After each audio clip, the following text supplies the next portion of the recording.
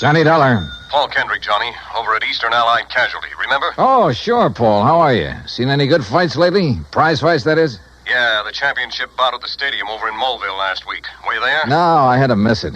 But it didn't miss me. Huh? The minute Georgie hit the canvas in that fourth round, it cost me $50. Johnny, do you remember Al Coronado? Are you kidding? I've watched that boy come up from the Golden Gloves. Well, he fought in one of the preliminary bouts. I know. I lost on him, too. $20.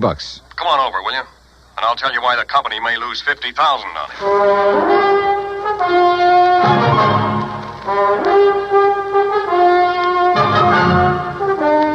Bob Bailey in the exciting adventures of the man with the action-packed expense account. America's fabulous freelance insurance investigator. Yours truly, Johnny Dollar.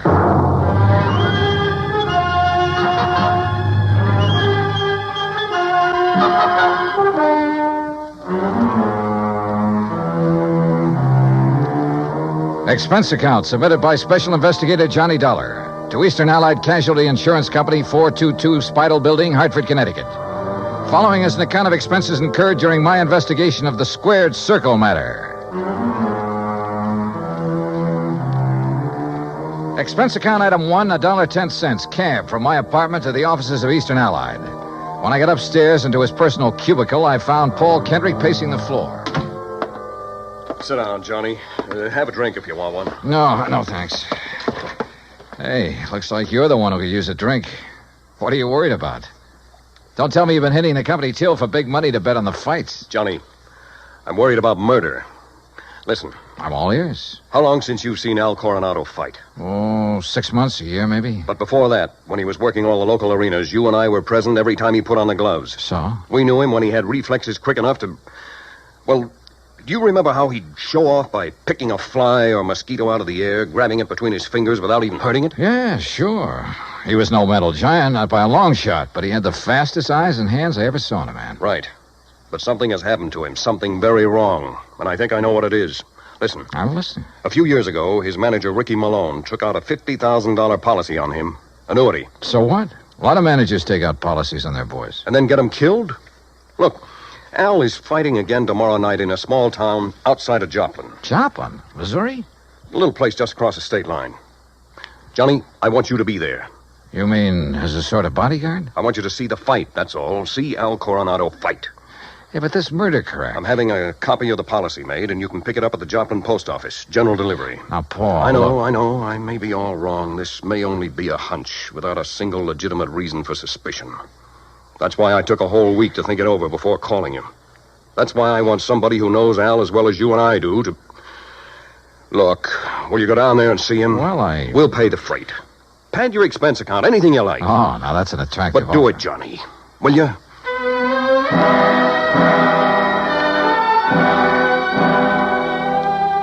Item 2, another $1.10 back to my apartment to pack. Item 3, $124 even. Plane fare and incidentals to Joplin. By your leave, Paul, the incidentals included a new sports shirt loud enough to startle the whole state of Arizona, an extra pack of razor blades, and a new toothbrush. Also, item 4, $3, flowers for the stewardess, who managed to find me an extra bottle of champagne. I arrived at Joplin shortly before noon, and after checking into a hotel, found that by some miracle, a copy of Al's policy was waiting for me at the post office. A quick glance at it brings up item 5, $4.25 phone call. What do you mean, holding out on you? I thought you said Ricky Malone took out the policy. He did, and pays all the premiums. But the beneficiary named is Frankie Fortina. Now, who's he? I don't know yet. Well, his address is in New York City. You better look him up, will you? I've been trying to. But the last time Fortina was at the address on the policy, it was a racetrack bookie joint. Oh, so that's why you're worried. That's one reason. Well, if you learn anything about him, let me know, will you? I'm staying at the Beverly Arms. Okay, Johnny. Johnny. Yeah? Call me again, will you? After the fight tonight. Sure.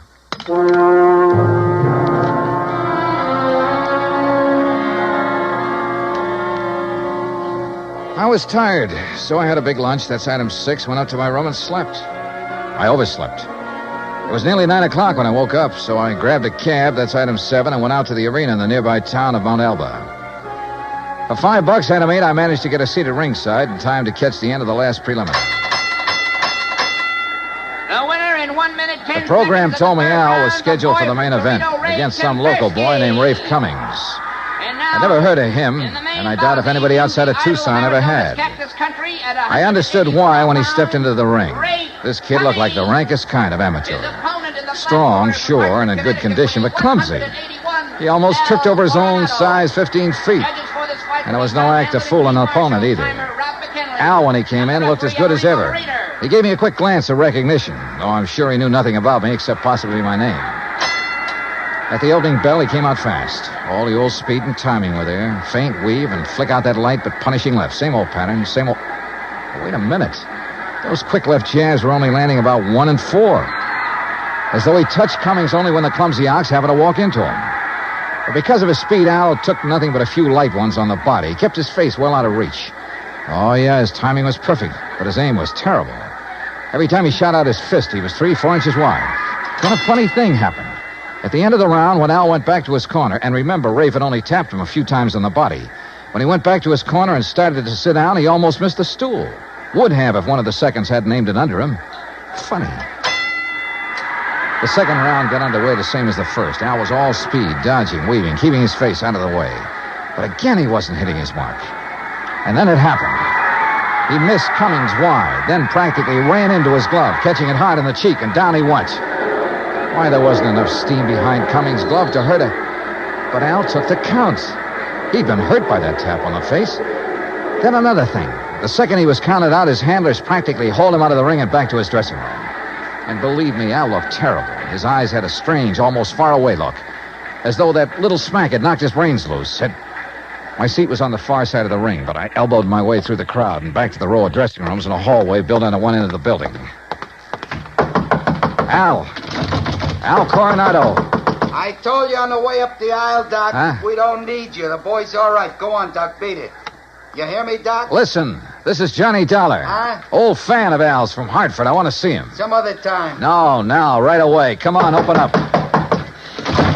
I said some other time. Don't you understand? We're pulling out of this, Berg, and we ain't got time to stand around and talk. Now, look, buddy. Malone's the name. I'm Al's manager, see? And when I say get out, I mean vamoose. Al, are you okay, boy? This is Johnny Dollar. Oh, no, you don't. Brother, that's where you're wrong. Hey, Al. Al. Good Lord, Al, what's the matter with you? Hello, Johnny. Hey, Al, look at me. No, I mean straight at me. Here. Al. I'm all right, Johnny. You're in bad shape. You should never have fought tonight. Oh, that's all right. Where are your seconds, your trainer? Ricky, he don't let nobody in after fight. Look, Al, can you get up off that table, stand up and walk? Oh, sure, Johnny. Then come on, I'm taking you out of here to No, a doctor. Johnny. Easy, Al. No, look behind Al, you, Rick. please, He's come on. up, he's good. You bet I am, Dollar.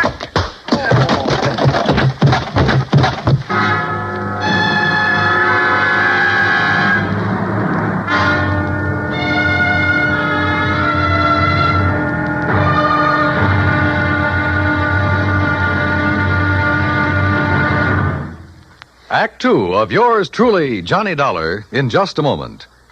Each Monday through Friday evening, most of these same stations bring you the Amos and Andy Music Hall. Variety entertainment at its best. For top songs, informal visits with top stars, and for a never-ending supply of fun, turn your home into the Amos and Andy Music Hall 5 nights a week. Now, Act Two of yours truly, Johnny Dollar, and the Squared Circle Matter.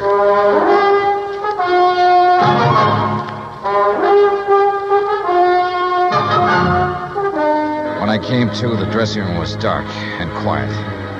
After carefully falling off the table where they'd left me, I groped my way to the light switch, stumbling incidentally over the remains of the chair Ricky Malone had used on me. It was well after midnight, so I left by the dressing room window. The second I reached my hotel room, I put through a long-distance call, hoping Paul Kendrick would be in bed. He was. Yeah, hello. Johnny Dollar.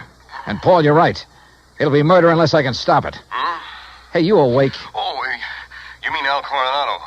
What's happened, Johnny? Plenty. And listen, that boy is more than punch-drunk. He's had a brain injury of some kind. I'll bet on it. That's what I was afraid of. The tap on the face that knocked him out tonight wasn't enough to hurt a kitten.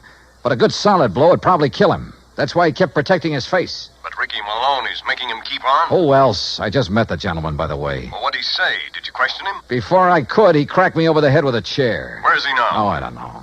What What are you going to do? See if the police can track them down. Malone said something about leaving town right away. Keep after him. Did you read that policy carefully? You kidding? I haven't had time. It's an annuity. That much I saw. Beginning in 3 or 4 years, it'll pay Al a nice little income for the rest of his life, if he survives. But the beneficiary named. Yes, Frankie Fortina, who gets the full face value of the policy if Al dies. Johnny. Yeah? I got a rundown on Fortina. You said he was a bookie at one time. That was the least of his crimes. He has a record as long as your arm. As I see it, he owns Al Coronado. Then you're probably thinking what I am. But Al hasn't been doing so well lately. He's taken a big drop in class. Isn't making the purses he used to. You know that? Yes. The ANBA keeps a complete record. So with this injury to his brain, the only way Fortina can clean up on him is by seeing him dead. That's right. Well, what about medical examinations before these fights? Ricky Malone could bribe his own mother, especially in some of the towns where Al has been fighting lately. Yeah, that's possible, of course. Also, what you and I believe is wrong with Al is one of the hardest things in the world to detect. Yeah, I must admit he looked great when he entered the ring. Okay, Paul, one thing's in our favor. Neither Al nor Ricky Malone knows who I am, outside of being a fight fan. Just so Fortina doesn't learn different. Where is Fortina, by the way? I don't know. So, Johnny, whatever you do, be careful.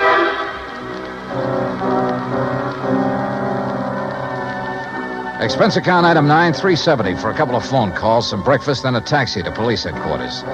I'll say this for the Joplin police. When they go into action, they really get things done. Within less than 2 hours, Sergeant Danny Ruskin dug up all the information I wanted. Well, that ties in with what Conroy found out at the airport. No, that does it, Herm. Thanks very much. Something? And I think it gives us the whole story, Johnny. Al and his manager, Ricky Malone, checked out of their hotel, the Rayberry, at 1 o'clock this morning. Just the two of them? Right. There was no third party by the name of Fortina or anything else, just the two of them. They caught the 140 plane for Oklahoma City. Oh? And there they bought tickets routing them to Monterey, Mexico. Mexico? How soon can I get a plane? Going down there, huh? I told you, I gotta save that guy's life. All right, look, in Monterey, look up Sergeant Romelia Garcia, Main Homicide Division. You mention my name, he'll give you anything you want. Good. Now, what about that plane?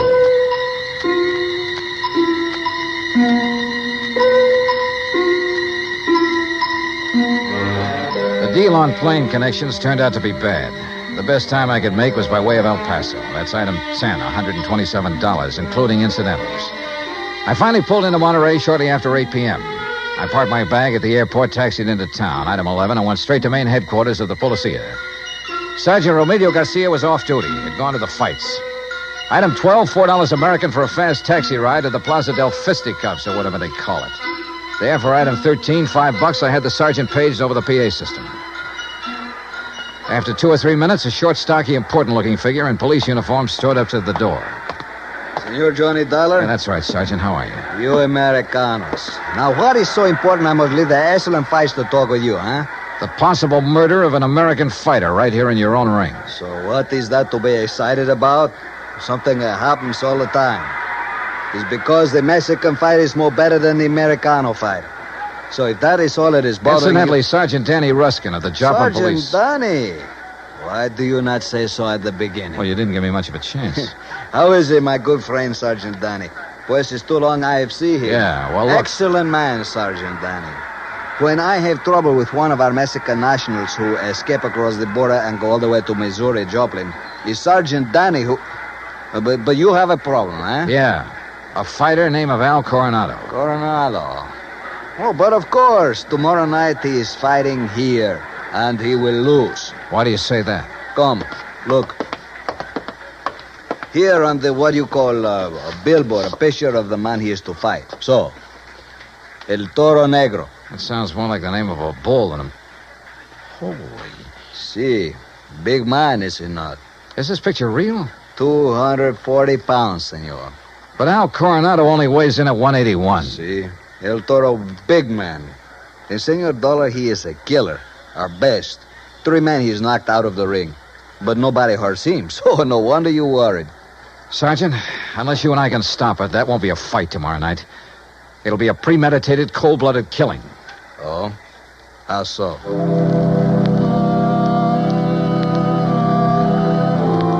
I showed Garcia my credentials, then told him what I knew and what I suspected. But until we have proof of this, senor, to start what you call an international situation, you are not now in your own country, you know. Still, he agreed to cooperate. First thing, of course, was to locate Al and his manager. In this city of nearly 200,000, that could be pretty rough. But he said he'd try. He drove me by the airport to pick up my bag, then to a hotel. And there, as the bellhop unlocked the door of my room, I got a real break. The next door down the hall opened. Hey, kid, how'd you like to bring me up a glass of warm milk, huh? Al Coronado. Huh? Oh, hi. Here, boy. Just put in my bags inside and leave the door open. Gracias, senor. Hey, Al, are you alone? Oh, sure. Hey, you're Johnny, ain't you? Yeah, that's right, Johnny, and I want to talk to you. I used to see your rig side all the time up in Hartford, huh? You saw me in Joplin, too. Only you don't remember. Where's Ricky Malone, your manager? Oh, he said he had to go meet somebody. He's always going out. Look, Al, I'm an insurance investigator. Oh, I got some insurance. Yeah. One more fight and somebody's going to collect it. No, Johnny, that's my retiring money. The only one who'll retire on it is Frankie Fortina. Hey, Frankie, he's my owner. You know him? Hey, who takes all the aspirin around here? Me. I get a lot of headaches all the time. Maybe that's why I ain't been hitting so good lately. Yeah. Here, catch this bottle. Hey, now... now look what you did. No, Al, you look what you did. You missed that bottle by 3 inches. For the same reason you haven't been hitting well. Why you have these headaches. All right, I'll give it to you straight. You've had a brain injury, Al. One good wallop on that head will kill you. And that's just what Ricky and Fortina want. No. Ricky always says to keep my head protected, so you must be wrong. Am I? Well, Ricky's good to me. Why, you numbskull, he's trying to get you killed. Johnny, you're all wrong. You know the man you're up against tomorrow night? Well, I know his name. Well, he's the one scheduled to finish you off. Johnny, I don't believe that. Al, listen, you gotta believe it. Now, where's the telephone? Here. Who you gonna call?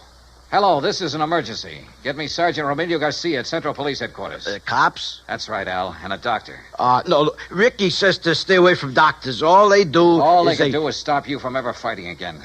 And that would make you worth just $50,000 less to Frankie Sergeant Johnny Dollar. I found Al. Hotel room right next to mine, room 915. Bring a doctor, a brain specialist if you can, even if you have to drag him out of bed. Oh, look, we'll fight the international situation when we come to it. You get a doctor up here, you hear me? You hang up or I'll blow your head off.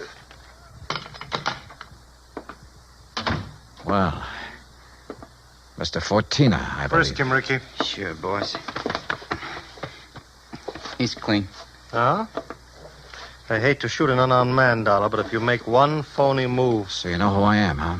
Well, Ricky here may be stupid in some ways, but he had sense enough to call me from Joplin after you broke in on him there. Finding out what you're up to wasn't difficult. Finding out what you're up to wasn't very tough either, Fortina. But it's all over. Not for me, Dollar. That's where you're wrong. That phone call I made was to the police. I know, to Central Headquarters. That's over 3 miles from here. By the time your sergeant finds a doctor and gets here, you will be dead. And I will be gone. Have you forgotten that you have a border to cross, You Fortina? think I'm stupid? Frankie Fortina has never been here. Has never been even in Mexico. Because my tourist card reads Charles Edward Smith. And since the next plane leaves for the States in about 20 minutes, Ricky... Yeah, boss?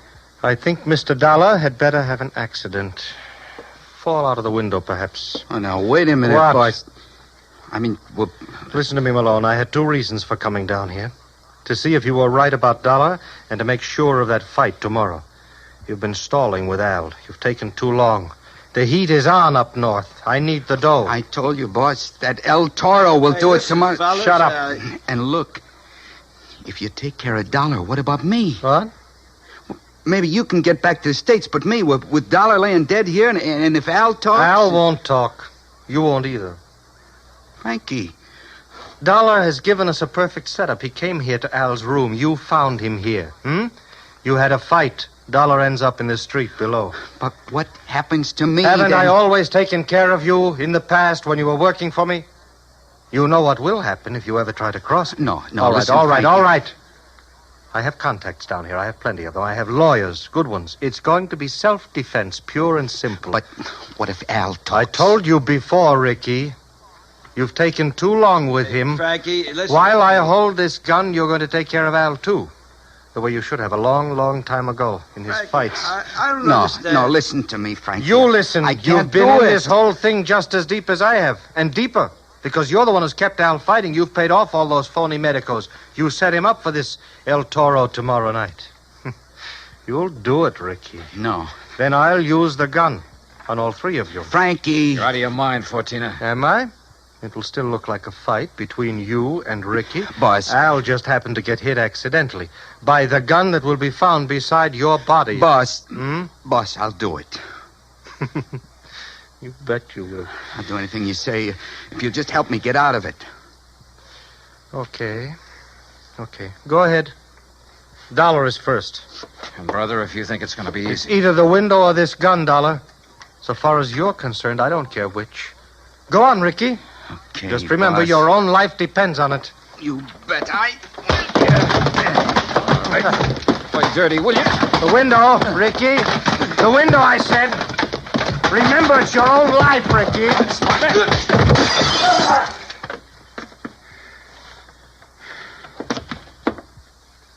All right, Fortina. So you have got a gun? Al. Yeah, Johnny, I hit him. Well, don't be. Si, Senor Dollar, with one very fine, clean left hook. While Fortina was watching you and the unfortunate Ricky. Yeah. You got here a little late, Garcia. You see, but tell me, Senor, what makes you think this Al Coronado has lost his punch? Expense account item 13, $100. Legal expense, mainly a deposition for a lawyer to take to court. Just how Garcia got me out of having to stay in Monterey for a hearing, I will never know, but he did. As for Al Coronado, I suggest the company make some adjustment in his policy that'll permit paying his annuities immediately. And why not? The company should have investigated more thoroughly before issuing this policy anyway. And if it doesn't show a little heart, well, I'm sure it will. Item 14, $224.50. Hotel and incidentals and transportation back to Hartford. Expense account total, $491.20. Yours truly, Johnny Dollar.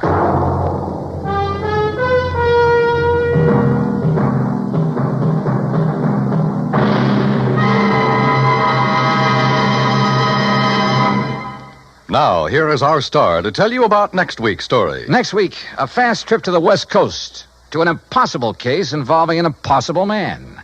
Join us, won't you? Yours truly, Johnny Dollar. From Hollywood, it's time now for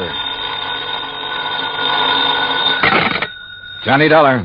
Pat McCracken, Johnny, Universal Adjustment. Oh, hi, Pat. What's on your mind? The sleek, lovely, beautiful Ellen Deere. On the strength of that description, I'll take her. And she's loaded.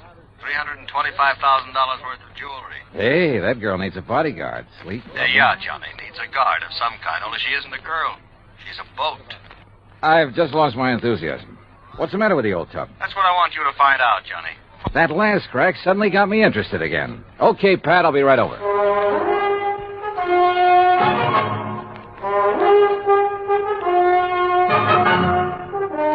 Bob Bailey in the exciting adventures of the man with the action-packed expense account. America's fabulous freelance insurance investigator. Yours truly, Johnny Dollar.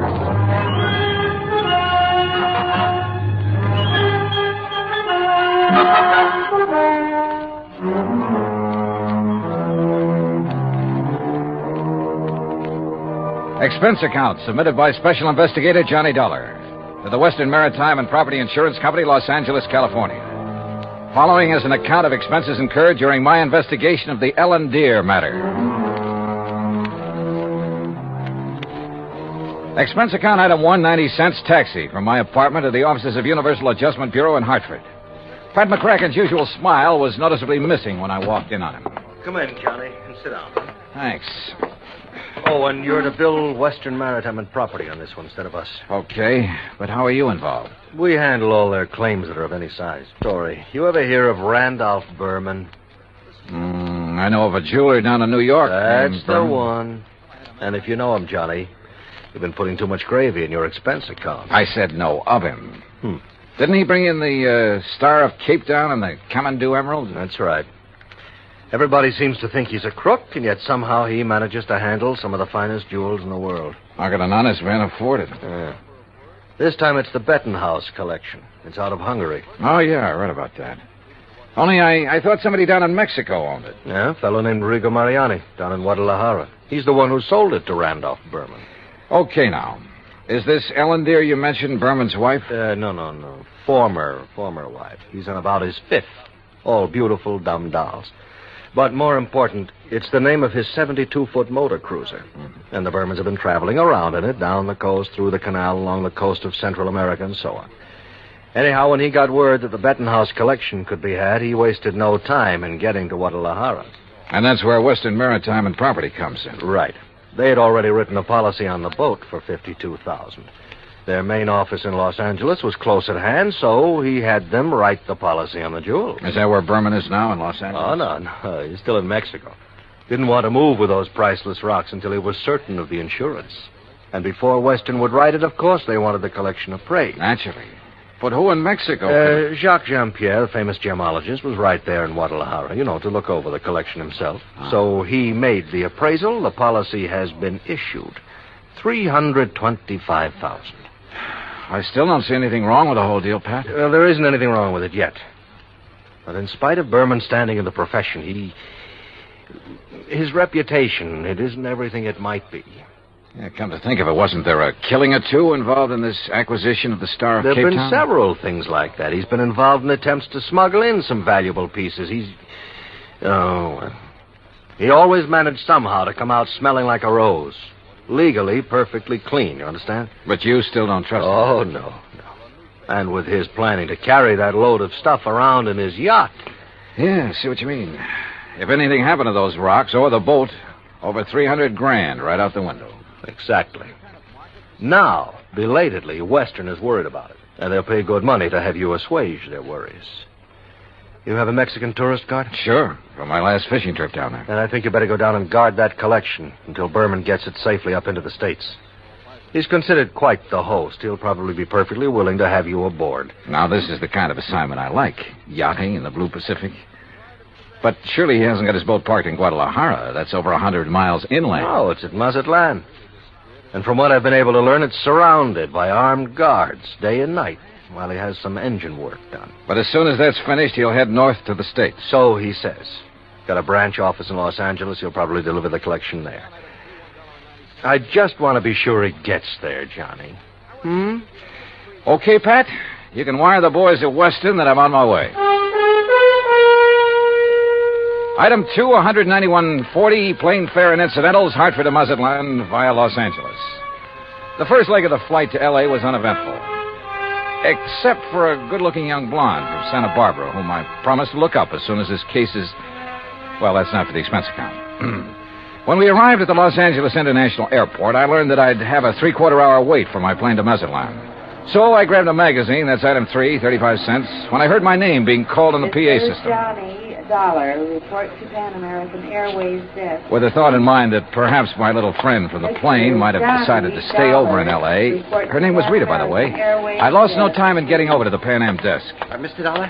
Yeah? Johnny Dollar? That's right. I'm Arthur, Western Maritime and Property Insurance Company. Oh, yeah, how do, Mr. Arthur? Planning to go on down to Mazatlan with me? No. But meet Monsieur Jacques Jean-Pierre. Monsieur Dollar, I am honored. How are you, Mr. Jean-Pierre? This is the gentleman who appraised the Bettenhouse collection for us. Oh, yes, I am an expert. So that they could issue the policy on it to Mr. Berman. Oh, yes. Yes, he's done this sort of thing for us many times. Oh, I don't know now, how I'm many... afraid that he's brought us rather bad news. Something's already happened to the collection? Well, not exactly.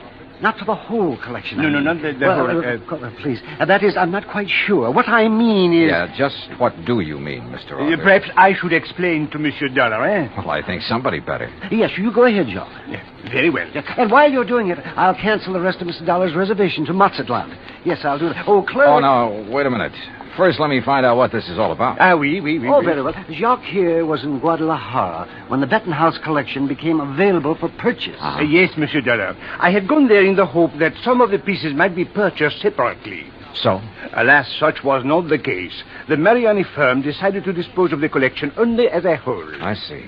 Well, what's this bad news you have? Ah, I am getting to Yes, that. you see, it's this No, way. please, Oh. please. Well, then go ahead, John. Thank you. Monsieur Dollar, interested as I was, I looked over the collection very carefully, each individual piece. Oh, yeah? And he you knows must it. believe me, to an expert like myself, every facet of every gem has a character all its own. A precious stone is like a face to me, always to be remembered. Yeah. Well, go on, please. I simply wish to make it clear to you, monsieur, that every item in the Bettenhouse collection is completely familiar to me. Oh, it is? As are many other important gems throughout the world. You know, each is like a friend. And each stone in him is like a face to you. Precisely. Always to be remembered. Yes. Allô. Well, The collection is purchased by Monsieur Randolph Berman. Yes, Mr. Berman. Please. He wishes to insure it in Monsieur Arthur's company. Yeah, I know all that. Well, Monsieur Arthur requests by telephone that I appraise it. $325,000. Ah, then you know. I know. So I stay at Guadalajara a few days to wait Monsieur Arthur's check for my service. You want to be sure the check was Please. I visit some of my old friends among the jewel setters. And then, on the third day, what do you think happens? You tell me. Johnny, this is it. In the shop. No, please, Yeah. Monsieur Oh, I'm sorry, Arthur.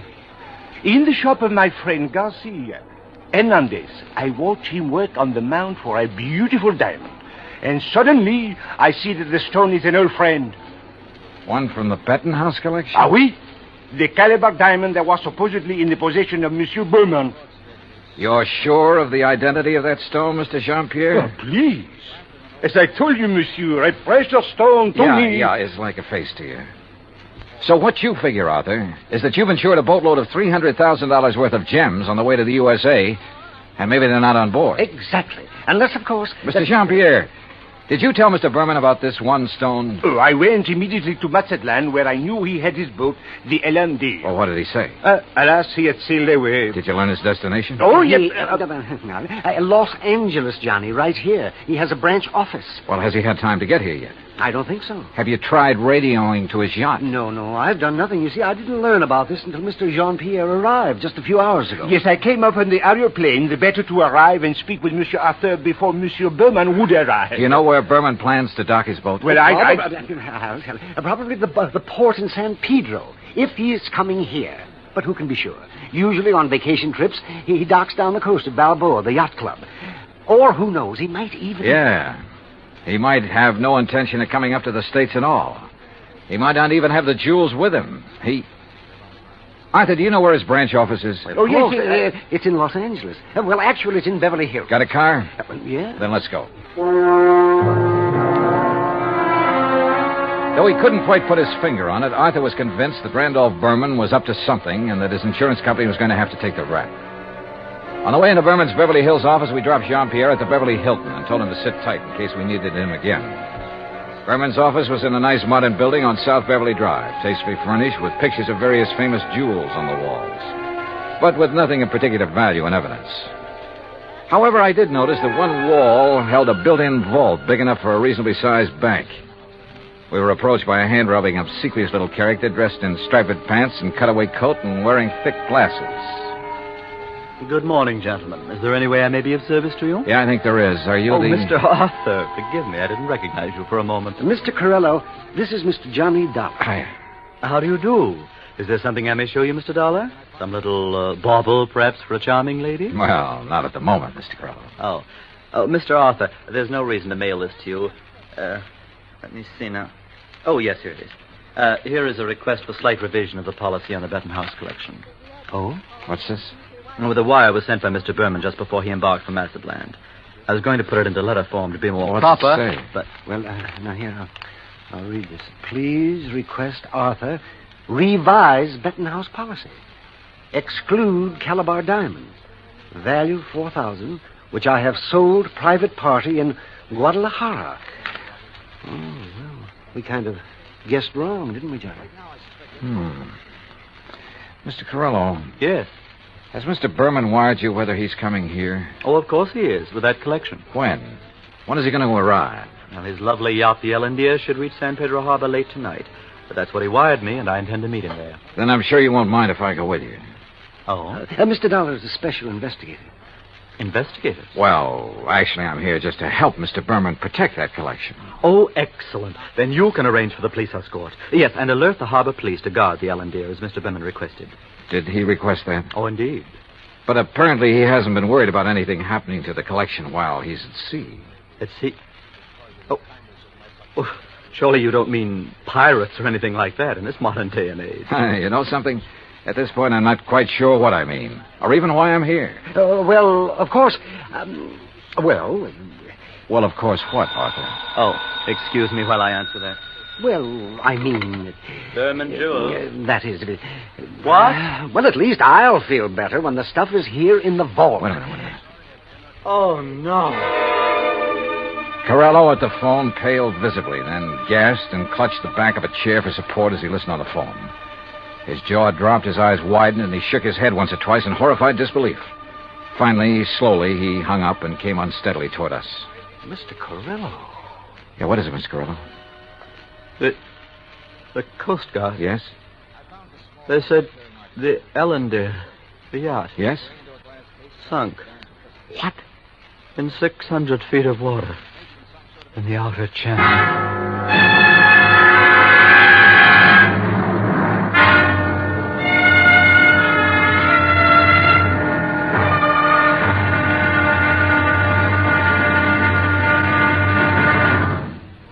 Act Two of yours truly, Johnny Dollar, in just a moment.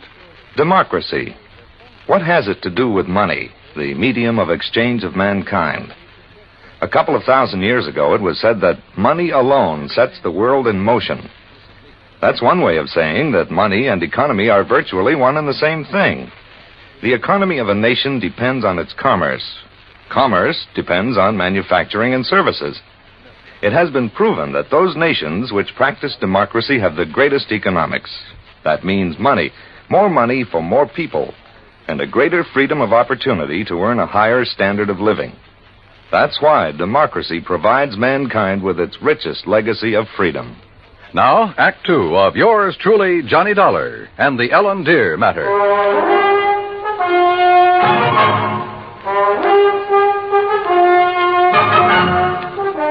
Expense account item 4, $7 even for a fast taxi ride to Coast Guard headquarters in San Pedro, which is really the port of Los Angeles.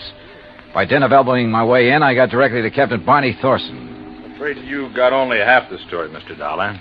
All I know, Captain, is that the Ellendeer went down in some 600 feet of water in the outer channel. Total loss. That's correct. However, what you don't know is that the passengers, Mr. and Mrs. Berman, and the crew were picked up and brought in here. Oh? Outside of a little soaking and a little scare, they were perfectly all right.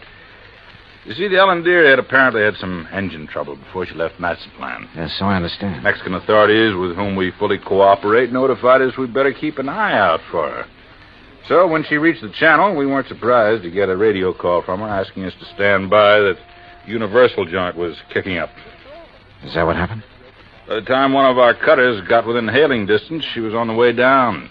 That propeller shaft had whipped loose, torn through the hull, and the Ellendeer was sinking fast. Ask me, that boat was overpowered, Dolly. How do you mean? Well, it must have been, because sheer torque tore the whole engine loose from its mountings. And it plowed through the bottom along with everything else on board that was heavy. There was a big safe, for instance, anchored amidships. There was a what? A safe, you know, a small, heavy steel vault. Yeah, I know. That went down, too? Yeah, with the engine. It was all our boys could do to keep the owner from diving over after it. It was crying like a baby. You'd think he'd had the crown jewels in it. Maybe you're not too wrong at that. What? Not the crown jewels, perhaps, but a collection worth something over $300,000. Now, what about salvage? Salvage operations in 600 feet of water in that channel? Oh, yeah. No, Dolly. Salvage, even if it were possible, it'd cost a couple of times the worth of that stuff at least. The only passengers were the Bermans, huh? That's right. Prove 3. And they weren't able to save anything? Nothing. Not of any consequence, that is. One of the crew didn't even have his shoes and shirt on. What about Berman and his wife? It's funny what people will do in an emergency sometimes. What do you mean? Well, you've heard about the man whose house catches fire. He gets panicky, throws all the china and the glassware out the window, and carries out the mattress. What are you getting at, Captain? The only thing that Berman saved in his excitement was 2 beat-up old hats and a fishing rod. Oh, yeah, I see what you mean. And all his wife brought along was a handful of nylon stockings. She was hanging on to him for dear life. Oh, yeah, a big hat box with an evening dress half hanging out of it. And that's all? That's all. Hey, you know, that Mrs. Berman's quite a dish. Not too bright, but a real looker. Where are they now, Captain? They headed for Beverly Hills. Beverly Wilshire was the hotel, I think. In any event, Dollar, I'm afraid your company is going to have a big, fat claim to pay. On the yacht, yes. What's that mean? What do you think? Item 5, 320, long-distance call to the police in Mazatlan. I wanted to be sure that the Benton House collection had been on board the Ellen Deer when she left port down there. Inspector Romulo assured me it had, that he'd checked the safe on the boat himself before allowing it to sail. Furthermore, he had insisted his own maritime service keep tabs on it up to the point where it made contact with the U.S. Coast Guard. In other words, the loot couldn't very well have been passed to someone else at sea. Item 6, 580 cab fare to Beverly Hills, where I dropped in at Berman's office. No, Mr. Dollar. He and Mrs. Berman are at the Beverly Wilshire. I'm sure you understand it's been necessary for them to buy a lot of clothes and things. Yeah, but he will come here. Oh, yes, indeed. From his last phone call, I'd say he'll be here within the hour. All right, then I'll come back. Please ask him to stick around and wait for me if he doesn't mind. Of course, Mr. Dollar, I shall be glad to. Oh, incidentally, he has had me phone Mr. Arthur and ask that claim forms for both the Benton House collection and the loss of the cruiser be brought here to the office just as quickly as possible. Yeah, I'd figured as much.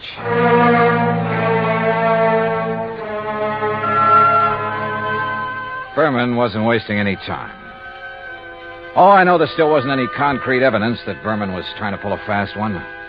Ostensibly, the only reason for my trip out here was to watch over that fabulous jewel collection. A lot of good I'd been. He'd lost the collection and his boat, and the company'd have to pay. Then a wild idea hit me. I suddenly remembered something that had happened months ago. Last July, to be exact, when a big passenger liner, the Andrea Doria, had sunk off the Atlantic coast. According to the papers, when the survivors were brought into the port, the usual customs inspection was waived. And it occurred to me at the time that every one of those people could have easily smuggled in anything he could carry or conceal in his clothing. I'm not saying it did happen. I'm sure it didn't. But it could have. And if such an idea occurred to me, why not to a man like Berman, who was already pretty well known for his tricks to evade customs? Item 6, 20 cents, phone call to the Coast Guard and Captain Thorson. Thorson speaking. Johnny Dollar, Captain. Answer me just one question, will you? Sure, what? When you brought them in, were the Bermans required to pass through customs? Well, no, of course not. There'd hardly be any reason to... Thank you very much.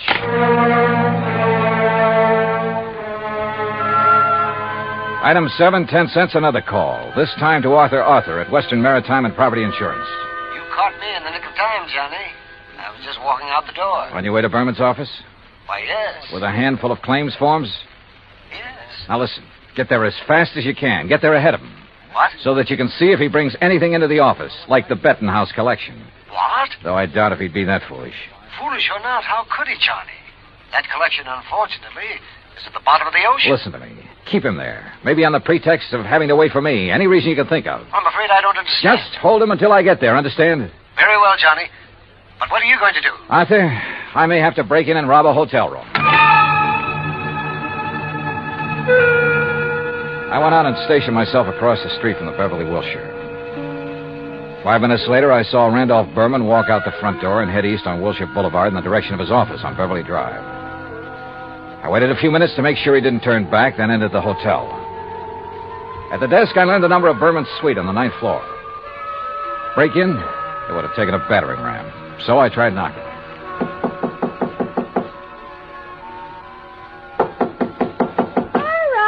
All right. You don't have to bust down the door. What's the matter? You forget your key and... No. Get out of here, buddy. Randy said not to let anybody in. He's out buying us clothes. Oh, he'd tell you to let me in, baby.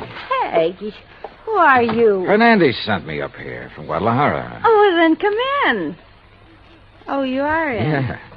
Well, have a drink then. No, thanks. A girl's entitled to a couple of drinks after that dousing in the ocean, and you might as well... What about Hernandez? Your husband sold him the wrong stone from that collection. Sold? Oh, he gave it to him. Oh, then you know about it. Oh, sure. So he could make a legit-looking change in the insurance and convince everybody he was on the upper... You sure you're from Hernandez? You kidding? How else would I know about the whole deal? I don't know. Hey, Randy said not to let anybody in here or he'd kill me. Dumb blonde, he called me. You? A smart, beautiful girl like you? Oh, hey, you're okay. My name's Vi. Come on, let's have a drink. No, thanks. Listen, Vi. I've got to get the right stone from that collection, the caliber diamond. Then I'll leave this one I've got in my pocket here. Which one you got? Let me see it. Oh, no, only Mr. Berman. And only when he gives me the caliber. Well, which one you got there, huh? Well, never mind. I'll show it to Mr. Berman. I just want to see it. Not until I get the caliber from the collection. So, if he isn't here, if he's taken it to the office, I'll just... You think he's crazy? Let everybody know he... Let me see the one you have, huh? Look, I just told you. Anyway, how do I know I can trust you? I didn't even see you in Guadalajara. Oh, now you sound like Randy. Dumb blonde, he says. Keep the door locked. But I let the bellboy in with the drinks, and I let you in, didn't I? Well, let me see the one you got. Will you, if I get you the other one? From the hat box that didn't have to go through customs? How did you know? Hey, you're a cutie. I'll bet you read about the Andrew Dorsey, just like Randy did. Come on, now let's have Where is a the look. hat box, Vi? Now, wait a minute. Maybe I am dumb. Who did you say you are? Where's the hat box? No, I won't tell you. You get out of here. Now, without the collection, Vi. No, you can't. Randy would kill me. He'd kill me if he even knew I let you in here. Who are you? Johnny Dollar, insurance investigator. Oh, please, Johnny, get out of here. The stuff in the bedroom? You can't go in there. I mean it. He'd kill me. Sorry, but that's your worry. Oh, no. Stop it or I'll set your eyes out. Now, Hey, you get... pull in those claws, baby. No, you... Well, I hate to do this, but... No, help! Oh, yeah, that's right. Get the manager up here. Get the police up here. Police? Oh, no. Oh, yes. Then you'd really be in trouble. You'd be better off if Berman tried to kill you. Now, where's the stuff? It's in the closet, on the floor, in the hat box. Thanks.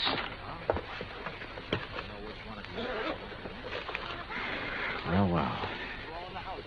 Just a handful, but worth a fortune. Well. Oh, now, wait a minute, girl. Put down that bottle. I gotta stop you. He'd kill me, don't you understand? Just for letting you in here. You don't know him. Look, baby, you're in this thing deep enough as it is. Don't try to make it any worse for yourself. But when he finds out that I... Yeah, he's come back. And I open up. Get my hands full. What'll I do? Where'll I go? Right here, behind this closet door. Quick. Johnny, Just I... stay there. Hang on to that bottle and think over what I told you about getting in deep. Hi, where'd you get these drinks? You let somebody in here. Bellboy? Why, you half-witted bird brain, I told... Who are you? The name is Dollar, Mr. Berman. Insurance Dick? I just dropped by to pick up the Bettenhouse collection. Put it down, Dollar. I'm a good shot with this thing. Yeah. And it wouldn't be the first time you killed over a handful of jewelry, would it? That's right. Won't be the last. But you'll never know about it. Now, where's Vi? How should I know? She let you in here? I'll murder that dizzy blonde. That dizzy blonde is a lot smarter than you think. Where is she? What do you mean? By helping me, she has a chance of getting out of this mess you've involved her in, of getting out clean. That dirty two-timing... Dollar, I'm going to kill you. You'd even like to involve her in that, too, wouldn't you? Thanks for the idea. I'll make it look like she killed you. Oh, no, you...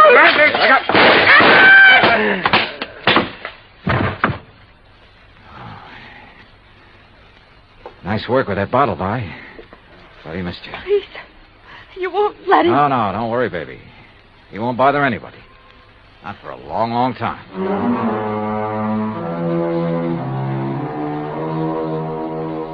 Item 8, $245 even. Incidentals during a couple of days of relaxation under the California sun and transportation back to Hartford. Expense account total, $453.95. Remarks? By way of getting off as easily as possible, Vi sang like a canary, and incidentally cleared up a couple of other of his shady deals. Result? By the time his prison term runs out, he'll be too long dead to collect the insurance on his yacht. End of remarks, end of report. Yours truly, Johnny Dollar.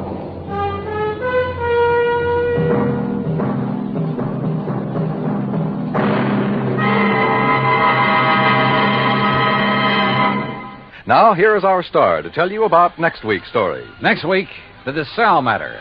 And I promise you a double-barrel thrill in it. Join us, won't you? Yours truly, Johnny Dollar.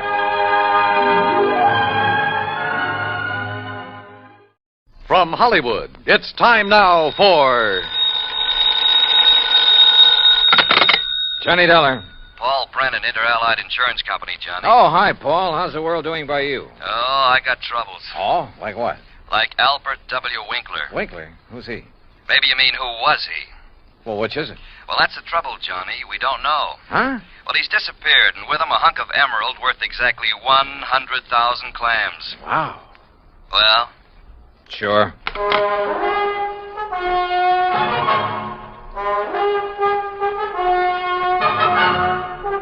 Bob Bailey in the exciting adventures of the man with the action-packed expense account. America's fabulous freelance insurance investigator. Yours truly, Johnny Dollar.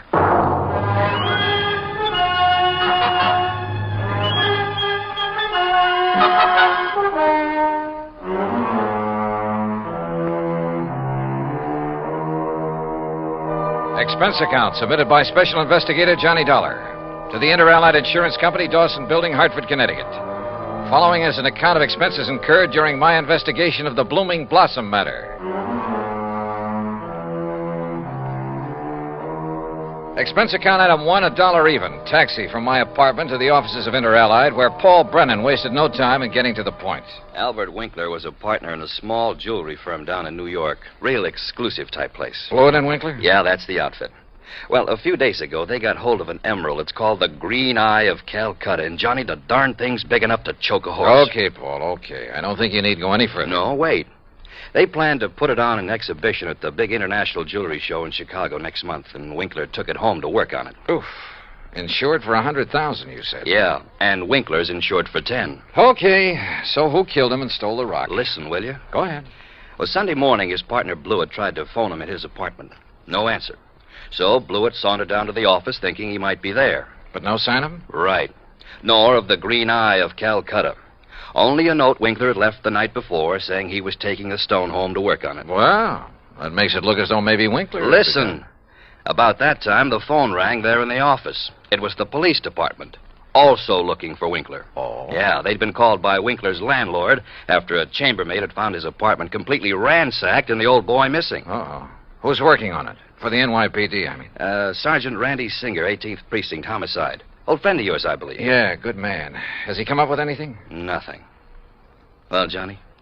Sure, Paul. Now? Now. Item 2, another $1 for a taxi back to my apartment where I slicked the stubble off my face, showered, dressed, and was about to head for New York when the phone rang.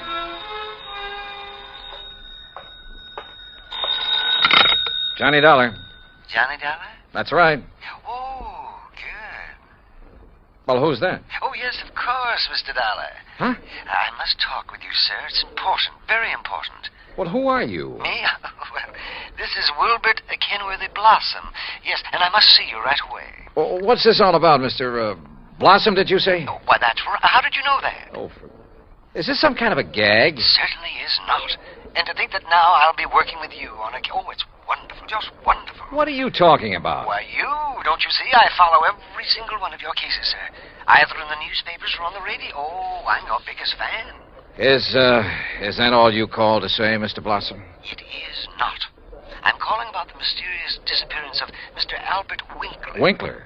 You know something about him, his whereabouts? I certainly do. Where are you, Mr. Blossom? Here at my house in New York, and I'll be waiting for you, sir. Goodbye. No, wait. Give me your address. Oh, yes, of course. How could you know where to come if I hadn't given you that? Yeah. That was silly of me. Well, goodbye. The address, man, the address. Oh, of course. Yeah. It's 825 East 73rd Street.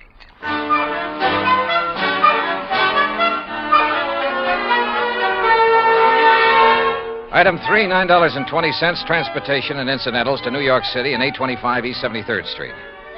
It turned out to be one of New York's famous old brownstone houses, well preserved and reeking of an era long past, when the city's wealthy and elite had built row on row of these monuments to a now forgotten financial aristocracy. Oh, come in, Mr. Dollar. Come in. I'm Wilbert Kenworthy Blossom, and I cannot tell you how thrilled I am to be working with you on this. I don't know how to describe it, but I'll try. The inside of Blossom's home was unbelievable. Ornate pre-Victorian furnishings, heavy velvet draperies, huge lamps and chandeliers, gilt-framed mirrors, even an ancient horsehair sofa. It was also filled with dusty piles of newspapers and magazines, hundreds of old books. Travel books, Mr. Dollar, and mysteries. Oh, I just love mysteries. One corner of the high-ceilinged living room was piled with old trunks and handbags, an old carpet bag even. Boxes of tools and utensils were stacked about, an ancient Victrola, beat-up sewing machine. You just never know when you might want to sew something, do you? Old guns and pistols, some of them museum pieces. A stringless tennis racket. A pair of rusty handcuffs locked to the base of a floor lamp without a shade. A broken bicycle pump. That's just in case I ever find a bicycle to go with it, you understand. Yes. Against one wall stood an old metal cabinet loaded with rusty surgical instruments and a worn-out catcher's mitt. Yet directly opposite was a corner shelf full of priceless porcelain figurines and rare pieces of china. Some of the old clocks and jewelry on the mantelpiece were collector's items. Fine original oil paintings lay among piles of old shoes. All in all, it looked as though the contents of half a dozen pawn shops had been dumped into it. At auction sales, Mr. Dollar. Oh, yes, sir. I just cannot resist an auction sale or a bargain. But what are you going to do with all this stuff? Oh, just keep it. I like it. I like a lot of things. Yeah, so I see. Including 12 gross suspense superlative steel-tipped shoelaces patented 1841. They were a bargain, Mr. Dollar. Just like all this fine artwork is, too. Yeah, I'm sure. Some of my friends pamper me a bit, though. You know, send me things they pick up at sale. Yeah, now look, Mr. Blossom, you told me you know something about Albert W. Winkler. Oh, yes. Yes, indeed. Well? And think of that magnificent emerald. Gone. Disappeared. Yeah, but now you said... And that poor Intralite Insurance Company. Oh, my. That's how I knew you would be called on this case. But $100,000... and $10,000 on Mr. Winkler. Well, at least they're off the hook on him until he's proved dead. Aha. And that's where I come in. With proof. Proof? What proof? Have you seen Winkler? Mr. Dollar, I have. Well, where is he? You understand, of course, that I know Mr. Winkler very well because I've seen him at his office so many times. Yeah, okay, go on. Oh, go on. Yes, indeed. Such beautiful, beautiful jewelry he had there. And, of course, he was always trying to buy some of the things I But had. you say you've seen him. Where? Well, Saturday I'd planned with a couple of old friends to attend a railroad auction. That was the Canyon City and Metropolitan Railroad. Winkler was there at the auction sale? Yes. Did you speak to him? Oh, no. Well, why not? You said you knew him. Oh, I didn't go to the auction. I wasn't feeling very well that day. I had a little cough. It was kind of like that. Then how do you know he was there? My friends went, and at least they talked about going. Mr. Blossom. And I'm sure they did, too, because they sent me something from... And what do you suppose it was? I don't know. I don't care. Now, look here. You got me It was the very thing that has solved this whole case for you. What? And think of it. This dull, drab, dreary life of mine has suddenly become... Why, it's almost like a mystery story, isn't it? Adventure and... Look, Mr. Blossom, Think of it. I'm being a detective. I'm working with my idol, the famous Johnny Dollar. Oh, George. Mr. Blossom, what did they send you? What's that? Oh, yes, of course. Here it is, sir. It's right here between the erector set and the golf clubs. This old trunk? That's right. Oh, great Scott, you think you do. But at first, of course, I thought of calling the police. But knowing all about you... Mr. Blossom, let me see that. Excuse me. There are a lot of crumpled newspapers on top. Yeah, I see. As old as the trunk. Good Lord. It isn't pretty, is it?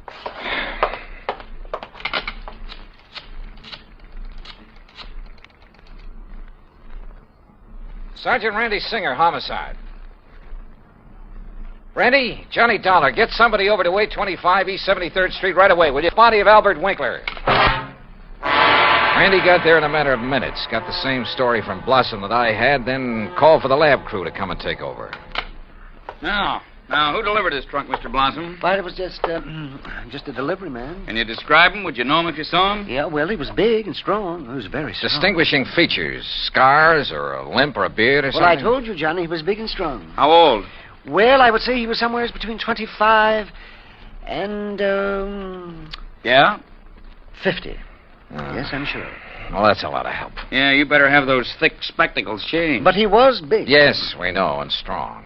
What about his truck? Oh, I didn't see that. He left it outside. No.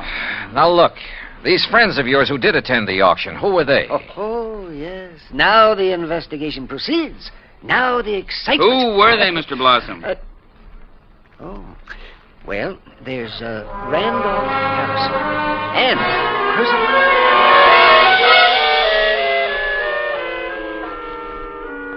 Randy Singer took down the names of Blossom's 3 auction-minded friends. The lab crew arrived. Randy took off to dig up Blossom's friends, and I took a cab. That's item 480 cents.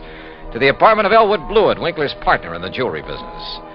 Blewett lived alone in a modest but tastefully furnished 5 or 6 rooms on East 52nd Street. Of course, Mr. Dollar. I'll be glad to help you all I can. Albert's death has been a terrible blow. Yes. Well, tell me this, please. Yes? Did Mr. Winkler make a habit of taking valuable pieces of jewelry to his residence? Yes, Albert often took pieces home with him to work on them, clean, polish, and so on. Wasn't that a rather dangerous practice? Frankly, I always thought so, but he felt there was far more chance of being robbed if he were alone at the office than at his flat, where he wouldn't be expected to have anything of great value. Well, who has seen the Green Eye of Calcutta besides you and Mr. Winkler? I'm not sure. Of course, almost anyone would have been able to recognize it. Because of the publicity and pictures when you brought it over here? Yes. Come to think of it, Blossom indicated he'd been much impressed with it. Wilbur Blossom? Yeah. You know him? He's been in the office many times. He and Albert were always bickering over pieces that either Bickering? of us well, it was really something of a joke. Albert always wanted some of Blossom's heirloom pieces, and Blossom wanted some of the finer things we had. Did he ever buy? Never. He always wanted us to put them up at auction or at a bargain price. Hardly our way of doing things, needless to say.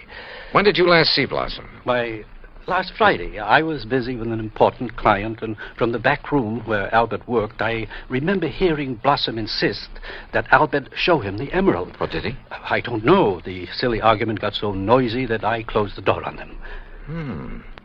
Oh, now, wait. Certainly you aren't thinking that perhaps Wilbur Blossom... I'm not quite certain what I'm thinking, Mr. Blewett. Item 5, 10 cents, phone call to Randy Singer. No, not a thing, Johnny. One of the 3 names on Blossom's list is in Europe. The other 2 did go to the railroad auction, but purchased nothing. Randy, do a couple of things for me, will you? Like what? Phone whoever is stationed at Winkler's place that I want to look it over. Sure, everything is just as it was, including the poker that was used to kill him. Also, I want a copy of the picture of the trunk your lab boys took and the list of Blossom's friends. I'll have them waiting for you. And post a man at Blossom's place. Keep an eye on him. Yes, right away. Johnny, have you learned something? No, just, just for his protection, say. I'll talk to you later. Yeah, but...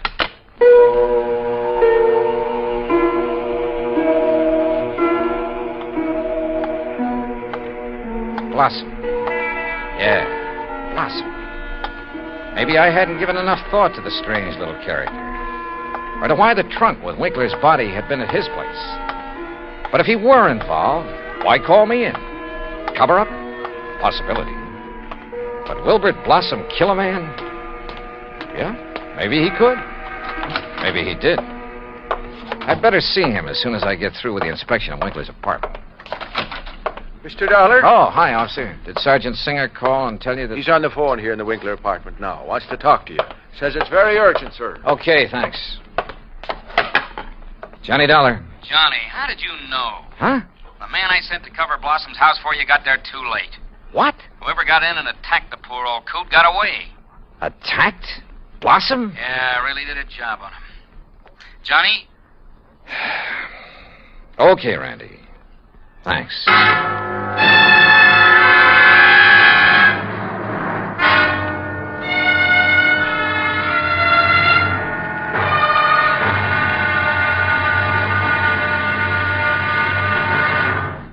Act Two of yours truly, Johnny Dollar, in just a moment.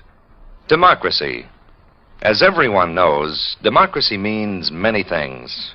Self-rule of the people, a higher standard of living, freedom of speech, press and religion, rights and privileges, liberty. But the most vital promise of democracy is mankind's right to dignity. For it is through the dignity of man that democracy has given mankind its greatest legacy of freedom. Now, Act Two of yours truly, Johnny Dollar, and the Blooming Blossom Matter.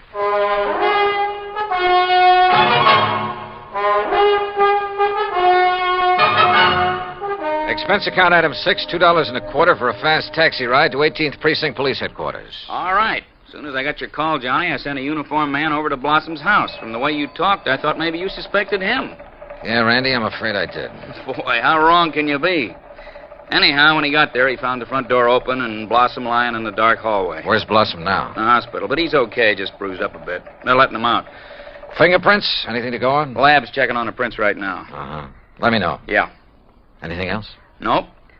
So, now let's find out who tried to put Blossom out of the way, and we'll have the guy who killed Winkler. And stole the $100,000 worth of emerald, then shipped Winkler's body to Blossom. Oh, and by the way, here's the picture of the trunk you asked for and the 3 names Blossom gave me. Harrison, Norton, and Scatterday. What are you going to do with them? Randy, suppose the man who attacked Blossom is the one who did all the rest. You got a better suppose? Well, look, Randy, whoever wielded that poker on Winkler couldn't have been very strong. A really hefty wallop would have bent it out of shape. Yeah, and the lab agrees with you. But, of course, it didn't take much of a blow to finish off old Winkler. He didn't weigh much over 100 pounds, you know. Yeah. Any strong arm could have finished him off easily and without messing up the whole apartment. And don't forget, whoever did him in also put him in the trunk and delivered it to Blossom's house. But why? Yeah. Yeah, and where's the emerald? That's what you should be worried about. $100,000 worth of worry for your insurance company. Now, what are you going to do with that picture of the trunk and the list of Blossom's friends? Oh, yeah, sure.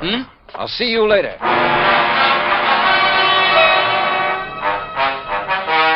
Item 7, $5.50 for a taxi to the warehouse of the Canyon City and Metropolitan Railroad over in Jersey. There I finally managed to track down a man who knew something about their occasional auction sales of unclaimed baggage and stuff. Insurance investigator, eh? That's right, Mr. McKinney. One of those boys with a fancy expense account, eh? Well, that's a matter of opinion. Look, you had an auction sale here last Saturday, didn't you? That's right, handled it myself. Want to know something about something we sold off? Exactly. Then I'm your man. Always remember all about every single item I sell and who bought it and all about it. That's fine, because I want to know if any of the names on this list bought from you on Saturday. Yeah? Randolph Harrison. Man by the name of Harrison buy anything? Nope. How about Percival Wentworth Scatterday? Nope. Ellsworth Norton? Nope. You sure, Mr. McKinney? I'm sure. How about Blossom? That a man's name? Yes, Wilbert Blossom. Well? No, sir. Nope, never heard of him. And like I told you, I never forget the stuff I sell or the fellas I sell it to. Wait. This picture of a trunk. Huh? Have you ever seen this trunk? Well, yes. Did you sell this trunk on Saturday? Yes, I did. To whom? Come on, man, it's important. Well, I was real early in the sale. Yeah, before most of the people got here. Bought this trunk and had it sent to his apartment in New York. And his name? Well, it was a funny kind of name. Blinky or Winky or... Oh, no. Winkler. Winkler. That was it. Albert Winkler. Item 8, $2, 2 drinks for myself at the nearest bar. But they didn't help to kill my feeling of utter frustration. Item 9, $5.50 taxi back to 18th Precinct headquarters in New York for want of a better place to go. Oh, it's about time you got here, Johnny. Oh? We matched up the prints we found after Blossom was attacked. You know who made them? Yeah, here's his card. Carlo Bernasconi. Any record? Couple of a dozen arrests, only one conviction. Anything to do with jewelry? Better. Accessory to a hijack operation a couple of years ago. He drove the truck. Hey. Sure. Got a mugshot of him? We got him. Downstairs. Come on, I'll take you down. Randy, what's he look like? Like you'd expect the truck driver to look. Big husky brute. Has he admitted anything? Well, the threat of a murder charge made him talk, all right, but none of it makes any sense.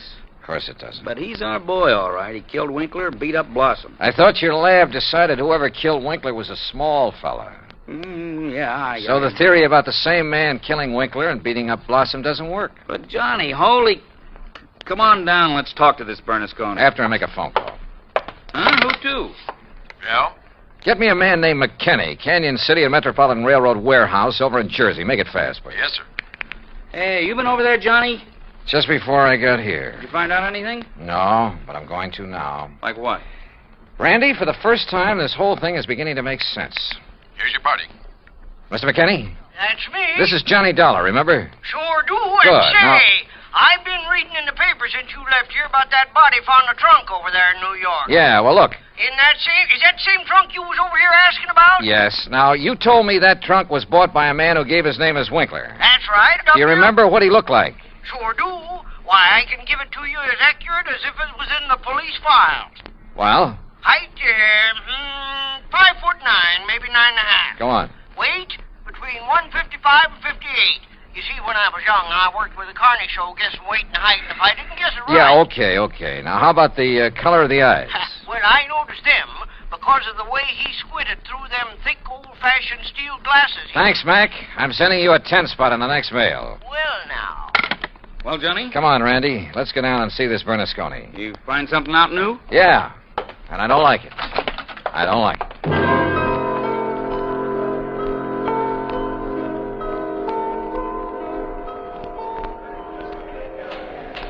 Now, look, Bernasconi, you're in plenty of trouble for the assault on Blossom. Maybe even more. But I'm the man who can save you from a murder rap, if you'll answer a couple of questions. Sure. I told the cops. All right. Did you pick up and deliver a trunk yesterday morning? Sure, I told him. For a guy named Winkler. You got the trunk from Winkler? Sure, at his apartment on East... What did he look like? How tall? Maybe 5'8" or 10. What? Johnny... Slight build or heavy or what? I'd say about medium. Maybe 150 pounds. Johnny... Now, look, mister. Now, wait a minute, you look. Did you deliver that trunk to a man named Blossom? Sure, at 825 East 73rd Street. What did he look like? Him I never seen. I knew it. He hollered from a window that the door was open and I should put the trunk in the living room. What a junk house. But you must have seen him later when you came back and assaulted him. It was night then. When he come to the door, I just slugged him and let him lay there. Then I went inside where the lights was on to look for... Well, I looked for the big rock I'd read about in the paper. But then I heard a prowl car coming, so I beat it. Trunk wasn't there anyway. Okay, Bernasconi. See you later, Randy. Now, just a minute, Johnny. Hey, and what about me? You said it...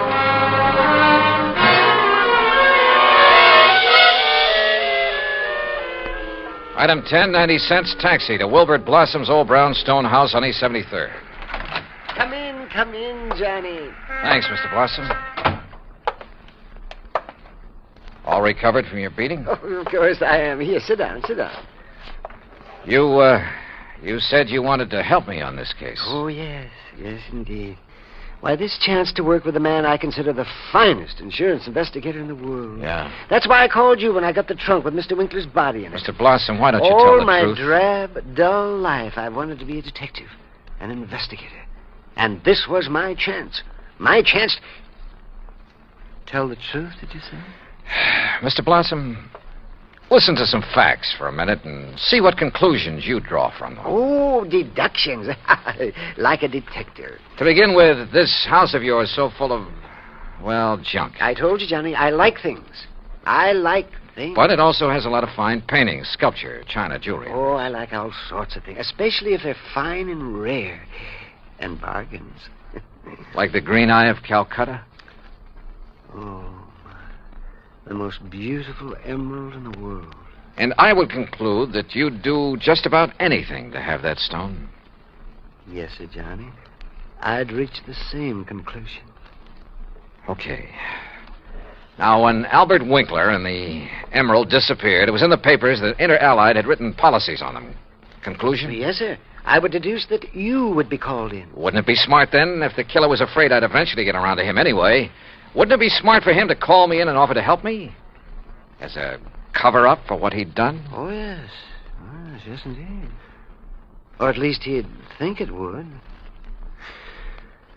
Oh, yes, I guess he thought it would. Another thing, Mr. Blossom. Oh? What is it, Johnny? The body was packed in the trunk with old newspapers. Like these you keep piled around. Oh, why, yes. And I would deduce... So obvious that both Randy Singer and I overlooked them completely. Oh, well, there's so many things piled around here. You couldn't be expected to... Johnny. Yeah? What really made you decide that... Well, I'd like to know. All right. Albert Winkler was a frail little old man, about 4'11", not much over 100 pounds. Yes, he was. But the man who bought the trunk and had it sent to Winkler's apartment, who gave his name as Winkler, that man was about 5'9", 155 pounds. And he wore thick, old-fashioned steel-rimmed glasses. But, Johnny, I can't see without them. Then there's the truck driver. The man who ordered the trunk delivered to this house gave his name as Winkler, too. But Winkler was dead by then.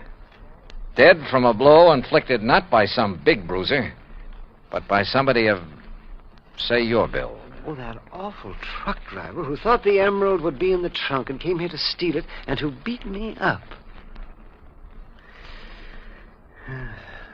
I suppose you want the emerald.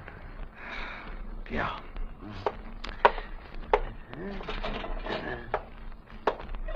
Here, Johnny, I kept it in this old coffee pot that I picked up at an auction sale. Real bargain, too. Oh, isn't it a beautiful stone? Oh, if only Mr. Winkler would have sold it to me. At a bargain, that is. Then none of this would have happened. Well, I guess we better go now, hadn't we? It's such a silly thing. Me trying to act like a detective. I guess I didn't even make a very good killer. Did I? Why? Just this overpowering passion to have things? Maybe. Or maybe it was just a reaction. A last desperate attempt to some way, any way, break from a lifetime of lonely, dull, drab idleness. I don't know. But for some crazy reason, I feel sorry for the funny little old character who turned killer. Expense account total, including incidentals and fare back to Hartford, $61.55. Yours truly, Johnny Dollar.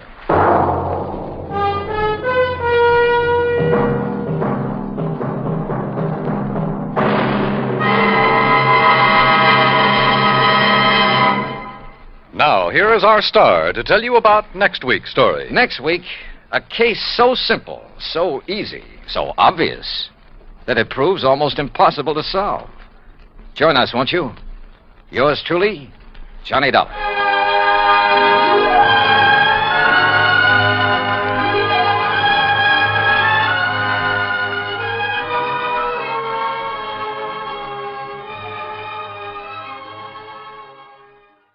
From Hollywood, it's time now for... Johnny Dollar. Johnny, I've been trying to reach you for 2 days. Who's that? George Reed. Oh, well, I took off a couple of days. George, what's on your mind? A riddle. Riddle? Yeah, and a blonde photographer's model. That's better. How are you with riddles, Johnny? Not as good as I am with... But go ahead, try me. All right. A year ago, this model married Webster Preen. Green Hat Company? Was Preen Hat Company. He sold it when he retired. Go on. Well, last week, Preen reported his wife had disappeared. And according to him, when she left home, she didn't bother taking any of her clothes or car or jewelry. And she forgot to tell her friends she was leaving? Right. Not even him. You think Preen told the truth? Johnny, that's the riddle.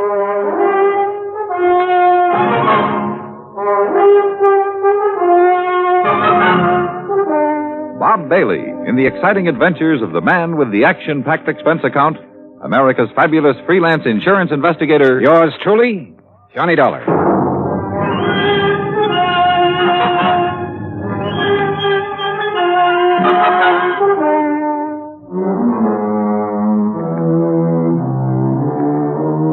Expense account submitted by Special Investigator Johnny Dollar. To Floyd's of England, American Branch Office, 443 North 15th Street, Hartford, Connecticut. The following is an account of expenses incurred during my investigation of the Mad Hatter matter. Expense account item 1, 85 cents, cab fare from my apartment to George Reed's office. He was seated behind his desk, his lily white nose buried in a copy of Playmate magazine. He didn't look up until I was halfway across the room. Oh, Johnny, come in. Hiya, George. What you reading? I was just taking a look at Bridget Randall. Or Mrs. Preen, I suppose I should call her. Yeah, let's see. Yeah. Very nice. She look familiar to you? Oh, George, you're flattering me. No, really. She should. Oh, why? Well, up until she married Preen, she was a very popular model. Figures. Is that a pun? No. Anyhow, her picture was in everything from the Police Gazette to the Ladies' Home Journal. And after she married him? She retired. Hey, this is a new magazine, George, this month's issue. Well, the picture must have been taken before she was married. Well, what do you know about Preen? Not too much. He's over twice her age, and from all reports has a lot of money. I'd bet on it. Their marriage caused quite a stir. You know, real winter and spring stuff. The newspapers played it up big. Where were they married? New York. She'd done some ad work for Preen's hat company. He liked her look. And she liked his bankroll. Cynical, aren't you? Yeah? Anyway, since then, they've been living at his place near Los Angeles. Here's the address. All right, thanks. I called Mr. Preen long distance day before yesterday. He knows you're coming out. What about the police, George? You know who's handling their end of it? According to Preen, it's a man named Steiner, detective lieutenant. I got the feeling Preen doesn't much care for Steiner. George, how much life insurance does he carry on his wife? None. None? Nope. Or if he does, it's not with us. Then would you mind explaining why you sent for me? Not at all. We're not interested in her life. Obviously. That's a pretty callous attitude. Let me finish. We're not interested in her life, but we are in her face. In her what? The fine print reads, from a point 2 inches below her chin to the hairline. Come on, break it down, George. Of course.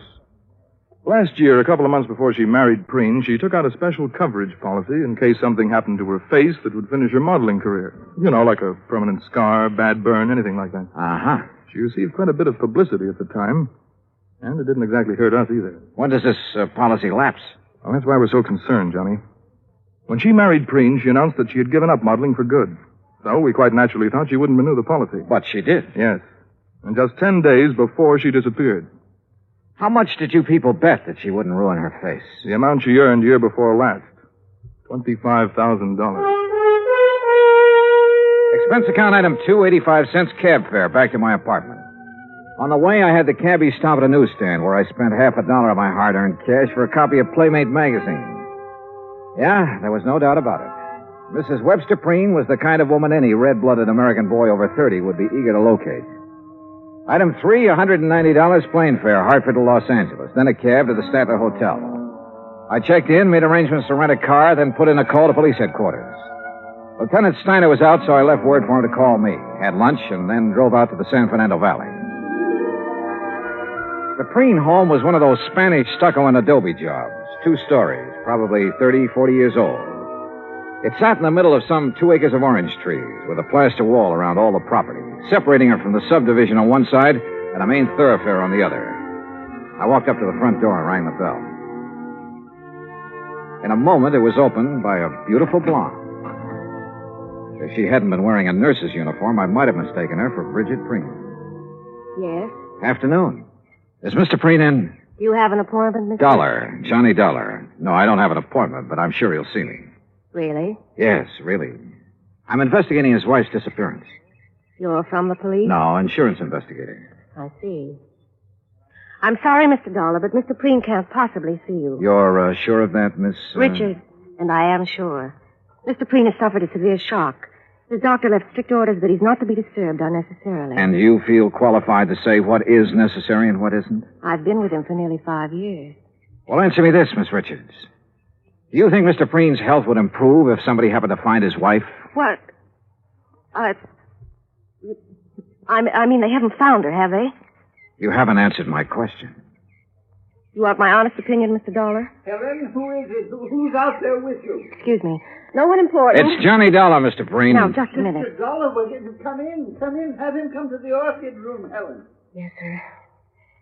Well, I hope you enjoy steam baths, Mr. Dollar. Steam bath? What do you mean? Follow me. You'll find out. A pretty girl, in spite of her abrupt manner. And there was a lot going on behind those clear blue eyes. She led me into the house through a couple of large rooms, then up a winding staircase and down the hall to a door at the end of it.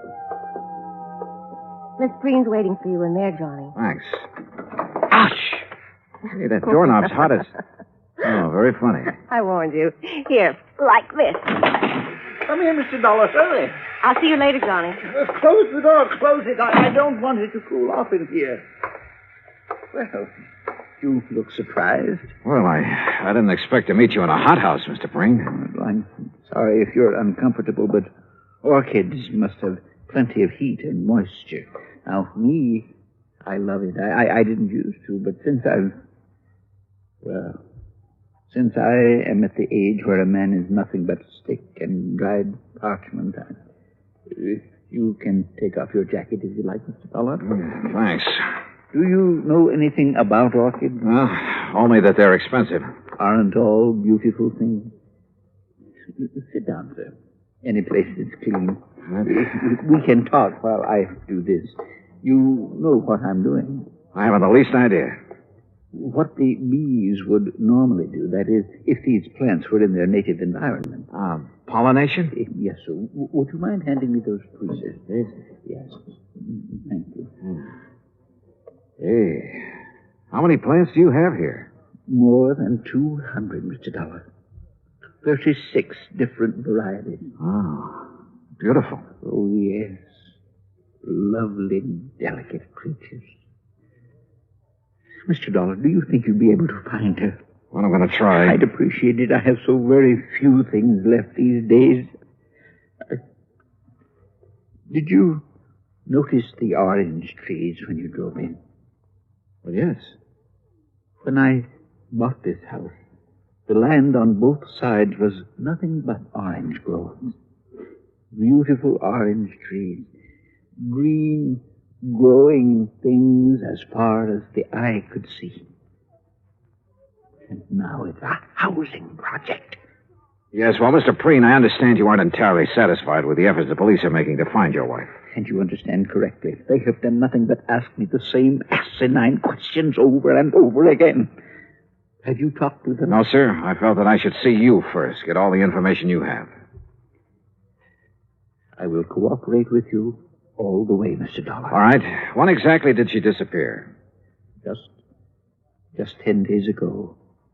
She'd come down from our place up at Lake Arrowhead, where she'd spent Saturday and Sunday. Uh-huh. We had planned on going up together that weekend, but I developed a cold. Oh?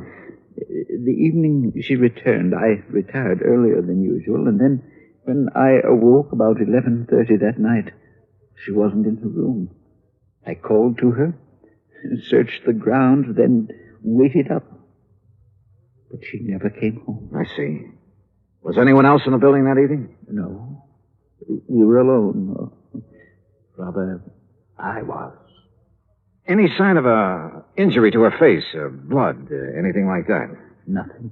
Do you remember if she made any remark earlier? Anything that had given you some indication as to whether she planned to go out? She had no plans. She was tired from the drive home, had already put cream on her face and her hair up in curlers. But... Yes? Well, she did say something about wanting to go back to Arrowhead the next day. And you're positive she didn't that night? Mr. Dollar, my wife is a very beautiful woman and an extremely vain woman.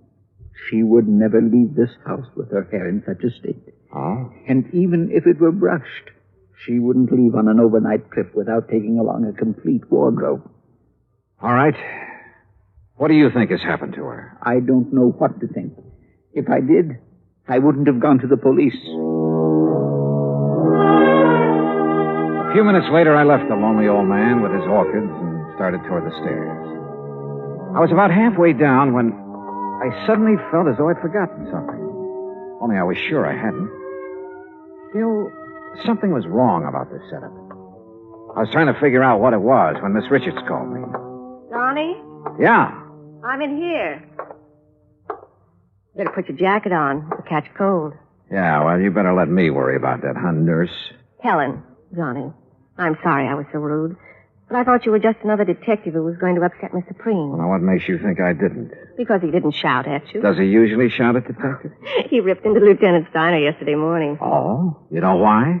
Well, the police have a crazy idea that Mrs. Preen's body could be buried somewhere on the grounds or Upstairs in the hothouse bed. Well, how do you know that? Well, they've been after him, trying to get his permission to dig.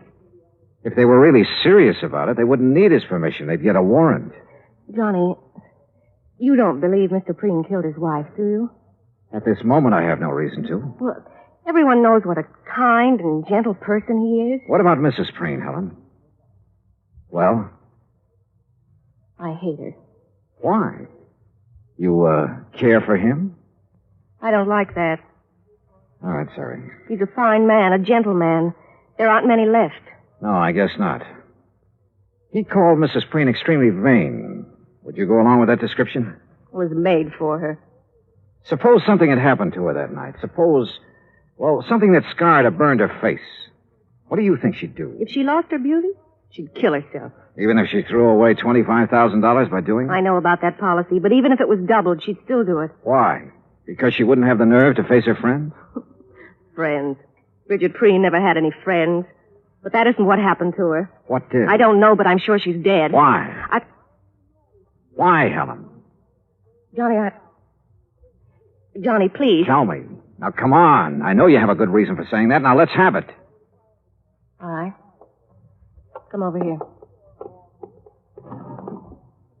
I put them away in this drawer. See? What are they? Caps. What? Plastic dental caps. Actresses, models wear them over their teeth to give a perfect appearance. Bridget wouldn't leave a bedroom without them. Where did you get them? I found them on the floor of the garage 2 days after she disappeared.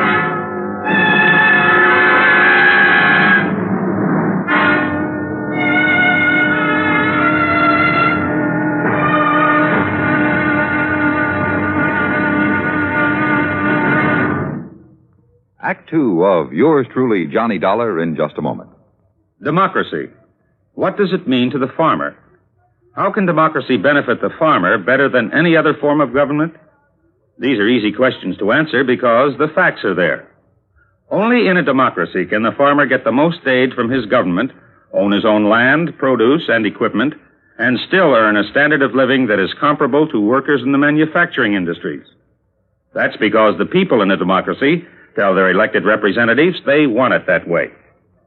Government subsidy, free enterprise, open markets, and the will to work and better himself enables the farmer in a democracy, such as the United States of America, to produce one of the world's finest diets. Scientific agricultural advancement and democratic government are the reasons why this can happen. This is a part of democracy.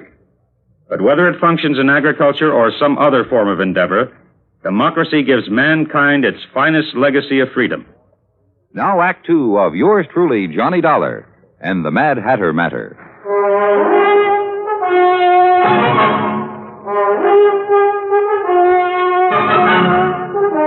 Helen, Mr. Preen's nurse, gave me the set of dental caps that Bridget Preen had used to beautify her teeth. And after telling her not to mention them to anyone, I drove back to my hotel in Los Angeles. Along the way, I racked my brain about whatever it was, something that had bothered me at Preen's home. Then as I passed the newsstand in the hotel lobby, it hit me hard. I had been in almost every downstairs room of Preen's house, and not once had I seen a single picture of the beautiful and vain Bridget. In my room, I was about to call Preen and ask him why when somebody began pounding on my door.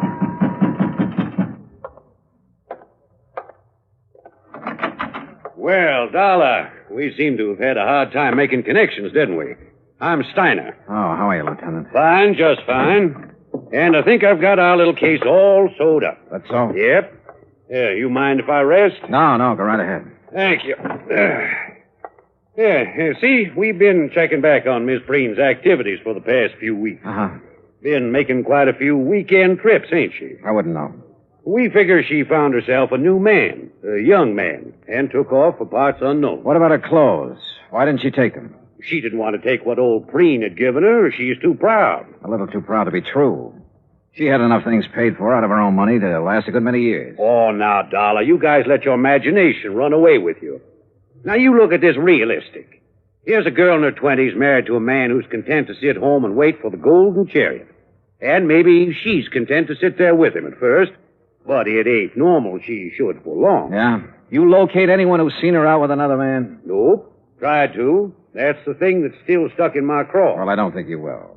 Why not? Because she was smart, a smart woman. If she had had a boyfriend, and I'm not disagreeing with you on that score, she was very discreet about it. Mr. Dollar, I'm not sure you were aware of it, but each time you mentioned Mrs. Preen, you referred to her in the past tense. Why? Oh, no. Don't tell me I fell for the oldest trick in the business. Come on, Dollar. Stop playing games and answer me. Oh, you should talk about playing games, Steiner. Sorry, but I wanted to throw you off guard. Oh, you did, pal. You did. What did you learn bird-dogging around today, Dollar? Nothing, Steiner. Nothing. Look, really. you either let me have all the information you've received today, or tonight you'll be on your way back to Hartford. Now, which is it? Okay. Preen's nurse, Miss Richards, found these on the floor of the garage 2 days after Mrs. Preen disappeared. You know what they are, I suppose. They don't have to be Mrs. Preen. Take a look at this chart, Dollar. We got it from a dentist last week. Now look at the caps. Okay. What are you going to do? What do you think? Arrest Webster Preen for the murder of his wife.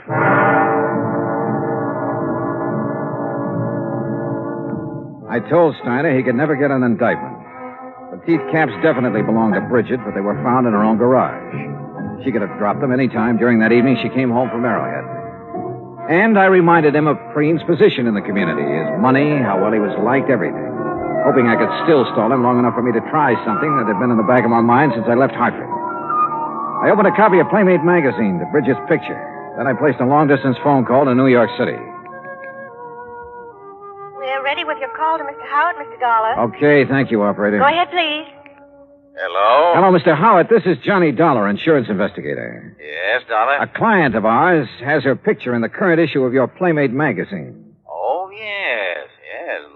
Lovely girl, Mr. Howard, her name is Bridget Preen. Bridget Preen? Or Randall. Bridget Randall. Oh, yes, I know her very well. Well, where is she? We aren't sure yet. Mr. Howard, I've got to know when that picture was made and the address of the photographer who shot it. Have you got that? Yes, you just hold on. Now, I remember now I was surprised to see Bridget after all that talk about retiring. Yeah. Yes, here it is. Photographer's a new one as far as we're concerned. What's his name? Tracy. Russell Tracy. Address? Box 17. Got it? Box 17. Lake Arrowhead, California. What? Lake Arrowhead. You ought to know where that is. Yeah. Yeah, I do. It took me a little less than 2 hours to drive up to Lake Arrowhead. When I reached the village, I stopped in at the post office. Yes, sir. What can I do for you? Well, I'm looking for an old friend of mine. He's got a place up here somewhere. What's his name? Tracy. Russell Tracy. Oh, yeah, sure. Nice little cabin on the lake, about a half a mile down toward the left. You just follow the road. Okay, thanks. The cabin just before you get to Russell's has a big mailbox out in front with the name Preen on it. Got it? Preen? Yeah, I sure have.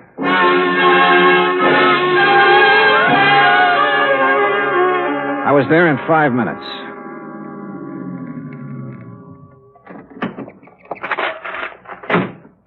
It was small, 2 rooms at the most. A dog came from the direction of Preen's cabin to bark at me, then went back into the woods again.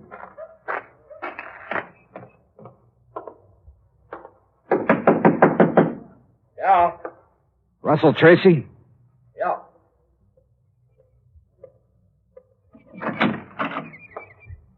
Who are you? Name's Dollar, insurance investigator. May I come in? Yeah, come on in. Thanks. Oh, Mr. Dollar, what's this all about? Bridget Preen. Oh, wait a minute. You wait, I'm friend. not... That's a very good picture of her in Playmate. You tell her you sold it? Yes, I did. When? The day you decided to submit it? Or after it was sold and too late to start publication? Or not until some other photographers started calling her home to see if she'd come out of retirement? Now, look, Mr. Dollar, I haven't done anything wrong. I didn't say you had. I mean it, Dollar. All I did was take some pictures of her. I didn't have any reason to kill her. Who said she was dead?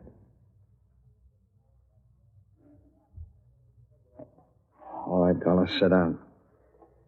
I'll give you the whole story, at least all I know of it. Okay, go ahead. Bridget liked modeling. She liked it better than anything else, I guess. And when she found out I was a photographer, well, Well, she was over here most of the time. What about the day she disappeared? I'm getting to it. I'd needed some money a few weeks before that. I needed it bad. I had a run-in with the law in Texas a couple of years back. I haven't been able to hold on to a good job since. Go on. Well, I had this one shot of her, and I knew it was right, so I sent it in without her knowing about it. When did she find out? Well, like you said, photographers called her house. Her husband answered one of them. You ever meet her husband? Yeah, a couple of times when he was up here. He knew you were a photographer? He's been trying hard to get back at me for taking that shot of his wife. How do you mean? There's a dry well out in the back, about 20 yards from the fence line. After he killed Bridget. He killed her? Yeah. Yeah, because the next morning I was out with my dog and we found her face down in the well. I guess he figured the sheriff would find her before I did and figure I did it. How do I know you didn't? If I had, I wouldn't have dropped her in my own well, would I? Besides, why? All right, she's still there. No, I took her out that same morning. And it's a good thing I did, too. The sheriff and some detectives from L.A. were up here nosing around the next day. Why would Preen want to kill her, Tracy? All right, now, don't ask why, but Bridget was in love with him. Tonight she went back to L.A. She was going to tell him. I guess that, on top of the picture, was just too much for him to take.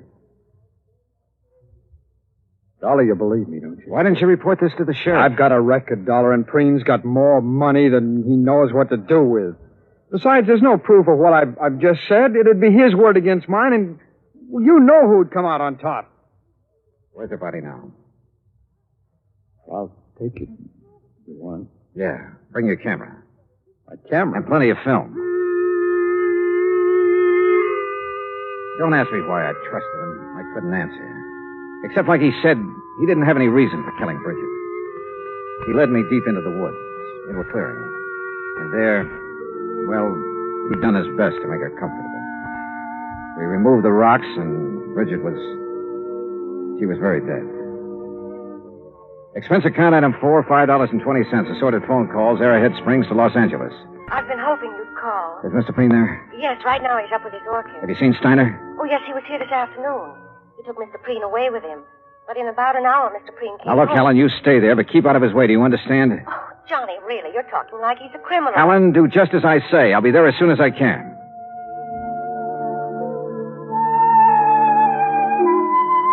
After seeing that Russell Tracy was safe in the custody of Steiner, I took the freeway out to the San Fernando Valley. It was a little after 9:30 when I pulled into the Preen driveway. The porch lights were on, and Helen opened the door. Johnny, you look awful. You had dinner? No, not yet. Well, let me fix you something. No, please, Helen, don't. What's in the envelope? Nothing important. Where's Mr. Preen? Where do you suppose? Upstairs with his orchid. Would you mind if I went right Of up? course not, Johnny. You go ahead. When your dinner's ready, I'll call you. Yeah, okay, thanks. Careful of the doorknob. Yeah, I remember.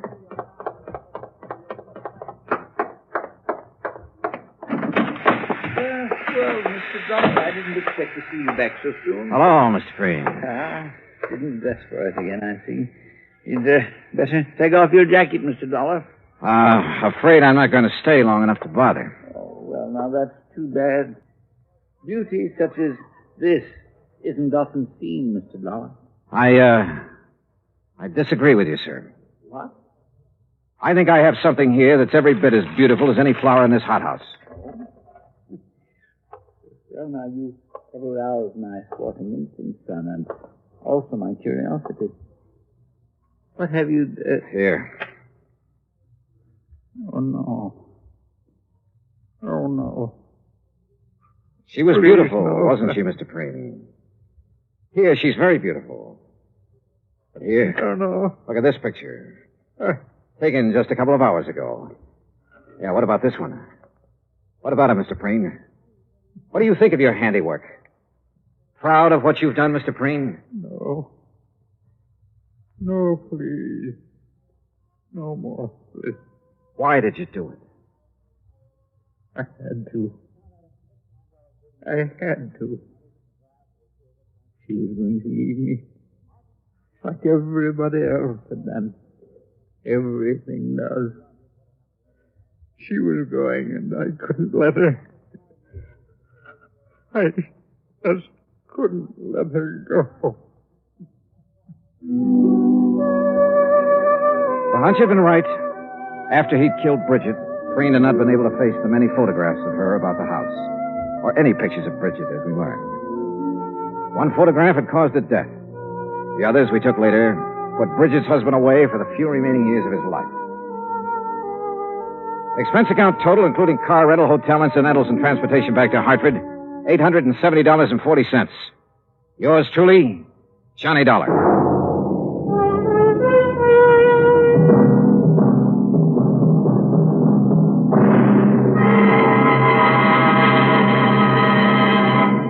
Now here is our star to tell you about next week's story. Next week, a fishing trip that could be very pleasant. Except that one of the fishermen is dead. Join us, won't you? Yours truly, Johnny Dollar.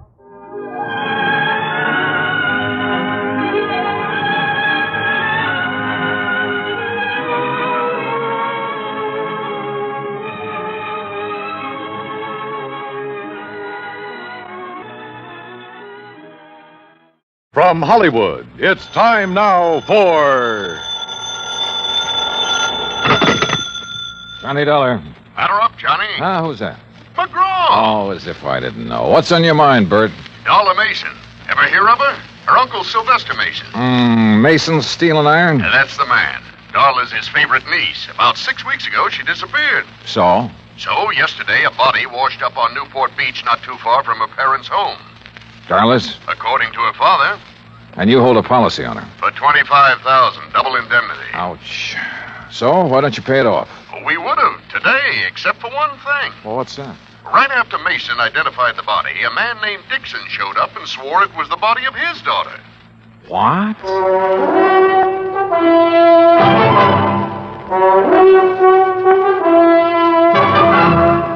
Bob Bailey in the exciting adventures of the man with the action-packed expense account. America's fabulous freelance insurance investigator. Yours truly, Johnny Dollar.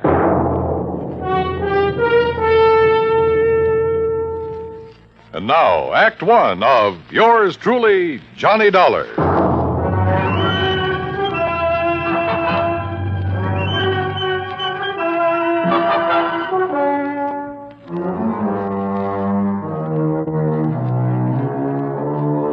Expense account submitted by Special Investigator Johnny Dollar to the Providential Assurance Company, 393 Dewey Avenue, Hartford, Connecticut. The following is an account of expenses incurred during my investigation of the Mason-Dixon mismatch matter. Expense account item 1, $1.20, taxi from my apartment to the Providential building. The walls of Bert McGraw's office are covered with pictures of sporting events, and as I entered, Bert was preparing to hang another one. Oh, Johnny. Well, come in, come in. You ever see this? Who is it? Who? Well, it's me, that's who. The day I pitched for the Valdosta Lions. Struck out 10 of the Cherry Pointers that afternoon. Yes, sir. You win the game for him? Huh? I said, did you win the game for him? Oh. No, cheating umpire. Hey. Well, Johnny boy, you ready to join our little team? I don't know. The body of a girl being found on a beach, Mason identifying it as his daughter, then somebody else showing up. Henry Dixon. Yeah, and saying the same thing. Can't the authorities identify her? Haven't been able to yet. Neither one of those girls had their fingerprints on record? Nope.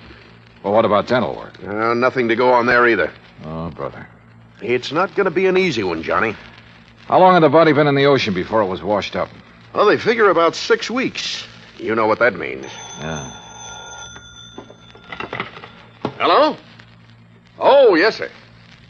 I see. Uh-huh. Well, if it isn't the Mason girl... Yes, sir. Yes, sir, that's right. Thanks for calling, Captain. That was Captain Miller of the Newport Police. They find out who she is? No. So if it is the Mason girl, we're going to have to pay out $50,000 on the double indemnity clause. You aren't surprised, are you? No, I didn't think she died from a natural cause. But I didn't think it'd be from a gunshot wound either. What kind of a gunshot wound? A 38, right through here. How old did you say the Mason girl was, Britt? Oh, around 20. Dixon girl, too. Both of them pretty, full of life. At least they were. When did the Mason girl disappear? Oh, about 6 weeks ago. And the Dixon girl? Well, she's been missing about 3 months. Well, one of them's still alive. I'll try to find her. Bert gave me all the information he had on both the Mason and the Dixon families. I took a cab back to my apartment. That's expense account item 2. Item 3, $18.10 transportation, Hartford to Newport, Rhode Island. After checking in at the Ogden Hotel, I called Darla Mason's father, rented a car, and drove out to the Mason home on the beach. I was about to ring the bell when the front door opened. Hi. Well, hi. You must be Johnny Dollar. That's right. Come on in. I'm Joan Mason. Darla's little sister. Uh-huh. This way, Mr. Dollar. Mother's waiting for you in the den. Your mother? I thought my appointment was with your... Oh, my father's indisposed. Besides, Mother's the brains of this family. Of course, if you really want to know about Darla, you ask me. Maybe I will. You better.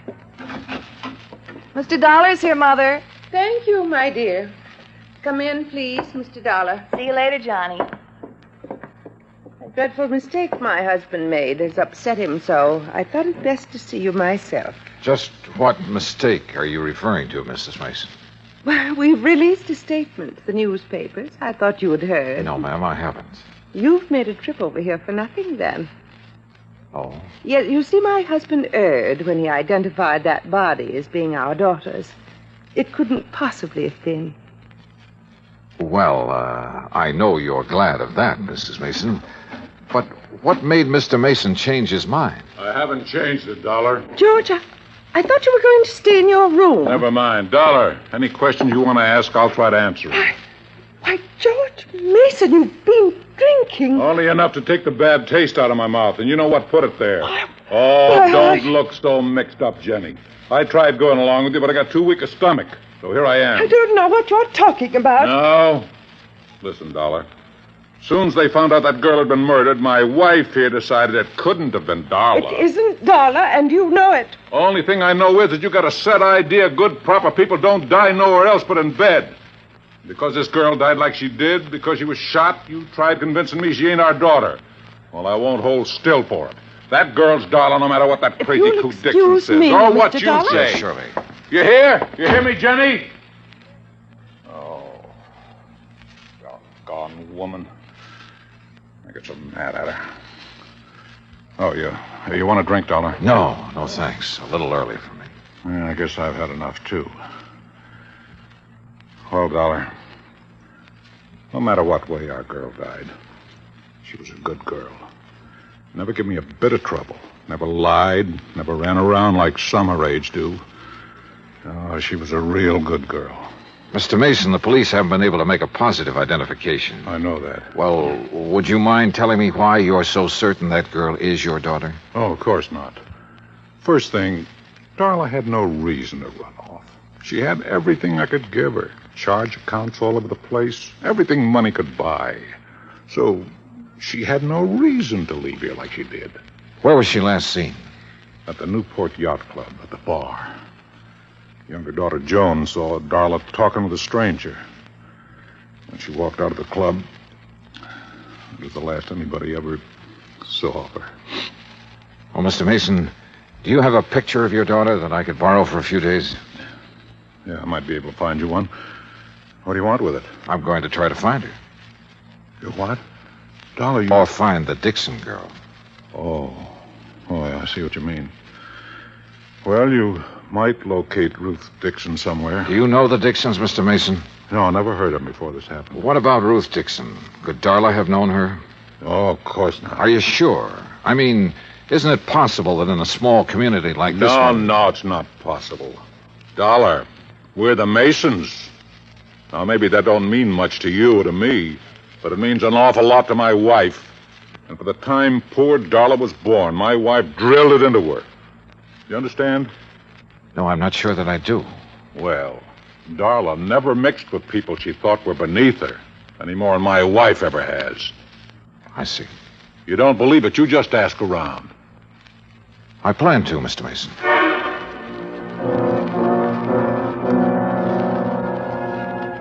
Mason found a small snapshot of his daughter. I took it and drove back to town. Expense account item 4, 10 cents, one phone call to Henry Dixon. 20 minutes later, I walked through the knee-high weeds that surrounded the Dixon home. Standing on the front porch waiting for me was a tall, thin man. Afternoon. Mr. Dollar? Yes, that's right. Well, I'm glad to know you. Sit down. It's such a nice day, I thought we could talk out here on the porch. Fine with me. Dollar. Yeah? Look, this whole thing hasn't been easy on my wife. Now, I've spent all day convincing her that I was mistaken, that the girl found on the beach isn't our daughter. You really believe that? Oh, I do, and so does my wife. And for the first time in days, she's almost her old self again. Henry? Oh, on the porch, Lucille. Mr. Dollar's here. Oh, my. It's a beautiful day, isn't it? Oh, Lucille, this is Mr. Dollar. Oh, pleased to meet you, sir. Thank you, Mrs. Dixon. Well, sit down, Mr. Dollar. Just anywhere. Oh, Henry built these chairs himself. I wanted to put them in the house, but Ruth, she just wouldn't have it. Yes, Mr. Dollar. I'm not at all sure why you want to see us. Ruth wasn't insured. We never could afford to take out a policy on her. Well, we did once for her college fund. You remember, Henry? Yes, but when I was forced to slow down, we had to cash it in. All except about $1,000, that is. Back in St. Louis, my husband was a school teacher, Mr. Dollar. A fine one. But the doctors made him give it up because of his heart. Oh, I see. How long have you folks lived in Newport? 5 years and 4 months.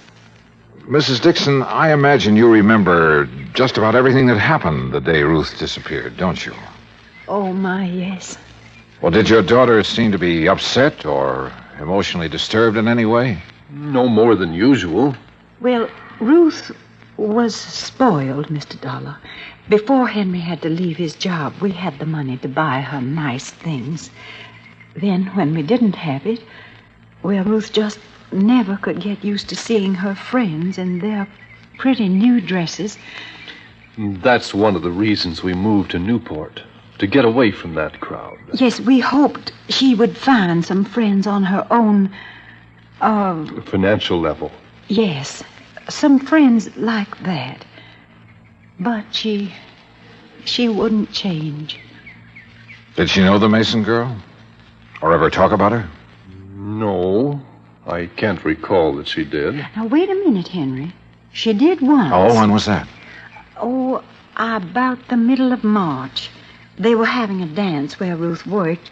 When she got home that night, she told me the Mason girl had been there and how nice her hair had looked. The Mason girl wasn't nearly as pretty. Oh, no. Have you ever seen a picture of Ruth, Mr. Dollar? Well, only the one in the newspapers. Oh, that doesn't look a thing like Ruth. Excuse me. Surely. Mr. Dixon, was Ruth happy with her job? Well, considering how little they pay girls for doing hostess work, she was. Now, here's a real nice picture of her, Mr. Dollar. You just look at this. Isn't that something? Sure. Mrs. Dixon, where was this taken? Why, where she worked. At the Newport Yacht Club. I borrowed the picture after promising to be careful with it. Then I went back to my hotel. At the desk, I stopped for my key and messages and found one from Captain Miller of the Newport Police. He wanted to see me in his office as soon as possible. It took me about 5 minutes to get there. Dollar? Yeah, that's right. In here. I'm Miller, homicide detail. I'm glad you could... Oh, Mr. Dollar! Mr. Dollar, what wonderful good news! Now, Jenny, leave the man alone. Well, I didn't expect to find you people here, Mrs. Mason. No, I'm sure you didn't.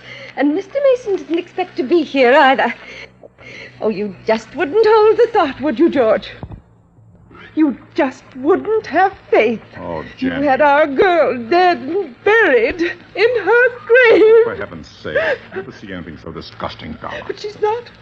No, sir.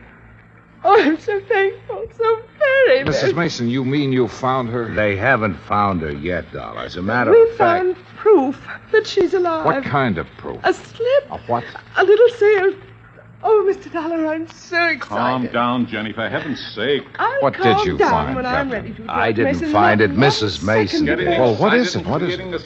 A bill from Kennedy's. That's a department store over in Providence. Oh, why don't you shut up, woman? Oh, Captain, what's a bill got to do with Darla Mason being alive? Just this. All the Masons have a charge account at Kennedy's. yes.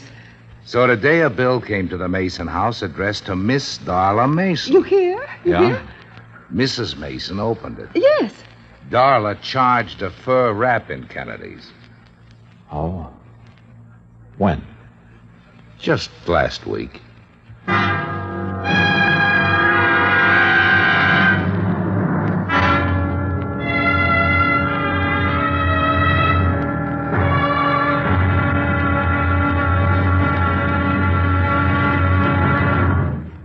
Act Two of yours truly, Johnny Dollar, in a moment. We often hear about people shooting the bull or throwing the bull. We often do it ourselves on occasion. But here's a story about a bull that threw the man instead of the other way around. When Air Force veterinarian Captain Tony Kamalacher was stationed in the Azores, he was asked by a Portuguese veterinarian to diagnose the wound of a young and promising bull that had been gored by another bull. It came from a long line of famous corrida bulls and was considered very valuable. But Captain Kamalacher's diagnosis was not favorable. An operation was needed, and there were no facilities for such a thing, just the young captain's bag of surgical instruments, a few strong field hands to hold the animal down, and Mrs. Kamalacher, who acted as nurse. The operating table was a rocky field under a penetrating drizzle of rain. But Captain Tony Kamalacher couldn't be stopped with mere inconveniences. After giving the bull a dose of tranquilizers and a shot of local anesthetic, he proceeded with surgery. Just as the operation was completed, the bull came to life. With a mighty lurch, it leaped to its feet, throwing the field hands aside like sticks, and, for thanks, immediately charged at the surgeon. But Kamalacher escaped over a nearby stone wall. The bull recovered, and its grateful owner renamed it Kamalacher for its debut in the ring, where, Portuguese style, it is against the law to kill the bull. That's how a simple act of kindness brought about new understanding, a step on the road to freedom, the right of all men, everywhere. Now, Act Two of yours truly, Johnny Dollar, and the Mason-Dixon mismatch matter.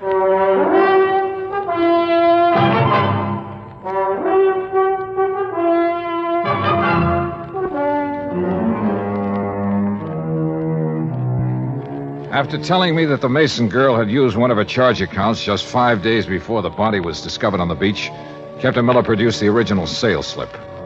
Written across the bottom of it was the name Darla Mason.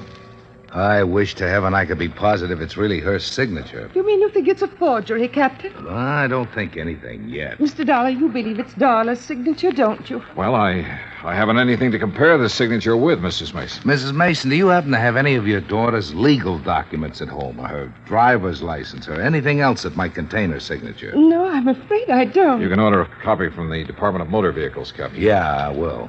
What do you want it for, Captain? Well, it's just a matter of form, Mr. Mason. We have to be sure.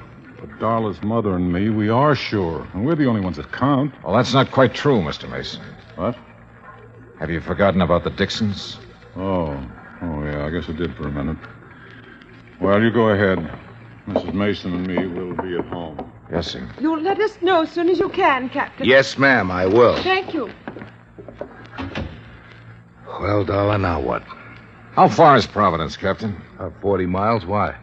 Well, I don't know about that store over there, but where I came from, before a person could charge on an expensive item like a fur wrap, he'd have to produce some identification. Unless. Yeah? Unless the salesperson recognized him. Or her. What do you think? It's 3:10 now. If we hurry, we might have time to do a little shopping.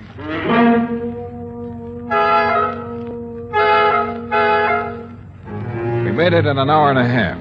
The first salon at Kennedy's is on the second floor, back, away from the escalator. I remember her quite well, Mr. Dollar. And you're sure it was Darla Mason? Oh, yes, I know, because I was so surprised to see her. Oh, how's that? Well, I read the papers, Mr. Dollar. I knew she'd In a way. Had you ever waited on her before, Miss Trumbull? No, I had not. Do you remember how she was dressed? Well, she had on a hat. Gray felt fitted real close to her head, so you couldn't see any of her hair.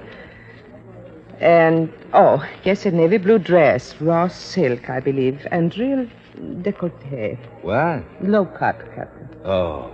Did you recognize her when she first walked in, or not until she told you her name? Well, you men are so picky. I don't remember everything. I'm sorry. Miss Trimble, I have 2 snapshots here. In a moment, I want you to tell me which of these 2 girls is Darla Mason. Well, that won't be hard to do. But first, may I borrow a pair of scissors and a small piece of paper, please? Certainly. Here you are. Thanks. What the devil are you up to, Johnny? Cutting paper hats. What do you think? What? Come over here to the counter. Miss Trimble, if you'll just wait there a second, please. Yes, whatever you say. This had better be good. I think it will be. Now watch. All right.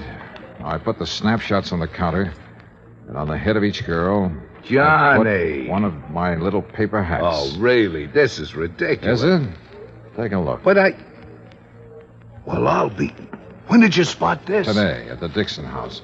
Miss Trimble, Yes, sir? would you come over now, please? Yes, certainly. All right. Look at the snapshots and tell me which of these ladies bought that fur from you last week. Why, you've covered up their hair. You said she wore a hat, didn't you? Yes, but, well... Which one of them was it, Miss Trimble? Well, I'm not sure. Uh-huh. They look so much alike with their hair covered like that. I'm just not sure. The Mason girl had worn her hair short in the Italian style. Ruth Dixon, who didn't have the money to spend on beauty parlors, had let hers grow long and full. But both girls had similar features, and apparently I was the only one who had noticed this. Or was I? Captain Miller and I went to the credit department where we compared the signature on the sales slip with Darla Mason's original credit application. After that, well, there was little doubt in our minds as to what had happened. It was almost 7 when I got back to my hotel, took a shower, and stretched out to do a little thinking. Yeah, hello. Hi. Hi, yourself. Who is it? Oh, come on, Johnny. Who are you expecting? Well... Don't tell me you've forgotten about our date. Oh, no. Where shall I meet you, Miss... I'll meet you. Be right up, Johnny boy. I wasn't quite dressed when she began pounding on the door. I tucked my shirt in and opened the door. Hi. Joni. Well, who else? Well, don't look so amazed. Invite me in. Oh, sorry. Come in. That's more like it. You don't mind if I leave the door open, do you? Worried, Johnny? Oh, no. It's just that I like lots of air. You're cute. So are you for a 17-year-old. 18. But I'm quite sure you are. Now, Joni, before we go out tonight, would you mind if I ask you a couple of questions? I thought you probably would. Oh, why? Well, I'm sure everyone in Newport knows about Darla charging that for a rap. I see. What do you want to ask me, Johnny? It's about the day Darla disappeared. Yes, Well, you said she was in the bar with a stranger, right? that's right. But you and I, we both know that every stranger who enters the yacht club has to sign a guest book. Correct? Well, he's given a temporary card. With the name of the member who invited him to the club also registered in the book. You're very clever, Mr. Dollar. Why did you lie to the police and your parents, Joni? Darla's my sister. I thought maybe someday she'd do the same for me. Will you tell me who the stranger was? Or shall I go over to the yacht club and start checking their guest book? I'll tell you. Yeah? Would you mind closing that door? Tell me first. His name's Peter Henson. Who is he? My mother can answer that. Or my father. Who is he, Joni? A tutor. My mother hired him for Darla and me. He moved into our house about 3 months ago. Of course, he didn't stay long. Where was he from? I don't really know. But I know how you can find out. Yeah? Mother hires all her help from the Castelloni Employment Agency in Providence. If anyone has his home address, they will. I started calling the Castelloni agency at 8:30 the next morning. Hanson's last known address was in Providence, and half an hour later I was headed toward the highway. It wasn't until I reached the turnpike that I noticed I was being followed by a battered blue sedan. Hanson had moved, but he'd left a forwarding address, and 3 hours and 2 addresses later, I turned down a lonely oyster shell road and stopped. Ahead of me, I could see a small beach cottage, and still behind me, the battered blue sedan.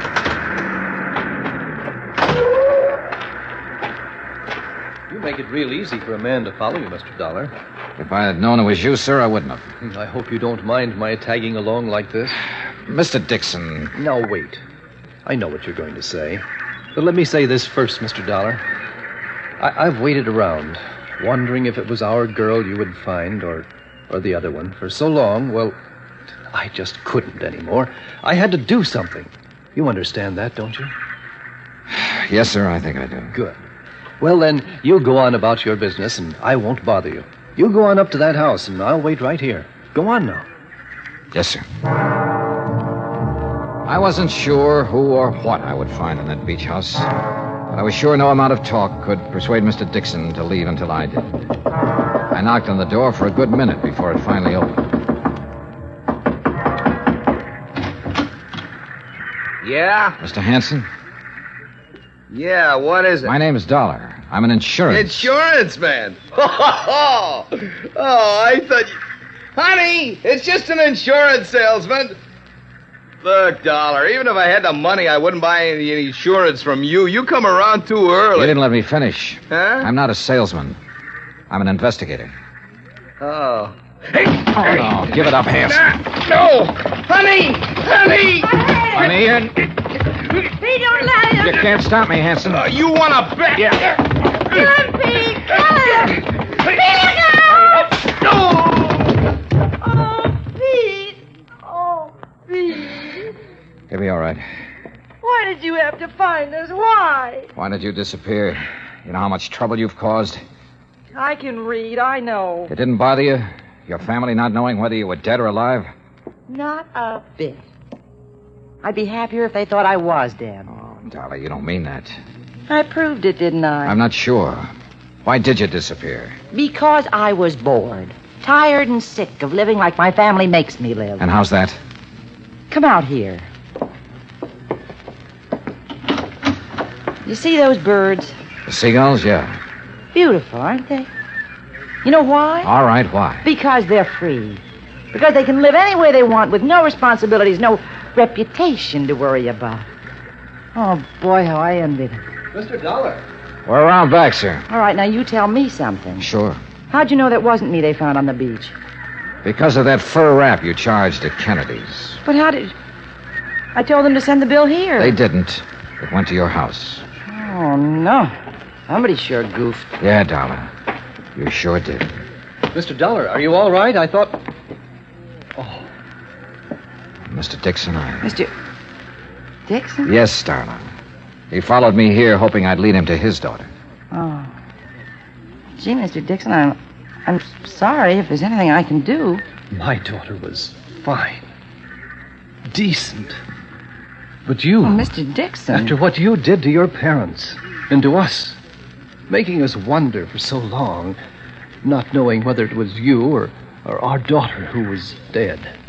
Believe me, I wish it were you.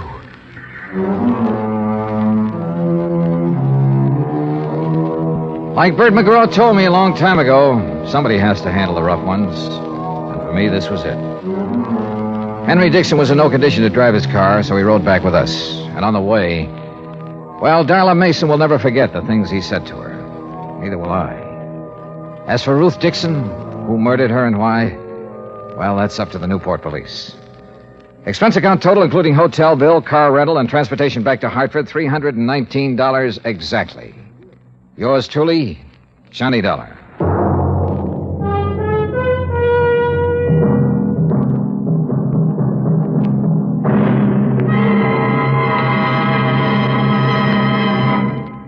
Now, here's our star to tell you about next week's story. Next week, well, I suddenly found out there was more to this case I just finished. More. The really tough part. Join us, won't you? Yours truly, Johnny Dollar.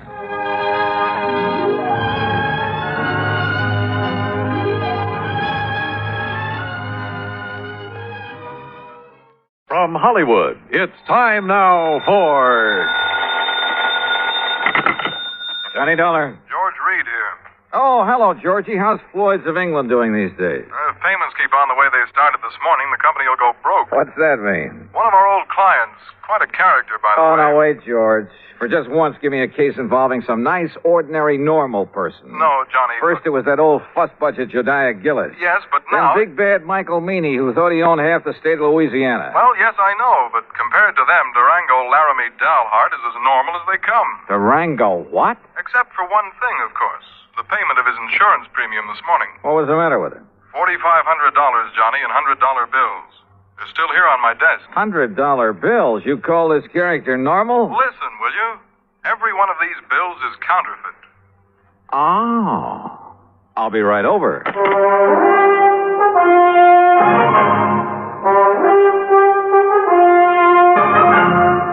Bob Bailey in the exciting adventures of the man with the action-packed expense account. America's fabulous freelance insurance investigator. Yours truly, Johnny Dollar.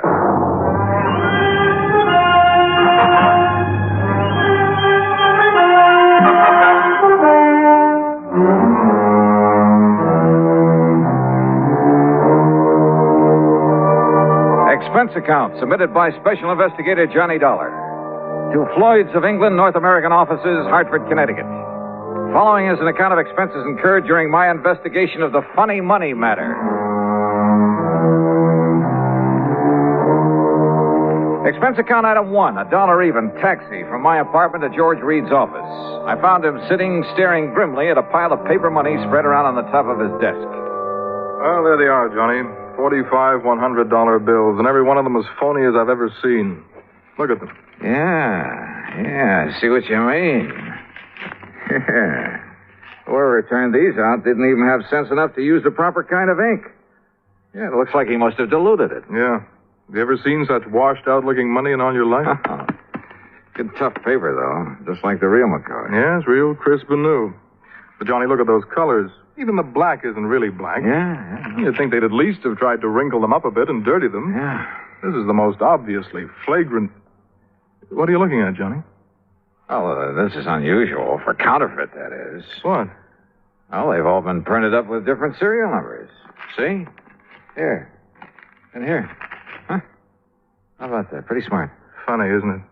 The thing that usually makes this stuff easy to spot is the same number on all the bills. Sure. And whoever made these was clever enough to think of that. Had sense enough to use good paper, too. Uh-huh.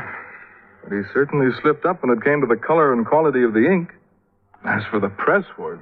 Well, I don't pretend to know much about phony money, George. Who needs to? And heavens knows I don't see too many $100 bills.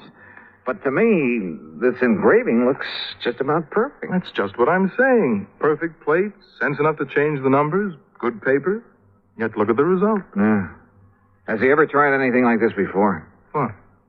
Durango? Yeah. And just for the sake of the record, what is his real name? That's it. Durango, Laramie, Dalhart. Oh, I can't believe it. And the answer to your first question is no. Durango is as honest as the day is long. Well, maybe you mean he was. Well, maybe. But if so, I want to know why. There'd have to be a mighty good reason, believe me. Running out of dough is the best one I can think of. But he's always had plenty. After all, $4,500 to spend on insurance year after year. Well, just who is he? And where is he? He lives on a ranch in Oklahoma. What kind of a ranch? I don't know. But it must be awfully big. Where in Oklahoma? A place called Bum Spung. Bum Spung? Yes. Oh, now, look, George, this whole thing is beginning to get a little too thick. Durango, Bum Spung, Laramie, Dalhart, whatever it is. Look, counterfeit money is for the Secret Service, so why don't you just put in a phone call to them and let them carry the ball? No. Why? Because of Durango. I simply can't believe he'd deliberately hand over a lot of phony money. He's been paying on that policy for years. Always in cash? Always in cash. Crisp, new, legitimate $100 bills. Up till now. Were you here when he left these? No. Now, look, Johnny, if somebody is trying to take him, it's up to us to protect him. Oh, that's a big if, George, from where I stand. Johnny, we've always tried to give more personal service to our clients than some of the other companies. Look, I want you to investigate this thing for us, without Durango's knowing, of course, on a fee plus expense account basis. Oh, an extra fee? That's not usual, George. With you, it is. You know as well as I do, the padding that goes on your expense account is plenty fee for anybody. Oh, George, you cut me to the quick. All right, where is Where is Mr. Dahlhart now? Back in Bum-Spung, Oklahoma. Or at least on the way. But I thought he just left this money this morning. Every year he follows the same pattern. Comes east for a fling. You know, New York and all the nightclubs, that sort of thing. Then, just before leaving, he drops in here, makes his premium payment, and is gone. So? George, I still think you should have called in the Secret Service.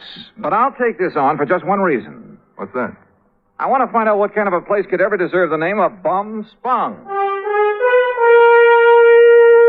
Since George had already arranged for plane travel as far as Enid, Oklahoma, item 2 is a mere $8.55 for incidentals along the way. I arrived in Enid shortly after noon. Item 3, $2.60 for lunch. Item 4, $50 deposit on a rental car. And the owner of the drive-your-own agency wore a silly little smile as he gave me the directions to Bum-Spung. Anyway, I headed due north on Highway 81 across the Oklahoma flatland. Some 26 miles or so further on, after passing through Pond Creek and crossing the Salt Fork of the Arkansas River, I spotted a rather crude, weather-beaten sign indicating that the place I was looking for was somewhere up a dirt road to the left. Road? That's a laugh. And it twisted and turned for seemingly endless rough miles along the riverbank. I just about decided that Bum-Spung was a bum steer when suddenly I almost ran into the gate of an old wooden fence, surrounding some 2 or 3 acres of sandy ground.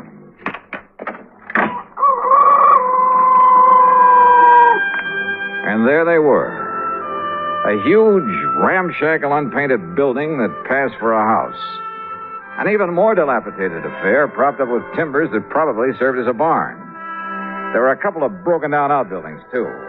And on a small irrigated plot in the back, 2 cows. Steers?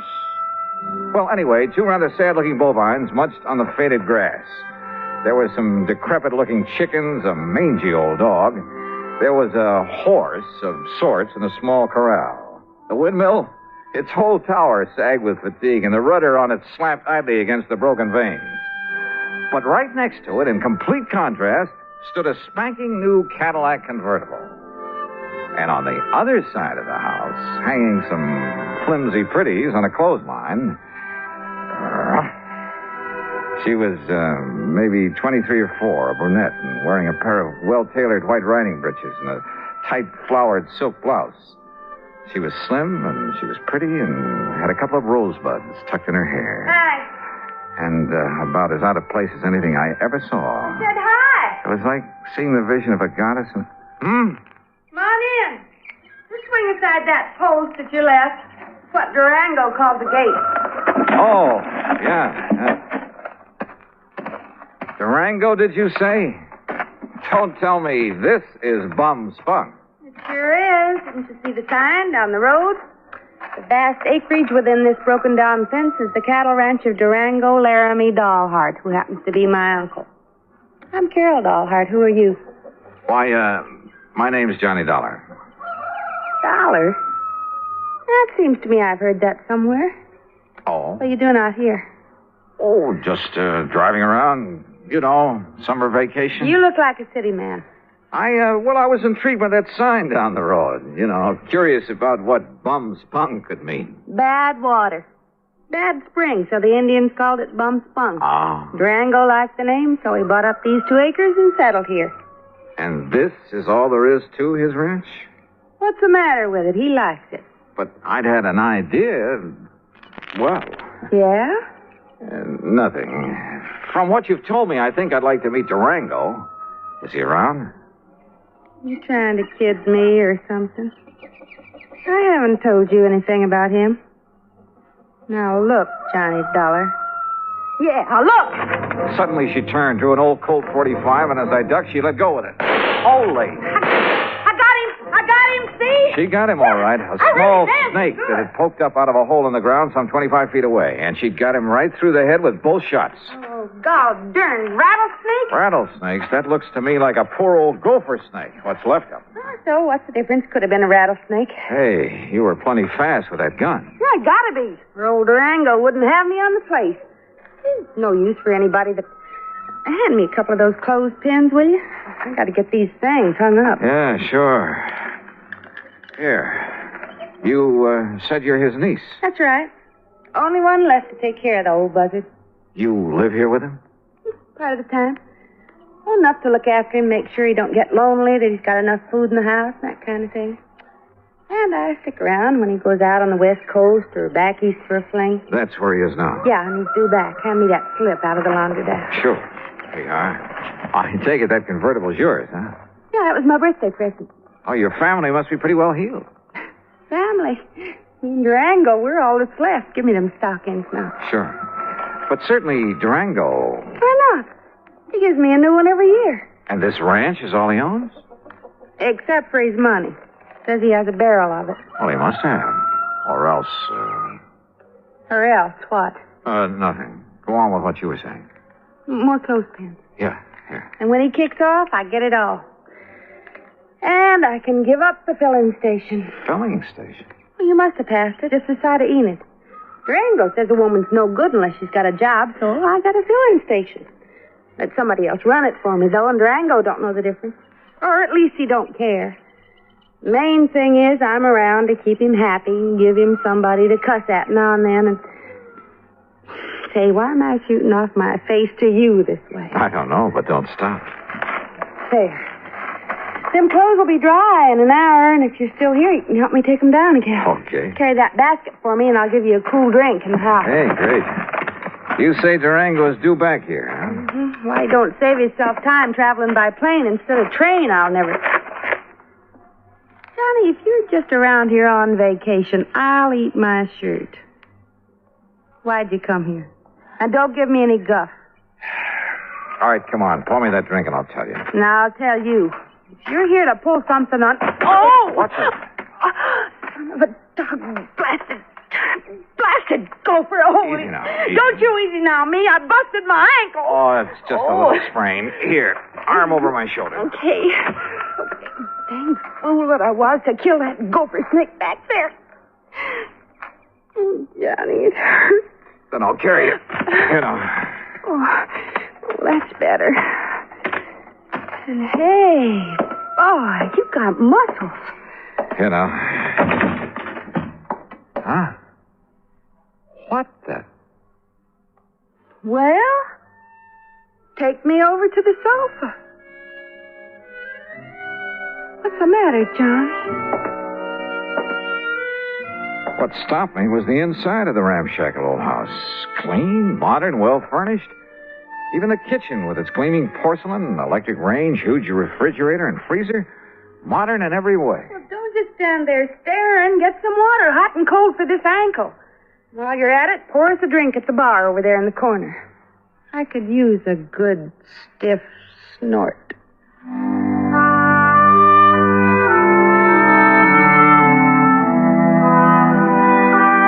I did what I could to reduce the swelling in her ankle.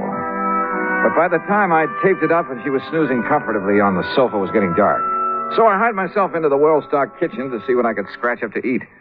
And I'll be honest about it. With this mighty attractive patient on my hands, I'd completely forgotten about my mission in these parts, the investigation of one Durango Laramie dollheart. I wasn't allowed to forget it long, though. As I opened and was about to reach into the ample freezer... Stop right there, you. Huh? There's only one way to deal with a thieving, stealing, dirty varmint like you. Now, wait a minute. Put that thing down. And that, partner, is this way. Holy, no. Hey, no, you're out of your... No!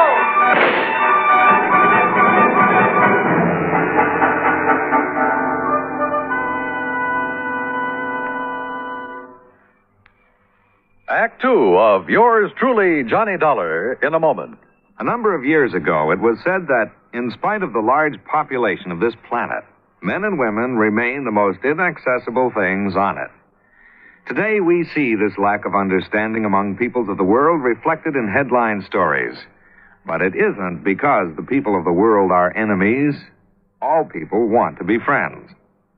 Long before the termination of World War II, Reverend Eugene Wood, a Methodist minister from Oceanside, California, went into a Scottsdale, Arizona camp where German prisoners of war were interned and offered his services to the imprisoned men. Among other things, Reverend Wood taught the men English, and he taught them about the United States of America. During the following years, after the men had been repatriated to their native Germany, nearly half of the internees corresponded frequently with Reverend Wood. Those men expressed a unique understanding of the people and the country of the United States of America. This great feeling of friendship and understanding prompted the minister to make a pilgrimage to Europe to seek out the men he had befriended in the prisoner of war camp in Arizona. This gesture on Reverend Wood's part gained him a fantastic welcome everywhere he went. In all the places he visited, he spread the gospel of love and friendship and had it returned to him. There were no enemies, only men with the love of freedom, the right of all men, everywhere. And now, Act Two of yours truly, Johnny Dollar, and the Funny Money Matter.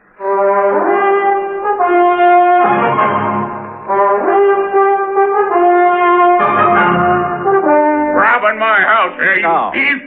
Now, wait a minute. Not while old Durango's around. Oh, you old maverick! watch it. Cut out that shooting while I'm trying to sleep. Ain't had a chance like this in years. Will you cut it out? Quit it! Cut it out, I said! Enough. Me, too. Take a swing at me, will you? Right. Holy Moses. Okay. Yeah, and here's your gun. Keep it in your pocket where it belongs. Sure. Now, what was the big idea? Well, whenever you bring one of these fancy boyfriends of yours around to my house, I got a right to have a little fun with them, ain't it? Fun? Is this your idea of fun? Crazy gall darn fun. Look what you did to the stove. You blowed it full of holes. The old wood stove would have held up. Here, buy yourself another one. There's $400 nice new dollars. Hey, wait, let Now, me what see about those. that window and the jars on the shelf? Okay, here. You should have saw him when I started throwing that lid all around him. Sure. Here, Johnny, let me wipe off some of that jam that fell on your head. Johnny? Johnny who? Johnny Dollar. And I take it you're Durango Laramie Dollheart. Nah, sure am. Fastest shot in the country, too. My pa learned how in Durango, my ma learned how in Laramie, and I'm better than both of them was. Only thing is, I get no chance to show off no more. Durango, you crazy idiot. What's the idea of shooting? No harm, man, no harm. Here, take a slug of this. You forget all about it. I'll get a glass. Glass, a man drinks out of the bottle. Go ahead, Johnny. Oh, well, thanks. Bad enough a he-man has to live around all this feminine fripsy and lace curtains and rugs all over the floor and You know stuff. dad blame well you like the way I fixed up this old dumpy ears Durango. Yeah. Now, wait a minute. Look, you two. Yeah, you know dang well a man gets tired just sitting around no matter how pretty it is. Why else do you suppose I got to get away every now and then to San Francisco or New York or some of them places where they got some noise and excitement? Is that right, Johnny Dollar? Just leave him out of this. Why? What's he doing here, anyhow?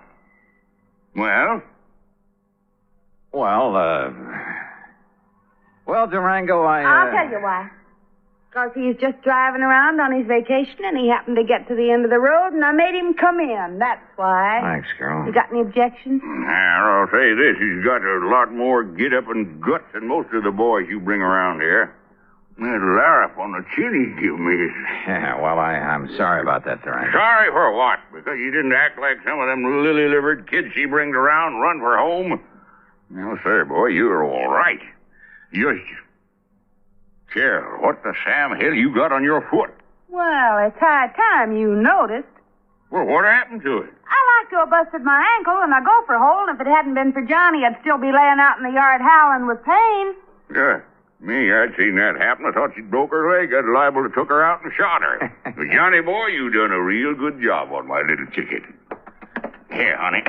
I have to get back on the sofa. No, now, let Johnny. He's a lot gentler.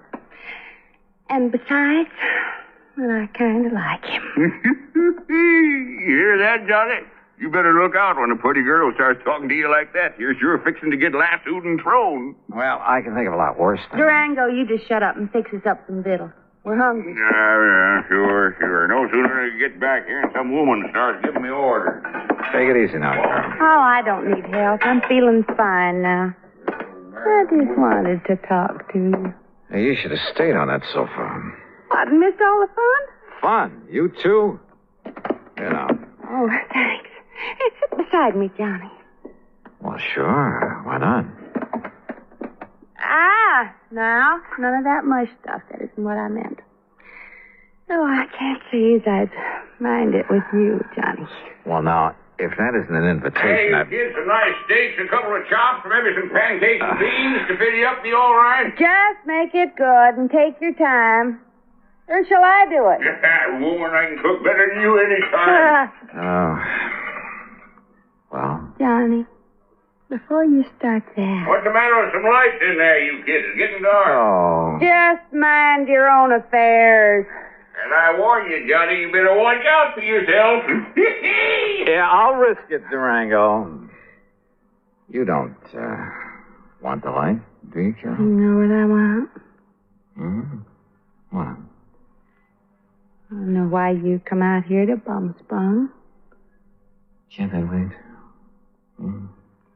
Dollar, I bet you got somewhere else to go, and it's going to be pretty late by the time we met. Or I might as well bunk here tonight. Got plenty of room. What do you say? Johnny? Sure, Durango. Thanks a lot. No, Carol. You haven't answered my question, Johnny. Tomorrow. I'll tell you tomorrow when we can be alone. Aren't we alone now? Oh, not as much as I wish we were. You're a mighty cute guy, Johnny. Oh, you don't know me, Carol. I'm really just an old wolf. Oh, I don't believe that. I don't know. Just one of the roses fell out of my hair. There it is. With buds of roses in her hair and kisses on her mouth. What's that? Pretty? Just a line from an old poem. I have the roses in my hair. What about the rest? Won't you find out? You kids want to bell down on the jug while you're waiting? Oh, why don't you tend to your cooking? Johnny? That Durango, he certainly puts together a meal in a hurry. Too much of a hurry. And the meal itself, enough for an army. And to see him pack it away, you'd think he'd been out on the range for years. Yes, sir. Nothing like coming home to give you an appetite. Here, scoop yourself up some more beans, Johnny. I still hadn't made any progress in my investigation and encouraged him to talk about himself. He did, willingly. And how much of it was true was something else again. Said he left his father's little farm in Colorado to hunt for gold. Said he found it, too, a lot of it. Claimed he'd used that money exploring for oil, wildcatting. That everything he touched had turned to money. That he'd made and banked so much he could never spend it all. That's why he'd go on those flings to San Francisco and New York, just to get rid of it. Then come back here to this little plot of ground and rest up for the next excursion to the big city.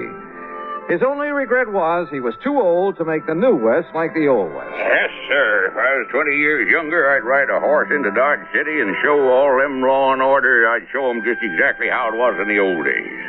Like I read about in them magazines. But if all this were true, why the counterfeit money? Those phony, washed-out $100 bills I'd seen on George Reed's desk. The bed in the guest room was as comfortable as my own, but I couldn't get to sleep. Fortunately, for long after the house was dark, it must have been close to midnight, I heard the door of Durango's room open, heard him sneak out of the house the back way. Quickly, as quietly as I could, I slipped on trousers and shoes, took along my gun, and went after him. From the back porch, I could see that there was a light on in one of the small outbuildings.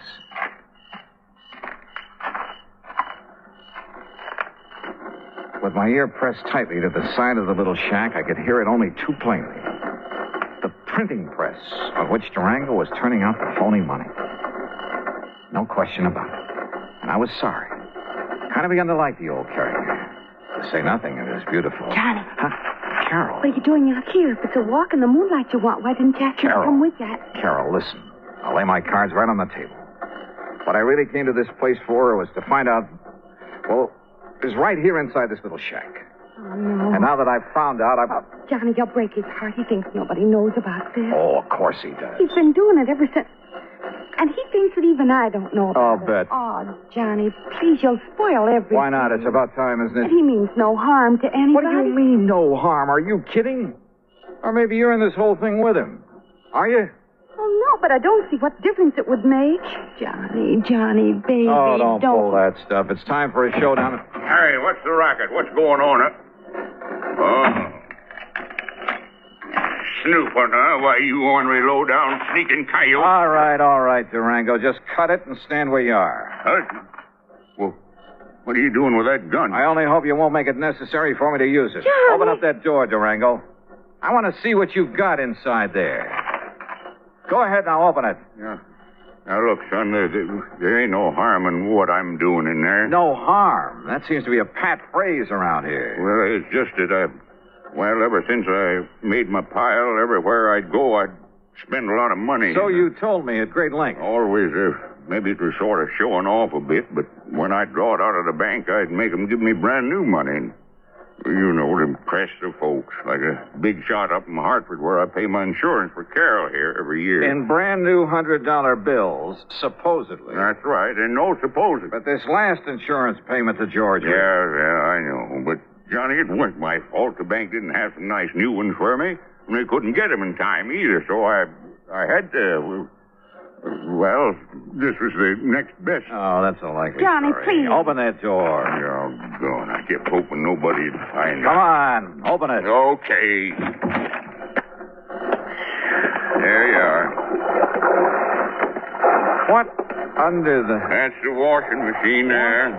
And that's the soap. And plenty of strong bleach. And the starch to make them nice and crisp. Oh, no. And that there's the ironing board where I press them out real nice and flat. They'll never believe it. But it does make them look real pretty and new. Honest, Johnny, I didn't think there was no harm in it.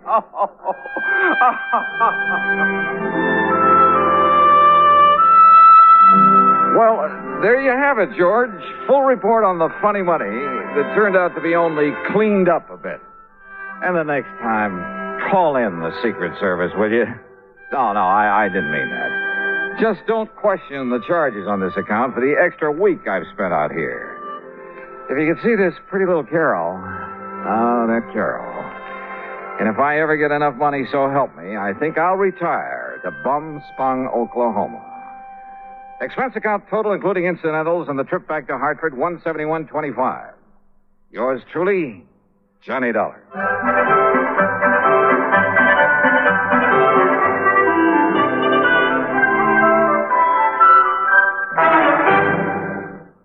Now, here is our star to tell you about next week's story. Next week, well, just remember one thing. That old saying about a cat having 9 lives. And be sure to join us, won't you? Yours truly, Johnny Dollar.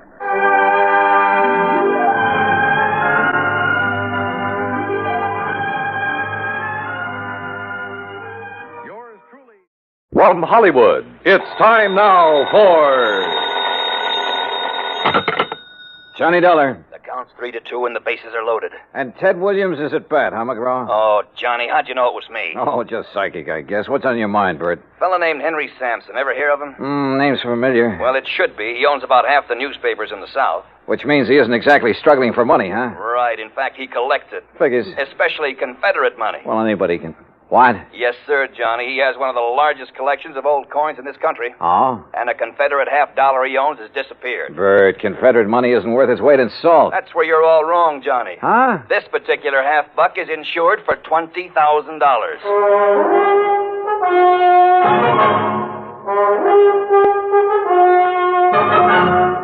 Bob Bailey in the exciting adventures of the man with the action-packed expense account. America's fabulous freelance insurance investigator. Yours truly, Johnny Dollar.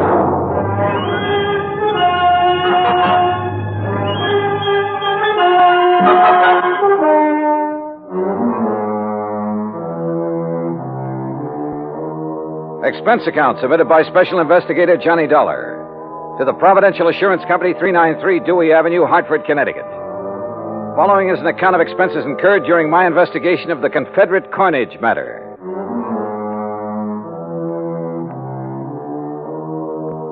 Expense account item 1, $1.20 taxi from my apartment to Bert McGraw's office. He was seated behind a haze of cigar smoke, reading a magazine. Oh, Johnny, come in. Hey, morning, Bert. Sit down.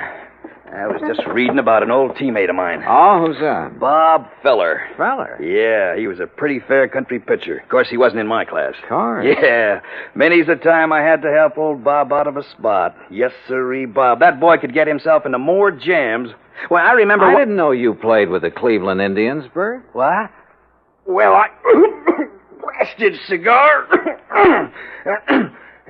You been reading up on baseball, Johnny? No, but I remember Bob Feller. Who doesn't? In 1940, I saw him pitch a no-hit, no-run game for the Indians. Oh, well, now, wait a minute. You and me, we must be talking about two different fellers. Yes, sir. That's so? Why, sure. This Bob Feller that was my teammate, he played ball for the Apalachicola Alligators. Yes, sir. Good old Bob Feller. Spelled it F-A-L-L-E-R. Fowler. Yeah. Yeah. Now, Johnny, about this Henry Sampson thing. His secretary called here just before I talked to you.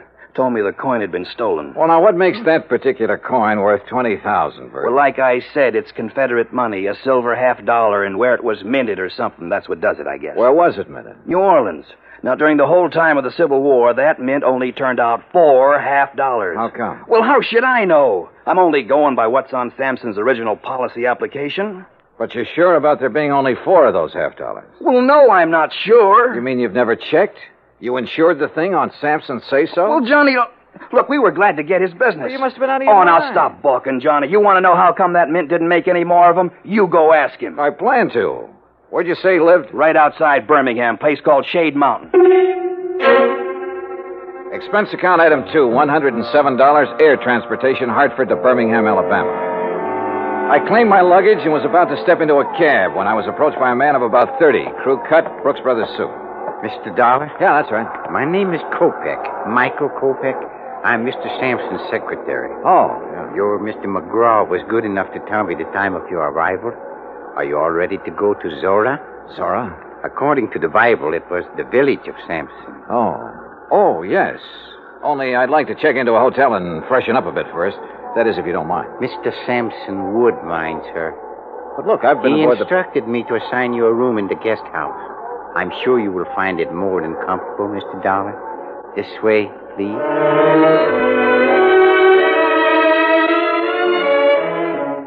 Just outside, standing in a no-parking zone, was the Sampson limousine. A uniformed chauffeur took my bag, and about 40 minutes later, we passed through the gates of Zorah, Sampson's private domain. Beside the main house, there were 2 guest houses, 2 swimming pools, a private zoo, stock farm, turkey ranch, and a number of cottages for the servants and maintenance people. Inside the main house, Kopek led me down a long hall lined with statues and oil paintings and other art objects. Finally, he stopped and opened a heavy door. Henry Sampson was seated behind a large desk, and standing near him was the most beautiful woman I had ever seen. Mr. Dollar, sir. Thank you, Michael. I'll call when I need you. Yes, sir. Well, Johnny, come in. Come in, sir. You had a pleasant journey down, I hope? Yes, fine, thanks. Good. Would you like a sample of our southern hospitality, Mr. Dollar? Well, Forgive me, my dear. Johnny, this is Mrs. Sampson. Delilah, Mr. Dollar. Mrs. Sampson? In case my question confused you, Johnny, I meant, would you like a drink? No, thanks. Not just now. Let the man catch his breath, Delilah. Now, Johnny, let me get on my feet. I can't give you more than 10 minutes of my time. So, let's get right down to business.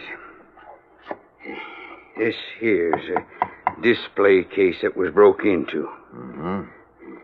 None of your other coins were taken, huh? No. Whoever did it knew what they wanted. They got the most valuable one.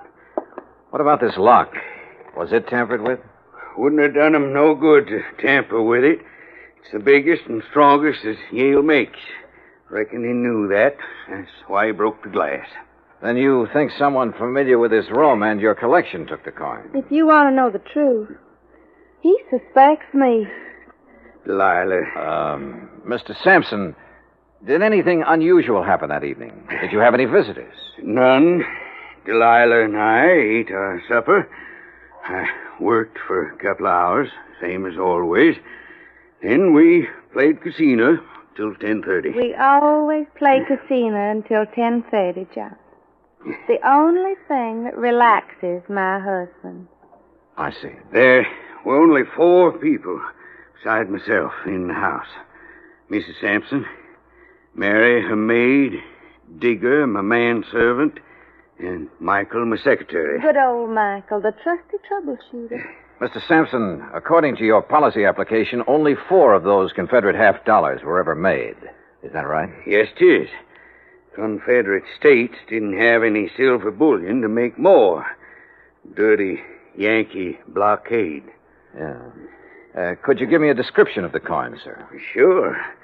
Originally, it was a regular Union 1861 piece. At the New Orleans Mint, they ground off the reverse side and stamped on the shield of the glorious Confederacy and the words Confederate States of America. Hallelujah. May the South rise again. Now, that's not funny, Delilah. I think it is. Don't you, Johnny? Well, I'm just... You just give me your answer later. Right now, I'm going to have another drink. You ready? Not yet, thanks. No, you don't know what you're missing. You'll have to forgive my wife, Johnny. She isn't herself this evening. I haven't been myself in several years. Not since I married this You man. shut up, woman. Michael. Michael. Yes, sir? Mrs. Sampson is tired. Very tired. She wants you to take her to her room. Yes, sir. Well, see you at supper, Johnny. I'll have your supper sent up to Don't you. do me any favors, fat man. Get her out of here, Michael. Get her out before Sorry. But she sometimes... It's all right, sir. I understand. Do you? Good. Good man. Now then. Oh, that's better. Now, about the coin. President Jefferson Davis gave it to my great-grandpappy for his service to the cause. Are you sure of its value? Sure it's worth $20,000? Why, shoot, boy. My grandpappy turned down 10,000 for it back in 1879.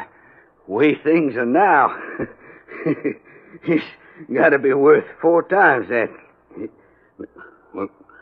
What's the matter? Don't you believe me? I didn't say that. Well, then what are you looking at me so suspicious for?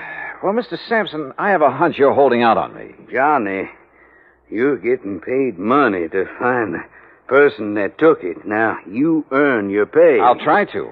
Only I'd appreciate some help. I'll give you help. In fact, already have. Like how? Like the gates to Zora. I've kept them locked ever since it happened.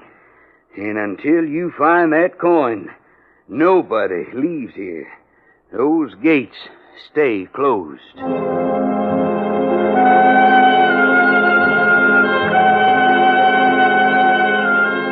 A few moments later, Kopek returned and escorted me across the magnolia-scented grounds to my rooms in one of the luxurious guest cottages.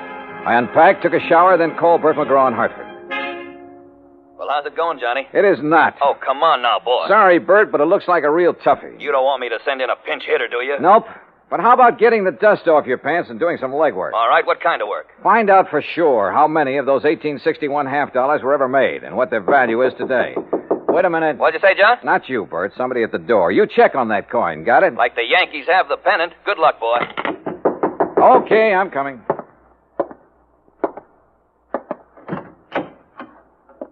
Yeah? Mr. Dollar, Yeah, that's right. I'm Mary Williams, Miss Sampson's maid. And I'm Digger. Everybody just calls me Old Digger. He's Mr. Sampson's man. We snuck off and come over here to see you. Oh, well, come in, please. Thank you, sir. Oh, yes, yes, yes. Thank you. Sure hope nobody saw us come in here.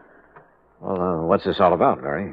Mr. Dollar, being an insurance investigator, you work for a company instead of the police, is that it? Yes, the company I'm working for now is in Hartford, Connecticut. Way up north. Oh, that's good. Mr. Dollar, Digger here, he's just scared to death. Scared? Of what? If you'd be here a while, you'd know. Gosh, you sure would. Well, can't you tell me?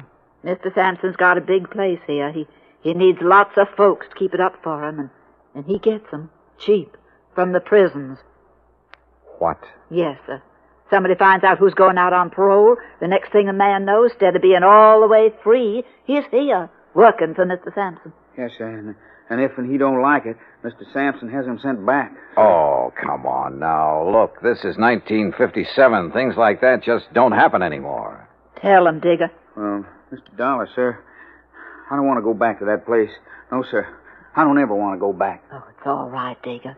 Mr. Dollar, we wouldn't have bothered you at all, except that Digger and me, that is, we want to get married. That's right, yes. But if he's sent back to prison, well, he's already spent 15 years there. And you're afraid that Mr. Sampson is going to send him back? Yes, sir. Mr. Sampson or somebody else around here. But why? Well, come on. One of you say something. Well, sir, I ain't going to tell you. Nobody else, Mr. Dollar. No, sir. I won't tell no matter what they do to me. I won't tell unless you give me your word. Unless you promise me. Promise you what? That you won't let Mr. Sampson or nobody send me back. You give me your word on the Bible. I'll tell. Yes. Well, come on. Tell me what. Well, sir, Mr. Dollar, Digger knows who took that $half piece.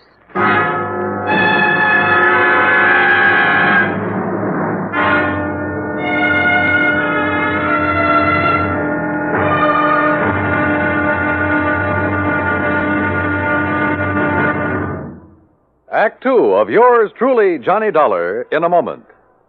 The American writer Christopher Morley once wrote, "When you sell a man a book, you don't sell him just 12 ounces of paper, ink, and glue.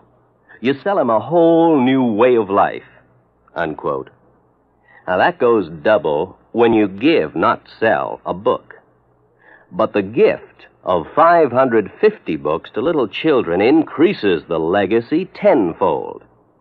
Near the end of 1960, the employees of the Chase Manhattan Bank started a people-to-people program with such a gift to school children of a town in Tanganyika. That's on the southeast coast of Africa. And to give you an idea how the books were received by the children, let me first quote from Francis Bacon. He's an English writer of a few centuries back.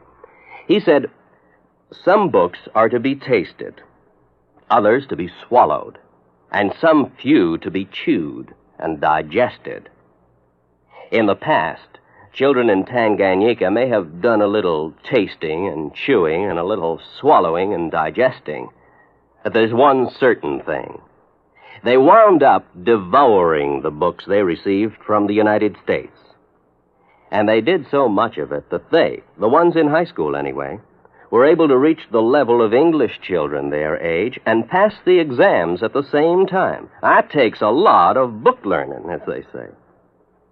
Now, the gift of these books from the United States of America may have seemed a small thing to the senders, but the boys in Tanganyika who received them know that they've opened a whole new way of life.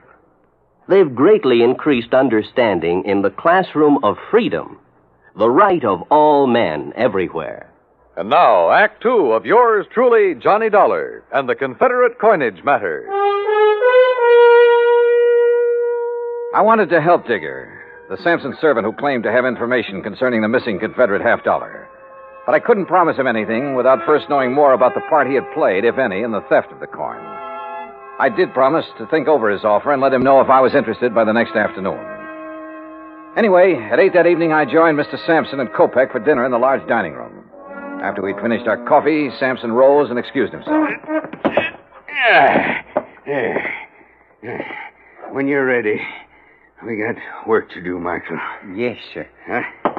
See you in the morning, Johnny. Well, how is the investigation coming, Mr. Dollar? Have you found any valuable clues? Nope, not a thing. Oh, that's too bad. But you haven't given up. Kopek, I haven't started. Uh-huh. Well, would you care for something else? If not... No, I'm fine. Then shall we... Yeah, sure. Say, tell me something, Kopek. anything I can. What about the servants who were in the house the night of the theft? Digger and Mary? Yeah. What do you know about them? Everything that there is to know. I have a file containing the record on every one of Mr. Sampson's employees. If you like, I shall have the information on these two sent to your rooms. I'd appreciate it.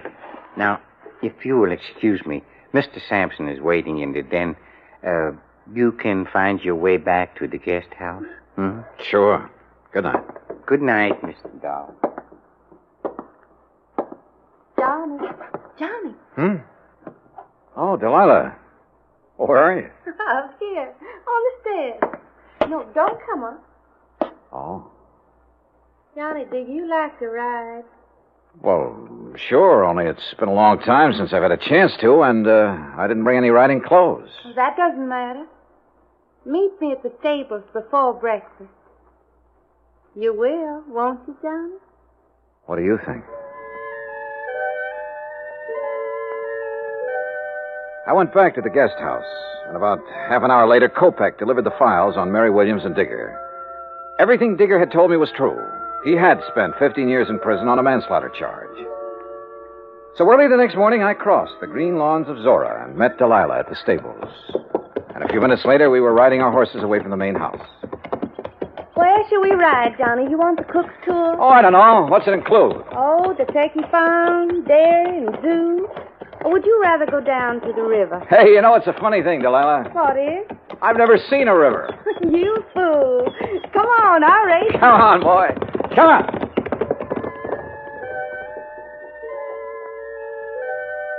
Finally, when we reached the river, we dismounted. And she just stood there for a long moment, looking down into the water. Well? I guess I'm just reaching for something I can't have. Yes. Do you understand, John? Why did you marry him, Delilah? His money. Only I was fooled. Or made a fool of. How do you mean? Well, he's a collector, Johnny. Coins and paintings and people. Well, hadn't you noticed? I'm just another one of his possessions with all the rights and privileges of a statue. And you know why Sampson married me? Because my parents named me Delilah. Well, why don't you leave him? Oh, I'd need money, a lot of it. And I thought I was going to get some. But now? Maybe I'll get another chance. And when I do, Johnny, you keep in touch, huh? We rode on back, had breakfast, and I returned to my rooms in the guest cottage. Around 11 o'clock, I picked up the phone and called Bert McGraw again. Johnny, about time you called. Yeah, what'd you find out, Bert? Enough to know that I'm in trouble, and you got to get me out of it. Trouble? What kind of trouble? That Confederate $50. Do you know what it's worth? $5,000. What? But you insured it for 20. I know it, but look, Johnny, it wasn't all my fault. I mean, well, how did Sampson know about the dies? What dies? The dies a man named Scott made 500 of those $50 from back in 1879. That's what lowered the price of the original $50. You mean there are 500 of those $50 in existence instead of 4? 504. The 4 original ones made in 1861, the rest were made later. Well, looks like you're out 20 grand, Bert. Oh, don't say that. Unless. Yeah? Unless you're willing to let me try something down here. Anything, Johnny boy, anything. Even if it costs $5 grand? Well, you know what'll happen to me if the company has to take a loss of $20,000 for something worth only $5. Johnny, please, go ahead. Thanks, pal. I'll call you later.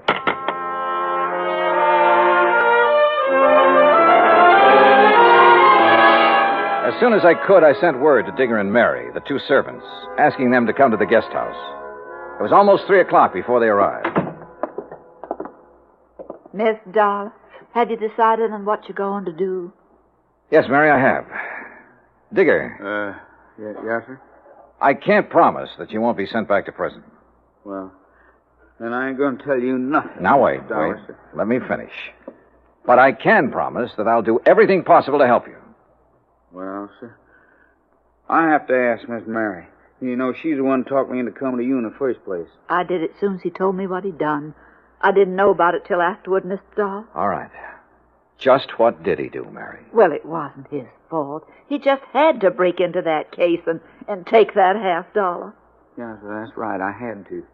Why? Because she said that she'd tell Mr. Sampson something real bad about me. Something that'd cause him to send me back to prison. She? Mrs. Sampson? Yes, sir. That's the truth, Mr. Dollar. I swear it. All right, Digger, go on. What happened after you took the coin? Well, sir, it all went like she said it would. I got hold of the $50 and ran on down to the river. Late that night, I was on my way back to where I was supposed to meet Miss Sampson and give it to her. Well, sir, then I tripped over something, and doggone if I didn't lose it. Oh, wait a minute. Come on now, Digger. You don't expect me to believe that. But it's the truth. Yes, sir. I had it in my hand, and when I fell, it flew out. And you can't find it? No, sir. No, sir. And I looked and looked. There's a good reason why he can't find it, Mr. Dollar. Oh? Yes, and you come with us. We'll show you. They showed me, and I had to agree there was a good reason. I told Kopek I wanted to see Mr. Sampson. While I was waiting for him, Delilah came down the stairs from her room. Johnny, I saw Digger take your suitcase out to the car. You aren't leaving. I will be in a few minutes. Well, Johnny, have you found the coin? No, not quite. But I know where it is. And I know how it got there. You do? Why did you do it, Delilah? Why did you make him do it? You ought to know by now, Johnny. I did it for the same reason I've done everything else in my life, for money. I thought I could use the money to get away from here. What'll you do now? I don't know. It's up to him. You do have to tell him, don't you? Yes, Delilah. I'm afraid I do. There's no other way. I mean, well, couldn't you say one of the servants? No, Delilah, don't you say it either. Okay, John. See you around, huh? Sure. See you around.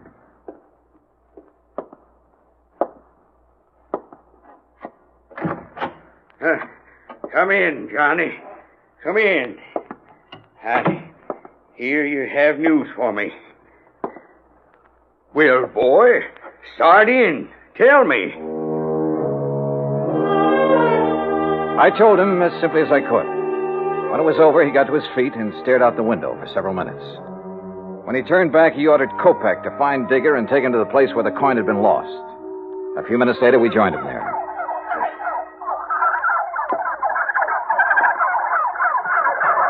I can't believe it. This where you lost the $50, Digger? On the turkey farm? Yes, sir. Yes, Mr. Sampson, sir. Right over there. Well, why didn't you get in there and find it? Well, I told Mr. Dollar how come I couldn't, sir. Well, Dollar? He couldn't find it because when he dropped the coin, one of those turkeys swallowed it. Dollar, what do you mean, one of those turkeys swallowed it? Well, sir, just what I said. Turkeys will eat anything that glistens or shines that's dropped near them. And since Digger was cutting across this field when he dropped the coin... But, boy, do you realize there are 2,000 turkeys in there, and any one of them could have my $50? The $50 Jefferson Davis, president of the glorious Confederacy, gave my grandpappy. Any one of them could have it stuck in his skinny red neck? Yes, sir, it certainly could. Well, good. Now, you just tell me, how do you propose to get me my $50 back? You can't do it. You'll have to give me my insurance money. Yes, we know. That's why we're willing to buy the turkeys from you. What? Yes, sir. I'll give you $5,000 for the turkeys and guarantee to return the coin within 90 days, providing... Go on. Providing you allow Mary Williams and Digger to leave here and be responsible for the recovery of the coin. You mean you're going to let them tend the turkeys? I'm going to give them the turkey. What? Oh, Mr. Dollar, you're a good man. Digger, you miserable... You hush up. Well, Dollar, you sly fox. Doggone, boy. You just got yourself two 1,000 turkeys.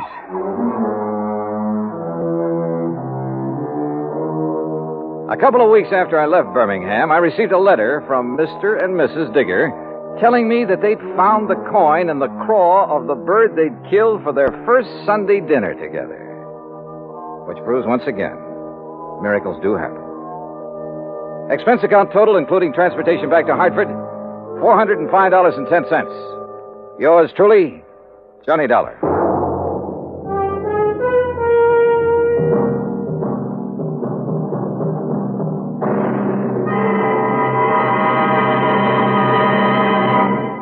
Now, here's our star to tell you about next week's story. Next week, the story of a tragedy that befell a sweet old widow, and the very surprising results. Join us, won't you?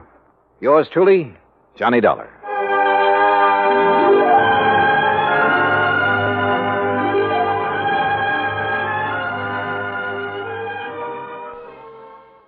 From Hollywood, it's time now for... Johnny Dollar. John, this is Harry Branson of Philadelphia Mutual Liability and Casualty Company. Well, hi, Harry. What is it this time? Fraud, murder, arson? No, none of them. Then what kind of a case has you in a dither this morning? As a matter of fact, John, there is no case. Oh, now don't tell me you're spending company money on just a social call. Why, Harry. Of course not. John, I wish you to take a motor trip with one of our very important clients. Well, now, that depends. Perhaps you've heard of her, Betty Charlene Winters. No, but she sounds interesting. She is. She's one of the most charming people. Very wealthy, too. John, you'll love her. Oh, tell me more. I want you to accompany her to her summer place on Lake Wawayanda in northern New Jersey. Sounds better all the time. On expense account, of course, plus a fee of $1,000 for the week or any fraction thereof. How can I lose? Harry, I'll grab the first train.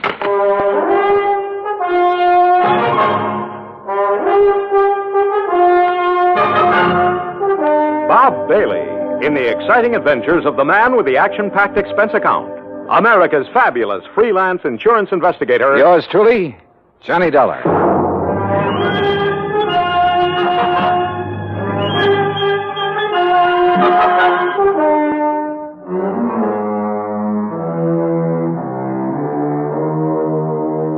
Expense account submitted by Special Investigator Johnny Dollar to the Philadelphia Mutual Liability and Casualty Company, Philadelphia, Pennsylvania.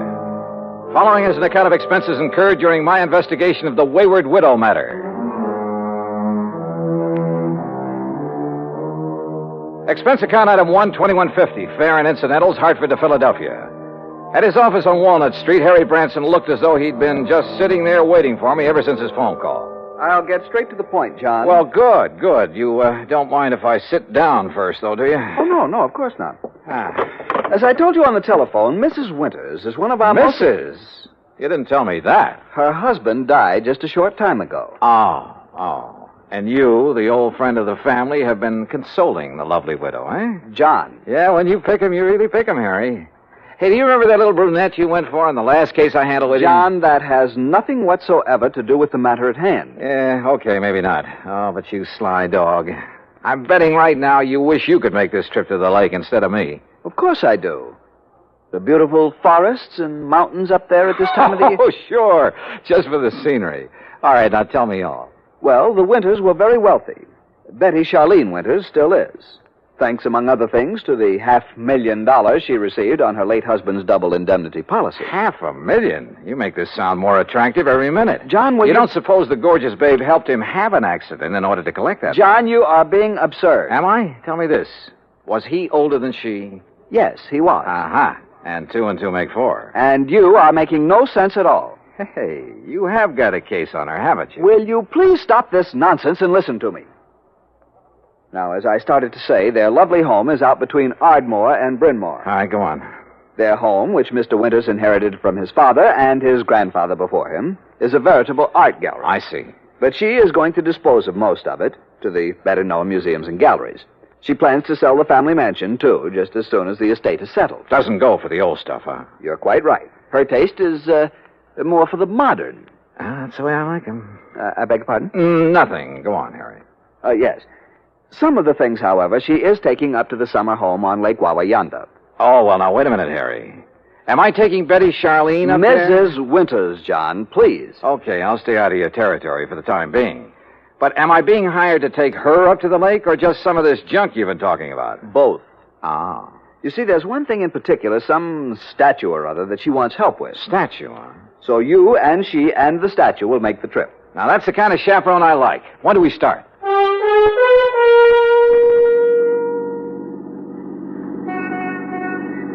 I must confess it's quite a relief to get out of that office for a while. Oh, don't try to kid me, Harry. The only reason you wouldn't let me find my own way out to this winter babe's home. Babe! Honestly, John, you sometimes carry this levity much too far. By the way, how long ago did her husband die? About, 4 months ago. Oh, brother, you don't even wait for the ashes to get cold, do you? John, I tell you that... What did he die of? Well, it was an accident. Yeah? In the car during a little trip that they were making south of here. He'd taken over the wheel from the chauffeur. They struck the abutment of a bridge over a tidal creek leading out to Delaware Bay. Oh? He was thrown out, and his body was carried into the bay. It was never recovered. And so our tasty little dish was left with $250,000 life insurance, a huge estate... John, I simply will not listen to any more of this sort of nonsense. Besides, this is the driveway up to the house. Lovely place, isn't it? It was lovely. There must have been over an acre of perfectly tended lawns and gardens. And in the middle, atop a slight rise, was the main house, built of solid white stone of some sort. Old, too, but in beautiful condition. This was wealth, all right, and plenty of it. Harry's year-old car looked almost tawdry in this setting. We stopped, went up the broad front steps and across a wide porch and rang the doorbell. Yes? Oh, Mr. Branson. That's right. Mrs. Winters is waiting for you in the sunroom. Thank you. Come, John.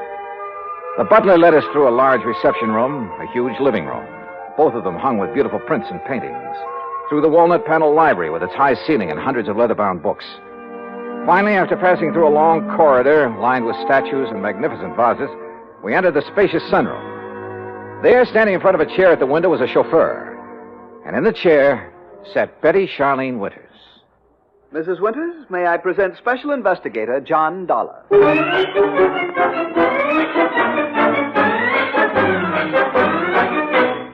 Well, she was a cute little thing, that I will say. But instead of a young, blonde, and beautiful, well, let's face it, she was 70 if she was a day.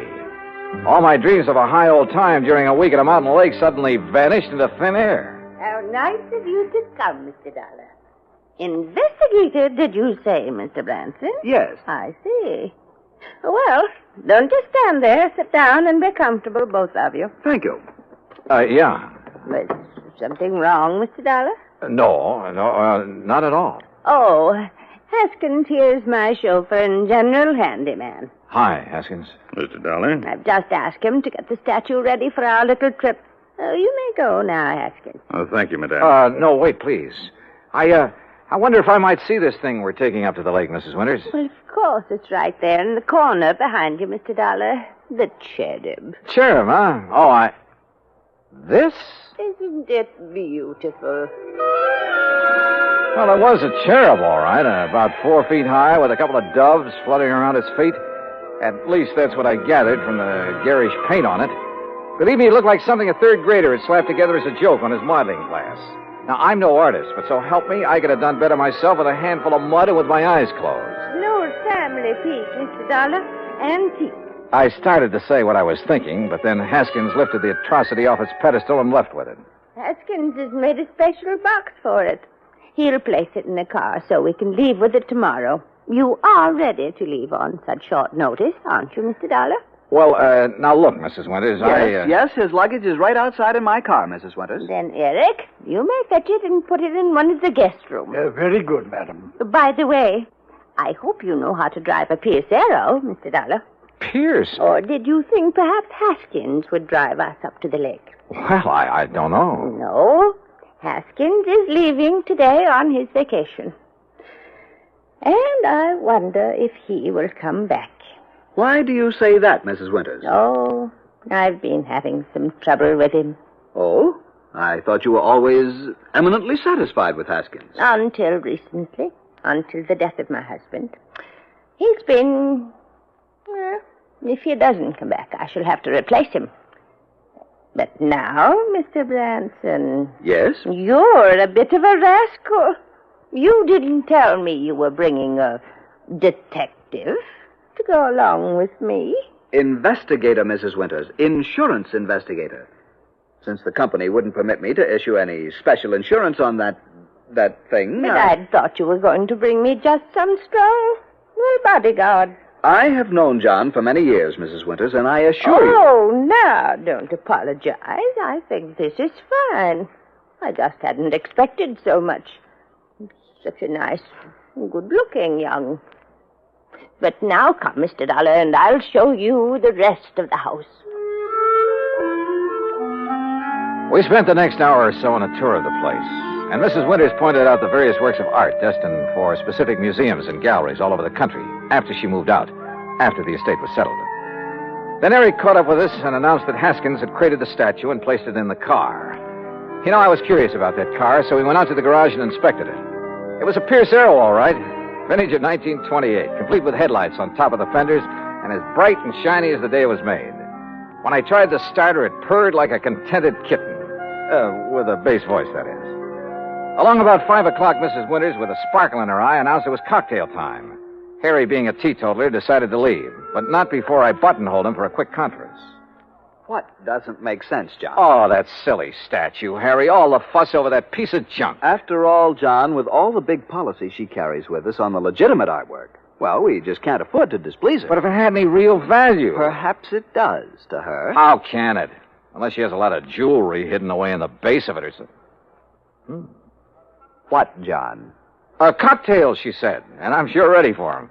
Go on back to Philly, Harry, and wait for my final report.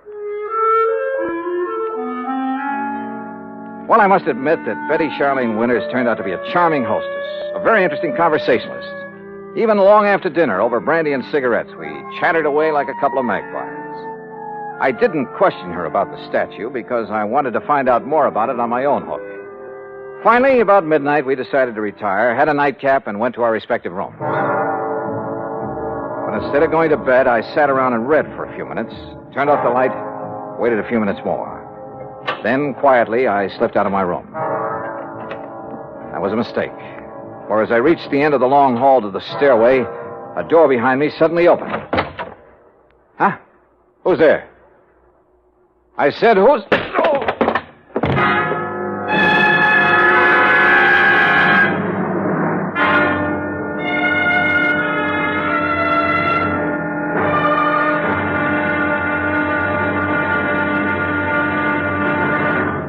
Act two of yours truly, Johnny Dollar, in a moment.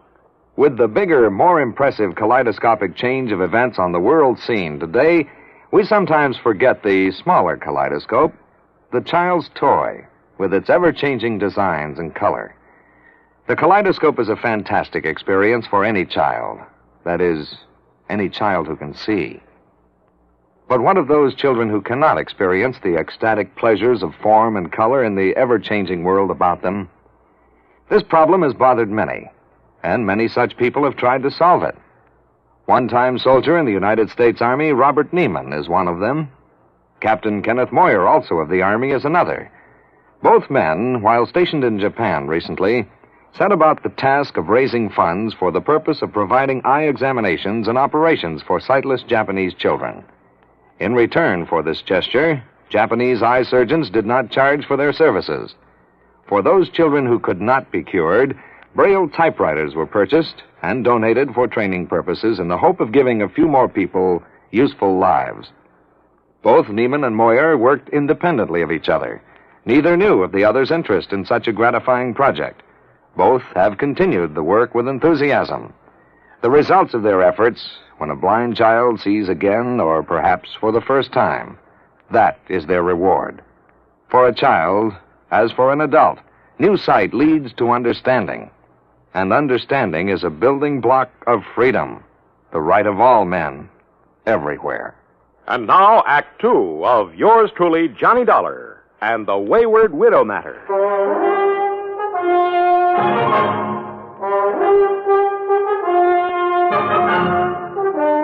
When I came to, it was morning, and I found myself in my pajamas lying comfortably in my bed in the guest room. But there was nothing comfortable about the lump on the back of my head. Whoever had slugged me out there in the hall had meant business. I got up painfully, went down the hall, and made a quick check of the room from which the attacker had surprised me. It was just another guest room. I showered, dressed, and went downstairs, where I found Mrs. Winters at the breakfast table. She was very much distressed over what had happened and suggested we go out and look in the trunk of the car immediately.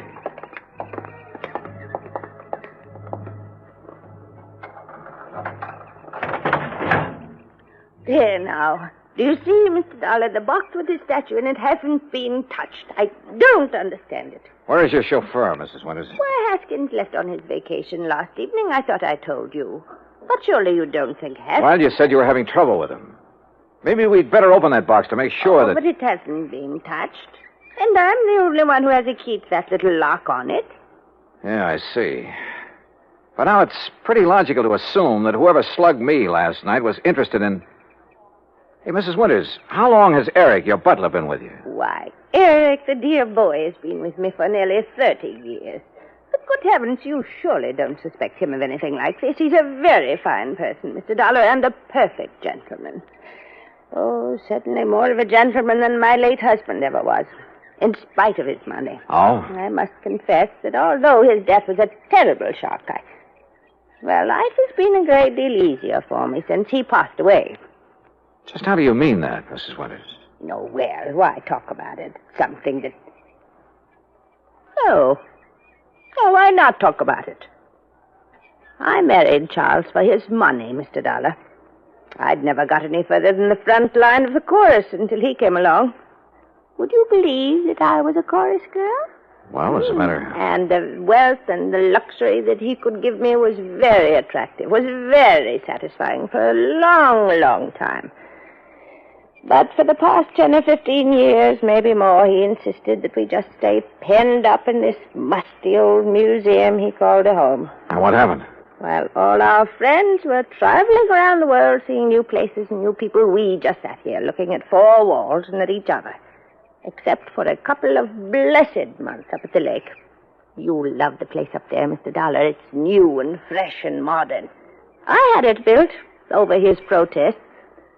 Young people came to see us, and it was such a relief from a... Well, I'm sorry. This must be so boring for you to hear. Not at all. Now, look. Why don't we call the police in about this thing that has happened to you?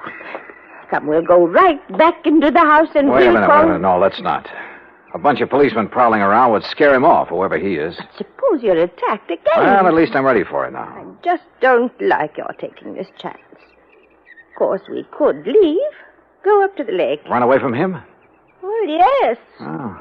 Of course, it might prove whether he's interested in the statue. If he follows us, I mean. Oh, dear. Why don't you let me call the police? Only if you think they ought to be around here to protect the house while we're gone. No, that isn't necessary. We have a very efficient burglar alarm system. Well, it doesn't look as though it was working very well last night, does it? Unless it was someone in the house who attacked me. Who else is there besides you and Eric? No one, except the cook. Male or female? Oh, no, Mr. Dollar, not Martha. Why, the poor dear is nearly as old as I am, and a real companion for me. Sounds strange, I know, but we're real nice friends. All right, let's go back in, have our breakfast, pack our things, and go on up to the lake. Eric, who served the breakfast and whom I hadn't seen since dinner last evening, kept giving me a rather strange look. And as soon as breakfast was over, I quickly stuffed my things into my handbag and headed down to the garage. Eric was waiting for me there. He insisted that he put my things into the trunk of the car, which killed any chance I might have had to pry open the box with the statue. I started to question him about the night before, but as it turned out, my questions were quite unnecessary. Yes, Mr. Dollar, it was I who carried you back to your room and put you to bed. Oh? You see, I was making a final inspection of the house, as I always do after everyone else has retired. I'm always concerned about the many valuable things we have. I don't blame you. Well, I was on my way up the main staircase when I heard you fall. I was slugged. Forgive me, sir, but when I found you there at the head of the stairs, I thought your condition was due to... you must pardon me, sir, but was due perhaps to having imbibed too much brandy after dinner? Not a bit of it. Somebody barged out of that guest room and struck me from behind. But I saw no sign of anyone else about. You're sure? Most certain, sir. Was this fancy burglar alarm system you have turned on? Yes, sir. Well, then whoever did it either stayed in the house until this morning or knew the place well enough to get out without setting off the alarm. But I don't see how that would be... Have you called the police, sir? No, and we're not going to. Mrs. Winters and I are leaving for the lake just as quickly as possible. But don't you think this is sufficiently serious to warrant... Don't forget one thing, Eric. It was pretty dark in that hall. The attack might have been intended for you. Good heavens. But why, sir? I don't know. Oh, dear. Oh, there you are. Eric, you may fetch my bags from my room while Mr. Dollar and I planned the trip. Very well, madam. Oh, you don't know how glad I'll be to get there. It's such a relief from this place. And all the things associated with it. I'll be so glad when Charles' estate is settled and I can sell this old house and just Martha and I can stay at the lake. Oh, I know all the paintings and things are all very fine and valuable. But I'm so tired of looking at them. Well, then why do you take this so-called, I beg your pardon, this statue up to the lake? Well, this is different. Oh, yeah, I'll grant you it is a bit different from the other things that... Oh, well, let's talk about it along the way.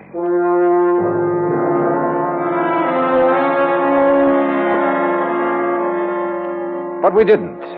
Simply because I didn't bring up the subject again. Why not? Because a couple of pretty wild ideas had begun to peck away at the back of my brain. Ideas just crazy enough to have some basis in fact. The 1928 Pierce Arrow ran like a dream in spite of its advanced age. And Mrs. Winters, in spite of her advanced age, kept the conversation going at a merry clip. There was a sparkling, almost buoyancy about her.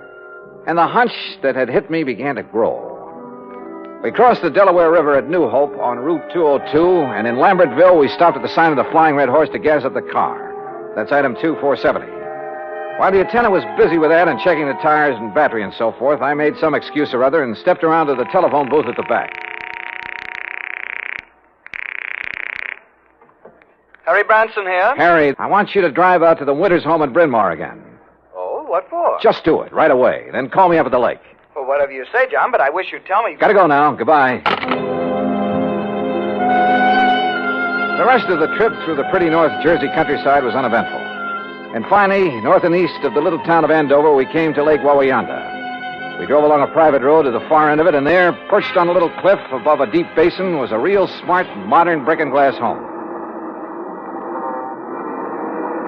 That's right. Straight up the little hill and park in front of the garage. Little hill? I just hope we can make it. Right here.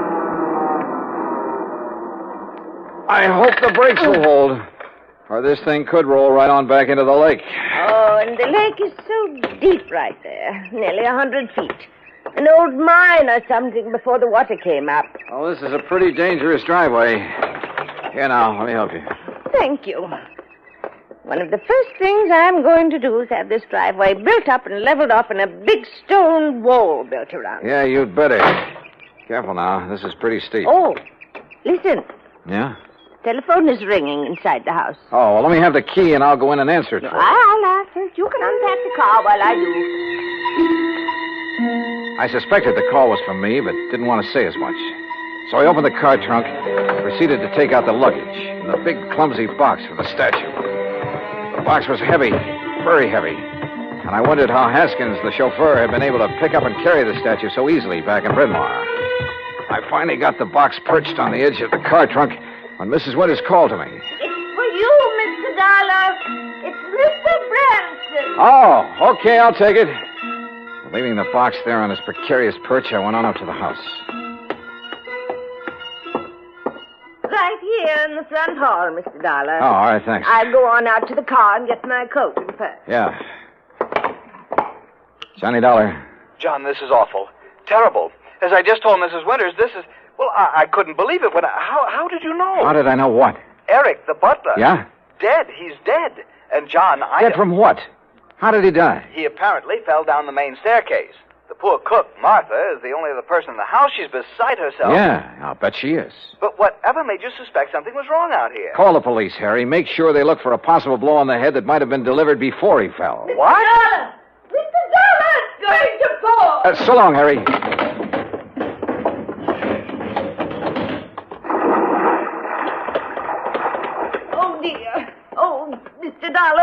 dear. Fell off the back of the car, huh? Yes, the big box. I must have bumped it when I reached into the trunk for my weekend case. Bounced right down into the lake, huh? Yes, my beautiful little statue is at the bottom of the lake. Oh, well, don't worry, Mrs. Winters. We'll get it back. I'll have a diver come up here. No. It's all right. We'll leave it there. Huh? No, you were right. It'd only be another memory of the musty old house in Brenoir. It has no place here where everything is so fresh and new and clean. We'll get it back. But it really had no actual value. You were right, Mr. Dollar. It's better to just... Yes, we'll leave it there. Sorry, Mrs. Winters, but that's where you're wrong. Why, Mr. Dollar... We'll get it back, all right. And whatever's in it. Oh, dear. I suppose I might have known. Expense account item 3, $290 even for the diver who came over from New York and retrieved the box from the deep hole in the lake. 2 boxes, as a matter of fact.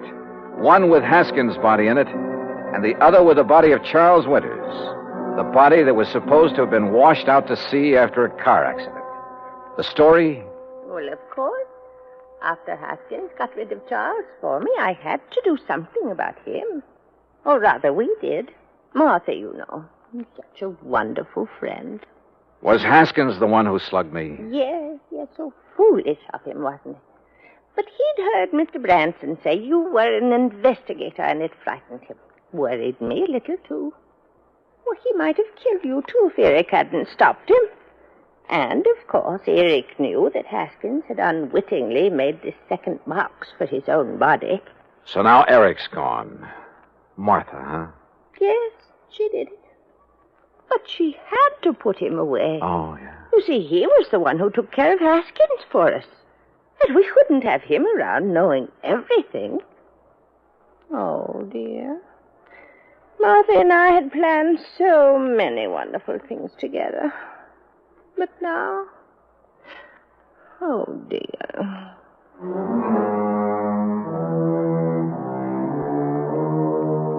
Expense account total, including incidentals and transportation back to Hartford, $365.50. Remarks?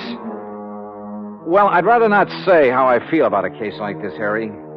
A whole crime wave by a couple of apparently sweet old ladies. The legal procedures, and there'll be plenty of them, are up to you and the company, as well as recovery of the insurance paid on poor old Charles Winters. Hey, next time, give me a case that doesn't turn my stomach, will you? Yours truly, Johnny Dollar.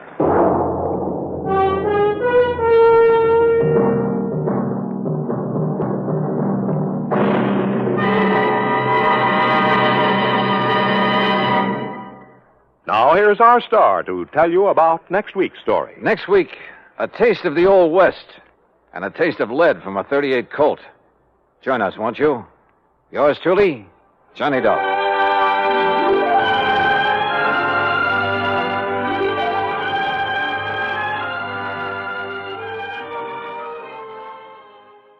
From Hollywood, it's time now for...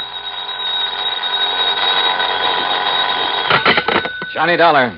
Fred Larkin, Johnny. New Jersey Fire and Casualty. Hope I didn't get you out of bed. Well, you sure did, Freddie, but how are things in Trenton? In Trenton, fine. In the little town of Vineland, I'm not so sure. Vineland. About halfway between Philadelphia and Atlantic City? That's the place. What goes down there? Fire. Arson? That's what I hope you can find out. Well, any reason for suspicion? Yes. The man who holds the policy on $83,000 worth of bedding. Bedding? Mattresses, box springs that went up in smoke 2 days ago. Okay, Fred, I'll grab the first train.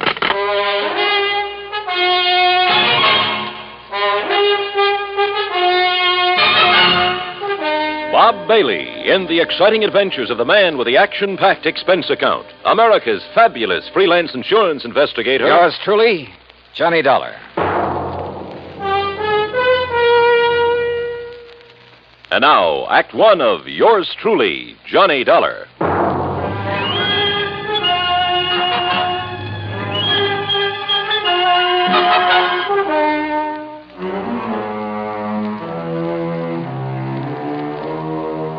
Expense account submitted by Special Investigator Johnny Dollar. To the New Jersey Fire and Casualty Insurance Company, Home Office, Trenton, New Jersey. Following is an account of expenses incurred during my investigation of the Smoky sleeper matter.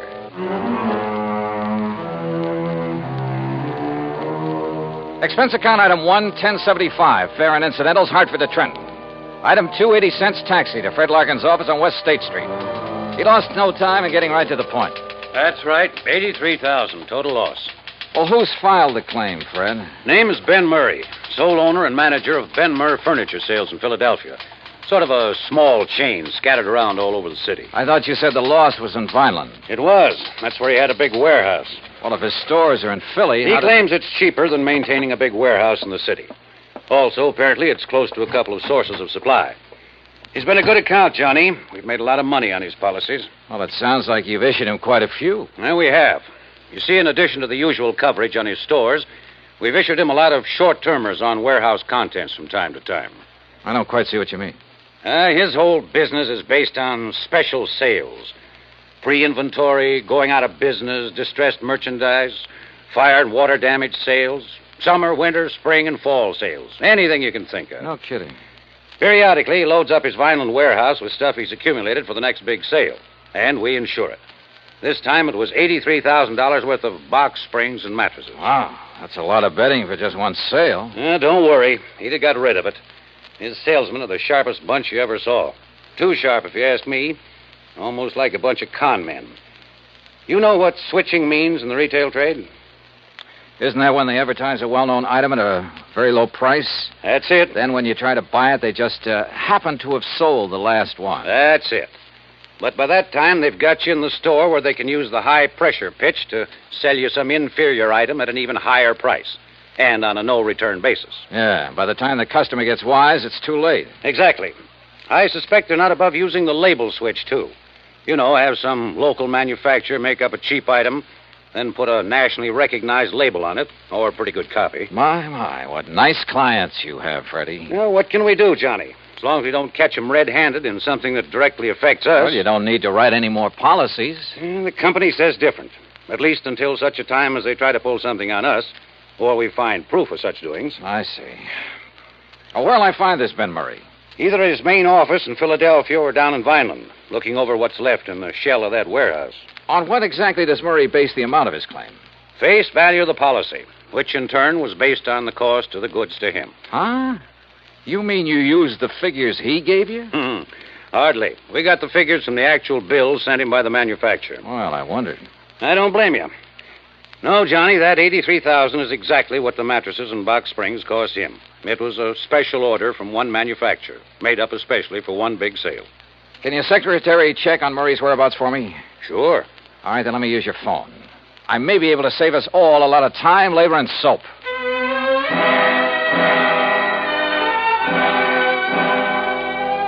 I called my old friend Adam Bowles, who lived within a few miles of Vineland, who, before he retired, was one of the top arson men in the country. Investigator, I mean. He wasn't home, but I left word for him to drive to Vineland and meet me in the lobby of the East Landis Hotel whenever I got there.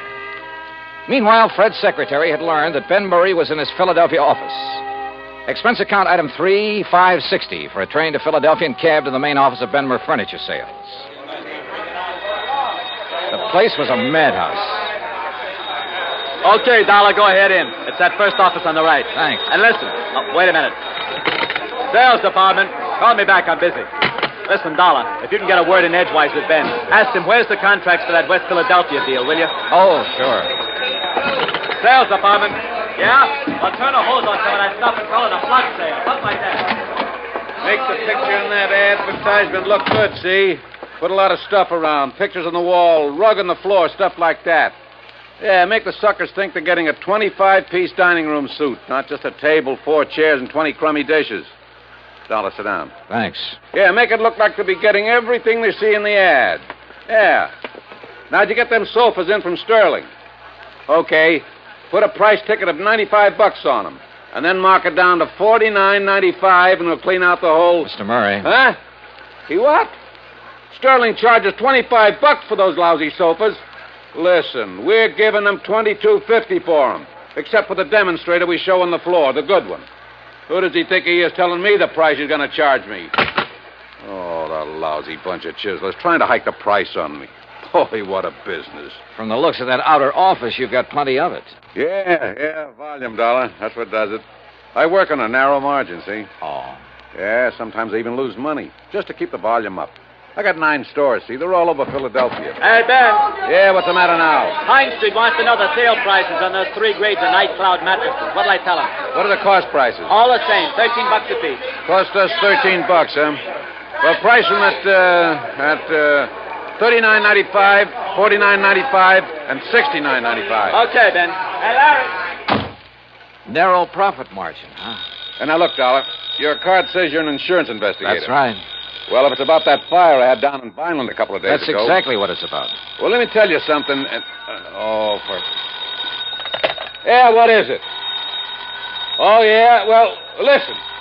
Hey, pick that other phone off the hook, Dollar. That noise is killing me, will you? Why not? I might learn something. Well, you tell him I don't care. He's the Department of Internal Revenue in person. Hello. We pay Hey, for protection Ben, against guys I got like a him, dame here in and the he'll look store at found out whatever that books bed we we want sent him to her look wasn't at. the You hear same that? one she saw on the floor. Well, now, wait just a minute. She threatens to go see the Better Business Bureau. Well, look, this isn't Ben. Huh? That's what I mean. Just hold on a minute, will you? Hold on. And you tell that bookkeeper we got there, he either keeps the books the way I tell him, or either he... well, look, I'll call you back, see? Did you hold that call for me, Dollar? Yeah, here. Yeah. Hello? Yeah? Yeah? Well, don't take any chances. Give her anything she wants. Give her the one she saw on the floor. Go out and buy her one, a good one. Just make her happy. Keep her from... well, you know what I mean. Yeah. Troubles. Well, now, look, Dollar. You think there was anything wrong with that fire, you prove it, I'll give you this whole business. What do you think I am, a crook? I haven't said that yet. Then what's the idea of investigating? Not you, but that fire. We always investigate when a claim this large is involved. Oh, yeah? Do it automatically. Look, I'm trying to run an honest business here, just barely scraping by. That phone call just now. A customer ain't 100% satisfied, we make her satisfied. Oh, sure. To keep her from blabbing about the way you rooked her. Oh, look, get out of here, would you? Can't you see I'm busy? I try to run a decent business here, and punks like you come in and... Oh, if I'm... Yeah, hold on. Look, you got some legit reason to investigate, Dollar. You come around then. Maybe I will. Now go on, get out, will you? Gladly. Listen, Charlie, you tell him he tries to outsmart me, I'll sue him for every cent he's got. Expense account item 4, $50 deposit on a drive-your-own car.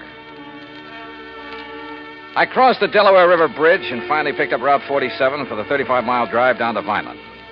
Flat country, this, with plenty of beautiful trees and rich farmland, and occasional cranberry bog.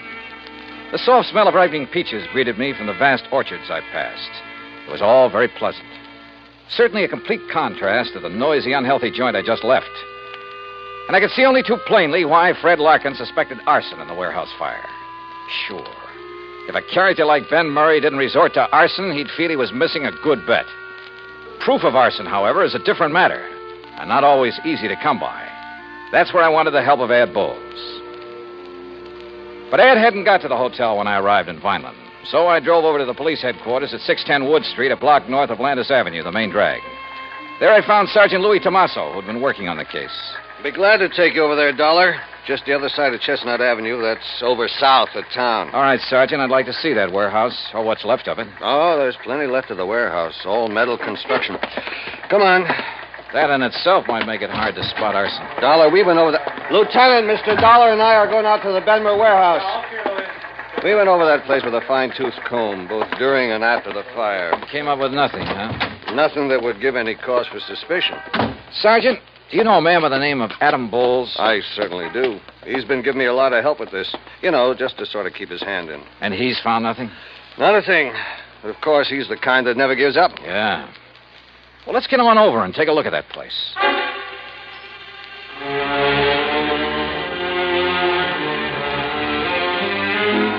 It was obvious that the whole contents of that warehouse was damaged beyond repair. And apparently the big steel building had been packed to the roof. I looked over some of the damaged mattresses very carefully, sometimes with the aid of my pocket knife, and I learned some rather interesting things. Things that showed the best possible reasons for wanting to burn up a lot of merchandise like this. Wow. Well, have you seen enough, Mr. Dollar? Yeah, I guess so. But I still want to talk to Adam Bowles. So let's go on back to Wait town. a minute. Looks like Ad pulling up in that car there. Huh? Oh, so it is. Hey, Ed. What? Johnny! Yeah, well, hi, Ed. Sergeant, don't tell me you'd sent for a half-wit like Dollar. Just a minute now, Stinky. Why, the greenest rookie on the force would get further Ed, than... I'll brain you. You two know each other. You kidding? Johnny, how are you, baby? Great, just great. You got my message, huh? Yeah, but I hereby inform you that, as usual, you got here too late. Oh, is that so? When I found out you were coming, I decided I'd better get to work, if only to show you up. So I did, and I found out who started the fire. Well, I've got a pretty good suspicion myself. Who did it, Ad? Poor old Jerry Cumber. Who? Jerry? The old town ne'er-do-well? Yep, that poor, foolish old wino. Well, how'd it happen? Oh, he was just wandering around that night, as he often does, with a bottle to keep him company. Found the back door of the warehouse open, thought he'd take a little nap, or rather sleep it off. He certainly had his choice of nice soft beds. Yeah, so he went to sleep with a lighted cigarette in his fingers. And there you have it. And the funny thing, Sergeant. Yeah? Only charge you can really hold the old bum on is being drunk and disorderly. And, of course, trespass. What? Well, you look it up. You'll see I'm right. As for you, Johnny, you can just go on back to your company and tell them to pay the claim. Oh, that's so? Yes, sir. Case is closed. At least for you. That's where you're wrong. Huh? After a couple of things I heard at the Benmer office, plus a couple of things I've seen here, Adam, I think this case is just starting for me.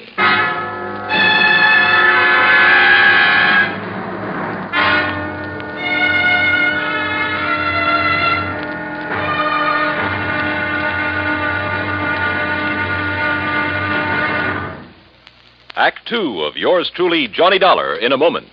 For a long time, people have been saying that the Earth is shrinking because transportation is getting faster and faster. And because this is true, people are getting closer, too. Today, our neighbors are not only the ones who live next door to us, they're all over the world. It is axiomatic that one should help his neighbor.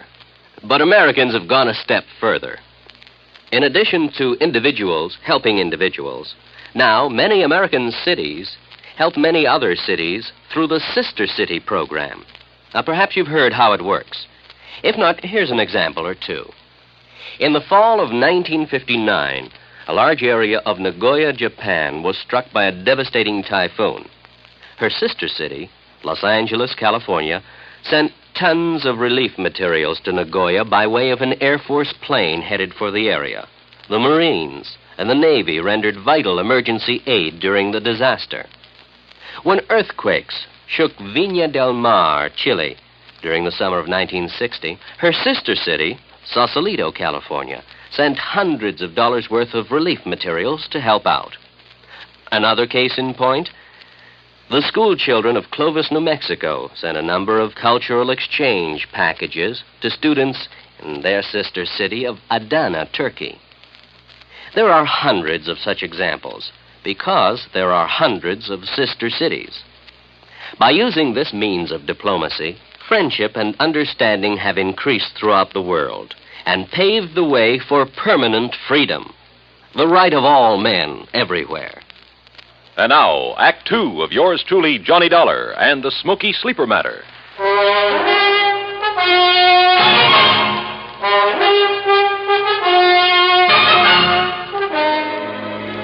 From the looks of things, the case was practically over. The fire at the warehouse full of box springs and innerspring mattresses had been accidental. And it looked, I underline that word looked, as though Ben Murray's claim for reparation to the tune of $83,000 was entirely justified. Ad Bowles, the finest expert on arson I knew, had produced the man who started the fire as proof. So, on the surface, there was nothing for the company to do but pay Ben Murray's claim. But I smelled a rat, a big one. Expense account item 575 cents for a person-to-person call to Fred Larkin in Trenton. Well, Johnny, if you're satisfied with Bowles' conclusion that it wasn't arson, well, that's that. We'll have to pay off the claim. What if I could prove fraud? Fraud? What do you mean? Look, Fred, you told me you saw the bills, the manufacturer's bills, to Murray, giving valuation on the bedding that was stored in that warehouse. Yes, I have photostats of those bills right here in my desk. But what... Good for you. Dig 'em out, will you? Oh? Why? Go on. Dig 'em out, Fred, and read 'em to me. What if there was no arson? I fail to see what you're driving Look, will at. you do what I ask you? I'm trying to save your company some money. All right. Here now. Now, what do you want to know? Well, the labels on the remains of the mattresses I looked at the scene of the fire, those labels indicated there was a model called the Night Cloud Sleep Rest. And that checks with these bills. Let's see.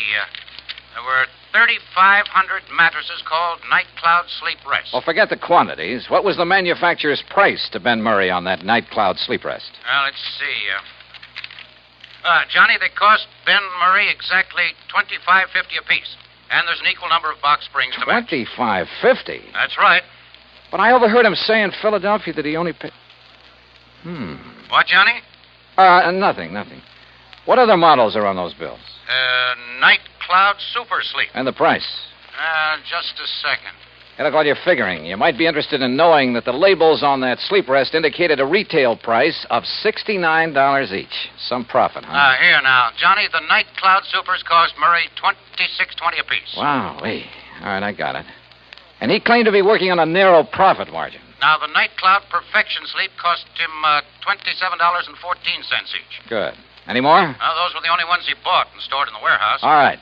Now, give me the name and address of the manufacturer. Easy. Golden Bedding Corporation, Woodbine, New Jersey. Good. Now, one more thing. Can you think of the name of another big chain of furniture stores, like Ben Murray's, only in New York or Chicago or some other big city? Well, of course, there's Glauder Brothers in New York. Glauder Brothers. Only they're such a disreputable outfit that when they try to talk insurance with us... Freddie, that's all the better. Thanks a lot. Now, wait, Johnny. You still haven't told me... Oh, I will, Freddie. Don't you worry. I will. Why I didn't get pinched for speeding somewhere along Highway 49, I'll never know, because I certainly didn't hold back the horsepower. Just short of the town of Tuckahoe, I turned off on 557 and then, a few miles later, pulled into Woodbine. Although it's a small community surrounded by farms, it boasts a big hat factory, a couple of clothing factories, a vast, sprawling state institution, and on the far edge of town, the Golden Bedding Corporation's huge plant. I figured the best thing to do was put on a bull front and bull my way into the president's office. But any such tactics proved entirely unnecessary.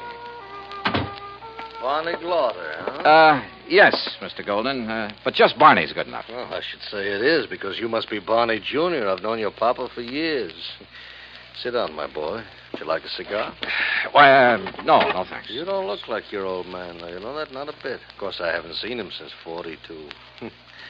Barney Glauder. Yeah. Well, what are you doing in this part of the country, huh, Barney? Business. Pleasure trip. Business, huh? What's the matter? We haven't had any orders from you people lately, huh? Well, up to now, I haven't really had anything to do with the business. Living off the old man's millions, huh? Smart boy. Did you go to college? Yeah, full 4 years. Yeah, that's the way. Smart boy. Now you are in the business. Buying, maybe? Well, if you mean from you, that depends. Well, if you're as sharp as your papa... How old is he now, huh? Pop? Yeah. Oh, let me see. Yeah, how's your mama? Mama? She... look, Mr. Golden, if you don't mind, we'll talk business first. Chip off the old block. Sure, business always first. After, maybe you come out to the house and have dinner, huh? Talk over old times, your family. Sure, maybe. All right, you go right ahead. Tell me what you want to order. 1,000 mattresses and box springs, huh? 10,000?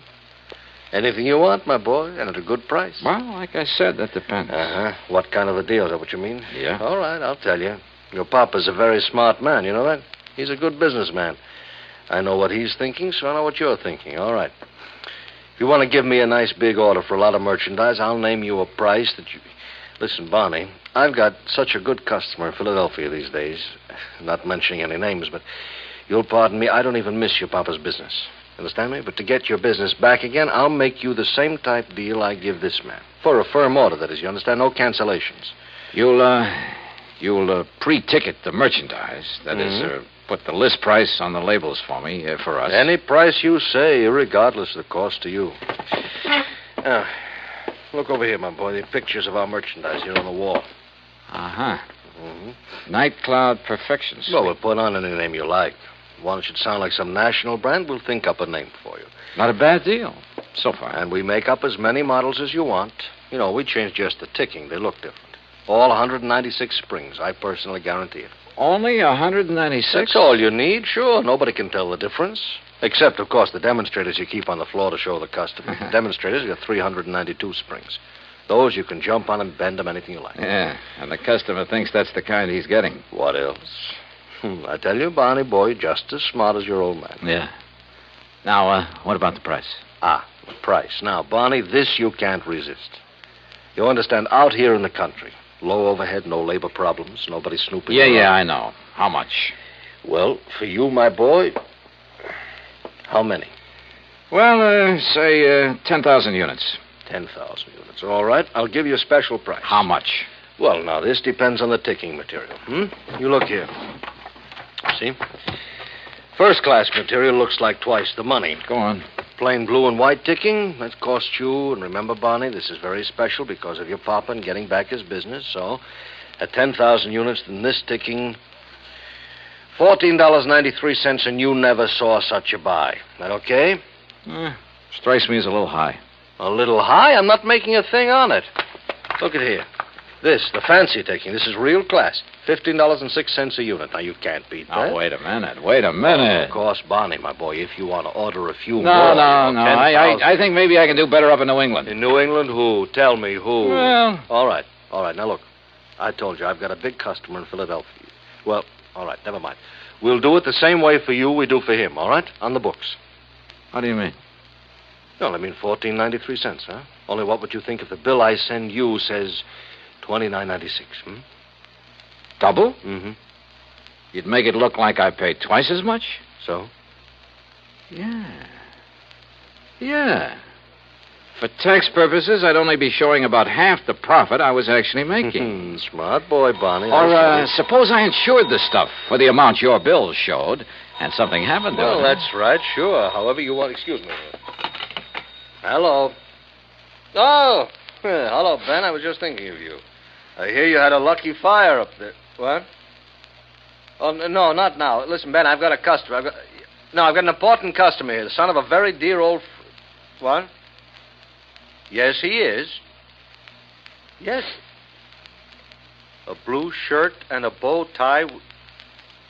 Oh, no. Ben, I'll call you back.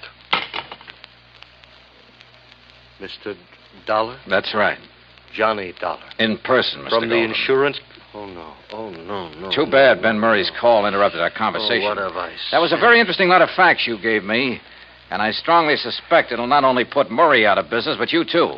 And a lot of people you've been dealing with. Dollar. Brother, I hate to think of what the Better Business Bureau will do when they get hold of these facts. To say nothing of the Federal Trade Commission. Dollar, listen to me. But I have a notion it'll help to clear up one of the dirtiest chip rackets in years. There's no need Even to the go long-suffering public understands this sort of shady operation when it's brought to their attention. It's not at all... As for the decent, legitimate national firms you've been practically stealing listen from... To me, Dollar, will you please listen a minute? Yeah, go ahead. Business has been good. I've made a lot of money. Oh, now, wait a minute, Maybe you could use a little bit. We'll call it the commission, huh? Say $10,000. In cash, it wouldn't show. Golden, I wouldn't even spit on that kind of money. Oh, I could maybe persuade you. You couldn't persuade me to have any part of it. Brother, you've had it coming for a long, long time. And believe me, I'm going to see that you get it. Understand? Yes, Dollar, you make it... I understand. I understand you, too. You dirty crook. You faker. You liar. You cheating, dirty, conniving, chiseling liar. You ruined me, you hear? You ruined me. Yes, Fred? I'm afraid that your nice client, Ben Murray, based his insurance claim on a lot of values that didn't exist. On the hiked-up prices. Hiked up to cheat you and the income tax boys. And if that is an outright fraud, I'll eat my shirt. So you can just forget about paying that claim or any part of it. And I hope that you and the company will take whatever legal steps are necessary to put these guys out of business. Expense account total, including incidentals and the trip back to Hartford, $130.49. And cheap at half the price. Yours truly, Johnny Dollar.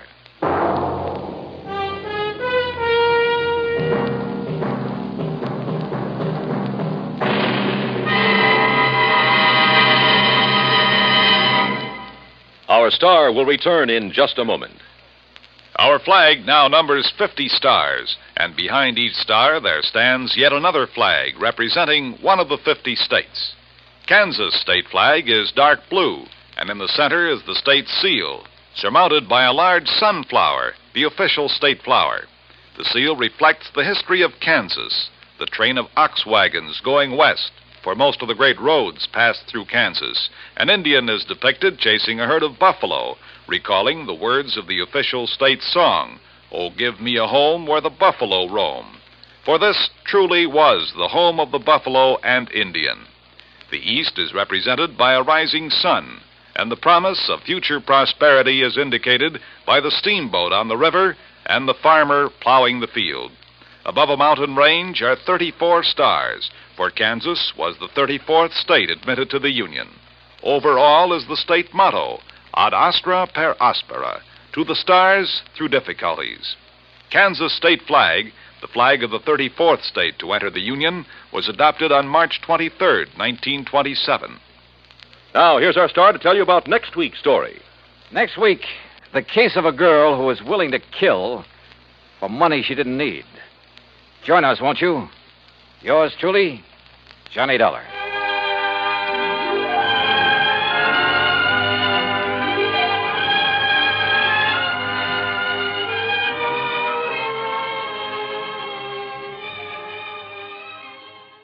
Time now for Johnny Dollar. George Reed, Johnny, at Floyd's of England. How are you, George? Do you by any chance remember Durango, Laramie, Dalhart? From that place out in Oklahoma with the crazy name of Bum Spung? That's right. Now, Johnny... How could I ever forget him? And more to the point, has he ever forgiven you? Forgiven me? After all, you were the one who accused him of passing counterfeit money. Well, I when know. all he did was wash and starch and iron a few $100 bills to make him look nice and new and crisp. I'm quite frank to admit I was entirely wrong about him that time. Hey, tell me, does he still pay his premiums in brand new money and in person? Yes, and that's what has me worried. How do you mean? Well, he wrote me some time ago and said he'd be here on the 10th of last month to pay his regular $4,500 premium. The 10th of last... Well, that's nearly 6 weeks ago. Exactly. And he hasn't appeared. Well, did you write or wire him to see what's holding him up? I got no answer. Johnny, I think something's happened to him. After all, with the way he flashes money around, it's a wonder somebody hasn't knocked him off long before this. George, if anything's happened to old Durango, Laramie, Dalhart. Yeah, I thought you'd feel that way about it. Yeah. I'll let you know what I find out when I get to, if you'll pardon the expression, Bum Spung.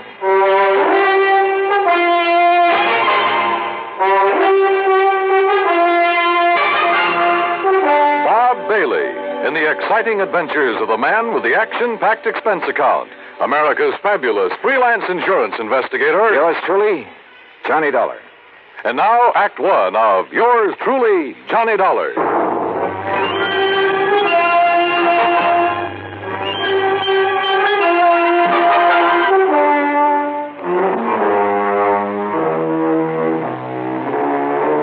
Expense account submitted by Special Investigator Johnny Dollar to Floyd's of England, American Office, Hartford, Connecticut. Following is an account of expenses incurred during my investigation of the Durango Laramie matter. George Reed has quite a penchant for handing me really offbeat cases, but for once this looked like serious business. Expense account item 1, 9420, transportation. I arrived in Enid, Oklahoma shortly after 4 a.m. Item 2, $1.85 for breakfast. Item 3, $50 deposit on a rental car. I headed due north on Highway 81, across some of the flattest plains country I've ever seen, that I hadn't expected to see again so soon. About 26 or 7 miles further on, after crossing what remains of the Salt Fork of the Arkansas, I spotted the familiar weather-beaten sign indicating that Bum Spung was somewhere up a rough dirt road to the left. Bum Spung, named by the Indians. It means bad water. And finally, there it was, the same old broken wooden fence surrounding a couple of acres of poor sandy ground. The same ramshackle house, the broken-down barn, propped up in spots with timbers. And in the yard were the same 2 sad-looking cows I'd seen on my previous visit. The swayback horse and the friendly, mangy, toothless hound, some decrepit-looking chickens. Bum Spung, so-called ranch of Durango, Laramie, Dalhart, who'd made it in oil and who chose to settle down in this lonely, desolate spot. And standing there looking at it, it was hard to believe that the inside of the huge unpainted house was clean, modern, well-furnished, thanks to his niece Carol, who occasionally came up to see the old man. As I swung aside the sagging wire gate, I wondered if she was here now. I wondered if anyone was here, but not for long. Durango! Durango, it's Johnny Dollar. Stay outside that fence, you meddling young varmint. This here now is private property. Wait a minute. You're not Durango. I came here to see Durango Laramie Delhart. Oh, you did, eh? Well, Durango ain't here. Now, look, you. Oh, you shut up that gate and drive away from here.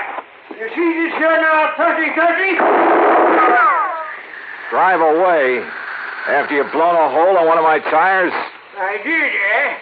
Well, I guess that wasn't very sociable, now was it? Hey, look, lower that gun for a minute, will you? Oh, no, you don't. No, you don't. You try anything funny and I'll let you have it. Only, I guess it is up to me to fix that there tire for you, ain't it? Huh? After all, as long as I done it. Now, let me take a look and make sure you just ain't up to some trick here. See what I am. Hey, just give me that gun now. Oh, no, you don't. No, you... Okay. Now, who are you and what are you doing here and where's Durango? My Hofford, sonny. You sure pack a punch. Start talking, mister. Who are you? Who am I? Sidewinder Wilson, that's who I am. Who'd you think? And who are you? Johnny Dollar, insurance investigator. What are you doing here? What am I doing here? Why, old Durango sent me a telegram, that's why. Oh, yeah? Sure. Here now. Read it for yourself.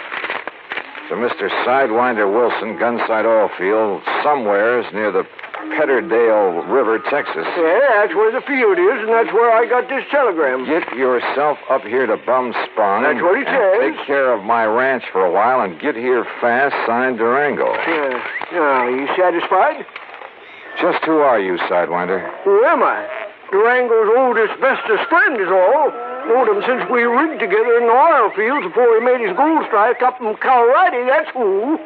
So when he tells me to come up here and take care of things, I come, that's all. What'd you expect? But now look here, Johnny, is what you say your name is? Johnny Dollar. Yeah, well, there's something I don't like about Durango's going away this time. What do you mean? What I mean? Well, I mean the way he must have left in a powerful hurry, that's what. You know Durango pretty good? Pretty good. Well, can you see him leaving this nice house of his'n with all the doors and windows unlocked? He wasn't here when you arrived? No, sir. He'd already went away. And can you see him leaving no food around for the cattle and Methuselah and Primrose? Methuselah and Primrose? What is this? The horse and this nice old dog here. And what about the tractor?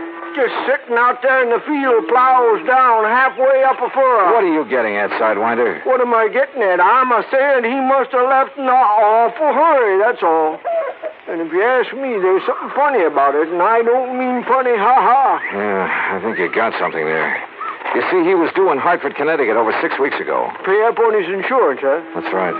All loaded down with brand new money, I bet. Probably. Yeah, I've told that crazy old coyote 1,000 times that he oughtn't to go traipsing all over the country with all that money in his kick.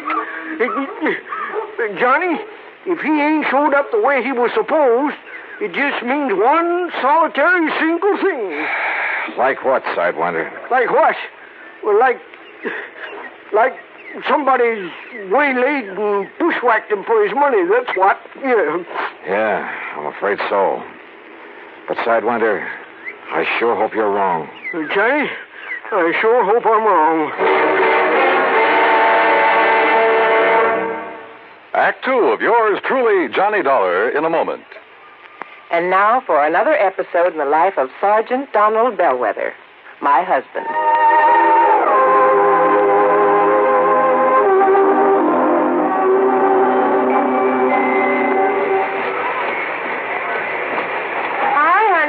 Fix the windshield wipers? I sure did, Reba. How's that? Oh, you fixed them. Good for you, Donald. Thank you, my dear.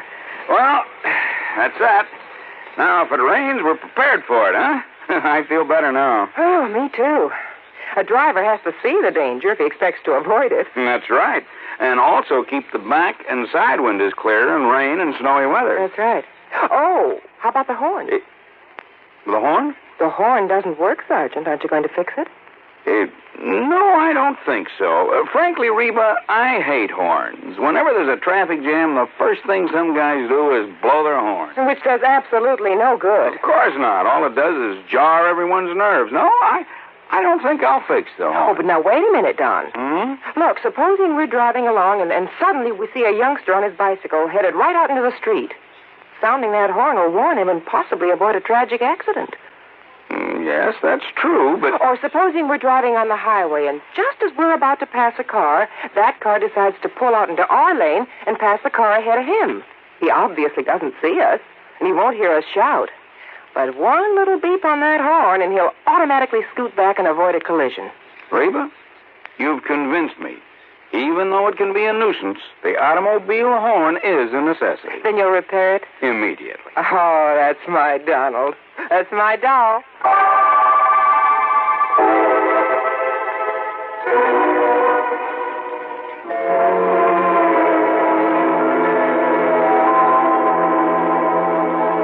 And now, Act Two of yours truly, Johnny Dollar, and the Durango Laramie matter. Durango Laramie Delharts, cradle character from Bumspung, Oklahoma, gone, disappeared. His pal, Sidewinder Wilson, a bit of a character himself, had no idea what might have happened to him, but feared the worst. And I had to agree that his fears were justified. But tell me this, Sidewinder, have you heard anything from Durango's niece, Carol? You mean that pretty little gal fixed up this place for him so nice, kind of looks after him? That's the one. Well, say, don't she live down to Enid?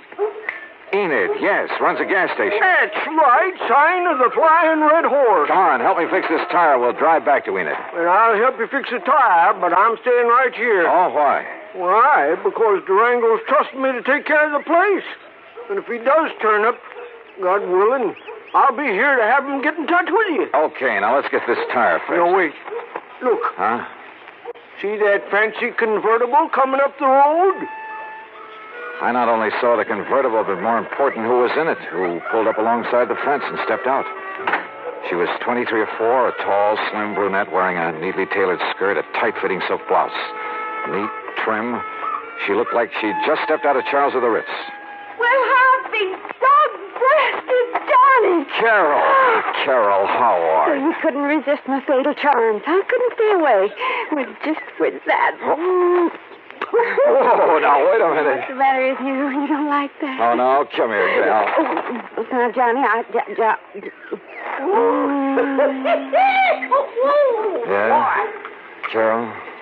Oh, Johnny. Gee, I've missed you. Oh, you shut up, Sidewinder. Johnny. By God, by glory, Durango could see Durango. Oh, yeah. Carol, listen to me. You gonna propose, Johnny? Where's Durango? Have you heard anything from him since he left here 6 weeks ago? He went to Hartford. But he hasn't arrived there. Oh, now don't you start worrying none about old Uncle Durango or anything.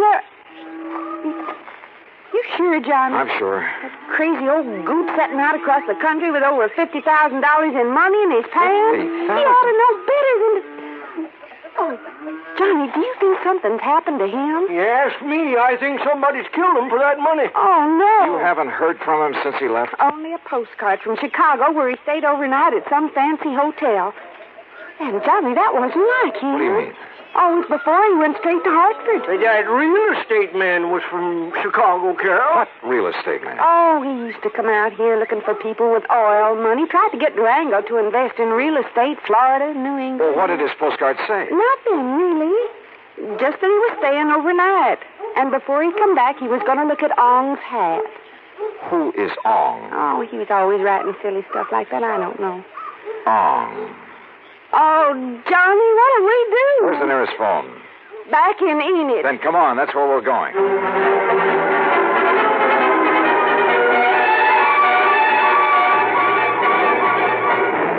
In Enid, I put in a long-distance call to Phil Avery, an old friend at International Press Service, in the hope that if Durango's body had been picked up anywhere in the country, the news files would have some note of it. Durango Laramie Dalhart? That's a man's name? Yeah, Phil. Does it mean anything to you? I'll say this, Johnny. If a name like that had ever come in over the wires, I'd certainly remembered it. But it hasn't. Not to my knowledge. Incidentally, what's this all about? Oh, he left here loaded with cash. Now he's disappeared. No clues? Only that he's planned to see some guy named Ong. Ong? For some crazy reason, he's interested in Ong's hat. Well, that's about as silly as...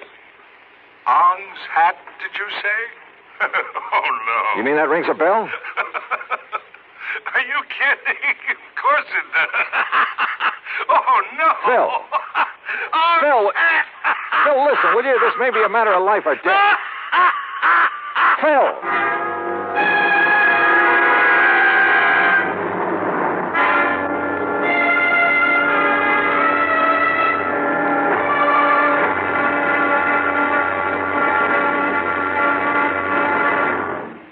Act 3 of yours truly, Johnny Dollar, in a moment. And now for another episode in the life of Sergeant Donald Bellwether, my husband.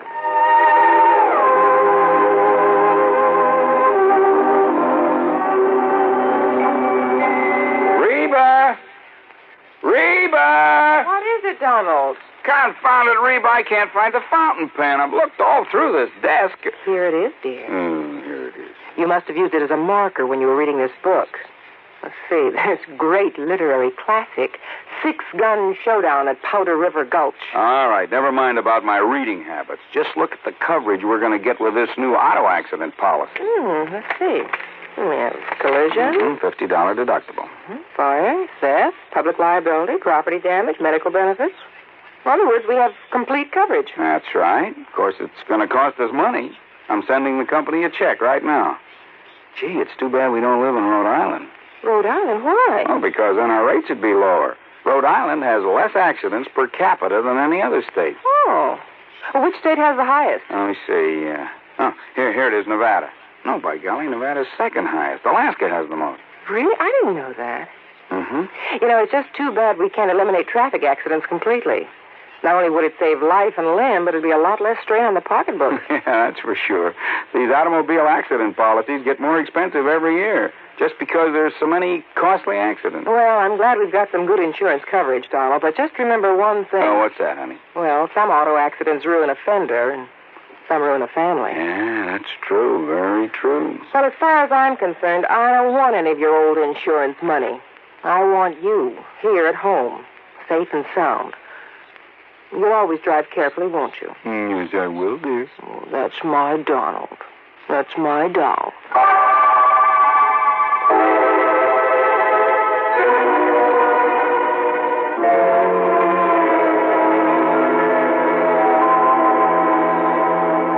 And now, Act 3 of yours truly, Johnny Dollar, and the Durango Laramie matter.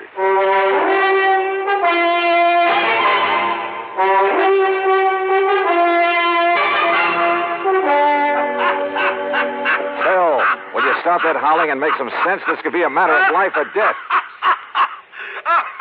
Ong, did you say? That's right. You know who he is. Ong's hand. Oh, no. Do you know him? No, I don't know the Ong, but I know what it is. Huh? Ong's hat, New Jersey. What? Sure. down in the pine and cranberry bog country.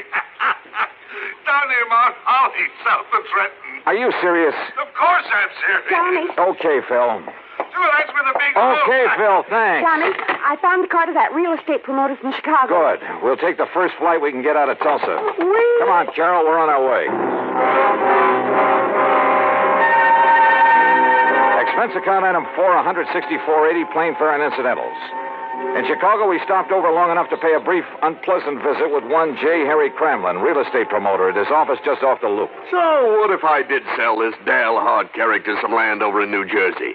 What's it to you? You trying to cut in on a good thing? How much did you sell him, Mr. Cramlin? Oh, a little over $35,000 worth. But now if you... What was it, a lot of worthless swampland? He didn't seem to think so, after the glowing report I gave him. But why did he buy it? Because the old fool thinks there's oil on it. Cramlin, if you've taken Durango... Now, ain't that a name? Durango Laramie Dalhart. If he's been chipped in this deal, well, you better duck the next time you see me coming. You threatening me? About a cash, perfectly legal deal? Oh, I'm sure it was legal. But oil in South Jersey. Cramlin, my warning still goes. The next leg of our flight took us to Philadelphia. There I rented another car. That's $50 deposit, item 5. We drove across the Delaware River and picked up Route 537 around Holly. There we stopped for a sandwich and a Coke. That's item 6. And there a passing glance at a newspaper headline stopped me in my tracks. Something about a big oil development at, yeah, you guessed it, at Ong's Hat. We burned up Highway 530 to Pemberton, then hit a sandy back road that led deep into the pine and scrub oak. Finally, suddenly, we came to a clearing. And there, well, there must have been 100 cars, expensive ones, some of them chauffeured limousines, and people milling about, haranguing each other, shouting each other down. And right in the middle of the crowd, a tall, angular man in blue jeans and a 10-gallon hat. Durango. Johnny! There he is! Durango! And then I saw something else on the edge of the clearing. 2 brand-new towering oil derricks. Come on, Johnny, let's get him away from that mob. Not only was he cheated by that shyster real estate operator into thinking he was buying oil land, but he's thrown more money away building those derricks. Oh, Johnny. Oh, that mob is probably trying to sell him enough rigging and pumps and equipment to fleece him royally. 10 to 1, somebody in that crowd's offered him the Brooklyn Bridge to boot. But then we gotta stop him. If only I'd done the shooting. And if Durango's seen us.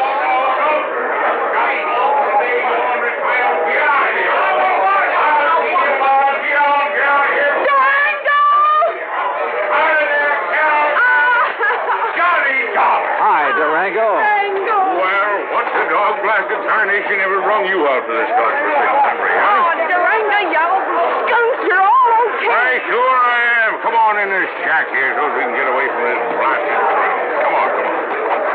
You look here, Johnny. What are you doing with my little Carol, huh? I'll tell you, Durango. You sneak out to Enid behind my back and hitch up with her? All right, get on in there now where we can have some peace. Yeah, sit down where you can. All right, now, you young rascals. Is that what you done? Gone and got married? Well, of course not, you old goot. Oh, well, doggone it, that's what I was hoping for. Oh, goot. Well, don't you give me that, gal. I know how you was talking ever since Johnny come out to Bum Spung last year. Durango, you What'd shut you up. say? I'm afraid this trip is on business, Durango. Business? With a pretty gal like Carol here? And how'd you two get here, anyway? Johnny brought me on the plane, but what difference does that... Oh, he did, eh? Transported you across state line, huh? A whole lot of them.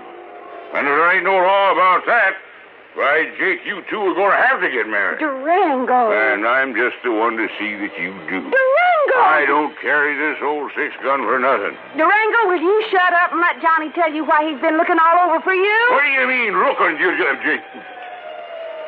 Huh? Durango, you've been had. Me? By the crook who told you this was oil land. Ah, Johnny, I knowed it weren't the minute I seen it. But you put up derricks, and they must have cost you... Sure, they cost me plenty. It just, a funny thing happened. Oh, now wait a minute. Sir, the minute the folks got wind of me, a millionaire oil man from Texas and Oklahoma putting up the derrick, Johnny, on my word of honor, I've told every one of them people, I've told them that there ain't no oil here. You mean you Yes, already... sir, I've told them till I was blue in the face. Durango. But would that stop them? That wouldn't stop them from wanting to buy this land away from me, no, sir. And you've been selling it? Why, sure. I told them it was no good, but I just couldn't stop them. And so far, I've come out a mite over $65,000 to the good. Wait a minute, I say. Yeah?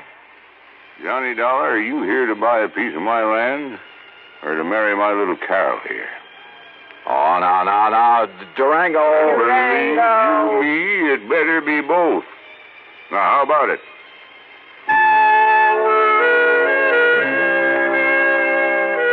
Expense account item 7, $1,000 even. The company now owns a small hunk of land in Ong's Hat, New Jersey. As for Carol, that ever-loving doll, well, someday, maybe someday. Expense account total, including incidentals and transportation back to Hartford, $1,416 even. Yours truly, Johnny Dollar.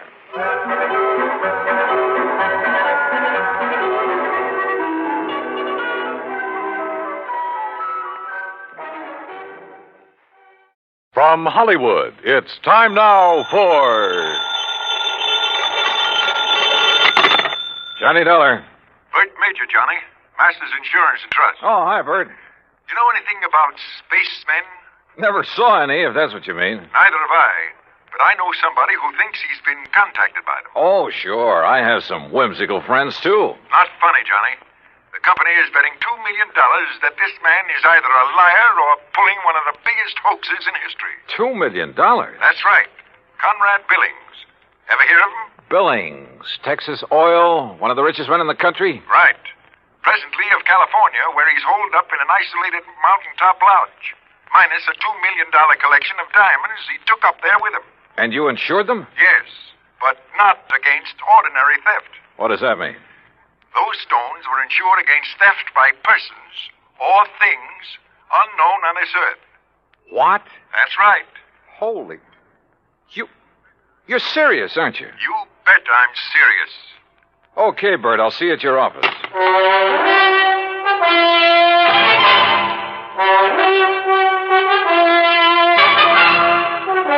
Bob Bailey in the exciting adventures of the man with the action-packed expense account. America's fabulous freelance insurance investigator. Yours truly, Johnny Dollar. And now, Act One of yours truly, Johnny Dollar.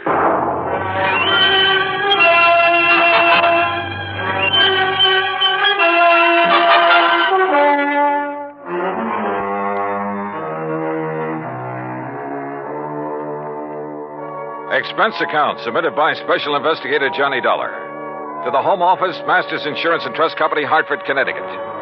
Following is an account of expenses incurred during my investigation of the Diamond Dilemma matter.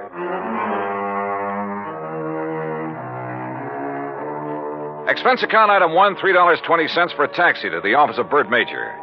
I've known Bert a long time, and he's been in and out of too many deals, big and little, to get excited over nothing. But he was excited now. This whole thing is incredible, Johnny. Fantastic. It's utterly impossible for $2 million worth of diamonds to simply vanish into thin air. So it's impossible. But it's happened. The police out there in California state positively that no man on earth could possibly have gotten to those stones. Then, Bertram, tell me all. All right. 2 weeks ago, Conrad Billings called me from his lodge up in Northern California. Said he wanted to insure the diamonds immediately. Over the phone? Over the phone. You're sure it was really he? I'm not that naive. I had the call traced. How come he called you? We've done some business with a wealthy friend of his in Dallas. Recommended. Uh-huh. And he had the stones with him there at the lodge? Yes. And, Johnny, it's one of the most isolated spots on Earth. You're sure he had them there? He loves diamonds, Johnny. Almost to the point of obsession. He plays with them like a kid plays with marbles. Lord knows he can afford to. So you insured $2 million worth of diamond marbles over the phone? I did. And you say you aren't naive. Oh, look, a remote lodge, an eccentric old man, some expensive baubles. A rank amateur could get at him. You haven't listened to me, Johnny. You've missed the point entirely. I wouldn't care if he left the diamonds lying out on his front doorstep. I insured those diamonds solely against theft by persons or things unknown on this earth. That's the exact wording of the policy. And now they're gone? Yes. So, someone took them? Prove it. What? Someone, and not something. Now, why would anybody in his right mind want to insure against theft by other than people? I asked myself that question. My answer was that a billionaire in active command of his business empire must be of sound mind. And if he wants to satisfy a whim and is willing to pay for it, why should my company refuse his money? You think maybe he has an obsession about flying saucers and the people or things who fly them? Who knows? Or what knows? Johnny, you've got to go out there and make some sense out of all this.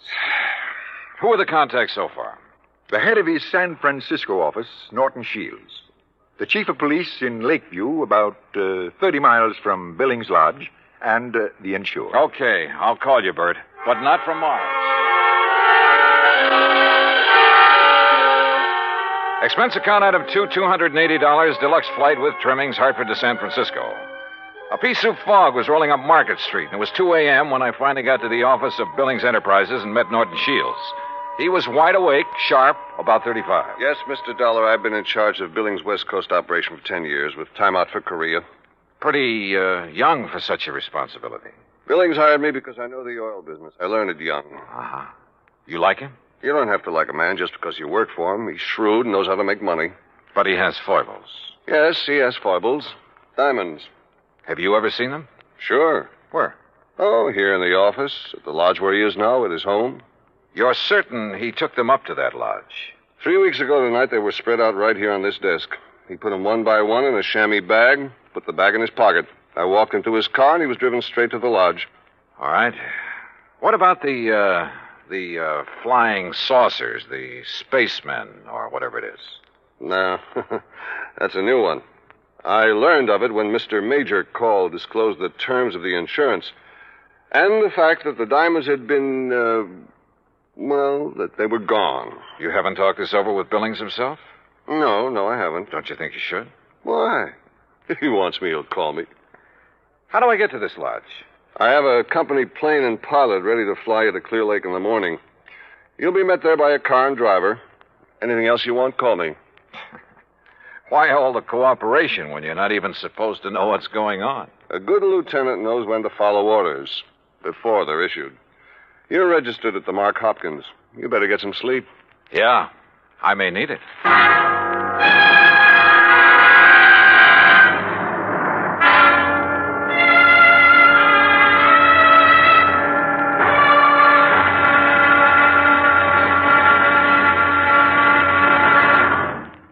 Act Two of yours truly, Johnny Dollar, in a moment.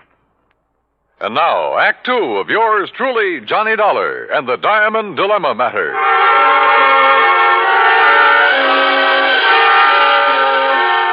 The company plane turned out to be a plush two-engine amphibian waiting for me at a private dock near the Golden Gate Bridge.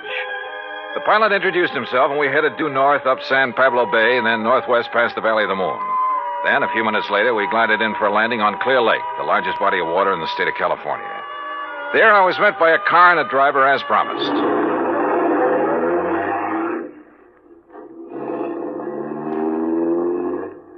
How far is it to Mr. Billings' lodge, driver? About 30 miles. What do you do when Mr. Billings isn't here? Wait for him. Do you, live at the lodge? Nobody does. Just Mr. Billings. No caretakers, housekeepers, anything like that? Just Mr. Billings.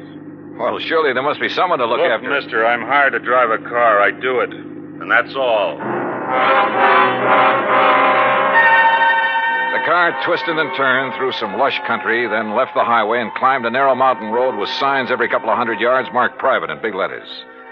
After several miles of this, during which we passed through a couple of gates that had to be opened manually, we came to a high steel wire gate with equally high fencing stretching out in either direction.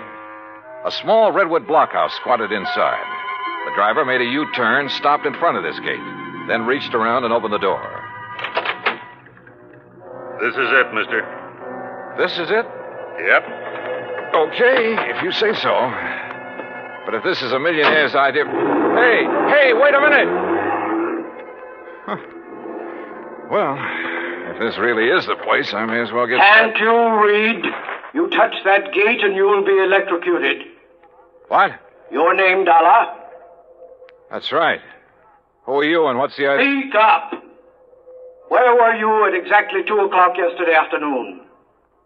Well, if it means anything to you, I was talking with a man named Bert Major in Hartford, Connecticut. Come in. The big gate swung open, and I gingerly walked through it, as per instruction from the loudspeaker nestled in the wall of the redwood blockhouse. You drive, don't you? Yes. Then get in that car you see there and follow the road. The car referred to by the voice was parked against the blockhouse on the far side. I did as I was told. After a while, the road narrowed to a single track and continued on up the mountain. At one point, there was a solid granite overhang, a sheer drop of 1,000 feet or more, and another gate that opened as I approached it and closed behind me. Finally, I rounded a turn where a fill had been made, and a moment later it came out on top. A few hundred yards away, across the terrace top of the mountain, was a charming rustic lodge. I drove over to it.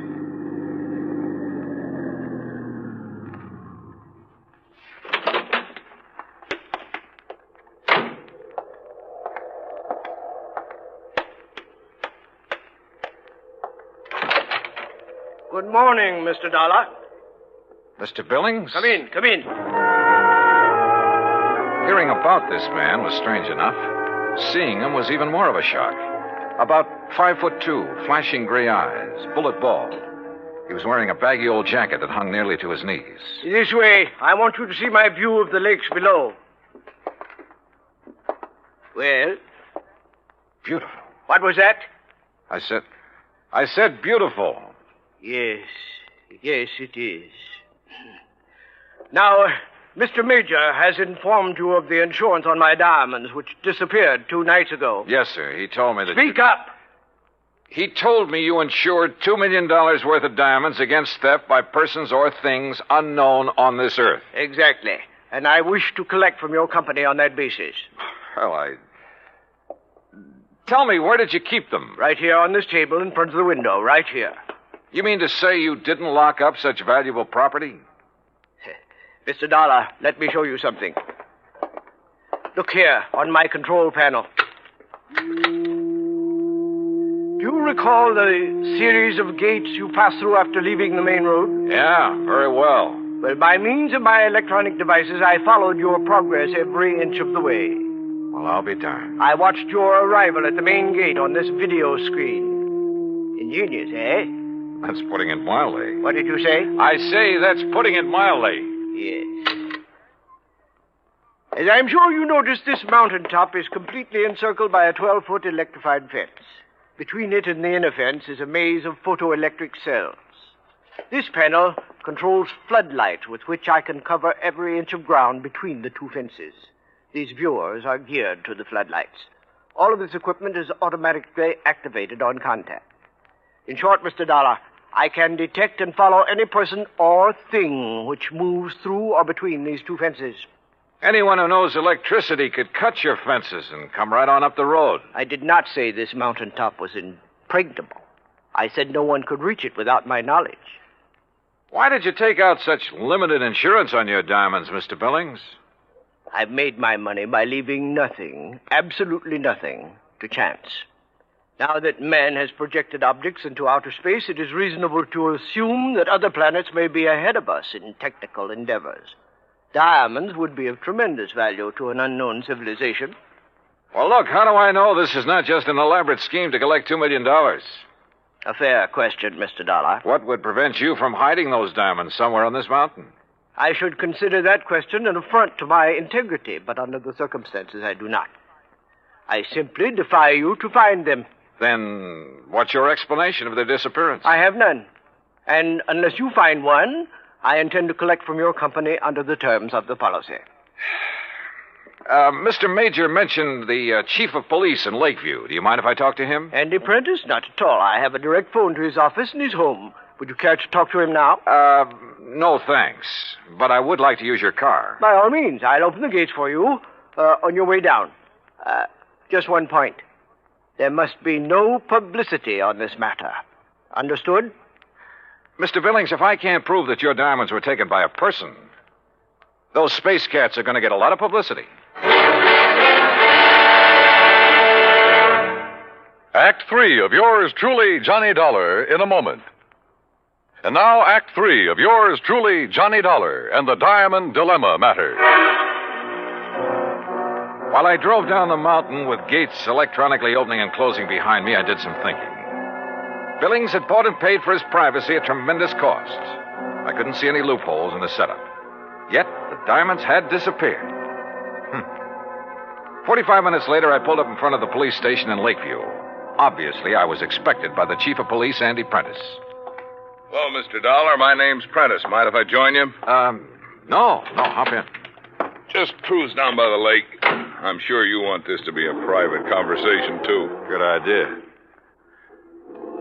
Well, what's your opinion on the diamonds? Well, I don't know who took them, but I'll tell you one thing.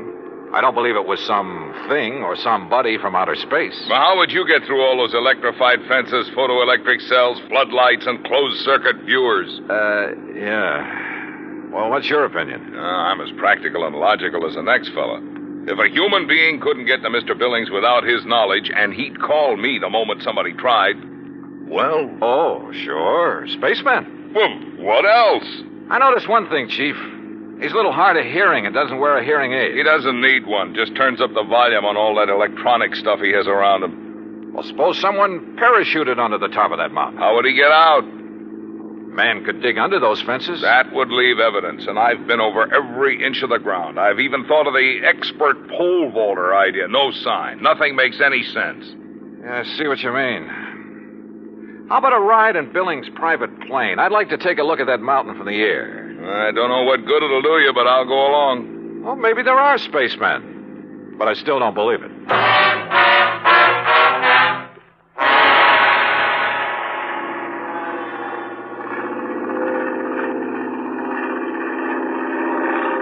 We're coming to it now. See the road winding up? And there's the lodge. Yeah.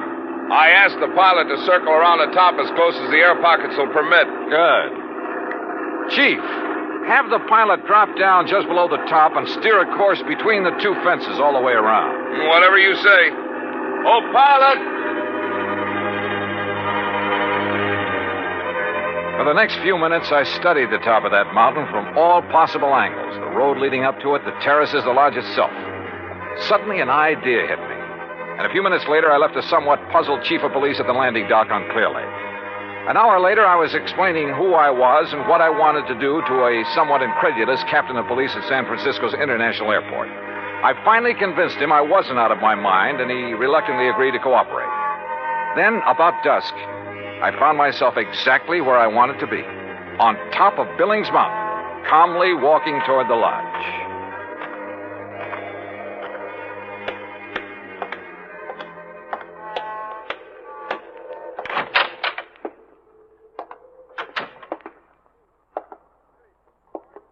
Good evening, Mr. Billings. What? I said good evening, sir. Mr. Dollar. Why, I don't understand. See? No spacesuit. Why, I can't believe it. How did you do it? How did you get here? The same way as the man who stole your diamonds. But this is impossible. Impossible. My electric system gave me no warning. That's because you have it located in the wrong place. What? It's in the two fences and between them halfway down the mountain. Above them, there is one level spot, 50 yards across, that isn't covered by your automatic whistles and bells. But it isn't it's not necessary. Wrong. It's just big enough for a helicopter, which is waiting for me out there right now. A helicopter? You didn't see us because we came in and landed below your line of sight. You didn't hear us because you don't wear a hearing aid. I can't believe it. But you must be right. And you'll have to agree that your diamonds were not stolen by persons or things unknown on this earth. The terms of the policy. Of course, I disallow all claim, but Good. Now, it's none of my business, Mr. Billings, but was your San Francisco manager, Norton Shields, a pilot during the time he was in Korea? Why, yes, he flew rescue missions in a helicopter. Yeah. The company that insured your diamonds against ordinary theft might be interested to learn that. Good night, Mr. Billings. Yes. Good night, Mr. Dollar.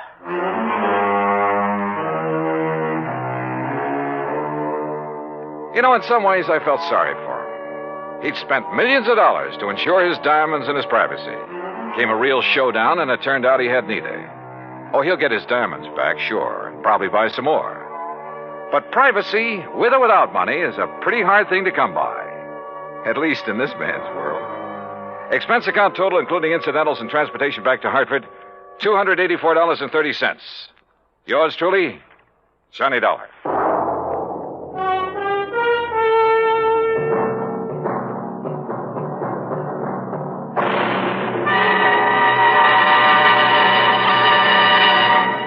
Our star will return in just a moment. Now, here is our star to tell you about next week's story. Next week, a moth, a tiny moth, solves a case involving our national security. Join us, won't you? Yours truly, Johnny Dollar.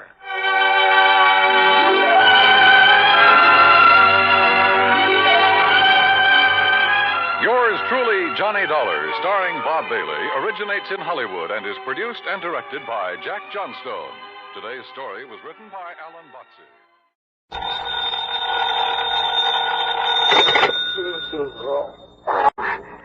Johnny Dollar. This is Carol Carson, Mr. Dollar. Oh? You don't know me, and I'm sorry to be calling so late. What time is it, anyway? About 1 a.m. A friend of yours, Mr. Ralston, mentioned your name to me yesterday. What, Ralston? He said you were here in New York for the weekend and mentioned your hotel. Look, Miss Carson, is it? Yes, Carol Carson. Yeah, it's nice talking to you and all that, but it is rather late. When I realized what had happened a few moments ago, you were the first person I thought of. Maybe you can help me, Mr. Dollar. I need help badly. What's the trouble? I'm at the apartment of Everett Reed on East 67th. Could you come over? Any particular reason? Yes. I think I've just killed him, Mr. Dollar. I'll be right over.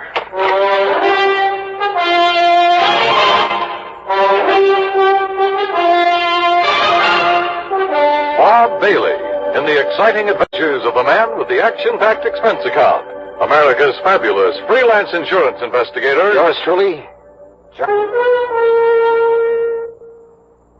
And now, Act One of yours truly, Johnny Dollar.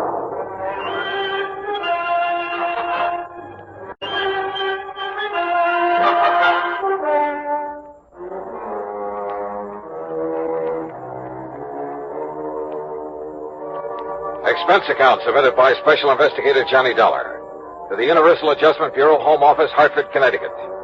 Following is an account of expenses incurred during my investigation of the Deadly Doubt matter.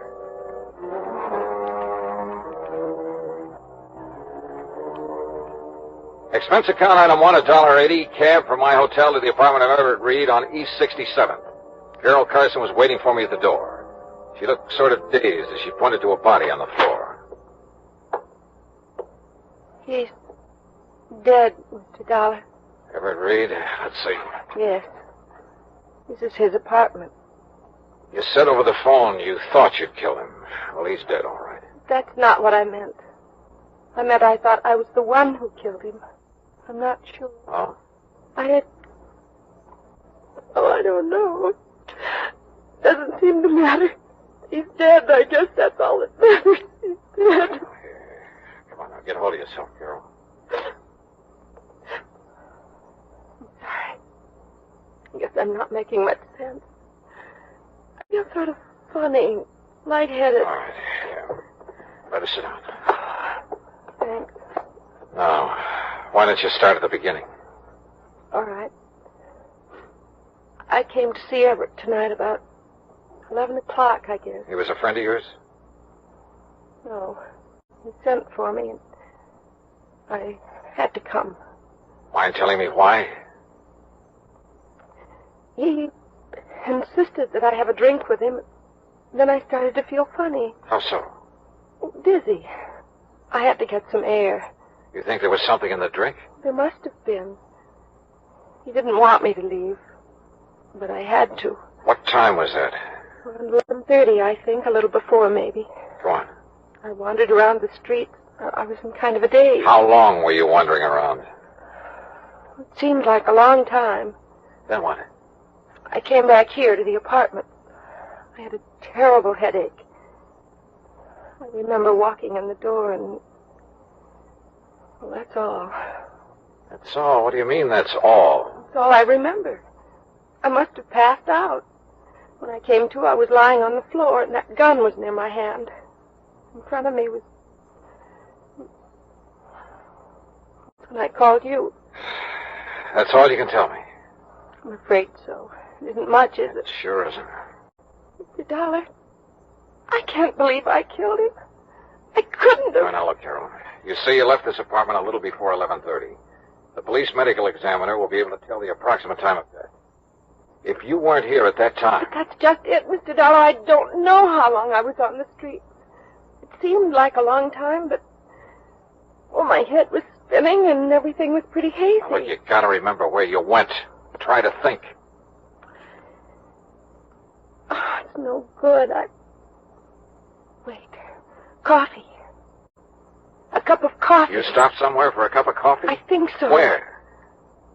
I remember a neon sign on 3rd Avenue. Oh, you gotta do better than that. That's all I remember. Did you talk to anyone while you were walking around? I don't Yes. Yes. Somebody was following me, I think. A man. He was following me for quite a while. He told me his name. Ted? No, Tom. Yes, it was Tom. What did he look like? Curly hair, I remember that. Dark eyes. Oh, look, that description fits thousands of guys in New York. I know, Mr. Dollar. The whole story, well, it doesn't sound very convincing, does it? I called Detective Lieutenant Mike Tovich of Homicide, and he was there 10 minutes later. He was still questioning her when I left. Item 2, $1 drinks for me while I thought about the whole deal. Of all the guys in New York, why did she have to pick on me? But yeah, I'd do what I could to help her. Because that story of hers, it sounded so phony. It just might be true. Act 2, yours truly, Johnny Dollar, in a moment. Act 2, yours truly, Johnny Dollar, and the Deadly Doubt Matter. Item 3, $2.20, a telephone call to Pat McCracken at Universal Adjustment Bureau. Yeah, Everett Reed had been insured by one of Universal's member companies, so I got myself officially assigned to the case. Then I went to work, checking out Carol Carson's story, what there was of it, and it wasn't much. All she'd remembered was wandering around the streets, getting a cup of coffee somewhere on 3rd Avenue, and being followed by a guy named Tom. I started checking every joint on 3rd Avenue from 60th to 70th Streets. An hour and a half later, I hit pay dirt at Eddie's Bar and Grill. Yeah, I think I remember all right. Carson. Carol Carson. Her name don't mean nothing, but from the description you give me, yeah, sure, I remember now. I remember thinking she looked kind of funny when she walked in, like she was in a daze or something. All right. Now, what time was it when she came in here? I don't know, 2 or 3 hours ago. That's not good enough. Was it 11? 11:30? Midnight? Well, what? Well, maybe around midnight, maybe. Was she home? Yeah. You sure about that? Well, as far as I can remember, I kind of remember somebody in the doorway after she come in, but I didn't know if it was somebody with her or not. All right, what happened then? So she asked for a cup of coffee, so I poured it and set it down in front of her, so she left. She what? Yeah, got up and left, still acting sort of funny. I see. How much of her time can you account for then? Huh? I mean, how long was she here in your place? No more than about 1 minute, Mac. Oh, great. Item 4, $1.80, cab fare to police headquarters and Lieutenant Mike Tovich in Homicide. Look, Johnny, you're not trying to tell me I should buy an alibi like Carol Carson's, are you? So it is pretty vague, Mike. Vague enough to be true. At least she was telling the truth about going into that joint on 3rd Avenue for a cup of coffee. So she's covered for 1 minute out of 2 hours. 2 hours? She said she went to Reed's apartment about 11 o'clock. Right. The medical examiner says time of Reed's death was between 11:30 and 12:30. She called you at 1 o'clock. But if she can prove she was out of that apartment for that hour... She's only proved she was out of it for a minute plus the time it took to get to 3rd Avenue and back. Say, 5 minutes each way. That'd still give her plenty of time to kill him. But if we could find this guy named Tom she says that was following her around, maybe he could prove she was out of the apartment during the time of the murder. Oh, sure. That was a real helpful description she gave us. Curly hair and dark eyes. Yeah. Look, Johnny, so you're taking a liking to her. That's too bad, but don't let it make a fool out of you. Mike, did Carol tell you why she went to Reed's apartment? No, she wouldn't talk about it. She also wouldn't explain a lump she has on the side of her head. Lump she has? Yeah, we think she got it fighting with Reed. What do you know about him? Bad boy. A big gambler. And the way we heard, he'd been winning pretty big lately. Maybe somebody he won from couldn't pay off, except with a bullet. Yeah, maybe anything, Johnny. Prove it, and I'll listen. Who did Reed run around with, you know? Usual crowd, Johnny. Jack Vissel, that outfit. Vissel? Huh? Now, if Reed won a lot of money from him... Like I say, Johnny, anything you can prove. Yeah. Come in. Lieutenant Tovich? That's right. I'm Larry Bowman. I want to know what's going on with Carol Carson. Oh? What's it to you, Mr. Bowman? She's my fiancée, and you've got her locked up. That's right. Suspicion of murder. Oh, that's ridiculous. She didn't kill anybody, and you know it. Look, Mr. Bowman, if I knew it, she wouldn't be locked up, would she? Now, maybe you can tell us why she went to this Everett Reed's apartment last night. I don't know why she went, and I don't propose to ask her either. I trust the lieutenant. And if she went to see him, she had good reason. But Carol's not the kind who could kill anybody. You must have realized that just talking to her. The main thing that I realize is that my personal opinion is beside the point, Bowman. Look, the thing we need to know is if Carol was away from Reed's apartment for almost an hour and a half, like she seems to think she was, walking around the streets. Why didn't you say that sooner? I can prove she was. How? I was with her. Oh? Funny, she didn't mention it. She was probably confused. You sure you're not the one who was confused? Now, look, I tell you, I was with her. Okay. Where were you? On the street. What street? Well, I don't remember. 68th Street, I think. That's not the street Carol says she was on. As I say, she was probably confused. Where'd you go? To a bar. What'd you have to drink? Oh, Carol, too? Oh, sure, why not? Oh, you're fighting a losing battle, Bowen. Carol says she had a cup of coffee on 3rd Avenue and that a guy named Tom was following her. Now, listen, You told us enough, Bowman. I can't blame you too much for trying, I guess, but it won't work. You weren't with Carol and you know it. I know she didn't kill him. You mean you hope she didn't? When it comes to knowing, right now every bit of evidence we got says she did. And we've got nothing that says she didn't.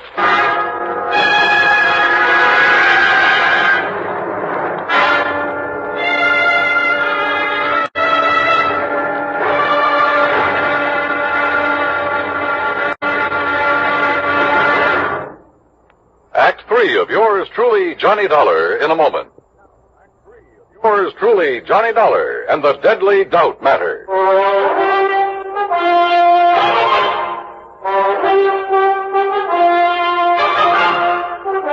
Item 5, 30 cents, coffee for Larry Bowman and me at a little joint around the corner. Lieutenant Tobich can talk about evidence until he's blue in the face, Dollar. Carol's not a killer. You prove that, and Tobich will be the first to listen. But cooking up phony alibis for Carol's not going to help any. Okay, so it was a stupid thing to do. But I can't just stand by and do nothing. Don't you have any other leads you can follow up? One, maybe. Why, what is it? Reed was a gambler. Could be somebody was losing big to him. Carol's my fiancée. I know she doesn't have that kind of money. Anyway, she doesn't gamble. I wasn't thinking about Carol. Who then? Jack Vissel, for instance. We found out Reed's been seen with Vissel several times lately. Well, you gonna question him about it? I may as well. After all, at this point, we got nothing to lose.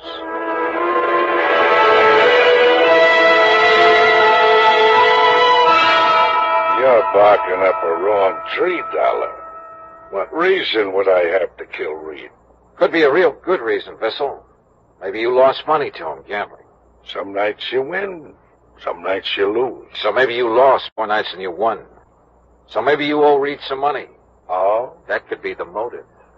Look, Dollar, why don't you take your crazy theory someplace else? Yeah, I owed Reed money. I owed him all of 2 bits. Now, is that enough to bump him off? So, I started making the rounds along 3rd Avenue again. But I got nowhere. Nobody remembered seeing her, and nobody remembered the guy named Tom, the one she told me had been following her. 2 hours later, I gave up. I was beat. I went back to my room and flopped on the bed. Yeah? Okay. Yeah?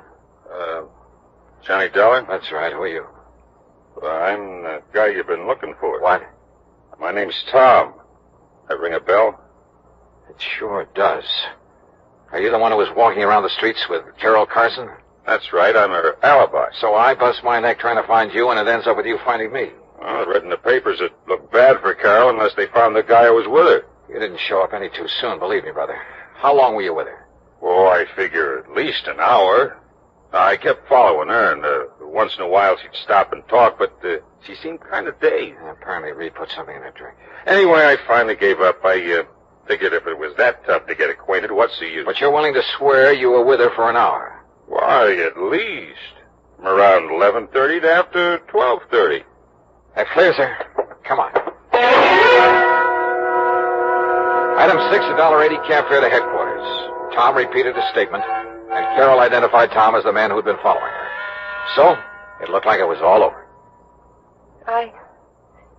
I guess I'll never be able to thank you enough, Johnny.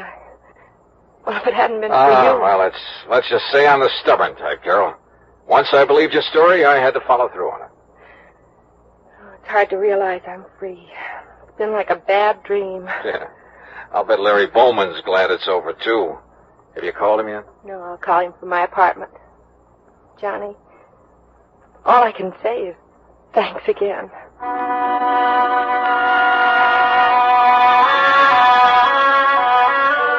Carol took a cab to her apartment. I started back into the building, and then, out of the corner of my eye, I spotted another cab pulling away from the curb, following Carol's. And it was Tom. I figured I'd better join that procession. I tagged along to Carol's apartment. Inside, I could hear voices. The door was unlocked. Carol was in the process of handing over some money to Tom. Johnny! Yeah. Looks like I got here just in time to witness the payoff. So you bought yourself an alibi, Carol. No. Now, look, Dollar. You better stay out of it. Carol, I gotta hand it to you. You really had me fooled. Well, you don't understand, Johnny. Don't be a sucker, Dollar. Cut yourself in on the pie. I'm willing to have a partner. What are you talking about? Well, last night when I followed Carol back to Reed's apartment, just as I was leaving, I spotted somebody coming down the fire escape. I followed him, found who he was and where he lived. Then when the story came out in the papers, I realized I knew who the killer was. So I figured I could make some dough out of it. But not as long as Carol was in jail. Johnny, just now when he wanted money to keep him from telling the police, I didn't know what to do. I thought if I gave him what I had, it would keep him satisfied until I could figure... Larry, no! No! I spun around, but it was too late. Oh! Kicked at the open door. It struck Larry's arm, deflected his shot. Before he could shoot again, I nailed him.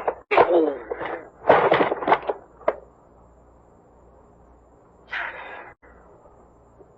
Johnny, are you all right? Yeah. Larry Bowman's the killer. I guess I was afraid of that right from the start. You see, Larry'd been gambling with Reed and losing to him. I tried to make him stop, but he wouldn't. Finally, he lost more than he could pay. So you went to Reed's apartment to try and square it, huh? Reed told me maybe something could be worked out. When he put something in my drink, I realized what he meant. That's why I got out. And Larry entered the apartment when you were away, killed Reed, slugged you when you came back, and planted the gun on you. I guess so.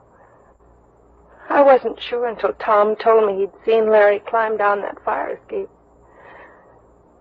First, I just couldn't believe that Larry would... How do you figure a thing like that, Johnny? How do you figure it?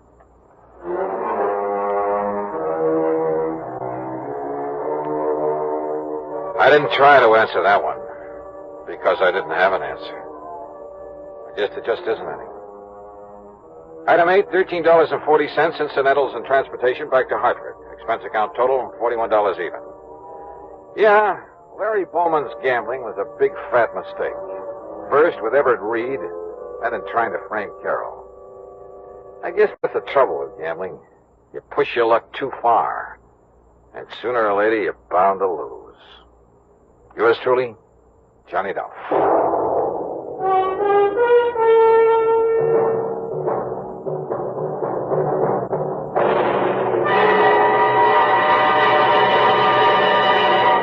Our star will return in just a moment. Now, here is our star to tell you about next week's story. Next week, a doting dowager who sets me out on the wildest case I ever handled. Join us, won't you? Yours truly, Johnny Dollar.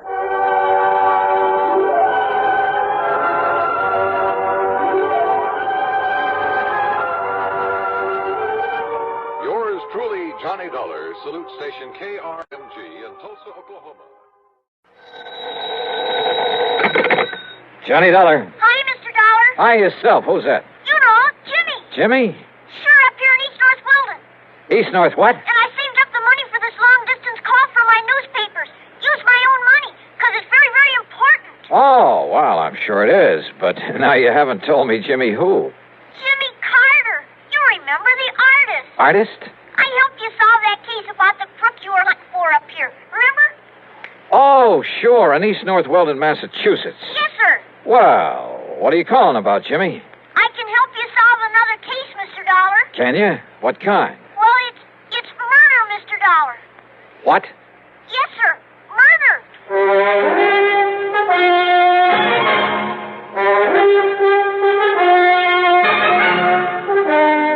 Bob Bailey in the exciting adventures of the man with the action-packed expense account. America's fabulous freelance insurance investigator. Yours truly, Johnny Dollar.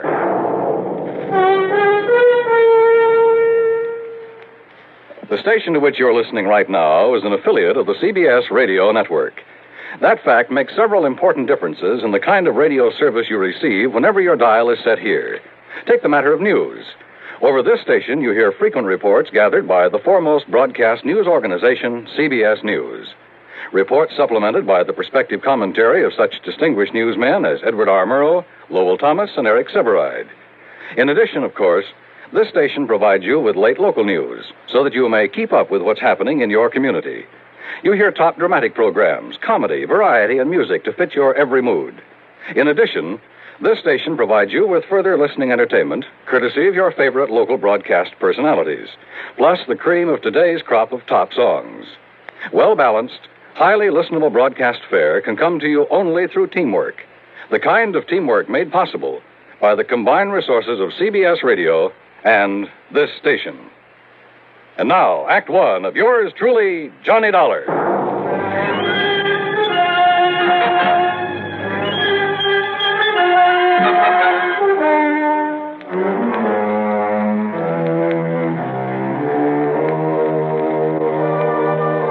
Expense account submitted by Special Investigator Johnny Dollar to the Amalgamated Life Association, Home Office, Hartford, Connecticut. Following is an account of expenses incurred during my investigation of the Jimmy Carter matter. It was only last fall that I'd gone to the sleepy little town of East North Weldon up in Massachusetts to run down a heavily bearded man who'd stolen some money a while back from a furniture plant. It was little Jimmy Carter who'd really solved the case for me by drawing some hair and a beard on a poster. A poster of the bald-headed, clean-shaven mayor had shown him up as he looked before as the criminal. Sure, I remember Jimmy Carter. Well, yes, sir. That's why I'm spending my own money to make this long-distance telephone call from the telephone booth here in the drugstore. Because if you come right up here right away, I can help you solve a murder. Whose, Jimmy? But if that murderer ever finds out that I know who he is, well, that's why I think you better come up here right away. Yeah, well, Jimmy... See, everybody around here, and even his own insurance company, too, they all thought he just had an accident.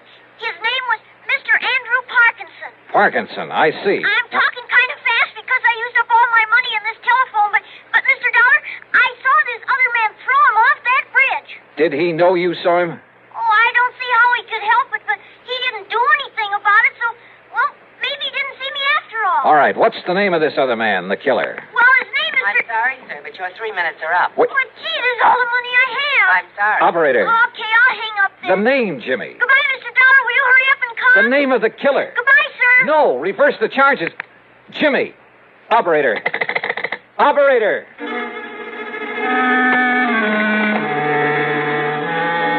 Expense account item 1, 10 cents. Phone call to the Auto Club for some route information. Item 2, another dime for a call to Pat McCracken at Universal Adjustment Bureau. It was pretty early in the morning, but fortunately he was in his office. Yes, Johnny? Hey, Pat, listen. Yeah? I'm driving up to Massachusetts fast as I can. Well, good for you. Listen, will you? What? Andrew Parkinson. Get that? Yeah, Andrew Parkinson. What about him? Well, he died a few... Well, that is... He what? He died, and, well, it was supposed to be an accident, but Well, anyhow, he's dead. Johnny, easy. What's this all about? I want to know who his insurance company is. You're a clearinghouse for that sort of information. That's right. Well, will you see if they have a representative or an office up in East North Weldon, Mass?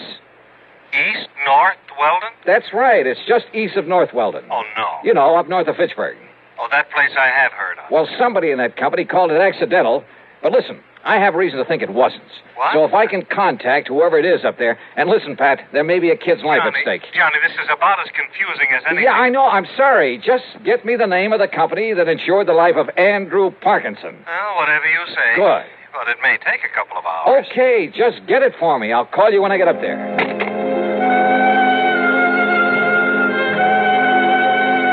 Item 3, $4 even for a tank full of gas. By the time I got to Fitchburg, it was a little afternoon, thanks to a slight argument with a highway policeman along the way. I made another phone call, item 4, 55 cents. Pat McCracken. Did you find out that insurance company for me? Oh, Johnny? That's right. Ah, yes. It's one of the smaller outfits, Johnny. Does a lot of rural business. Amalgamated Life Association. Okay, thanks. Policy on Andrew Parkinson was issued by their local representative, Mr. Waldo Bottomley. They're in East North Weldon? That's right. Good. And the company's report on Parkinson says that his death was accidental. It's already been reported? Mm-hmm. Well, when did he die, Pat? Day before yesterday. And a claim's been filed? Yes. $10,000 with a double indemnity clause. Wait a minute. Who's the beneficiary? Lucius R. Weatherby. Same town. Okay, thanks a lot. No, wait a minute, Johnny. Tell me what all Wait, this... nothing. I tell you, a kid's life may be in danger. What does a kid have to do Sorry, with this? Pat, I gotta hit the road.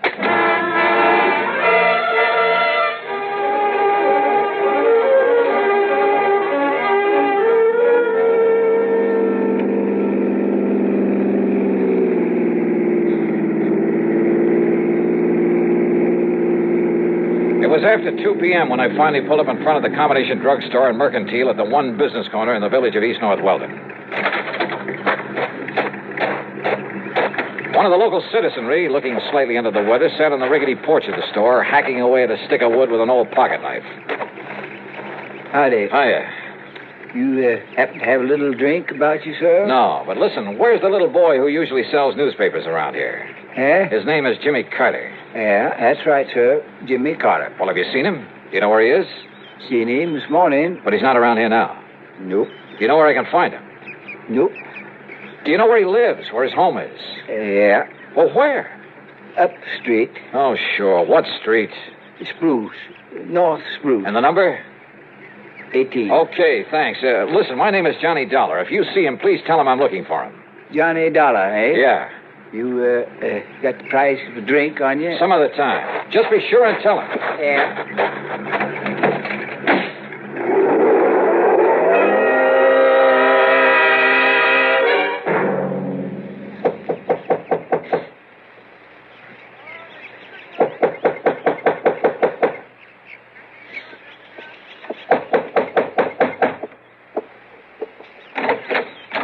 Yes, Mrs. Carter? that's right. My name is Johnny Dollar. Mr. Dollar, where is he? What have you done with him? What? Jimmy, my son Jimmy.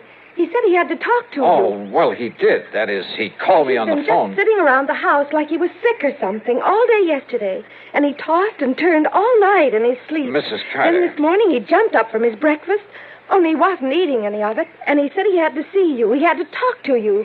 He said he'd be right back. All right, now but listen. that was early this morning. So when he didn't come back, I went to the school, but he wasn't there. So I went down to the corner where he picks up his papers every noon from the bus. But he hadn't been there. You're sure? The papers, the bundle of papers, they were all still there. Now, listen, Mrs. And he Carter. hasn't come back here. Something's happened to him, Mr. Dollar. Something's happened to Jimmy.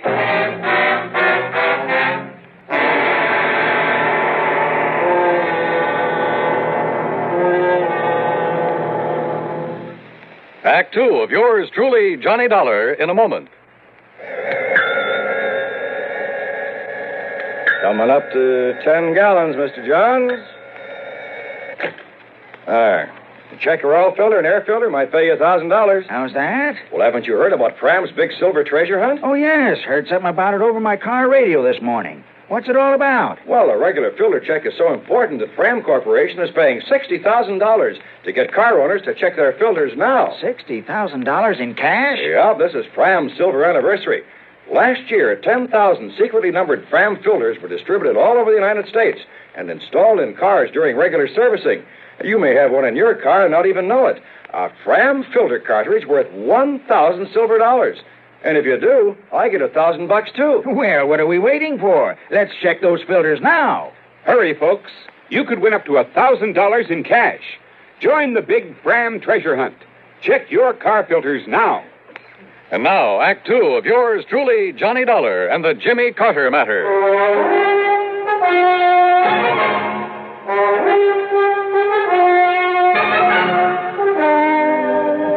Jimmy Carter, the cute little kid who'd helped me solve an embezzlement case up in the small New England town with the unlikely name of East North Weldon, who'd call me on the phone to report a murder.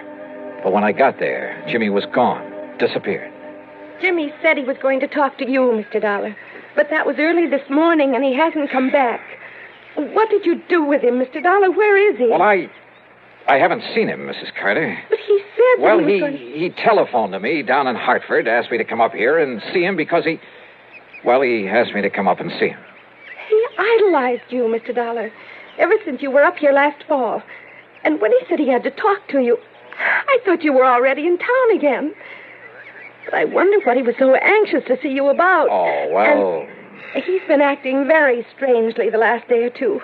Ever since poor old Mr. Parkinson fell off the bridge and was killed the other night. How well did he know this man, Parkinson? Oh, as well as he knew everybody in town, Mr... You don't think his disappearance this way could have anything to do with Mr. Parkinson being killed? Oh, well, what? How? How could it? I'm sure I don't know. Doesn't everybody say Mr. Parkinson's death was an accident? Yes. Yes, they do. Still... Oh, now stop worrying, Mrs. Carter. Jimmy will show up. If he doesn't, I'll find him for you. Oh, dear. Sure. Jimmy's okay. He'd better be. Jimmy had said he was calling me from a booth at the drugstore. As I drove back to it, I noticed the name of the proprietor on the sign over the fly-specked window. Waldo Bottomley, the man who Pat had said was local representative for the insurance company. There you are, Mrs. Atterbury. You just told him to take one of these every 2 hours. By tomorrow, he'll be all right again. Yes, sir? Mr. Bottomley?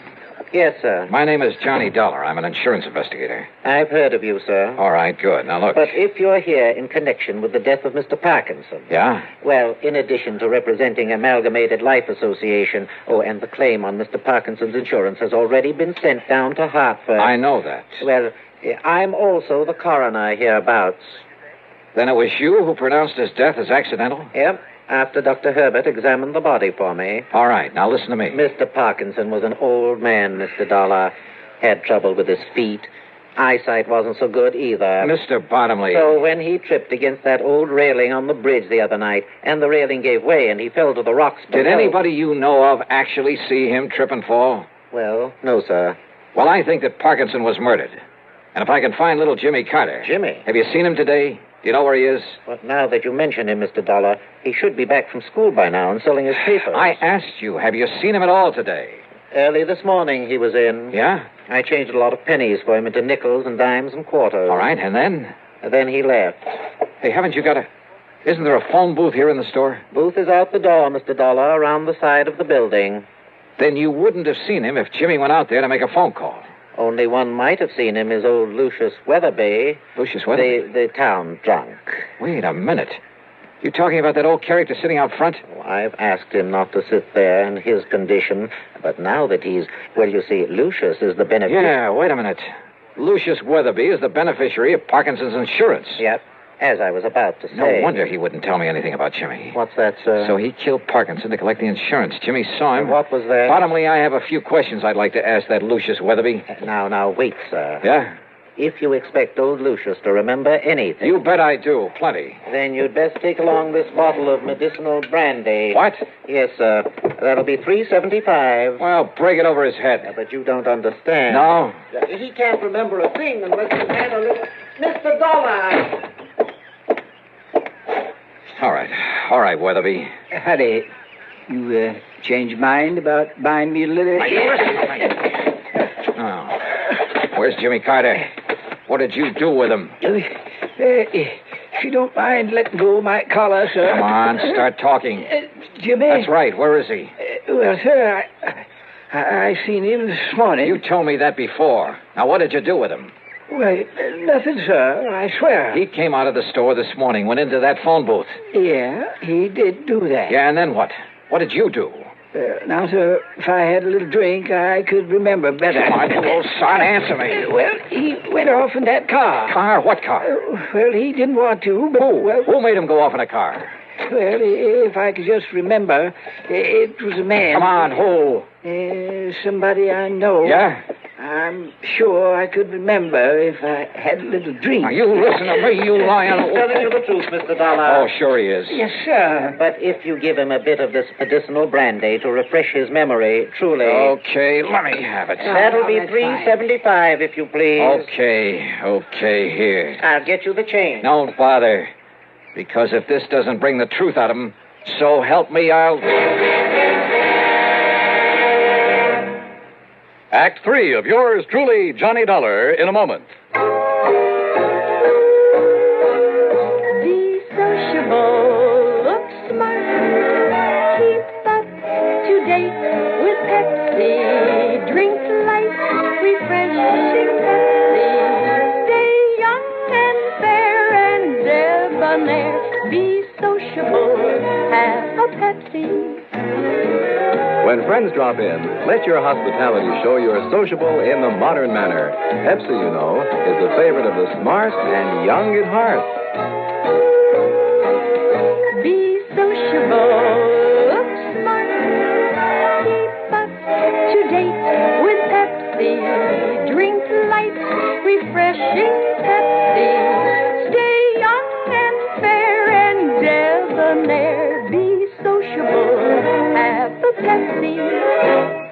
Have you tried a Pepsi lately? And now, Act 3 of yours truly, Johnny Dollar. The town drunk, who could only remember things with a drink under his belt. If you ask me, that's a lot of hooey. Nonetheless, item 5, $3.75 for the bottle of what the local druggists call medicinal brandy. Old Lucius Weatherby started lapping it up. Mighty fine, sir. Mighty fine. All right, now listen. You listen to me. I'd better let him have a little more, Mr. Dollar, if he's to remember properly. Yeah, a little more. Oh, and here's your change from the Lucius, $5. you say that when Jimmy walked out of the phone booth, he drove away with somebody. Yeah. Against his will. Yeah.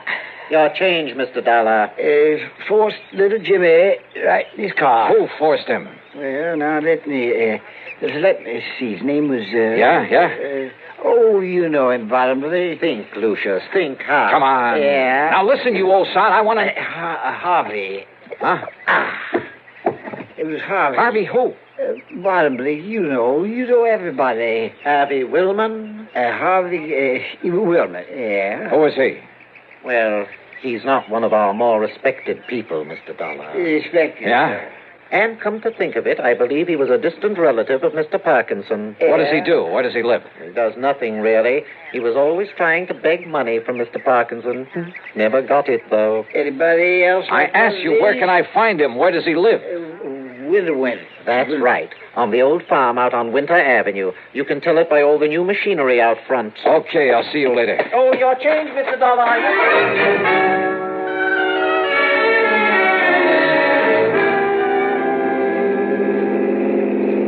On the way out to Harvey Woolman's farm, I suddenly realized that for once in my life, I'd forgotten to bring along a gun. Judging by all the equipment out front, Woolman must have gone through the Alice Chalmers catalog and taken one of everything. But the farmhouse was nothing but a one-story clapboard shack. Half hidden at the back of it was a beat-up old sedan. Come on, open up. Oh, don't put it here. Jimmy! All right, Willman, open up this door. I'll break it down. Willman! Okay, brother, you asked for it.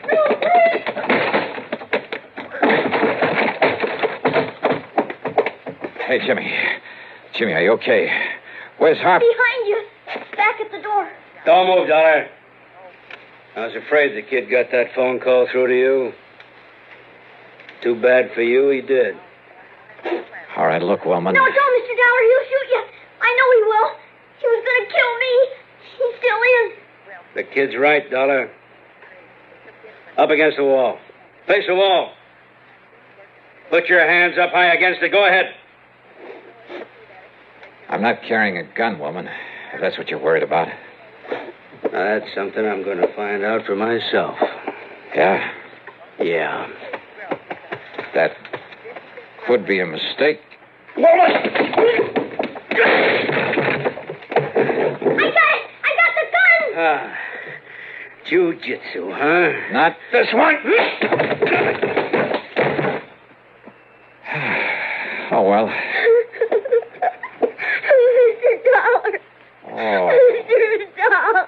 hey. Come on now, Jimmy. Hey, Jimmy, it's okay now. Everything's okay. He was going to kill me.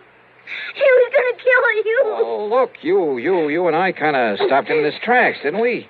Hey, you know something, Jimmy? Now you're a real hero. Because this time you trapped a killer for me. Gee.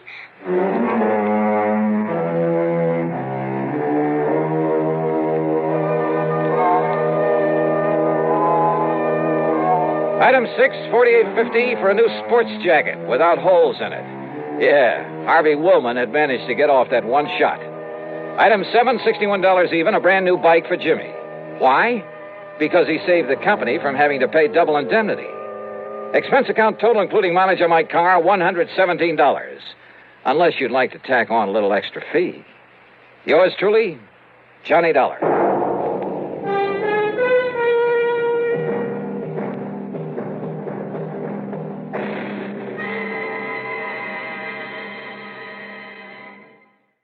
It's time now for Johnny Dollar. Hi there, Johnny. This here is Sidewinder Wilson. Oh, well, what can I... Who did you say? Sidewinder Wilson, you know, out here in Bumswung, Oklahoma. Oh, wait a minute. You mean that old friend of Durango, Laramie Dalhart? I sure do.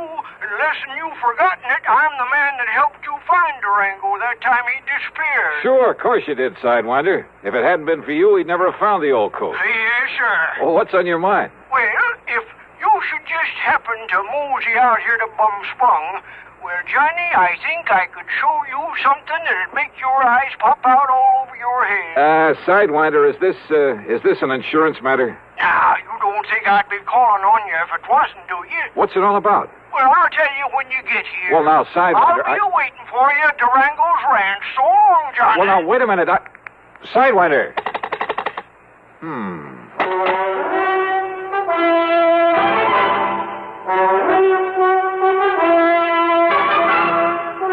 Bob Bailey in the intriguing adventures of a man with the action-packed expense account. America's fabulous freelance insurance investigator. Yours truly, Johnny Dollar.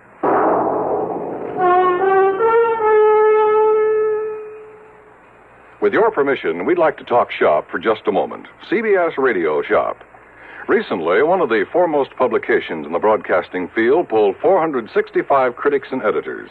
The question, which radio network programs do you rate tops? When the answers from these 465 experts were tabulated, the final ratings were, to put it mildly, overwhelmingly one-sided. Total honors accorded CBS radio programs exceeded those of all the other networks combined. Let's put it another way.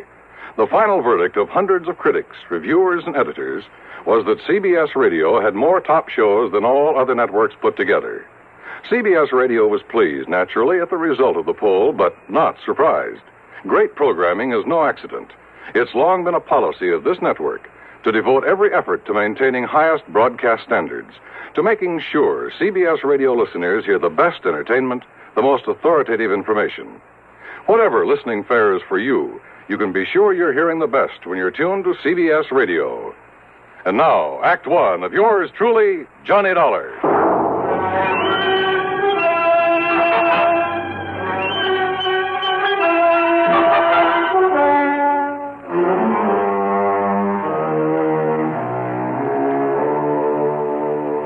Expense account submitted by Special Investigator Johnny Dollar to Floyd's of England, North American Office, Hartford, Connecticut. Following is an account of expenses incurred during my investigation of the Fairweather friend matter.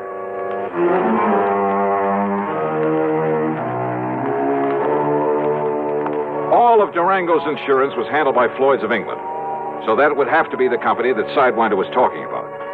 Expense account item 1, $1.20 for a taxi to Floyd's headquarters in Hartford in the office of George Reed.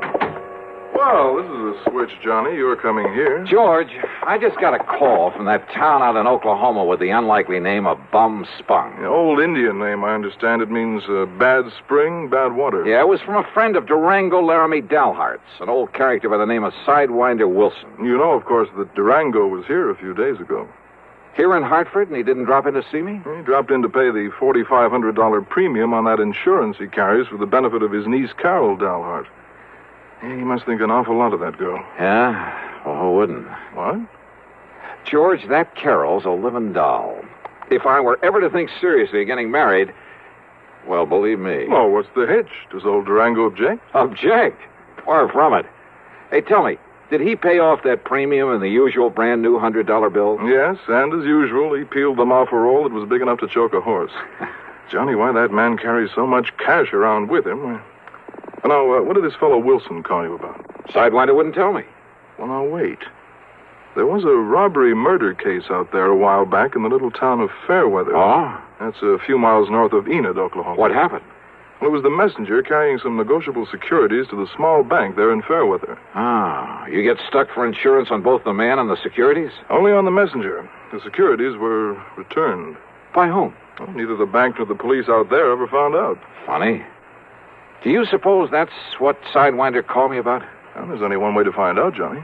Which is to say that Floyd's of England will pay my expenses. Well, now, within reason, of course. Huh? Well, why kid about it, Johnny? That freewheeling expense account of yours. George, you sound as though you don't trust me. Well, of course I do. Oh? Well, you shouldn't. Huh? George, I'll be in touch. Expense account item 29730, transportation.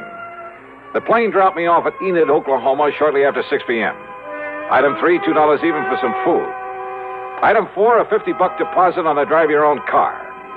I drove north on Highway 81, then, after some 27 miles and after crossing the Salt Fork of the Arkansas, which, much to my surprise, had a trickle of water in it, I turned left on the rough dirt road leading to Bum Spung. Finally, there it was.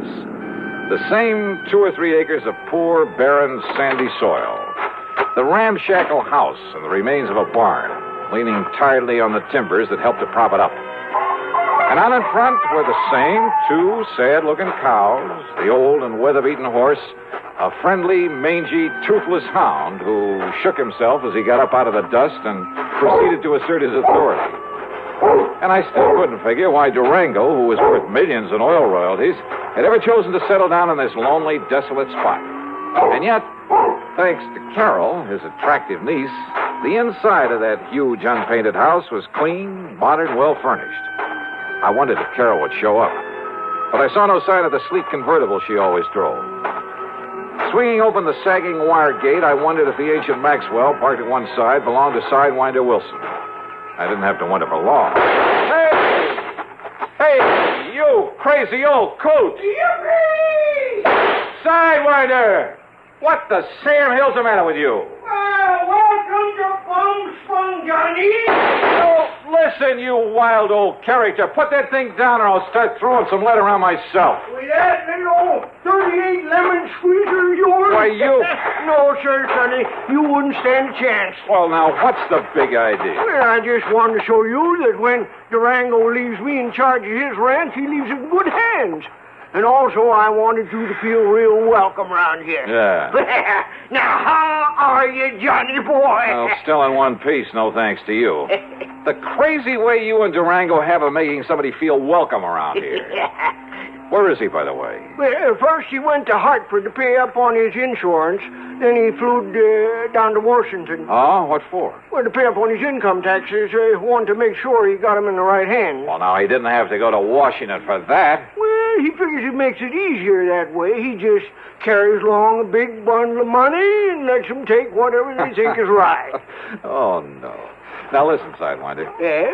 Did you call me in connection with that bank messenger who was killed down in Fairweather? That's right, Johnny. I understand the securities he carried were returned to the bank. Yes, sir. They were sealed up in a big envelope and laid on the front doorstep of that bank. And what I figure, Johnny... You figure that if I can find out who sent him back the securities, I'll have a lead on the killer. That's right. And, Johnny, I know who sent him back. You do? Yeah. You're sure? Yeah. Well, who, Sidewinder? Me, Johnny. What? Yes, sir. Me.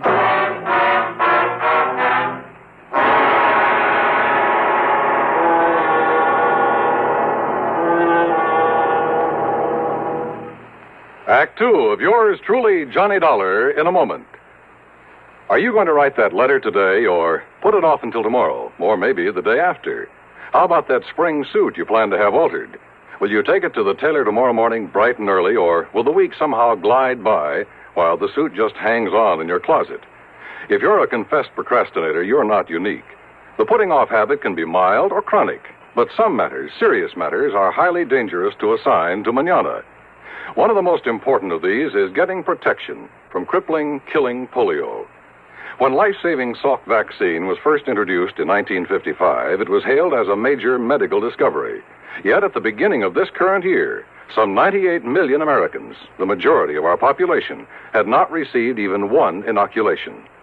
Why had all these people failed to take the simple measures necessary to gain protection from polio? If you were among them, this year, don't take a chance. Don't put off those polio shots any longer. Get in touch with your family doctor or local health department right away. And now, Act Two of yours truly, Johnny Dollar and the Fairweather Friend Matter. Come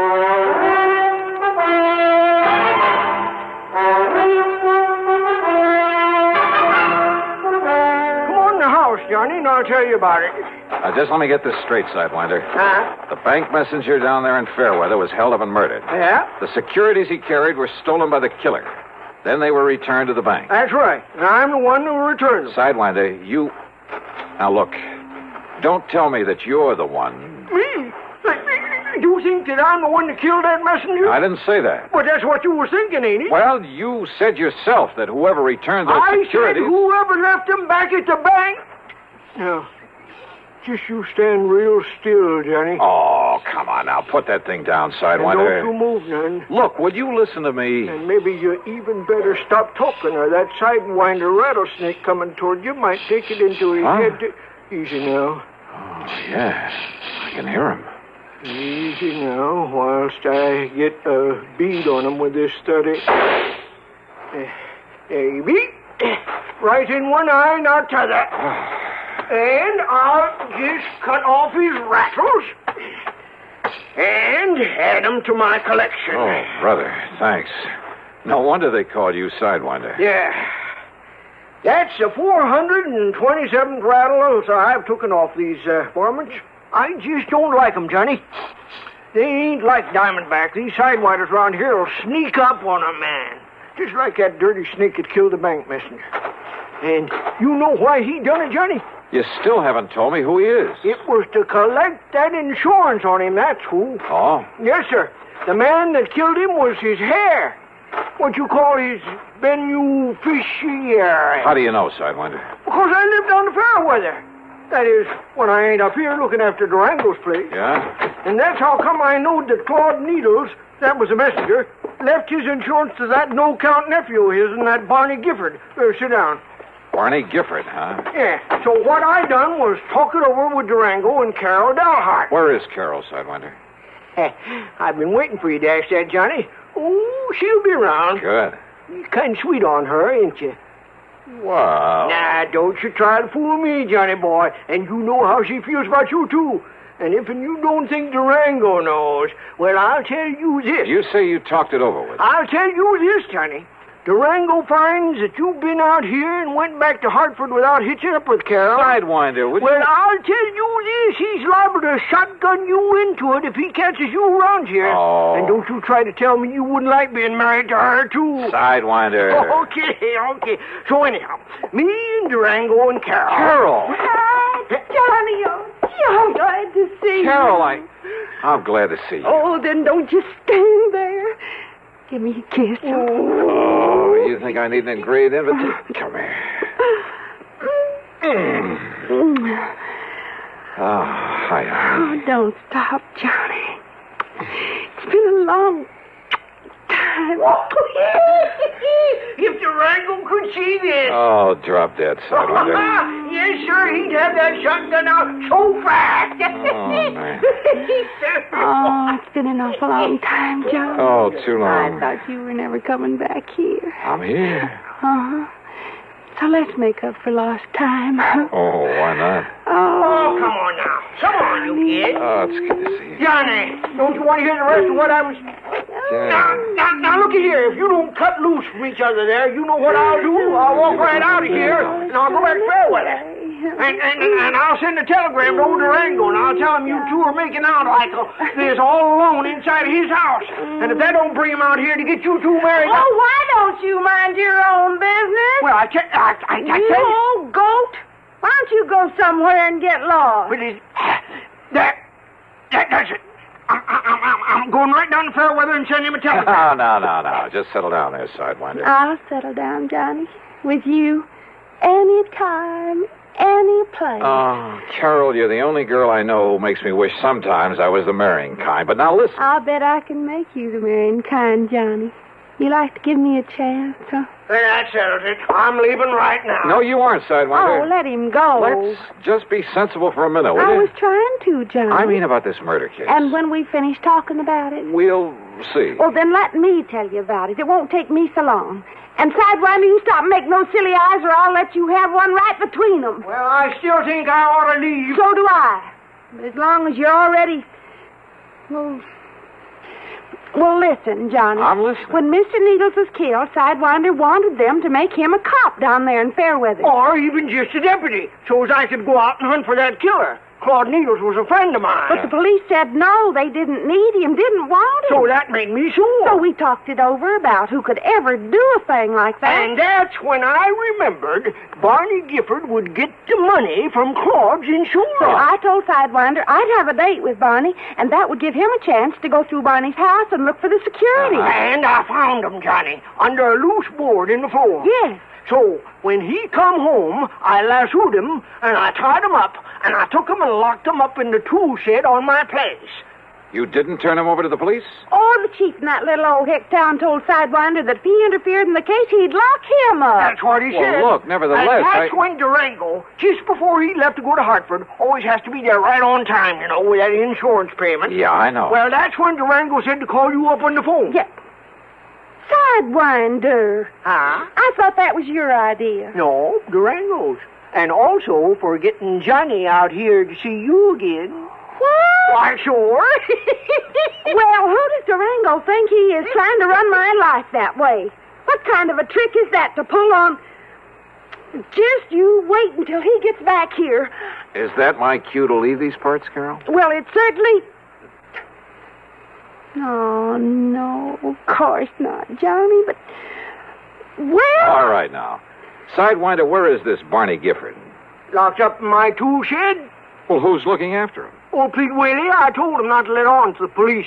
You sure he can handle a man like Gifford? Oh, yes, Sidewinder. Well, I don't see why Hey, not. look, maybe we'd better drive on down there. Well, sure, but wait till I answer that phone. Probably Durango saying to hold on to you, Johnny. He's probably on his way. If that's Durango, you tell him I've left. Hello? Now, you don't mean that, Johnny. I bet Durango really would make you marry me. Oh, Would that Carol. be so bad? Johnny. Johnny. Carol. Oh, why don't you stay on that... Sidewinder, what's the matter? Listen, that was old Pete. Yeah? Barney got loose. Like to kill old Pete. Oh, no. And now Barney's coming here. Coming for me.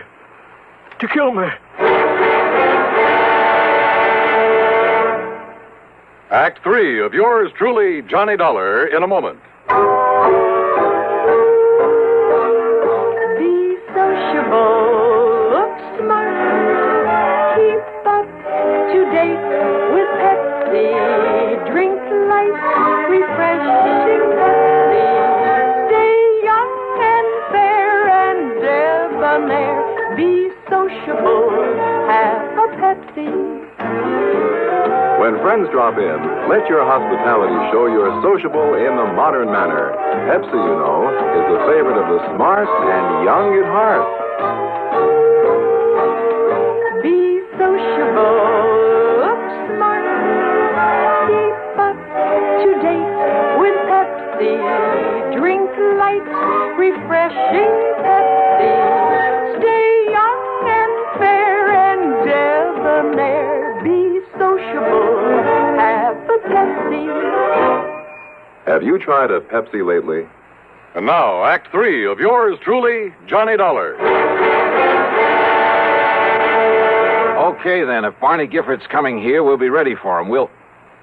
Sidewinder, You aren't afraid of him, are you? He's a bad one, Johnny. But if Sidewinder was able to subdue him before... Well, I caught him off guard, Johnny. He didn't have no gun then, but he has now. He took old Pete. And Barney's a deadly shot. It's the only good thing you can say about him. And don't you see, it's dark outside now. If we stay around here inside the house, we'll be like a flock of sitting ducks. Yeah, but I don't think we'll stay inside. You mean we'll just run away from him? No. How long ago did he get away from Pete? Well, Pete says it was more than an hour ago. Then we haven't any time to waste. What are you going to do, Johnny? I know what you're going to do, Carol. Yeah? Get out of here. Go on back to Enid. Tell the police. By the time they can get up here, Sidewinder and I will either have things under control or, well, then they can take over. Why don't you phone the police? Because I'm telling you to go on down there. You're just trying to get me away from here, aren't you? That's right. No, Johnny. I can shoot just as good as you and Sidewinder, and there's plenty of guns in the back room. No, Carol, that doesn't make any difference. You think I'm going to leave you here with a killer after old Sidewinder, and if Barty finds you with him, he'll try to kill you, Carol, too. will you just... I won't go, Johnny. I won't leave you. Okay. We're just wasting time. I haven't seen any car lights out on the road, but that doesn't mean that... That's right, mister. It doesn't mean a thing. Damn. The front door had been pushed open by the barrel of a high-powered rifle that slowly fanned the three of us. I knew that if I made a move to draw my handgun, if Sidewinder took a step toward his 30-30 on the table, and if Barney was the excellent shot that Carol said he was... All right. Put your hands up and come walking out this door. Listen, Barney, Shut up. Do like I say. Come on, Carol. Sidewinder. Come on, don't try anything. All right, Barney. Not so brave now that I got the advantage, are you, Sidewinder? All right. If you got to kill somebody, kill me. You leave them alone. Now that they know all about me? No, sir. I'm going to kill all of you like I killed old Pete. Now, stop. You keep your dirty hands off of me, you... Keep them up, Carol. So you're not carrying a gun. I know that Sidewinder never carries it. But you do, don't you, mister? Thanks. And I think I'll use it to kill you. So if you want to put your hands down to pray... Well, Sidewinder? Yes, Johnny? You think maybe this is retribution for that killing you did today? Killing, Johnny? Yeah, when I first got here. You remember. Oh. I don't know what you're talking about, mister. But I'm not going to waste any time. Barney, Shut up, Carol. You're going to go first. All right, now listen, Gifford. And you, mister. And last of all, Sidewinder. Huh? What's that? It's a snake. It's a rattler. It's back of you, Sidewinder. No. It's over next to Barney. Where? I can't see it. Where is it? I'll kill it. Where is it? Right here. Oh.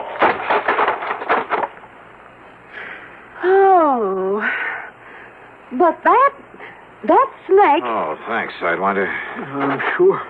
I'm sure glad I saved these rattles, Johnny. What? Yeah, so am I. But I never would have remembered them if you hadn't reminded me about killing that snake.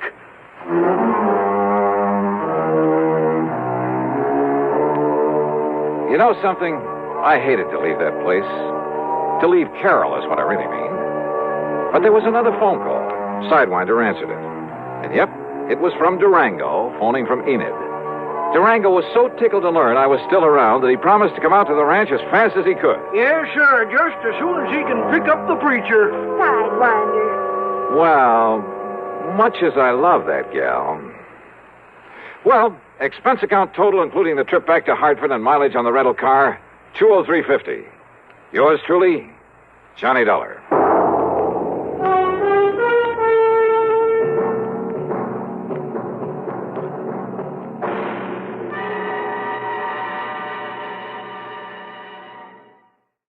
From Hollywood, it's time now for...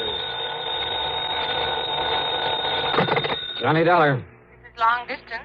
Mr. Pat McCracken in Hartford, Connecticut is returning your call, Mr. Dollar. Oh, thanks, operator. Put him on. One moment, please.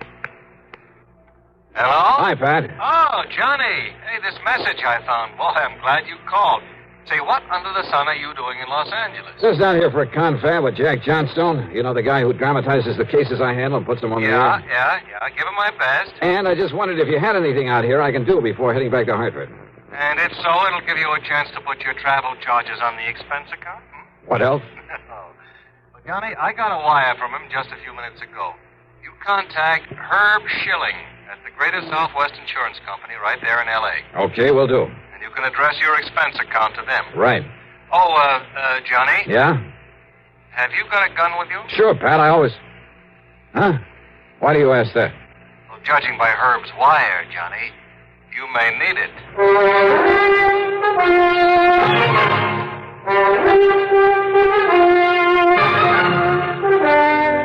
Bob Bailey in the exciting adventures of the man with the action-packed expense account. America's fabulous freelance insurance investigator. Yours truly, Johnny Dollar.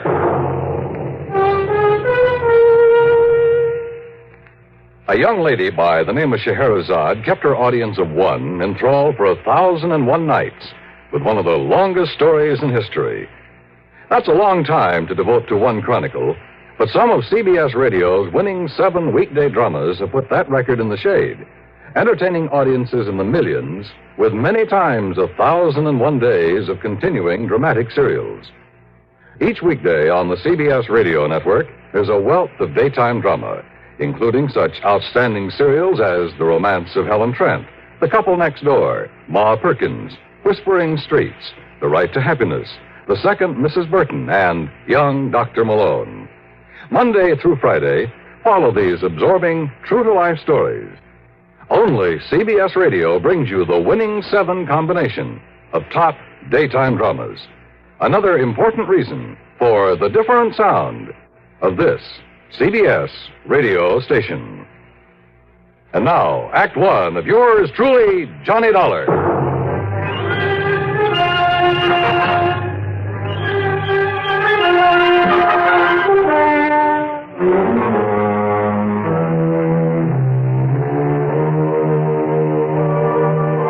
Expense account submitted by Special Investigator Johnny Dollar to the Greater Southwest Insurance Company, Los Angeles office. Following is an account of expenses incurred during my investigation of the Winsome widow matter.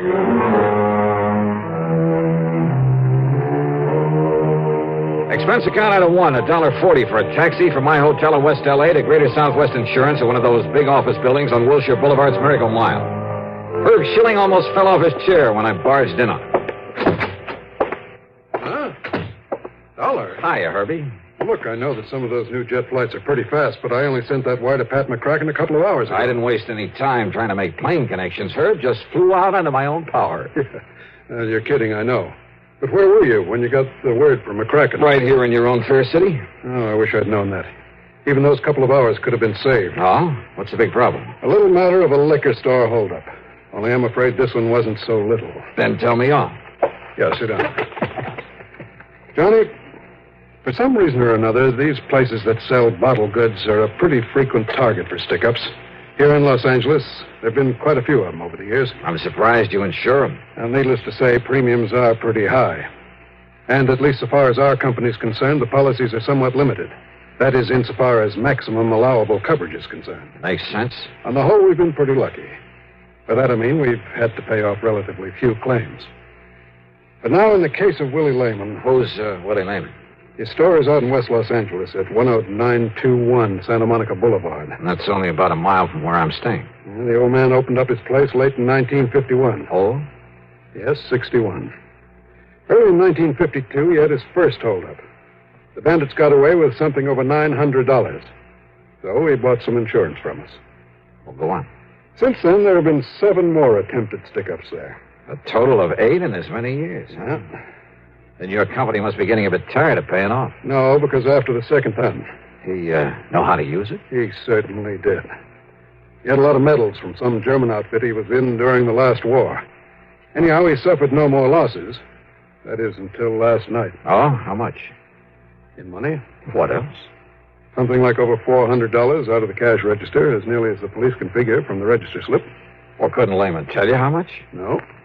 Because you see, Johnny, he also lost his life. Oh. And I take it you wrote his life insurance, too. That's right. $30,000. I see. Look, it's a little late in the day, but you want to go out there, check with the police? Sure. I'll be in touch. Item 2, $50. Deposit on a drive your own car. I passed up 10921 Santa Monica Boulevard and went right on out west to West L.A. Police Headquarters. There I ran down Sergeant Mike Kirby, who was covering the whole affair. Mike turned out to be a young, alert guy on the ball and completely cooperative. That's right, Dollar. 8 times since he opened the place in 51. And that's way out of line. Yeah, I should certainly think so. And the last 3 stick-ups have been within the past 10 weeks.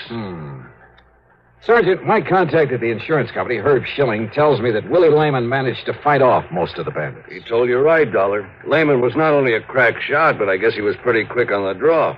It was only last month that he killed one of the 2 men that tried to hold him up. 2 men?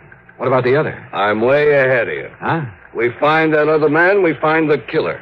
Probably. It would seem like a pretty safe bet. But look, Mike, if there were so many tries at this one place and so many all at once... Stakeout? Sure, somebody watching over the place. We tried it. As long as we had somebody there, sitting in the back or working behind the counter or just watching from across the street, nothing happened. But the minute we took him away, bing, another hold-up try. Somehow they seemed to know whenever we had the place under surveillance. And more important, when you didn't. Well, what have you got to work on? Oh, nothing but a couple of bullets, I'm afraid. Want to take a run over and look at the place? Sure, Mike. Why not?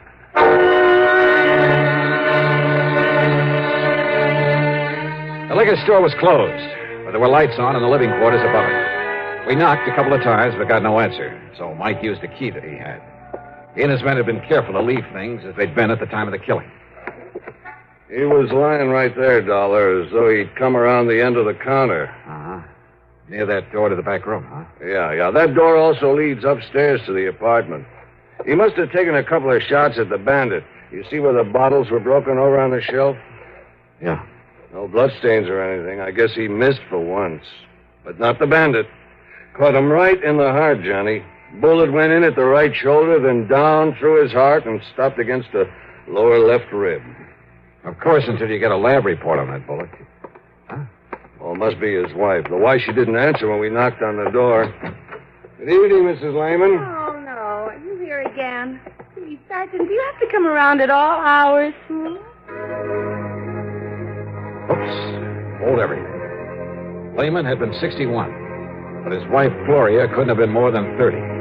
Tall, dark, she was obviously very proud of her highly commendable figure. Yeah, and she was pretty. That is, almost. Maybe it was just a little too much makeup, especially around the eyes that she knew how to use so well.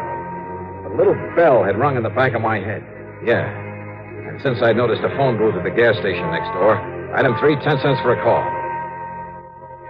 Johnny. That's right, Herb, and I'm sorry to call you at home. That's all right, Johnny. But there's one thing I forgot to ask you about when I talked to you. Yeah, what's that? Who's the beneficiary of old man Lehman's life insurance? Why, his wife, Gloria, Johnny. Thank you, Herb Schilling.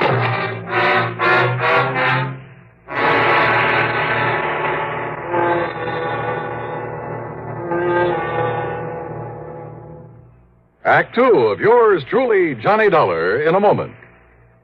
When Fidel Castro was biding his time in a remote fastness in Cuba, only a network like the CBS radio network had the equipment and manpower to go in and bring out the background of his revolutionary movement, his own words on what was to come and how it would come about. When major news breaks anywhere in the world, only a network like CBS radio has correspondents on the scene or within short range. Only news like CBS News is global in scope and is up to the minute as a direct report from on the scene. That's why millions prefer CBS News on CBS Radio and its affiliated stations to every other reporting medium for speed, for accuracy. Remember, when the story's big, only a news-gathering force like ours can scoop it up and send it slicing through space to your set, packaged for immediate delivery. Get it first, and get it right. Make CBS News on CBS Radio your listening post on the world. And now, Act 2 of yours truly, Johnny Dollar and the Winsome Widow Matter.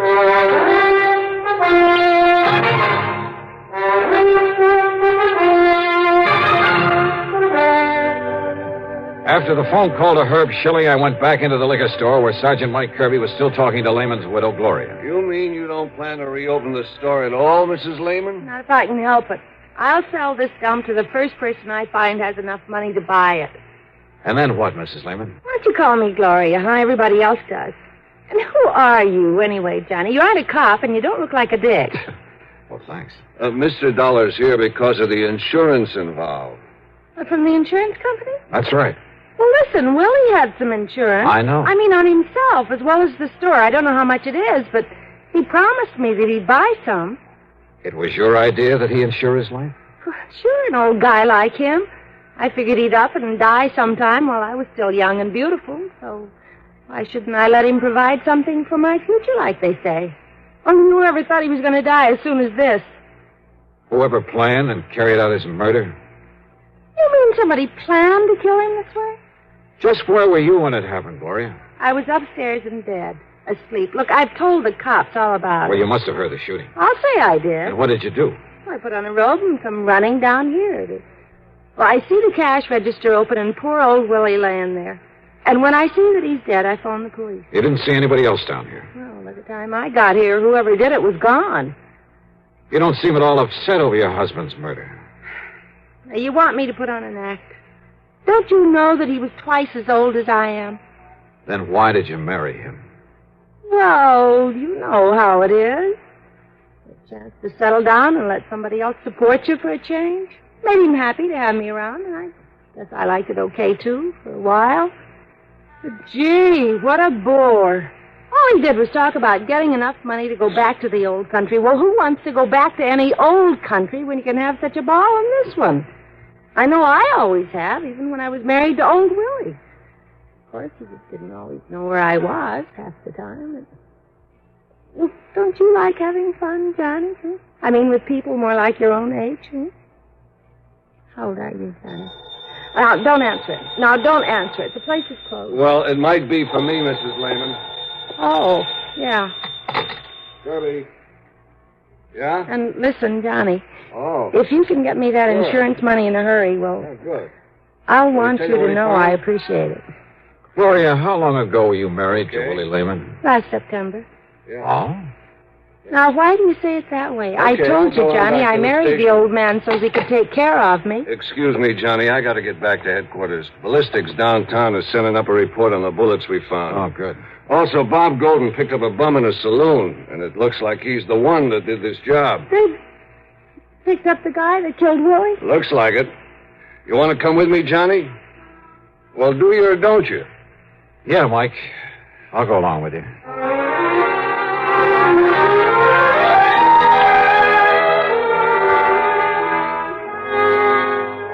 I told all those other cops. I'm the guy that heisted the dough out of Lehman's Liquors last night. Then you shot and killed him, Benny. Oh, no.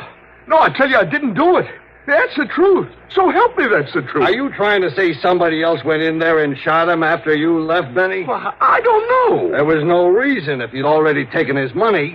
I don't know. How should I know? You think I stuck around there after I got his dough? How many shots did you fire at him, Benny? How many shots? Why, I didn't fire none. You saw that gun the cops took off of me. It was made of rubber. That's all it was. It was made of rubber. If I hadn't got stupid and gone out and got drunk and showed it to somebody and told them how I got away with the money from that liquor store with it, you think these dumb cops had ever got wise to me? You didn't fire a single shot? How could I? I wave my rubber gun at him. He reaches under the counter. He comes up empty, so he gives me the dough and I leave. You're lying, Benny. You make a paraffin test, Mike. Yeah, and I think this is the result of it. Well, Conroy? The paraffin test was negative, Sergeant. No sign of powder on either of his hands. Also, Sergeant... Yeah, you see? I told you I never had no real gun. All right, Benny. I told you all I did was rob that joint. So Shut up, what do you want me Benny. to Shut do? up. Yeah, Conroy? Also, Sergeant, here's the report from downtown on the bullets from ballistics. Good, yeah, let me have them. And also, they returned that gun of Mr. Lehman's that they found beside his body. There's no prints at all on it. Now, Johnny. is there anything else? Take a look at this. Yeah? Conroy? Yes, sir. Get this bum out of here. Lock him up upstairs. Yes, sir. Come on, Benny. You wise guys can't pin no murder rap on me. You wait till I get a lawyer. Oh, yeah, we'll wait. What's it say, Mike? Listen, the bullet that killed Willie Lehman and the bullets we pulled out of the wall of that store. Well? Johnny, they all came from Lehman's own gun. Well, how about that? In other words, with the help of that phony rubber pistol, Benny somehow got Lehman's gun away from him. Maybe Lehman had already pulled off a couple of shots and missed, but the one that killed him... Oh, yeah. The paraffin test showed no powder on Benny's hands. Then he must have worn gloves. He must have killed Lehman. You want to bet? Then who did? Well, first, I think I'd better get some proof. Act 3 of yours truly, Johnny Dollar, in a moment.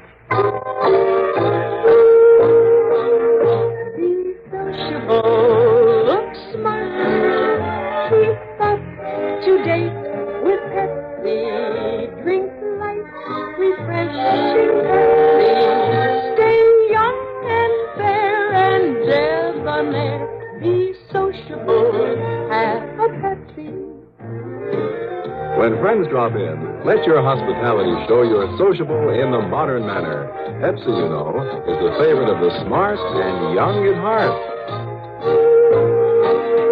Be sociable, look smart, keep up to date with Pepsi.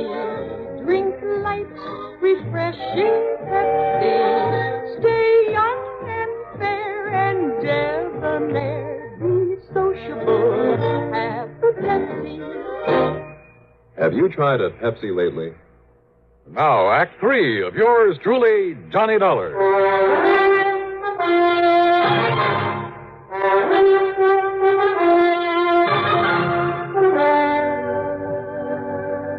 Listen, Mike, you're overlooking one thing. Like what, Johnny? That Benny's a shaky old bum, a wino.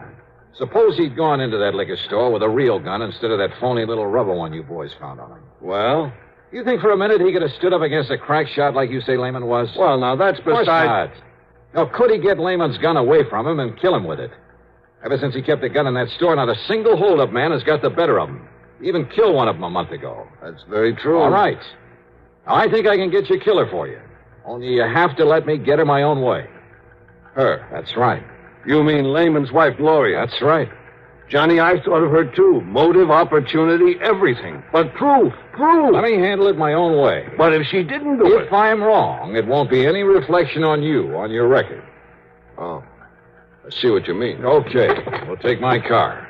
And you gotta promise me one thing. What's that? That you'll stay outside, that you won't make any move until I ask you to, no matter what happens. Well, now, Johnny... Otherwise, you can try hauling her in yourself. But, of course, if you're wrong about her. Okay, Johnny, let's go.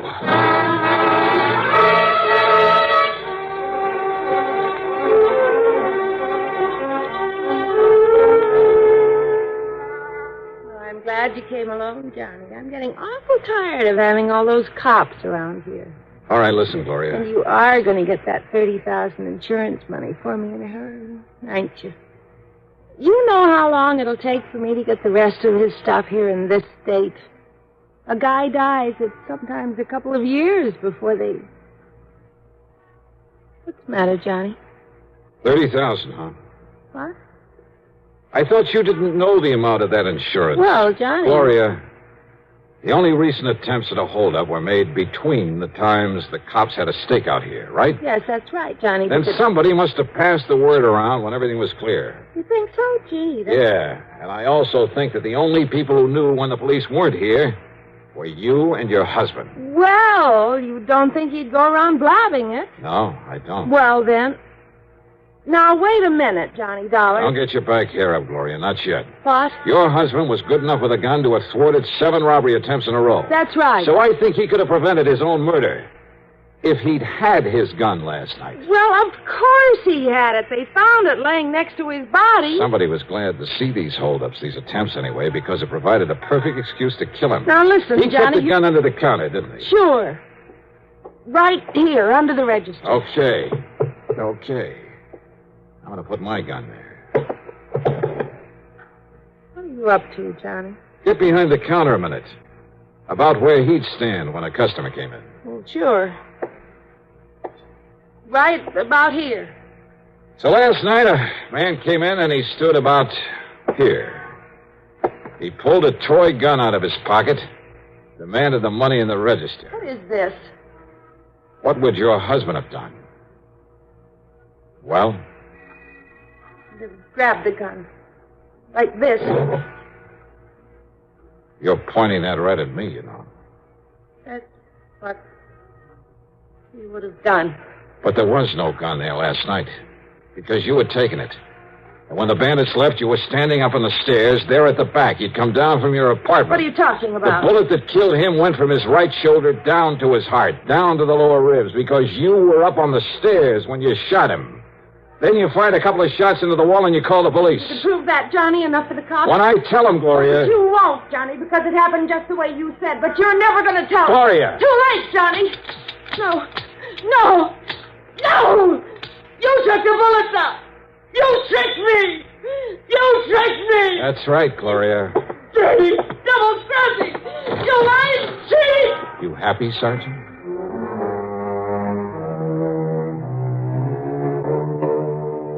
Pretty obvious, I guess, right from the beginning. But as I said, getting proof, or in this case, a confession, isn't always so easy. Anyhow, expense account total, including mileage on the rental car and the trip back to Hartford, I'll call it $250 even. Okay? Yours truly, Johnny Dollar.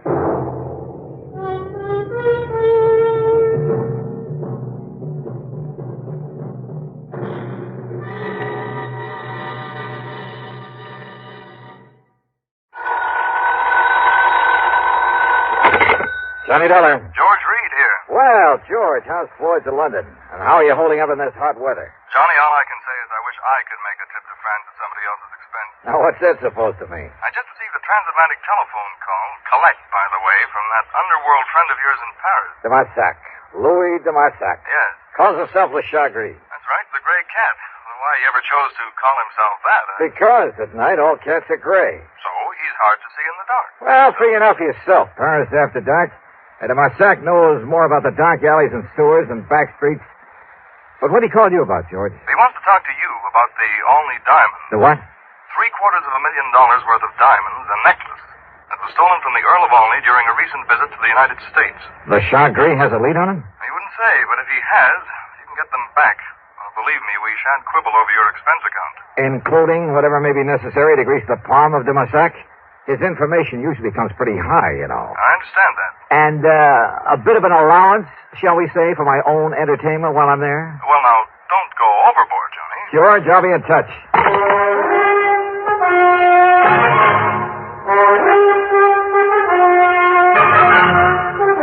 CBS Radio brings you Bob Bailey in the exciting adventures of the man with the action-packed expense account, America's fabulous freelance insurance investigator. Yours truly, Johnny Dollar.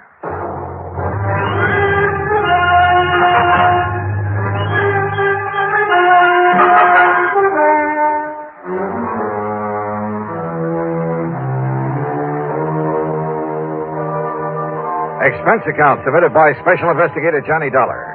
To Floyd's of London, North American Office, Hartford, Connecticut.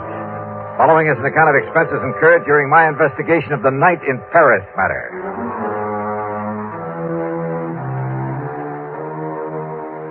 Expense account item 1, $12 even for a call to Paris, France.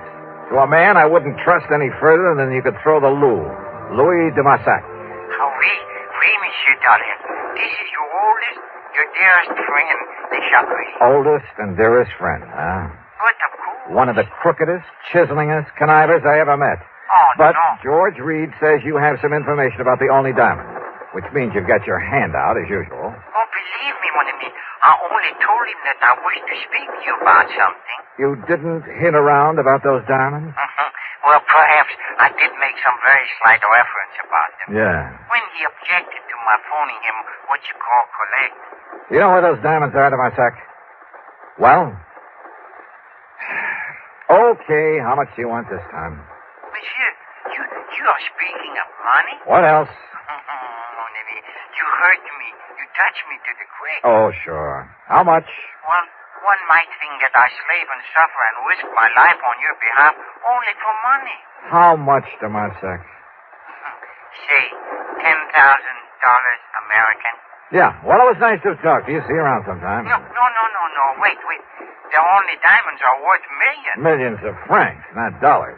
But if I could tell you where you may find them, In that case, I might be willing to part with, say, 1,000, maybe 1,500. 5,000,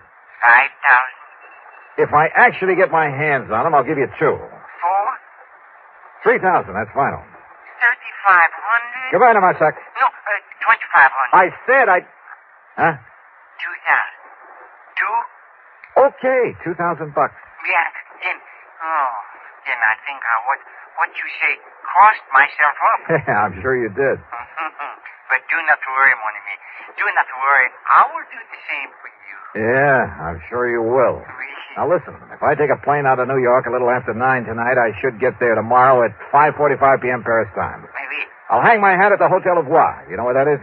But of course. Then I'll pick you up at that hovel of yours at the end of the, Rue de Pas de la Moule. Yeah, the Rue de Pas de l'Amour. And you bring the money for me? I'll be there.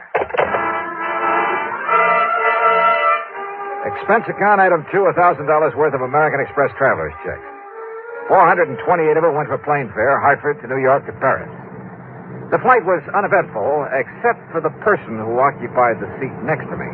Annette was her name, Annette Dubon. And brother, well, she's 25 or 6, I guess. Tall, brunette, and beautiful. Apparently has money of her own. I decided this trip to Paris wasn't a bad idea at all. Johnny Dollar? Yeah. Oh, I know who you are. You're the insurance investigator I hear about all the time on the radio. Well, don't look so shocked about it. Shocked. I'm thrilled. Tell me all about you. Oh, I'd a lot rather talk about you. Plan to be in Paris long? Oh, a couple of weeks, I guess. Just sort of a vacation. And I'm all alone, so I don't have any definite plans. Ah. Have you, Johnny? I have now.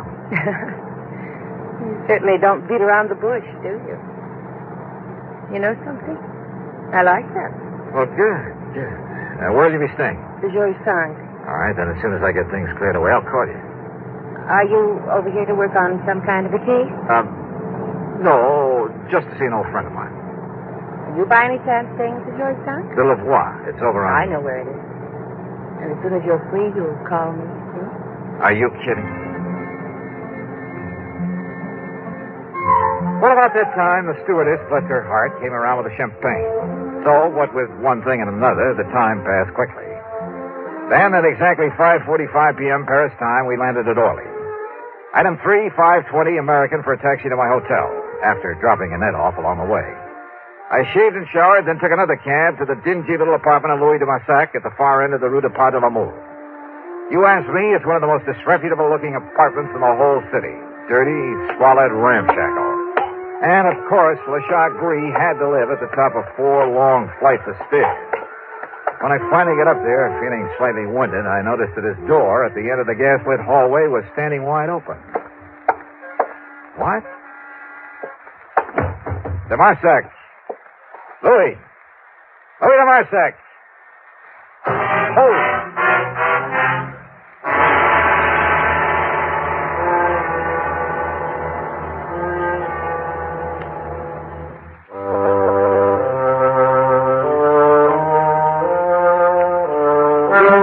Dingy, dark apartment of Louis de Massac looked like a tornado had struck it. It was a shambles, as though somebody had come in and simply done as much damage as possible, and yet at the same time was looking for something, or someone. As for de Massac, there was no sign of him anywhere. I stood there for a moment, wondering what to do next. Huh?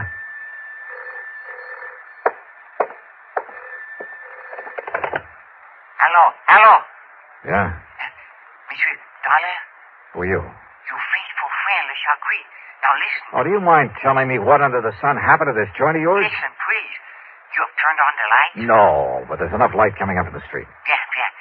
Now you must get out of there. Oh? Yes, come quickly and meet me here.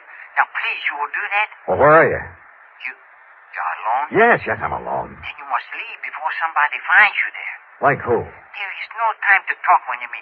Come, please, and meet me here. But where? I'm at the cafe chez Macabre. Chez Macabre. Yes, it's in Saint-Germain-des-Prés.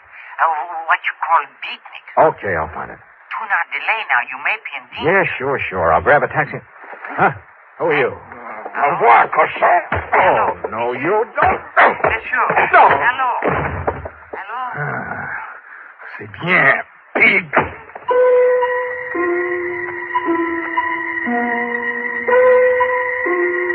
When I came to, I found myself propped up in the remains of a chair.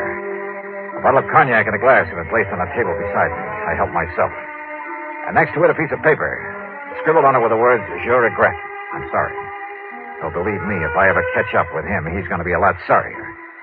Another snort of cognac, and I felt able to navigate.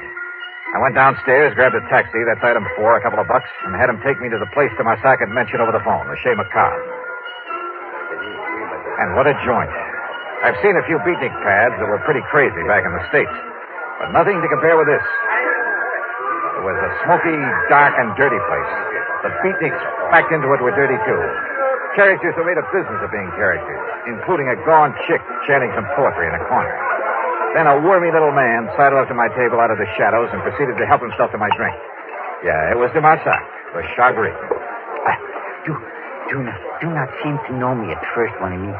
Even when you come over and help yourself to my cognac? In this place, it is the custom.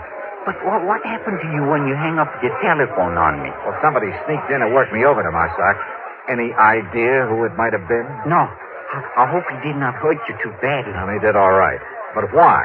Now, why the crazy note he left saying he was sorry? But of course, monsieur. But of course what? Well, he must have thought you were me. Oh? Oui. Because of a little deal on the statue that I made a week ago. In my business with some of the terrible people I have to deal with, this sort of thing happens all the time. I'll bet. But then, when this man, he discovered he had made a mistake, that you were not me... Oh, sure.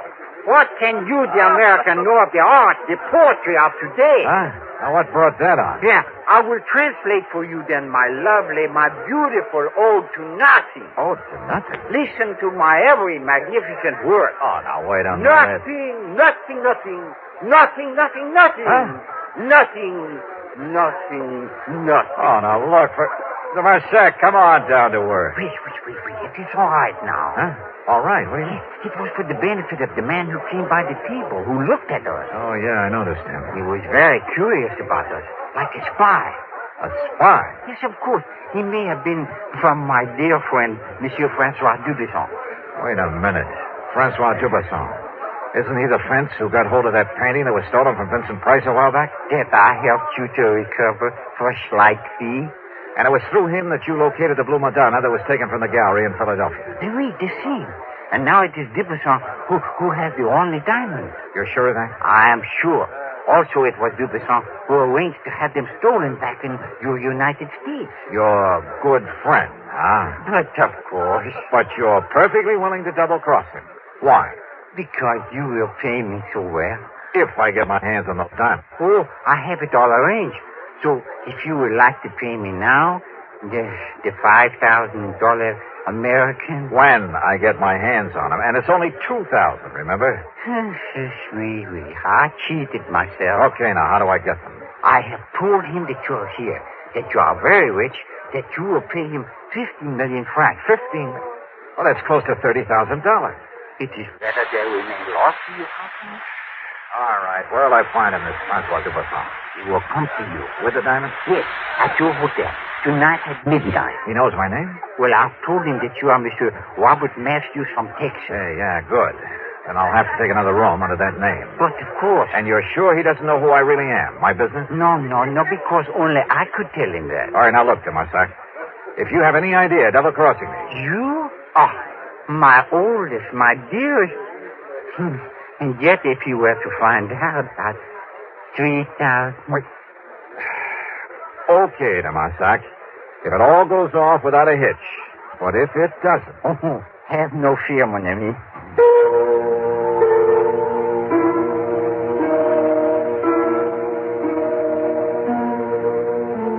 Sure, it was a kind of shady deal to make, to have to make. But under the circumstances, what else? And people simply don't realize how most of the crimes in this world are solved. Not by Sherlock Holmes type of detective work, not by the kind of stuff you read in the mystery magazines, but through informants. And one way or another, they all have to be paid off. Otherwise, well, look at this case. If Dubuisson were to know who I really am, I'd stand a chance of not only losing the case, but my life as well. On the way back to my hotel, I began to wonder again about the man who'd attacked me there at de Massac's apartment, who'd apparently been there before, looking for someone, or for me. Did he really think I was de Massac? Or was it all just a warning to leave this case alone? There was only one way to find out.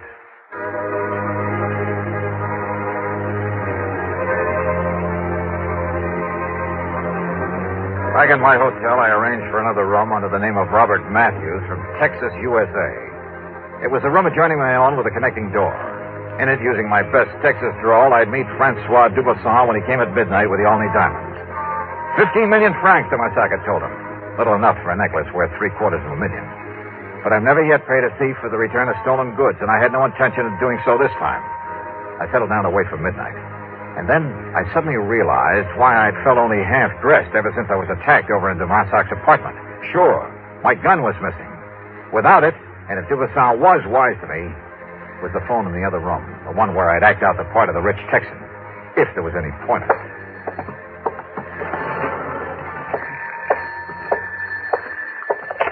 Hello. Monsieur Matthews? Yep. My name is Dubuisson. Francois Dubuisson. Say, I've been waiting to hear from you. You are alone, monsieur? Don't think I'd let anybody else in on our little deal, do you? I hope not. I can be there in 5 minutes. Yeah, anytime you say. I'm just laying here in bed reading to myself. You have the necessary money with you? In cash? Just finished taking it out of the hotel safe. Monsieur Matthews, if we are able to make what you call a deal... Sure we can, man. Oui, but I must inform you I will come to your room prepared for any, shall we say, exigency. Huh? Now what's that? The gun I carry, it has a silencer. 5 minutes. I'll be here. I suddenly had an idea that might possibly work. Out of a small rug, a pair of shoes, and a couple of other things, I fashioned a dummy, laid it carefully in the bed in the other room, after making sure the head of that bed was toward the door. I piled up a couple of pillows so that even if there really been someone in it, only the outline under the covers would be visible. I left a cigarette burning in an ashtray, propped up a magazine. From the doorway, then, it looked like someone lying there, reading and smoking. I hoped. I unscrewed a light bulb, then stood behind the slightly open adjoining door. Come in, man, come in. You were very foolish, Monsieur Dollar, to say you obtained the money from the hotel safe. The night clerk has informed me otherwise. Also, he confessed it was you who took both of these rooms. Well, have you anything to say? I told you Dollar was here because of the jewels, Francois. Annette. Oui, ma chérie. So, Annette, you may dispose of him once and for all. Close the door. No! Look, there's a dummy in that bed. Oui, you're right. But Dollar has no gun now. And if he's here, Francois... Take care, ma chérie. Don't worry. First, we try that other room. I nudged open the adjoining door, and with everything I had, I pitched the light bulb across the room at the far wall. No, he's in here! Then I dove in low at the first of them I could reach. Annette! Annette! A bad mistake, Johnny. Because I have the gun. Yeah. I suppose I should have known, Annette. Your last mistake. Because with this silencer, nobody will ever know. Oh, I'm sorry, mademoiselle. Oh, dear. Oh, thanks, de Marsac. Like the U.S. Marine. But such a pity, monsieur. Huh? That I should stoop so low as to strike a beautiful woman. Of course, the fact that it saved my life. 5,000. Sure. 5,000.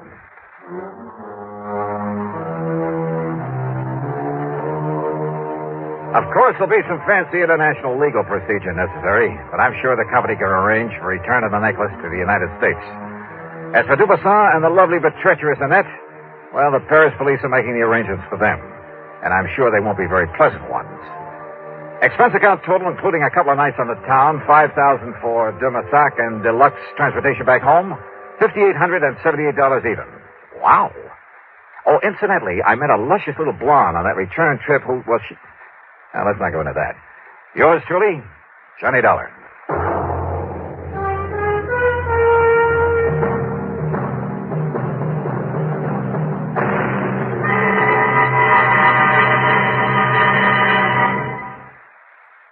our star to tell you about next week's story. Next week, a foggy night on the Embarcadero in San Francisco. In the shadows, a killer. Join us, won't you? Yours truly, Johnny Dollar.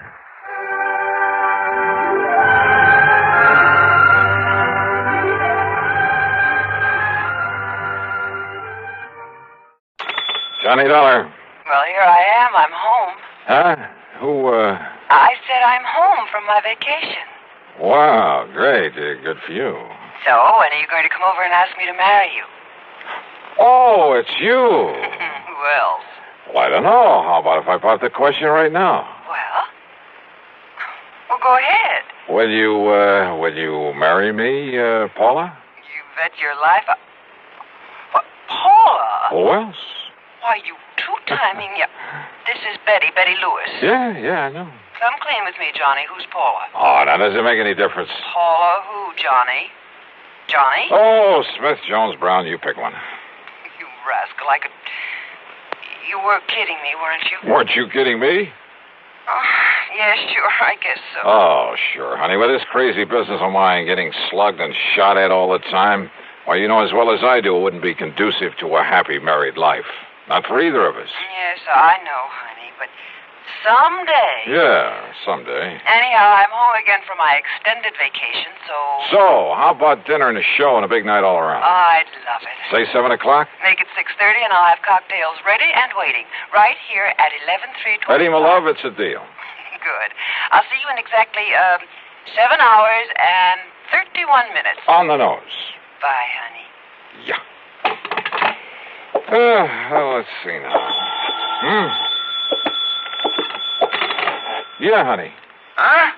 Don't give me that honey stuff. This is Randy Singer. Randy, how's the old New York Police Department these days? Johnny, I gotta see you. Okay, I'll run on down there first thing in the morning. No, I mean now, right now. Oh, well, now, look, Randy, I got a date tonight, important one. And I gotta go out of town with the chief on a murder case, leaving in a couple of hours. Maybe gone a week, maybe longer, so grab a train, will you? Well, if I could be sure of getting back here by early this evening. Back there in Hartford is where you should be, as quickly as possible. Huh? After I've talked to you. So if this timetable I have means anything, you can grab a train in about 20 minutes. Well, now listen, Randy, I'll have the boys in the prowl car pick you up at Grand Central Station. Listen, will you? Grab your hat and come on. See you, Johnny. Randy!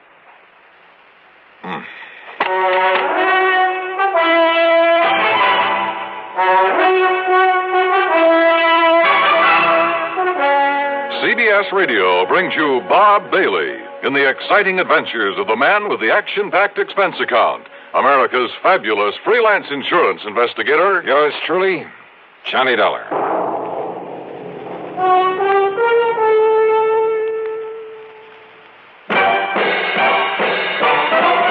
Are you smoking more now, but enjoying it less? Have a real cigarette, have a Camel. Are you missing the smoke the nation likes best? Have a real cigarette, have a Camel. Are you looking for flavor and mildness? Have a real cigarette, have a Camel. The best tobacco makes the very best smoke. Have a real cigarette. A real cigarette. A real cigarette, have a Camel.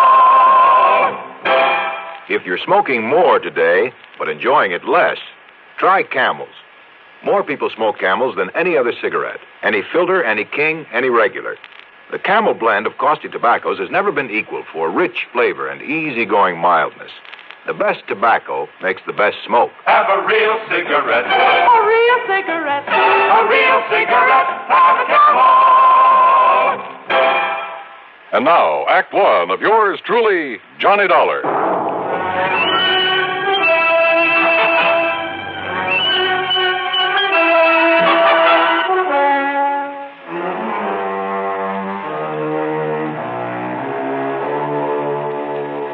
Expense account submitted by Special Investigator Johnny Dollar to the Universal Adjustment Bureau, Hartford, Connecticut. Attention, Mr. Pat McCracken. Following is an account of expenses incurred during my investigation of the double identity matter. Pat, you have an assignment to this case, but it does concern some of the insurance companies that Universal Adjustment Bureau services. And if there's any question about reimbursing me for whatever charges I may run up, well, read on. Expense account item 1, $4.95. Taxi to the station and a train down to New York. As promised, Lieutenant Randy Singer had a prowl car waiting for me at Grand Central, and a few minutes later I barged into his office in the Homicide Division of the 18th Precinct. Okay, Conroy, okay. Just go tell the chief I'll be ready to leave by the time he is. Now, go ahead. Yes, sir, Lieutenant. Sit down, Johnny. Glad you could make it. All right. Tell me one thing, Randy. Is this an insurance matter? It sure is, or rather, they are. They? Maybe you weren't called in on them, but, brother, you should have been. Here, look here. Fall 1956. John R.V. Brownfield. Lived in a small apartment over on the east side, but the old boy had a lot of money. So what happened? Somebody knock him off? His death was pronounced a suicide, overdose of sleeping pills. Yeah, happens all the time. Does it? The insurance company that paid off was Eastern Casualty and Trust. Oh? How much? $41,000. Beneficiary? His wife. He'd only been married to her a couple of months. And after she collected, well, she just sort of dropped out of sight. Ask me, a lot of those companies of yours pay off too fast. Now, what do you mean by that? Listen, September 1957. Franklin P. Ogborn died the same way. Insurance paid to his widow was $30,000. Tri-Mutual Insurance Company. Well, now, Randy, the mere fact that he also died from an overdose... Listen, will you? August 1958. Peter William Gerhardt. Same thing. His widow collected $50,000. Are you trying to say you don't think they were suicides, Randy? I'd bet my bottom dollar on it. Why? Now, here's the last one, middle of last month. William Earl Chadwick. $25,000 to the widow. I said, why? Johnny, in every case, the marriage was only a few weeks old. A good-looking young girl and a wealthy old man. Also, circumstances of death were exactly the same. Exactly. Ah, you investigate them all yourself? No, they all occurred in different precincts. So until I started digging through these files, until I realized that all these men had been married, and for only a short time, mind you, had all been married to the same girl. What? Yes, sir. You're sure of that? She used a different name every time, and we have no pictures of her, but, Johnny, according to the description by all the people who'd seen her, well, Johnny, it's one and the same gal. Okay, Randy, as long as there was insurance paid by some of the companies I work for. Right. Now, so far, I've been running this down alone on my own hook until I could really spot her. So what happens when I finally do locate this dame? I'll bite. What happens? She turns up outside my bailiwick. Also, I suddenly got to go out of town for a week, maybe longer. But you, being right there. Yeah, right where? Hartford. That's where I've traced her to. Oh? Do you know her name? Sure do. So I'm handing it over to you, Johnny. You've done me a lot of favors over the years, so, well, maybe you can collect yourself a nice commission. Oh, what is her name, Randy? She lives at 11325 East Maple Drive. 11325. That's right, and she goes by the name of Lewis. What? Yep, Betty Lewis. What's the matter, Johnny?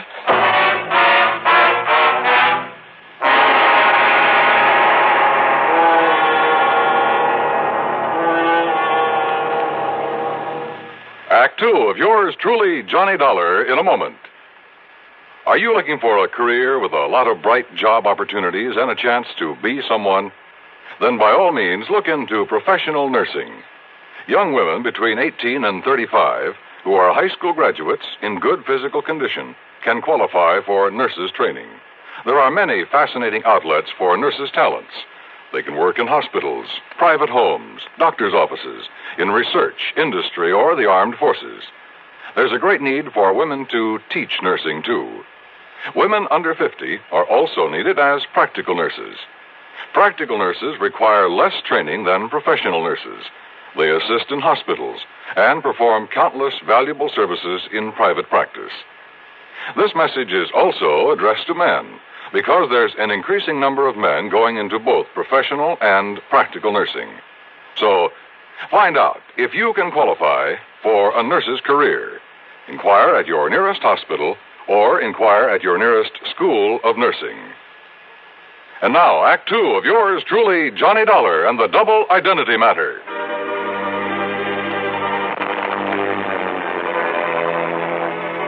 I went over the files on the so-called suicides word for word. I read and reread the descriptions of the widows. They all were the same. No question about it, the same girl had been married to each of the four victims, had been married to each of them only a very short time. Then after death, from an apparent overdose of sleeping pills, she had collected the insurance and quietly dropped out of sight. But Lieutenant Randy Singer, NYPD, had tracked it down and traced it to Hartford. And according to him, according to the description, she was Betty Lewis of 11325 East Maple Drive. Betty Lewis, the girl I knew and palled around with. The girl I had a date with that very night. The one girl in the world I almost took seriously. What is it, Johnny? You know her? You know this girl? Yeah. That is, I think I've seen her there in Hartford, Randy. Good. Then go back there. Get next to her, Johnny. Trip her up. Make her spill the beans about these murders. Murders? Well, don't you agree she must have fed those old codgers all those sleeping pills just to collect their insurance? Kind of looks that way, doesn't it? What's the matter with you, Johnny? It's as plain as the nose on your face. And boy, how those descriptions of her all tie together. Yeah. Height, weight, build, complexion, eyes, everything. Of course, she dyed her hair differently a couple of times. Blonde. When she married her last victim, she was a redhead. What'd you say? She's a blonde? She's a blonde now? Randy. Yeah? How'd you get onto her? It's a long story, Johnny, but somewhere along the line, I got suspicious about those sleeping pills. They were all the same, a special prescription. Are you listening to me, Johnny? Yeah, I'm listening. Well, then I found out that not one of those old men had been given a prescription for them. So to make a long story short, I finally ran down a kid working in a drugstore who'd been getting him to her. I see. But instead of nabbing him, that would have spread the alarm, you see. Johnny, I got real lucky. In the trash barrel where the kid lives, I found some letters for her, all written within the last month, telling him to start making some more of the stuff for her. In other words, Johnny, as soon as she can trick some other guy into wedding bells, somebody up there in Hartford. But if you can grab her first, pin those 4 murders on her, huh? Hey, Lieutenant. Yeah, Conroy, what do you want? That newspaper reporter that was here to see you. Oh, what newspaper reporter? I told him you was tied up with Johnny Dollar on that suicide run. You what? Well, I seen them files there on your desk. Conroy, you dope, when the chief and I get back from this trip, that's another thing, Lieutenant. Huh? The chief said if you don't want to start pounding a beat again, well, you see, he's been waiting out front for you for about 5 minutes. Conroy, you crazy? Why did you say so? Tell him I'm coming. I'm coming right away. Yes, sir. I'll tell you. Johnny, will you take it from here? Down. Sure, Randy. Attaboy. It's truly Johnny Dollar in a moment. Meet star Stuart Irwin. Nothing's worse for an actor than a nasty cold. To feel better quickly, I take wonderful 4-way cold tablets, the fast way to relieve cold distress. Right. Tests of all the leading cold tablets proved 4-way fastest acting. 4-way starts in minutes to relieve muscular pains, headache, reduce fever, calm upset stomach, also overcomes irregularity. Take my advice. For your next cold, take 4-way cold tablets, the fast way to relieve those cold miseries. 4-way, only 29 cents. And now here's a word about another fine product of Grove Laboratories. To get rid of embarrassing dandruff in 3 minutes, change to Fitch Dandruff Remover Shampoo. 3 minutes with Fitch regularly is guaranteed to keep unsightly dandruff away forever. Apply Fitch before wetting hair, rub in 1 minute. Add water, lather 1 minute. Then rinse 1 minute. Every trace of dandruff goes down the drain. 3 minutes with Fitch and embarrassing dandruff's gone. At the same time, Fitch can brighten hair up to 35%. Get Fitch Dandruff Remover Shampoo today. And now, Act 3 of yours truly, Johnny Dollar. Hi, Johnny. Betty, what are you... what are you doing here? Hey, don't I even get a kiss after being away for a solid month? Betty, tell me. And don't you think I'm the one who's entitled to ask the questions? After all, honey, you stood me up. Or did you completely forget about our date for this evening? Listen, will you? Much as I hate to admit it, I guess maybe you were right, darling. Yeah? About what? No decent kind of a married life, that sort of thing. You wore out on some case, I suppose. Yeah. But you know something? I'm just not going to give up on you, Johnny Dollar. One of these days... Yeah, Betty, now listen. Well, what is it, Johnny? What's the matter? How did you get in here, Betty? Well, when you didn't come for me as you promised, and when you didn't answer the telephone, well, I was afraid something terrible might have happened to you, so I drove on over here to see you. The door was wide open, so I just came on in. I started looking around for you in the den and the bedroom, and then... Well, that's when you came in. Betty, your vacation. Well, it's about time you asked me about that. I missed you while I was away, honey. A whole long month. Where did you go? You didn't get all those pretty postcards I sent you? From the Poconos and Atlantic City and New York? New York. How long in New York? Oh, a couple of days going and a couple of days coming back. That's all? Of course it is. Johnny, whatever's the matter with you? Your hair, Betty. What? What color was it before? Well, I like that. What color? Tell me. You mean to say you think I dye or bleach it or something? You know very well that I... Johnny, what's come over you? My desk there. Well, yes, I wondered about that, darling. I hope you're not always that sloppy, leaving things scattered around that way. All right, Betty, listen. And do you always leave that window to the fire escape open when you go out? That window? To say nothing of leaving the front door open, too. Hey, Betty, look. Look, it's been jimmied open. See the marks here. Well? Yeah, see, look. Here, where it was pried open. See there. Well, it's just like my mailbox. Sure. You seem almost happy about it. Well, maybe I am. Or did you think maybe I had... Only you know darn well I can't even use a can opener properly. Well, now, listen, Johnny, will you please tell me what this is all about? Why are you acting so strangely? Betty Lewis. Listen, darling, has all this big mystery anything to do with that newspaper headline I saw? Some kind of a suicide case? You don't know anything about that. So that's why you were so late. And Johnny, does it have anything to do with your window being forced open, your desk being rifled this way? Yeah, I think so. And maybe you're coming here. Maybe you scared away whoever it was. Wait a minute. What? Wait a minute. Did you say that your mailbox out at your little house, did you say that thing had been forced open, too? While I was away. I don't know whether anything was taken because I don't usually get much mail, but the tiny lock on it was broken. You came back yesterday? Late last night. And then today, well, you see, the mail's always delivered during the day while I'm at the office. What time, Betty? Oh, I don't know. 10, 11 o'clock in the morning, I think. So what happened today? Well, you know that rain, that drizzle we had this morning? Yeah, go on. Well, I got back from the office and went out to see if there was any mail. Now, you love mysteries, Johnny, so maybe you can solve this. Go on, Betty, go on. All right. Well, there in the mud around the mailbox were the marks from those big clodhoppers the mailman always wears. Well? And right on top of them were some other footprints. High heels, Johnny. Of course. The shoes must have been almost exactly the same size as mine. So, do you suppose maybe somebody else, some woman, has been using my mailbox and my address while I was away? You bet I do. Betty Lewis. What? 10 or 11 o'clock, you said. Oh, you mean the mailman? That's exactly what I mean. Now, listen. I want a key to your house. Oh. Will you marry me? I'm serious, Betty, and tomorrow morning you go to the office as usual.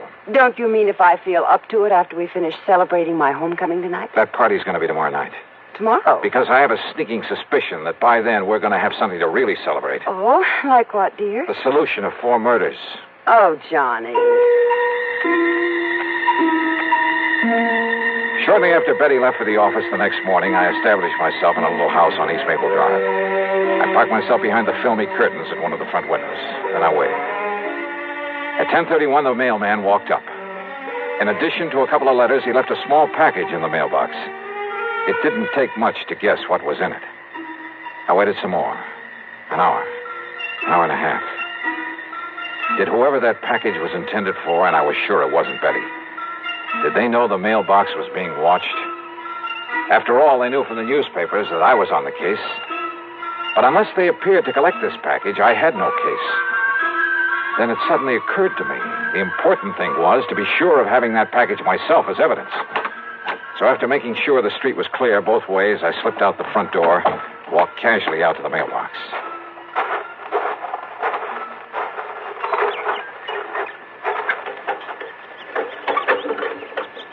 Aha. Miss Betty Lewis, 11/3/20. Huh? Just a minute there, you. Yes? Just what do you think you're doing poking around my mailbox that way? By golly, you do look like her. What are you talking about? The real Betty Lewis. Well, I'm Betty Lewis. Now, if you don't mind, that package you just took out of the mailbox. Sorry, miss, whatever your name is, but I need it as part of the evidence. Evidence? Yeah. That'll pin the murders of 4 husbands on you. Johnny Dog. That's right. All right. Give me that package. Oh, put that thing down, I'll lady. pull the trigger, Johnny, if you don't give me that package. Give it to me. Okay. Whatever you say. You dirty... Maybe you're a lousy shot. No, you're hurting me. Oh. Okay, now back in your car. Now listen, Johnny, listen. Get in. Listen, Johnny, I'll make a deal with you. And you're driving, lady. Right straight to police headquarters.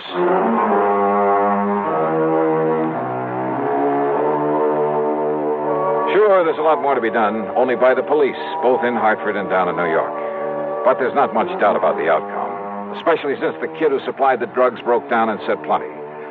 The insurance companies, well, the money she had left can be prorated among them, and that'll be that. My problem, of course, will be explaining things to Betty. But you know something?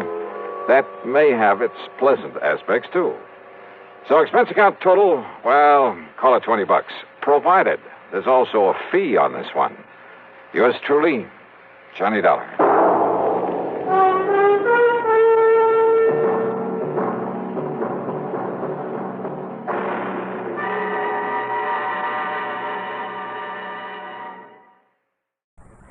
It's time now for Johnny Dollar. Hi. Well, hiya, George. I've been wondering when you were going to come up with another wild one for me. That is not the case this time, John. John? Tell me, how is your, well, have you had a security clearance lately? Well, sure, in connection with that rocket fuel case I handled. Good. But, now, what's this all about? Well, I can hardly discuss it with you over the phone. Oh, top secret, huh? Top secret, and of tremendous importance. Okay, George. I'll run over and see you.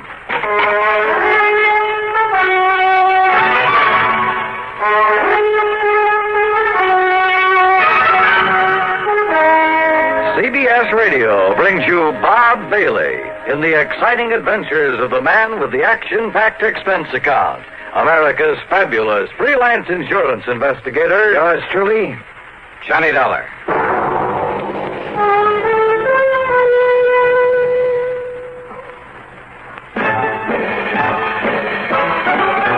Are you smoking more now, but enjoying it less? Have a real cigarette, have a Camel. Are you missing the smoke? A nation like that. Have a real cigarette, have a Camel. Are you looking for flavor and mildness? Have a real cigarette, have a Camel. The best tobacco makes the very best smoke. Have a real cigarette, a real cigarette, a real cigarette, have a Camel. If you're smoking more today, but enjoying it less, try Camels. More people smoke Camels than any other cigarette. Any filter, any king, any regular. The Camel blend of costly tobaccos has never been equal for rich flavor and easygoing mildness. The best tobacco makes the best smoke. Have a real cigarette, a real cigarette, a real cigarette, have a Camel. And now, Act One of yours truly, Johnny Dollar.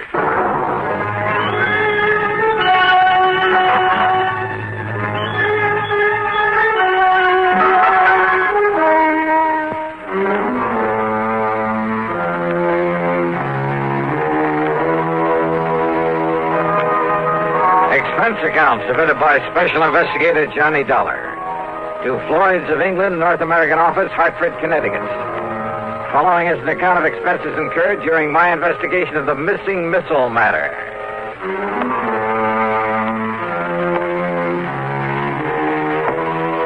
When George Reed starts calling me John, well, it must be pretty important. So expense account item one, $1.25 for a taxi over to the square on the office of Floyd's of England. We'll use this rather isolated office in the back so as not to be disturbed. Yeah, okay. Or overheard.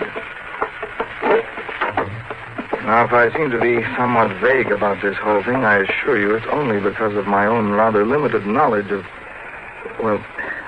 Well, sit down, Joe. Oh, yeah, sure. Well, you can hardly expect me to investigate something unless I know what it's all about. Well, John, out on the West Coast... Oh, come off this John stuff, will you? I'm sorry, Johnny. But now listen. Yeah, shoot. Out near Los Angeles, in North Hollywood to be exact, is a small plant that operates as the Smithwick Paint Remover Company. Oh, what's so all-fired mysterious about that? Not one drop of anything even faintly resembling paint remover has ever been put out by them. Huh? Actually, that name is only a blind, a cover-up. Yeah? For what? An outfit that might better be called the Smithwick Missile Development Company. Government stuff, huh? Johnny, they have no official connection with our government whatsoever. But unofficially? That's the sort of question we never ask. So far as anyone knows, our government simply doesn't recognize them, gives them no support, financial or otherwise. So far as anyone knows. Which means they receive no protection from Uncle Sam either. So Floyd's of England writes the insurance? Precisely. Under orders from our top brass. Well, what's happened out there? What's the trouble? Johnny, it appears from what Smithwick told me on the phone that one of their missiles is missing. Oh, well then. What?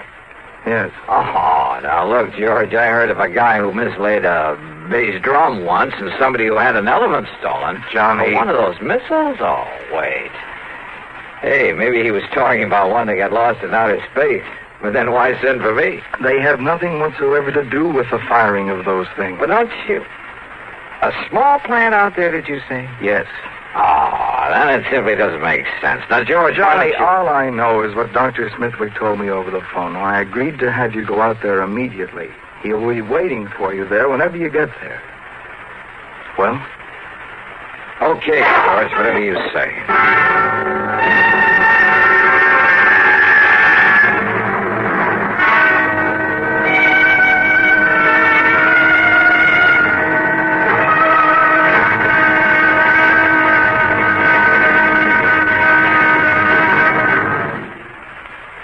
Hola, amigo. You want to know about stereo phonographs? Listen to my last bullfight on ordinary stereo. Ole! But now, Columbia Stereo 1.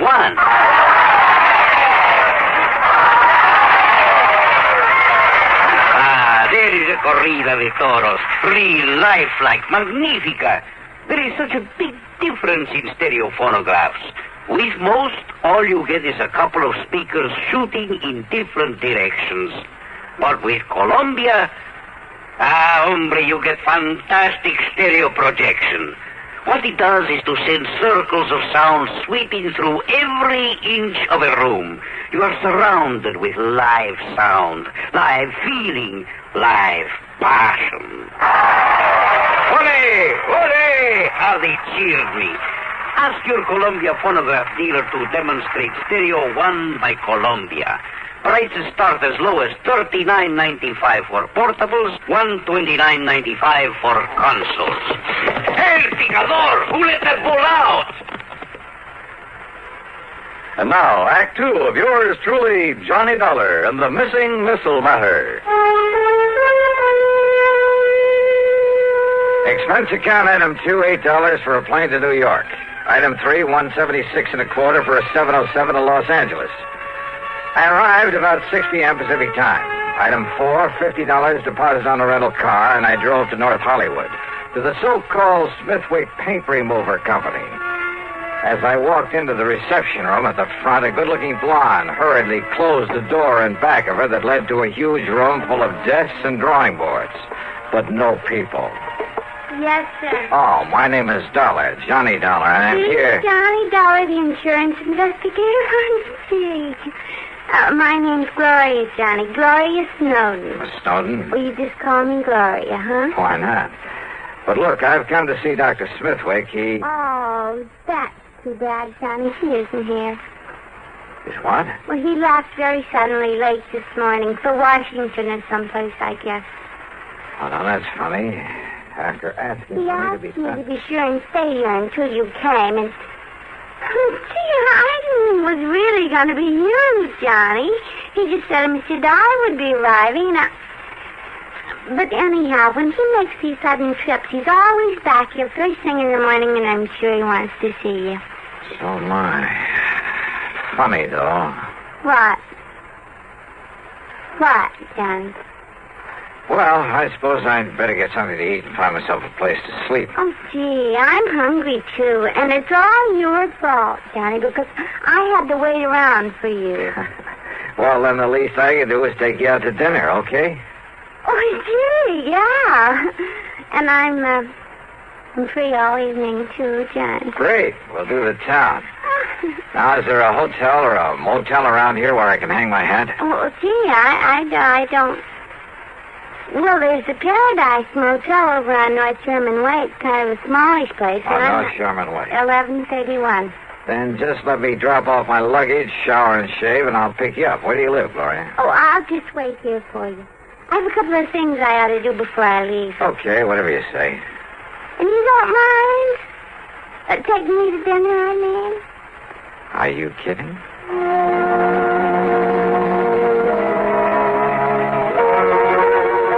Funny, all this big emergency, all this hurry. The man who'd sent for me was off somewhere else. I should have asked for directions because it was over half an hour before I finally found the Paradise Motel. It was hardly the place I would have picked, but oh well.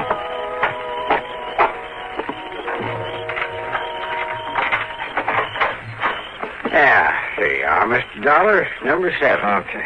This be satisfactory? Yeah, sure. Because if it ain't, I got other vacancies. No, this'll be all right. Anything you want, I'll be in the office. Well, I could sure use a few ice cubes. Oh, brought your own jug, huh? Have them for you in the jiffy. Good. Now, let's see. Shirts will go in here, I guess. Huh? That's about the fastest service I ever heard of. Mister, you certainly don't waste any... Hello? Somebody out here looking for...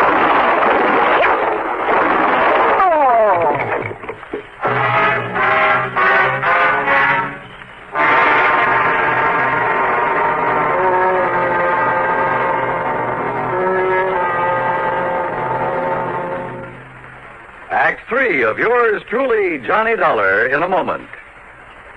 Welcome, recording star Mel Torme. It's terrible trying to sing with a bad cold. So I always take 4-way cold tablets to relieve cold miseries fast. Good idea. Tests of all the leading cold tablets proved 4-way fastest acting. 4-way starts in minutes to relieve muscular pains, headache, reduce fever, calm upset stomach, also overcomes irregularity. When you catch cold, try my way. Take 4-way cold tablets. A fast way to relieve cold distress and feel better quickly. 4-way, only 29 cents. Now, here's a word about another fine product of Grove Laboratories. To get rid of embarrassing dandruff in 3 minutes, change to Fitch Dandruff Remover Shampoo. 3 minutes with Fitch regularly is guaranteed to keep unsightly dandruff away forever. Apply Fitch before wetting hair, rub in 1 minute. Add water, lather 1 minute. Then rinse 1 minute. Every trace of dandruff goes down the drain. 3 minutes with Fitch and embarrassing dandruff's gone. At the same time, Fitch can brighten hair up to 35%. Get Fitch Dandruff Remover Shampoo today.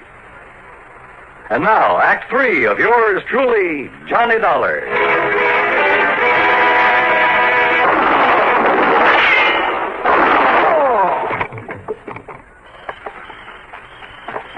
Mr. Dollar, what was that noise I... Well, you been hurt? Then that was shots I heard. Mr. Dollar? Whoever fired him was a pretty lousy shot, thank heaven. Oh, then you're okay? You mean he missed you? Oh, how do you know that wasn't just a backfire you heard? Backfire? Yeah, from some passing car. Well, don't you tell me that is any backfire. Wait a minute. He, did you say? Well, yeah. Well, did you see him? Get a look at him. Oh, no. I was in back at the ice machine. Well, we could have gone into the office to look up my room number. I heard the noise and that car pulling away, and I just come running. Yeah, that car must have been waiting around the other side of this motel. Now, look, mister, what'd you say your name is? Barnwell. Jed Barnwell. And, Mr. Dollar, I'm going to call the police. No, don't. Huh? Well, now, I realize you're a special investigator, some kind of... That's right. And I don't want you to call the police in on this, not yet. But now, look... That's an order. You got the authority? Not only that, but look, I want to rent another room from you. Oh, you mean you'll pay for both of them? That's right. You have another vacancy? Well, if you want the truth, you're the only guest I got tonight. I can understand that. So you take whichever unit you want, and I'll sign you into it. No, just let my name appear on the register for this one. Then you toddle off to bed and forget about me. Well, and here's a 5-spot for getting me the key to the one next door, number 8. Oh, yes, sir. Yes, sir. Whatever you say, Mr. Dollar. And you still want them ice cubes? Brother, I sure do. I left one handbag and its contents in number 7. Then I sat quietly in the darkness of my own room and waited. But I suddenly remembered my dinner date with Gloria Snowden, so I jumped into my car and drove back to the missile development plant. The place was dark. I drove to a corner drugstore to a phone booth and looked for Gloria's name in the directory. It wasn't. So, back to the motel. In number 7, the room registered to my name. The door was still locked. I went back to number 8 and sat there trying to think this thing out. I doused the light, pulled my gun out of the holster, and sneaked quietly to one side of the door frame. Mr. Dollar? Mr. Dollar, I saw your lights go out. I hate to disturb you at this time of night. Yeah? Who is it? My name's Bob McKinney. McKinney? That's right. Sounds familiar. Well, I used to work for CBS Radio, and, I used to handle that program dramatizing your insurance case. Oh. I want to talk to you. It's important. All right, come in, Bob. Hey, what's in that box? It's a tape recorder, kind of a special one. When old Jed Barnwell, he's a kind of a gabby old guy. Yeah, he sure is. Well, when he told me you were staying here, well, Johnny, I figured I'd better get to you and tell you about... About what, Bob? About some code signals I have here on tape. I picked them up about an hour ago. Morse code signals? Yeah, international code. It's like this, Johnny. I have my own amateur license, W6VFG, and I fool around with a lot of high-frequency experiments. So? Well, I got a couple of wires crossed on my receiver. It took me to a frequency that isn't even supposed to be on the air anywhere. Yeah? I started hearing what I thought was a high whistle. It was so high it was barely audible, like an oscillator note, a continuous squeal. Only it broke off now and then. Well, now, Bob, in spite of finding a key myself a long time ago, I'm afraid this is a little outside Johnny. I've also been experimenting with this tape recorder, running the tape and recording at about 5 feet a second instead of 7.5 inches a second. Yeah, well, excuse me, but listen, please. Okay, I'm listening. I recorded that squeak, running the tape real fast, and then I played it back slowly. You know what it was, Johnny? All right. It was ultra-high-speed transmission, code transmission. Oh? And when I played it back as slowly as I could, so I could read it, will you listen to it? I've got a variable speed on this. Can you read international code? Go ahead, Bob. Turn it on. Yeah.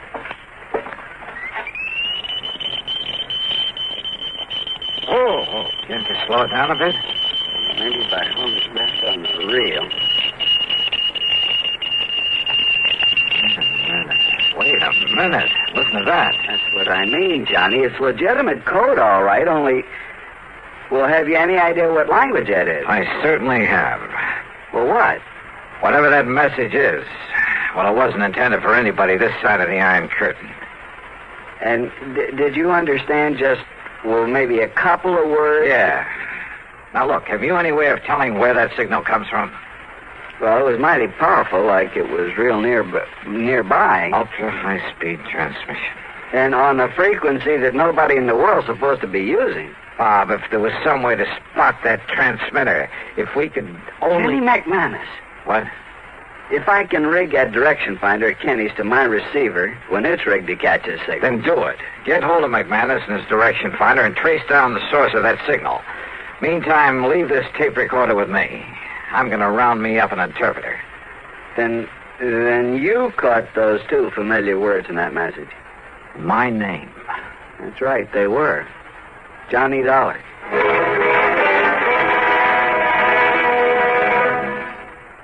Act 4 of yours truly, Johnny Dollar, in a moment. And now, here's a message from the watchmakers of Switzerland. Swiss vacation, Swiss vacation. Win a fabulous vacation for two in beautiful Switzerland. Enter the Swiss Vacation Contest. It's easy. Nothing to buy. Pick up a free entry blank at a jewelry store or other store that sells quality watches. Then in 25 words or less, complete this statement. A quality watch is the best value because there are 1,000 prizes. First prize, a 21-day vacation for two in Switzerland. You fly deluxe Swiss Air both ways. Visit many colorful places. All expenses paid for two people, plus $500 extra spending money. Second, third, and fourth prizes. 15-day Swiss vacations for two. Also, 4 mink stoles, 8 Bolex movie cameras and projectors, 12 Hermes typewriters, 160 $100 watches, 812 Gala assortments of Tobler Swiss chocolates. Enter the Swiss Vacation Contest today. Free entry blanks at your jewelry store. And now, Act 4 of yours truly, Johnny Dollar.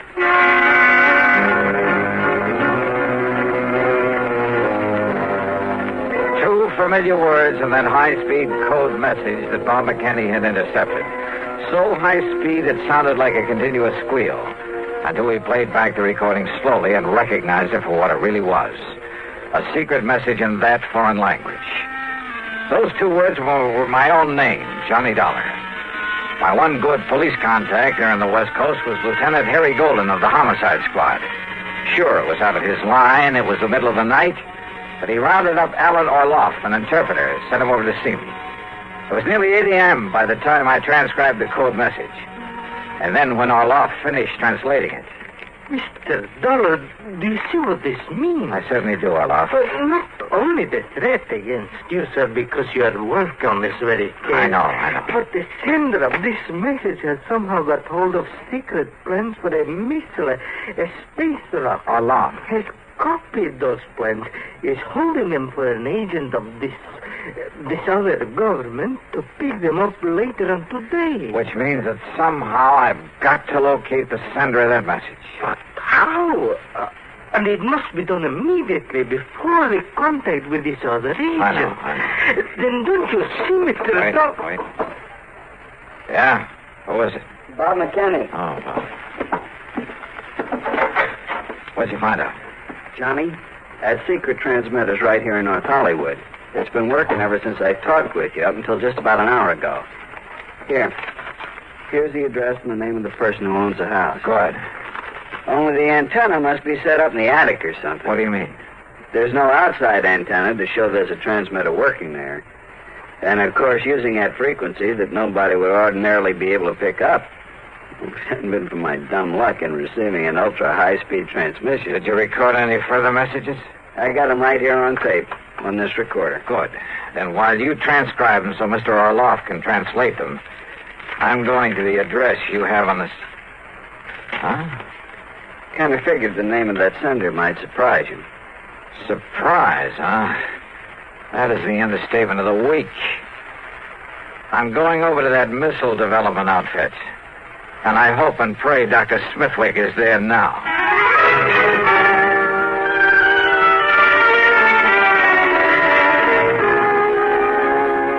So perhaps I was wrong, Mr. Dollar. After all, I'm a scientist, not a file clerk. But I was certain the plans for that missile were missing from the vault just before I was hurriedly called to Washington. Dr. Smithwick. Contrary to our usual policy, I asked the government to send some men here to investigate. They'll probably arrive here shortly. Doctor. Yet now on my return, I find the plans intact in their proper place. Oh, those plans were stolen, all right. And for the benefit of one of the big foreign powers. What? But that could only mean that someone here in this organization... Right. You mind if I call in your receptionist? Gloria Snowden. I want her in on what I have to say. You mean to say you tell that stupid little girl about this? You think I need to? Well, Dollar, it's because of her lack of intelligence that it's safe to have her about. Any bets? Gloria, Yes, Johnny? come in here, please. Oh, gee, sure. Hi, Doctor. Now, Mr. Dollar. Doctor, Gloria was the only one beside yourself who knew I was out here, who could have arranged or carried out the attack on me last night. Attack? More important, she's the last one you'd suspect of being able to gain access to your vault, of taking the plans, having them copied, and preparing to turn them over to a, well, it sounds corny, but to a foreign agent.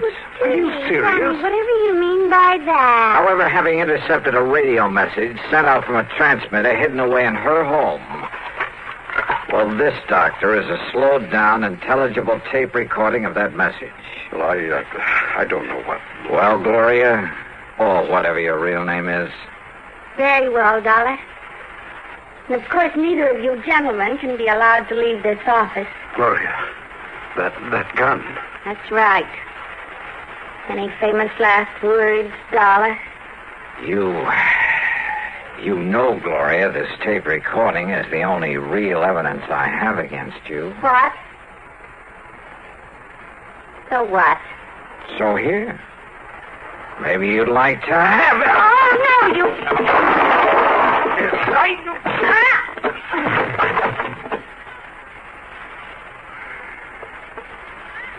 Mr. Dollar. Yeah, Doctor. And maybe those G-men you sent for will keep the date she made with her contact, the one supposed to pick up those plans from her.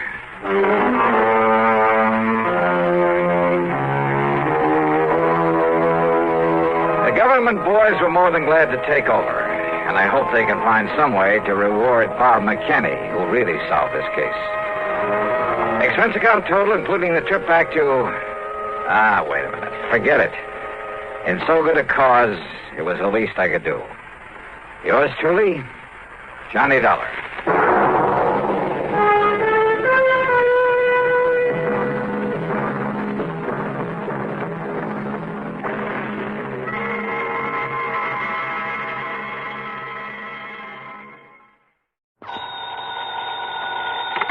Johnny Dollar. This is Mr. Ernest L. Whiteman, Providential Assurance Company. Providential Assurance? That's right. You've heard of us, of course. No, sir, I can't say that I have. But what's on your mind, Mr. Whiteman? Embezzlement. Don't try it. What? Liable to get yourself into a lot of trouble. I beg your pardon. I'm sorry. I was just trying to make it funny. Oh, yes. Yes. Well, now, if you care to look into this for us... Sure, why not? Then I suggest you come here to my office and I shall give you the details. I take it there's a fee here in addition to my expenses? If you recover the money, something over $200,000, you can practically name your own fee. Great. That is up to, say, $5,000. On a $200,000 loss? That's right. Oh, well, then maybe I'd better figure on padding out my expense account. No, just a minute. Oh, stop worrying, Mr. Whiteman. But if you have any intention of Just holding keep us your shirt on. I'll be over to see you.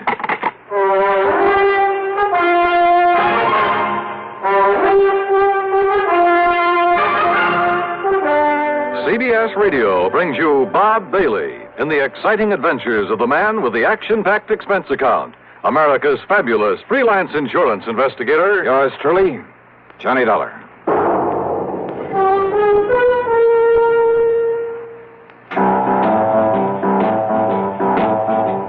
Talk about best-selling records. Here's a familiar tune about America's best-selling filter cigarette, Winston.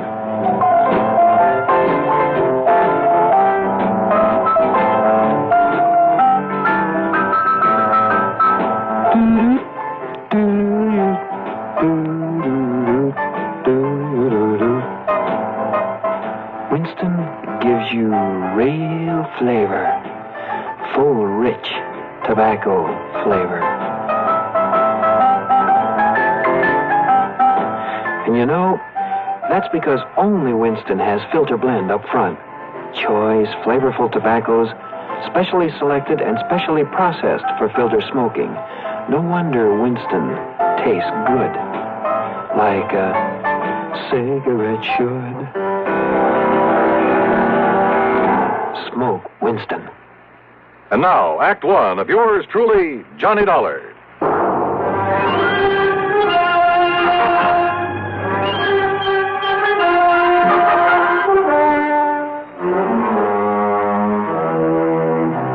Expense account submitted by Special Investigator Johnny Dollar to the Providential Assurance Company, Hartford, Connecticut. Now, at this point, I don't know if it's the Home Office or not. Anyhow, following is an account of expenses incurred during my investigation of the Hand of Providential matter.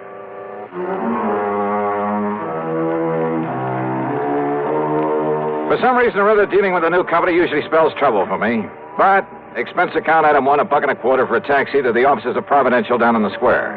When I say offices, I mean exactly two with a connecting door.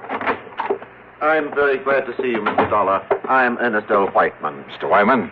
And this gentleman, Mr. Dollar... I'm the man that had Ernie Whiteman send for you. Yes, this is... Name is Elwood Sprague, Dollar. I'm the owner of this business. The sole owner, Mr. Sprague? That's right, son. Providential Assurance is all mine, lock, stock, and barrel. I see.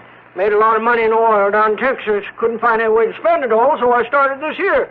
So what happens? All I get is more money out of it. Yeah, well, Mr. Whiteman said something over the phone about an embezzlement. Exactly. $200,000 that was Go ahead and tell them all about it, Ernie, my boy. Tell them how it happened. Well, you see, Mr. Dollar, immediate public acceptance of our company is largely due to the fact What he means, Dollar, is the reason we sell so many policies is on account of we always pay off any claims real prompt in cash and hard, cold cash. Exactly. And for that reason Never question a claim. Just pay it off in cash. That's what we promise, and that's what we do. And for that reason, Mr. Dollar... That's why so many people who can't afford much insurance come to us. Yes, but as a result... So what happens? Instead of a nice tax loss, there ain't enough claims to fill your hat. All we make is profit. You mean you've hoped to lose money in this business? Tax loss, Mr. Dollar. You ever have to pay the taxes on profits from a couple of hundred producing oil wells? Hardly. But now, Mr. Whiteman, about this embezzlement. As I started to say, paying off in cash as we do... That's right. Means keeping a lot of cash on hand. Oh? Then this embezzlement was of your own money? Exactly. The money was stolen from us. You kept that kind of money here in a safe or something? Well, wouldn't keep it laying around on the floor, would you? Well, have you any idea who might have taken it? We most certainly have. It was Hauser. Tom Hauser. The only one besides Whitey had the combination to the safe. He also kept the books, Mr. Dollar. Well, didn't you check his books periodically? Oh, of course I did. But when I discovered the loss this morning, I also discovered he'd been juggling the accounts. Well, how long ago did this Tom Hauser work here? Up until yesterday. As I told Mr. Sprague, I informed Hauser last night that I planned to check the cash as well as the books this morning. So what happens? This morning he's gone, and so is the money. Well, Dollar? When you ask me, this sounds like the most loosely run insurance company. Mr. Dollar. How you ever managed to get a license from the insurance commission? Well, now, that license is something we ain't bothered with yet. You what? We gotta make sure we got a business first, don't we?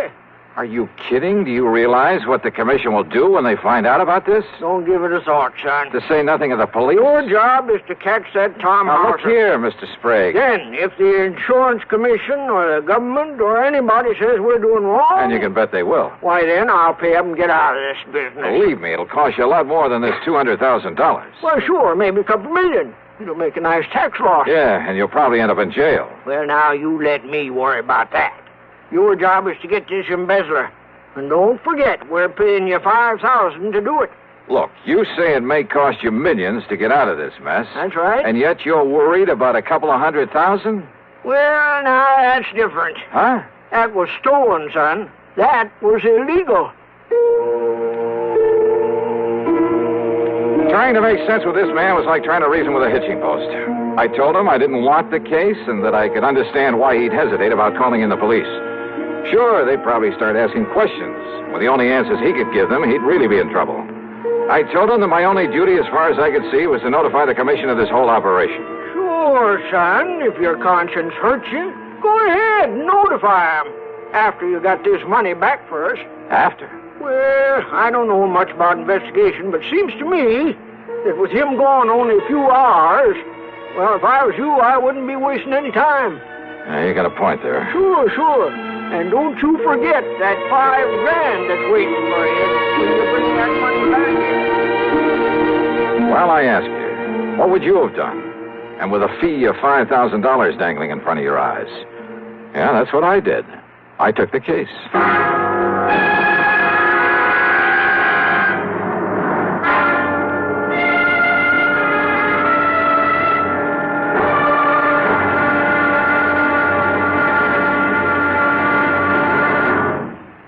Act two of yours truly, Johnny Dollar, in a moment. Higginbotham here. We will now commence our lesson in stereophonic reproduction. Listen to the call of the spotted bill snicker on ordinary stereo. Now then, on a Columbia Stereo 1 phonograph. Obvious difference, what?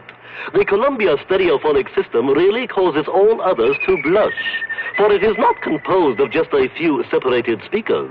Columbia is the originator and exclusive purveyor of stereo projection. Only Columbia fills every inch of a room with real, lifelike sound. Now, when I was bird-watching with the Duchess of... But let that pass. You simply must hear the Stereo 1 phonograph by Columbia. Ask your Columbia phonograph dealer for a demonstration. And, chaps, portables are priced as low as $39.95. Consoles commence at $129.95. Lost that bird.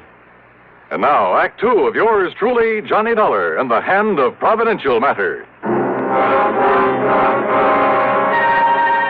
Hoping the insurance commission wouldn't hang me if they ever found out I'd taken an assignment from this outfit, I decided to check the last known whereabouts of the embezzler, the bookkeeper who'd stolen some $200,000 from them. After getting his description and his address for Mr. Sprague, I spent item 2, $1.85, for a taxi to a dingy rooming house on the north side of town. At the front door, I was met by a frowsy old maid wearing a rather slovenly blue housecoat. She looked like she'd just gotten out of bed, and her stringy black hair was up in paper curlers. Special investigator, huh? That's right. Here, my credentials. Johnny Dollar, freelance. Well, Mr. Tom Hauser ain't here right now. I know. Have you any idea where he might be? I seen him leaving bag and baggage late last night. Guess he's gone on a trip somewhere. I was sitting by the front window having a can of beer before I went to bed, and I seen him get in his car and drive off. Yeah, well, just let me have the key to his room. Are you sure that's all right unless you got some kind of a warrant? Yeah, I'm sure. The key, please. Well, I ain't had a chance to clean his room up yet today. Don't do it. Don't touch a thing of his until I tell you to. Oh, well, now look, dearie. Just let me have the key. And here's a 5-spot for your trouble. Oh. Well, now, you're what I'd call a real gent. And here's the key. It's the first apartment on the right, top of the stairs. Yeah, thanks. Something wrong, Mr. Dollar? Did Mr. Hauser do something he oughtn't have done?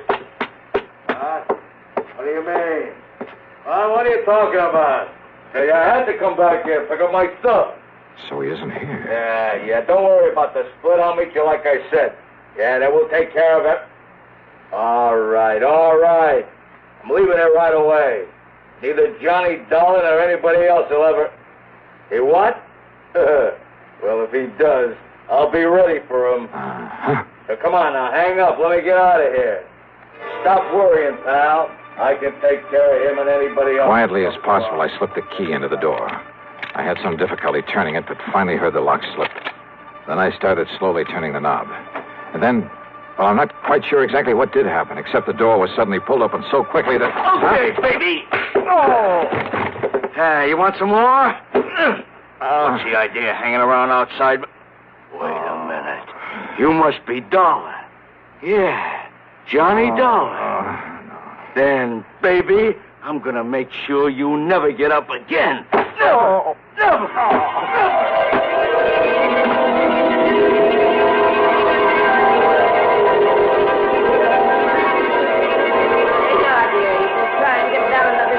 Out of this bottle. Just leave that wet rag laying there on your forehead. It'll make you feel better. What do you... Oh, holy... Yeah. You just stay there on the floor until you feel better. Where'd he go? Oh, dearie. Who done this to you?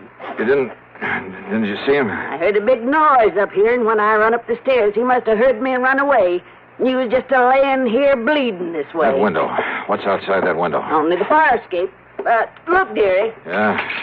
Busted table lamp. This must have been what... Don't touch it. What? No, I'll wrap it in my handkerchief and But who could have come here and done this to you? I can't imagine. Well, I can. Tom Hauser. Item 3, $1.20 for a cab to police headquarters.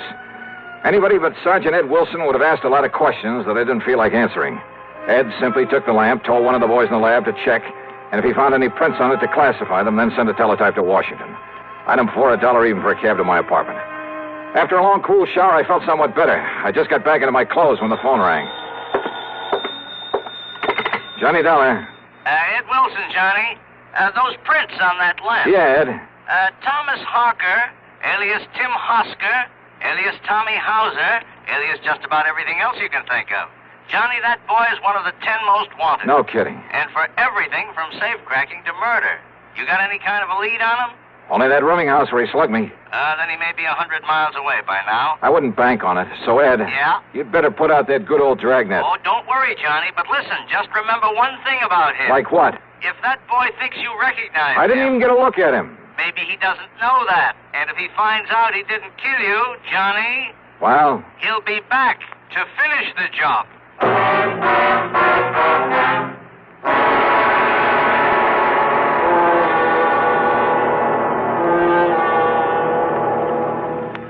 Act 3 of yours truly, Johnny Dollar, in a moment.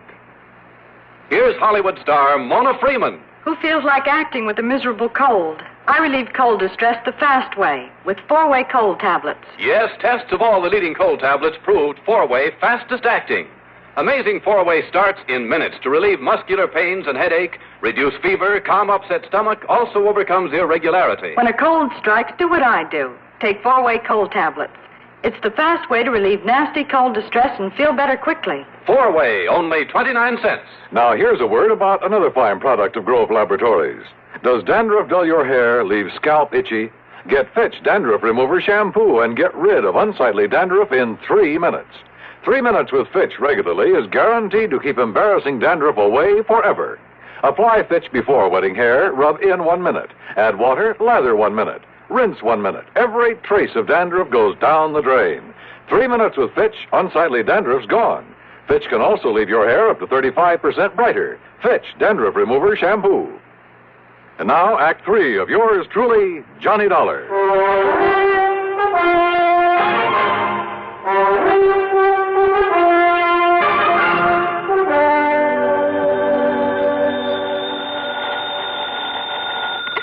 Yeah, Ed. Ed, this is Pat McCracken, Johnny, at Universal Adjustment Bureau. Oh, sorry, Pat. I thought it was Ed Wilson again. Sergeant Wilson of police headquarters? Yeah, and listen, I'm in kind of a hurry. Oh, then I won't hold you. I was just hoping you'd have time to look into what appears to be a phony insurance company for us. What? Keep talking. But if you're already working on it... No, just go on with what you were saying, Pat. Well, we got a complaint about some new company here in town that we'd never heard of. Seems they're stalling on the payment of a small claim. Yeah, sure. In spite of their pledge to pay off promptly and without question. Yeah. Also to pay off in cold cash. Yes, that's right. Providential Insurance Company. Well, what do you know about them? Johnny? Oh, I'm working on a case for them. Oh, no. Oh, Johnny, don't. I telephoned the commission, to find out who they are and Yeah, where the they are. commission never heard of them. Exactly. So if I were you, until we can find out whether they're a legitimate outfit, Johnny, I wouldn't touch them. Hey, tell me, Pat, what'll the commission do? But they've notified them by mail. They're sending over a committee to investigate, to look at the books and so on. When? First of the week, Monday or Tuesday. Why? Maybe too late. What? If that outfit's what I think it is, and if I can do what I think I can. Johnny. Well, if I can't collect my fee and expenses from them, maybe I'll send a bill on to you. What? After all, I may be doing the whole insurance business a great and glorious service. Johnny, what are you talking about? That is, if I don't get killed first. Listen, Johnny. I'll see you later.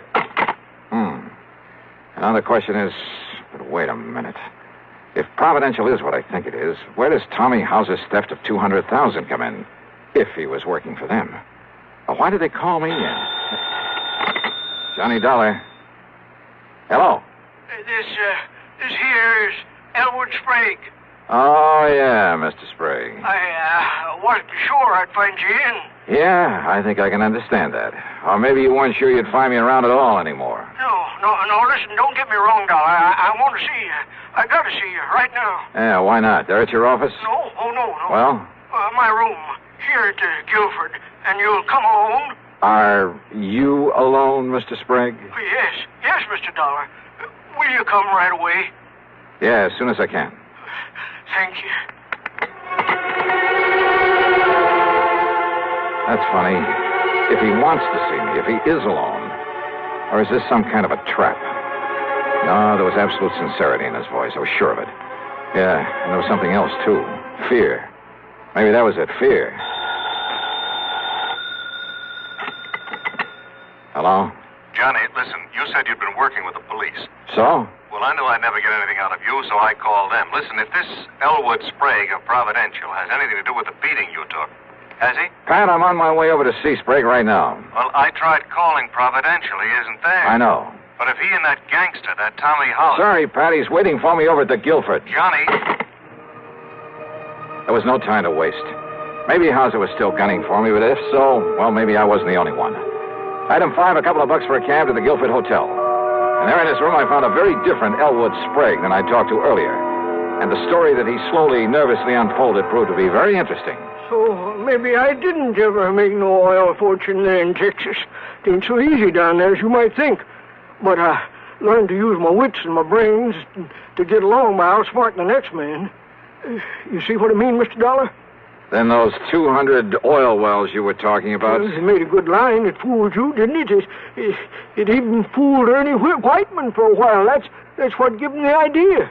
The idea for what, Mr. Sprague? Well, me to front for this insurance racket. You know, collect a lot of premiums and then we'd skip town. Right in the heart of the insurance industry? Always harder to pick out a bad apple in the barrel for, ain't it? Oh, brother. So what happened?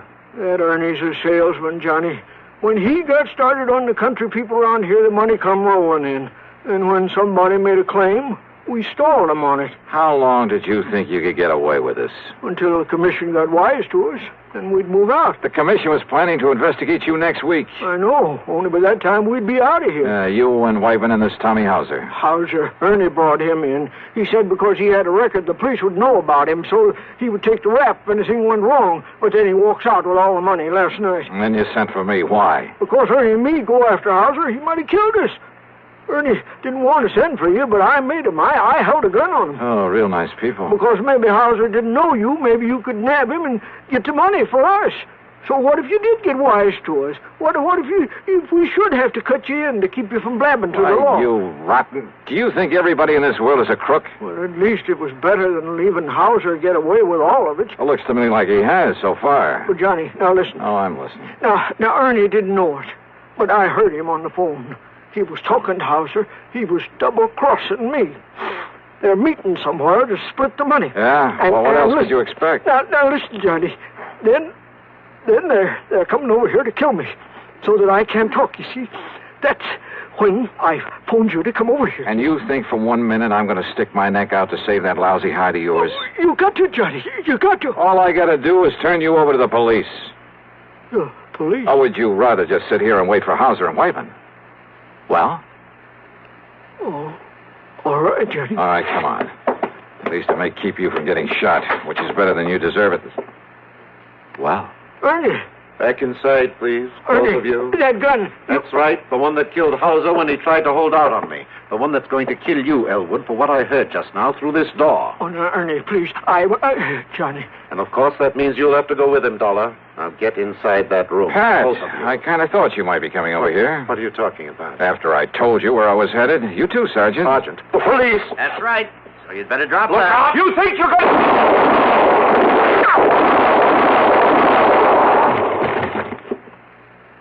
Well, Johnny? Thanks, Ed. You too, Pat. Oh, and Ed. Yeah, Johnny. Maybe you'd better put a pair of cuffs on Mr. Sprague here. You know, to keep him out of any more trouble. Oh, I'll go along peaceful.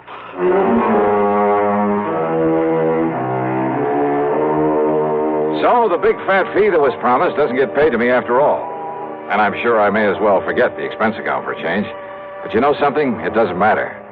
Because the important thing was to have had some small part in wiping out this dirty racket.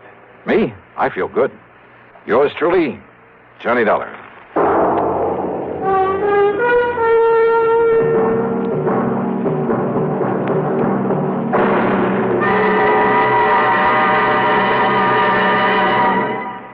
Our star will return in just a moment. Constipation is something people don't talk about much, but it can be a problem for anyone, even doctors. And when constipation occurs, it's interesting to see just what doctors consider important about a laxative they might use or recommend. Well, a majority of the doctors we heard from had this to say. A laxative should be effective, gentle, as close to natural acting as possible, and a medicine that can be used with complete confidence. Now, X-Lax has been popular with many doctors and millions of people over the years because pleasant-tasting chocolated X-Lax is effective. Overnight, it helps you toward your normal regularity. X-Lax is gentle. Next morning, it gives you the closest thing to natural action. And that's why many doctors and millions of people use X-Lax with complete confidence. X-Lax, the laxative that helps you toward your normal regularity, gently, overnight. Is X-Lax in your medicine cabinet? Now, here is our star to tell you about next week's story. Next week, a man who uses government help to promote his one-man crime wave. Join us, won't you? Yours truly, Johnny Dollar.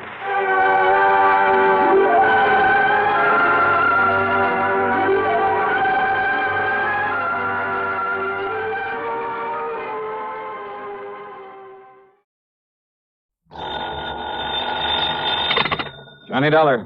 Dollar, this is Peter H. Fillmore at the Office of Surety Mutual Insurance Limited here in Denver. Mr. Fillmore.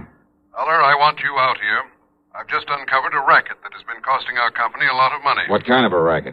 Robberies, grocery store robberies, whole series of them. What's being taken, cash or goods? Cash, on Saturday nights, with most discouraging regularity. But, Dollar, with all the facts I can give you, well, I see no reason why you shouldn't be able to round up the gang that's doing this in short order. You think there's a gang involved? That's my conclusion, and I'm certain you'll agree with it when I give you the information I have. I see. Which means there may be some danger involved in this investigation. Oh, that's the understatement of the week. However, I understand you're quite used to that sort of thing.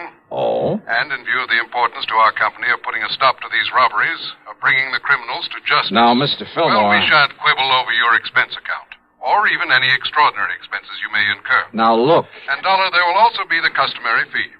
The commission for any recovery of actual money you may be able to effect. Listen, would you please? More than ample compensation, I would say, for the fact your own life may be endangered. So, Dollar... Mr. Fillmore, Dollar, I'll expect you out here on the first possible plane flight. Goodbye, sir. Huh? Oh, sure. Goodbye. Maybe forever, huh?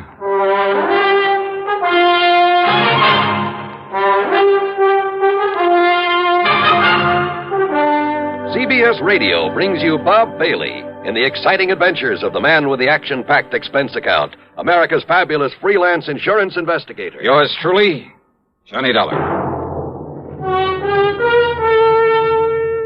Thirsty people everywhere prefer ice-cold Pepsi-Cola. And because it's light, it refreshes without filling. Charlie, be sociable. I am, Kay. Pepsi is a favorite of thirsty people from Maine to Hawaii, from Alaska to Florida. Charlie. It's perfect for parties or picnics, so serve Pepsi to your guests. That's helpful, but... This is the sociable part. Keep plenty of Pepsi ice-cold and ready. Remember, it goes fast because everybody likes Pepsi. Singing still sounds more inviting. May I? Be sociable, look smart, keep up to date with Pepsi. Drink light, refreshing Pepsi. Stay young and fair and debonair. Be sociable, have a Pepsi. But singing doesn't say, pick up an extra carton of Pepsi today. Better yet, get a case. You do that. And now, Act One of yours truly, Johnny Dollar.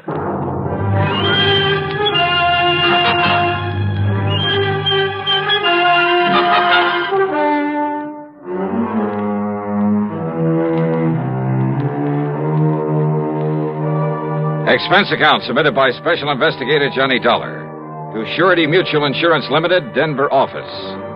Following is an account of expenses incurred during my investigation of the Saturday night matter.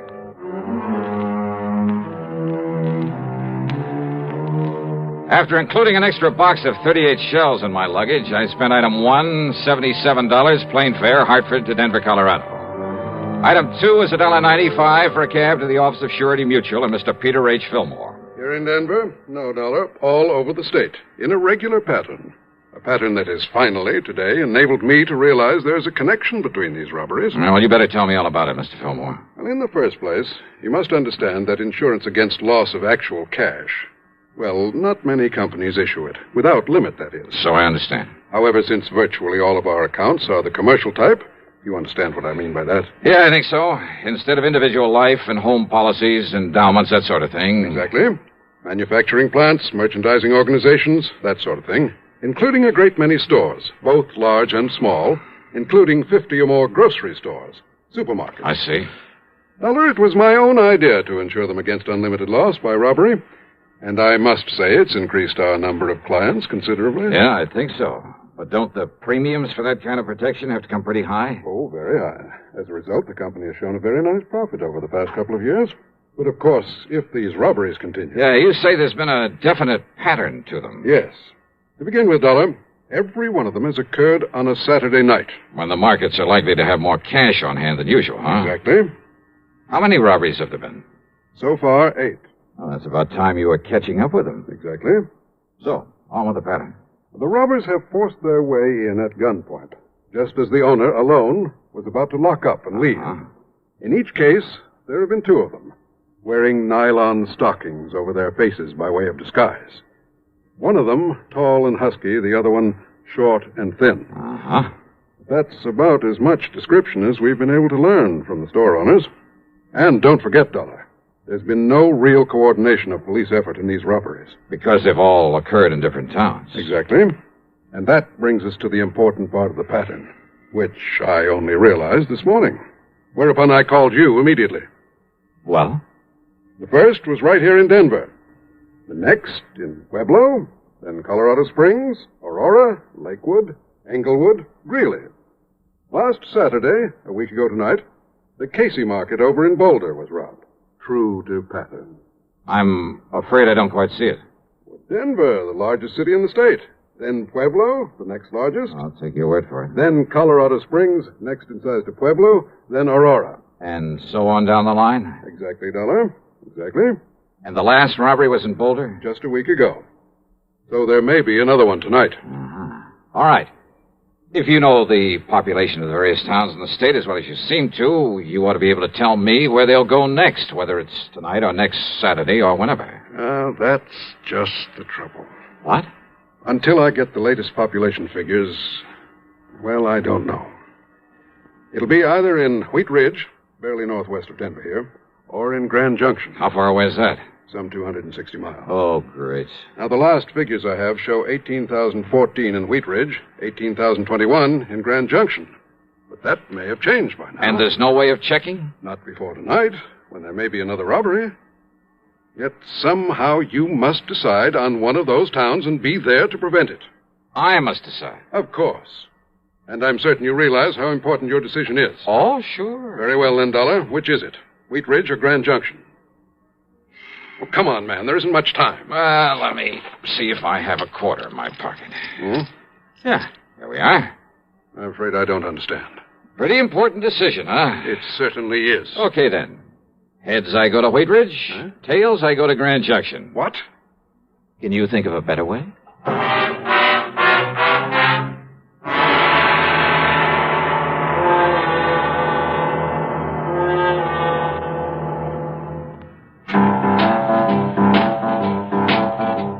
Talk about best-selling records. Here's a familiar tune about America's best-selling filter cigarette, Winston.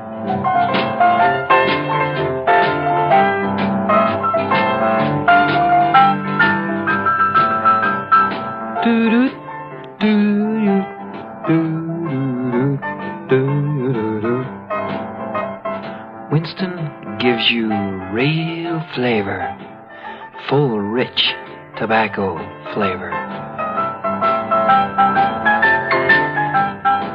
And you know, that's because only Winston has filter blend up front. Choice, flavorful tobaccos, specially selected and specially processed for filter smoking. No wonder Winston tastes good, like a cigarette should. Smoke Winston. And now, Act Two of yours truly, Johnny Dollar, and the Saturday Night Matter.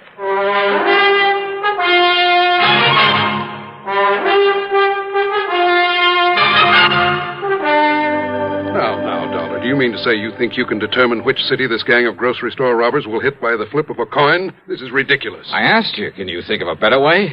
Well? All right, Dollar. Okay, then. But don't you see, if you go to Wheat Ridge, they strike in Grand Junction. Be kind of too bad, wouldn't it? Exactly. We'd have to pay off another big insurance claim. Perhaps thousands of dollars. And, Dollar, I'd hold you responsible. Me? Yes. Responsible for what, Mr. Fillmore? Huh? And I take it you're Johnny Dollar. Now, look here, Dollar, right? this is the most... Easy, PH. Dollar, this is Albert Berry, my assistant. How are you, Johnny? Al? Albert is the one who really built up this plan of mine for insuring the stores against loss of cash. I see. And if you want my opinion, PH, and I've said this before, we'd better stop issuing any more such policies right away. No. Cancel those that are outstanding. Give them a rebate and forget this whole thing. No, Albert. Admit that we're beaten by a bunch of crooks? You know I wouldn't.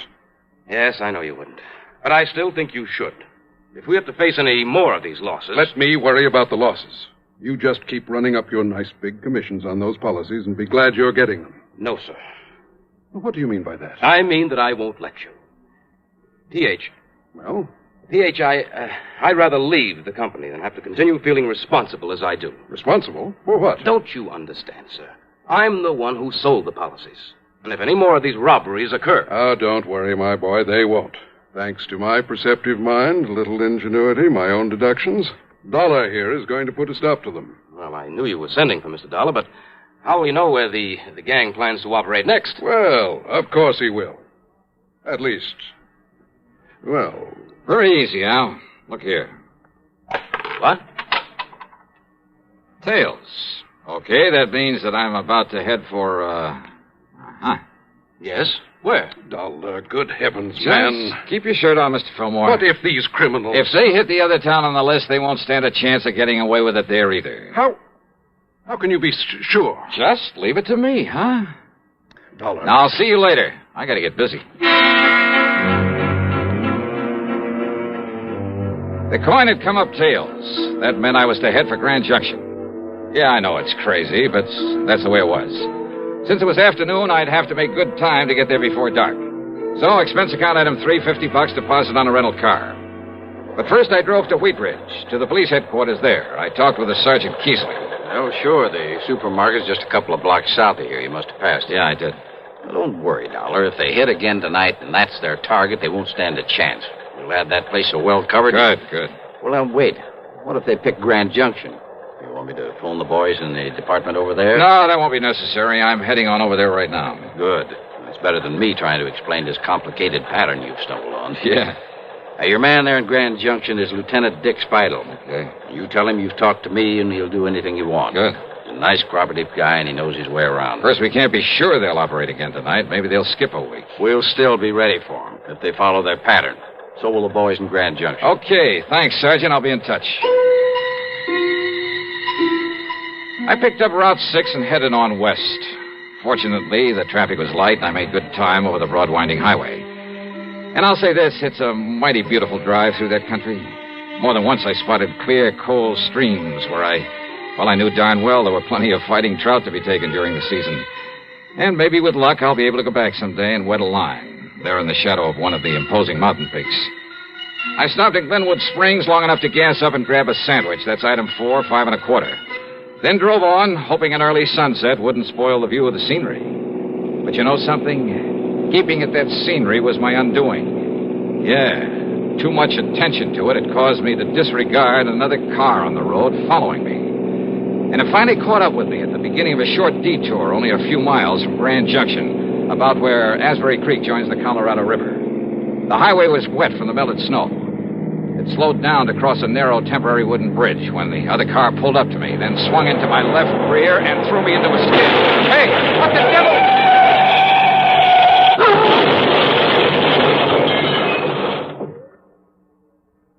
Act 3 of yours truly, Johnny Dollar, in just a moment. Meet star Stuart Irwin. Nothing's worse for an actor than a nasty cold. To feel better quickly, I take wonderful 4-way cold tablets. The fast way to relieve cold distress. Right. Tests of all the leading cold tablets proved 4-way fastest acting. 4-way starts in minutes to relieve muscular pains, headache, reduce fever, calm upset stomach, also overcomes irregularity. Take my advice.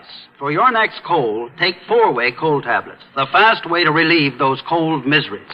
4-way, only 29 cents. And now here's a word about another fine product of Grove Laboratories. Had dandruff for years? Now get rid of it in 3 minutes with Fitch Dandruff Remover Shampoo. 3 minutes with Fitch regularly is guaranteed to keep unsightly dandruff away forever. Apply Fitch before wetting hair. Rub in 1 minute. Add water, lather 1 minute. Then rinse 1 minute. Every trace of dandruff goes down the drain. 3 minutes with Fitch, embarrassing dandruff's gone. Fitch can also leave hair up to 35% brighter. Get Fitch Dandruff Remover Shampoo today. And now, Act 3 of yours truly, Johnny Dollar. Things were a little vague after my car got pushed off the road on the way into Grand Junction. I remember lying there in the wreckage, cold, terribly cold, but unable to move. Then the state highway patrolman who came along pulled me out from under the steering post, and I remember passing out again when the warmth inside their car hit me. I remember being wheeled along on a stretcher through a long corridor, the smell of antiseptics, then the sight of a hand with a hypo in it poised above my left arm. Nothing but shock, I'm certain of it. This will help him to sleep. And in a few hours, he should After that, a soft, warm, comforting darkness. Oblivion. Then, when I finally came to and there was sunlight streaming in through the hospital window... Just take it easy, Dollar. What? Take it easy and get some rest, and you'll be all okay. I'm Lieutenant Dick Spidle. Oh. Lieutenant. Sergeant Keesley over at Wheat Ridge called about you. Yeah, well, Just look, wanted to make sure everything was all right over here. You're in Grand Junction, you know. Did they nab the gang behind the market robbery last night, was it? No trouble at all over there. Nothing happened. But I sure wish you hadn't skidded off the road Skidded? before you could get Listen, to me. there was another car. It came up behind me. I know. So far, we haven't been able to get a lead on it. What if they didn't hit the market over there? Yeah, Dollar. It was the Bluebird supermarket right down the street from here. Over $3,000. Yeah? Well? A set of tire marks, same as from the car that ran you off the road. But that's all. Oh. Except for one thing. What's that? What? Now, look, you're in no shape to worry about this thing now. You said Doc except for one says thing. You need a lot of rest. What is it? But when you're up and around What is again, it, Lieutenant? Well, when Barnaby Schultes came out here from the west and opened that market... Yeah? Well, always when somebody comes here with a lot of money, I run a check on him. And? Schultes has a record of stock manipulations, of phony bankruptcies across the country as long as your arm. Sure.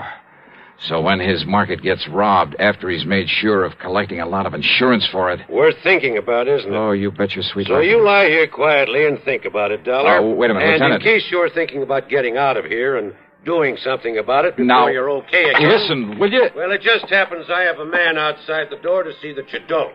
Not until the doc says you can. Lieutenant! You take care of yourself.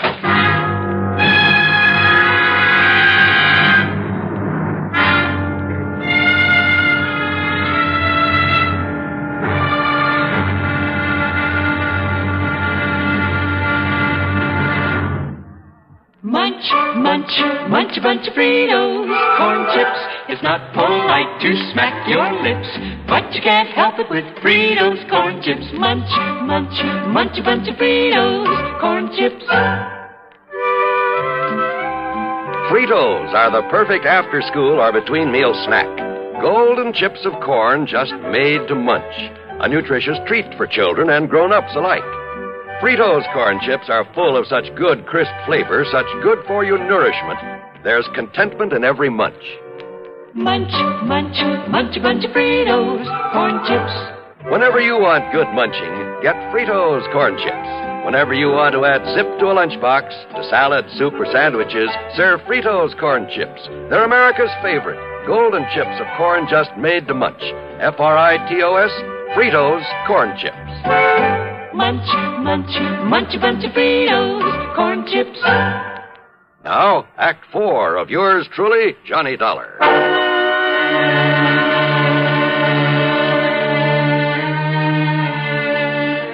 Early the next morning, I was out of the hospital and back in Denver at the office of Peter Fillmore.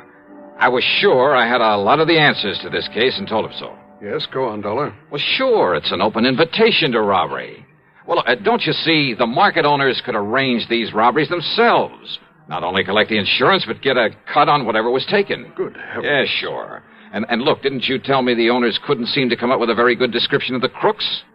Couldn't or wouldn't? They've done it themselves. Every man has a price. No, that isn't the answer. Well, not all of it. Each one of them arranging themselves wouldn't account for a whole string of them in various different towns. So it means that somebody's been getting to them, that somebody's been running a robbery ring. But that means... Why, don't you see, Dollar? That means the ringleader must be someone who knows exactly which of the markets has bought this type of insurance from us. To quote you, Mr. Fillmore, exactly. So you'd better start thinking of somebody right here in your own office. Exactly? Sure. No, I mean... You mean exactly, because he could clean up on this operation both ways. By getting a nice fat commission on all the policies that he sold. But the only and then man... by arranging the robberies, then taking a cut on them. Well, good heavens, I simply can't believe that... Al Berry. Collecting both ways. Real smart about it, too. He told you he wanted you to give up this silly insurance. But he knew that you wouldn't. Albert. But even if you did, he wouldn't care. Because he's already cleaned up enough to walk out of here a rich man. And you'd better not move, either one of you. Albert. Well, hi, Al. I heard everything, Dollar. Good for you. You shouldn't have made it so obvious that you went through my files before I got here this morning. Well, now, that's right, I did. To see how your list of policies compared with the markets that have been held up. It was a dead giveaway, Al. Was it? I mean, you're pulling those jobs in the same order as the insurance you sold. Starting with the biggest accounts in the biggest towns and working on down. Pretty stupid, Al. All right, Dollar. Oh, no. Ever seen a gun with a silencer? Now, look, don't be silly, please. Do you think I'd be foolish enough to have come over here alone, knowing what I know about this? What are you talking about? The police. What else? Oh, sure. Standing right outside the door, waiting. That's right. Don't try to be cute, Dollar. It won't work. Huh? That's right. No, listen, Sergeant. Just relax, Al. Enough to let that thing drop out of your hand. Gently. Thanks, Sergeant.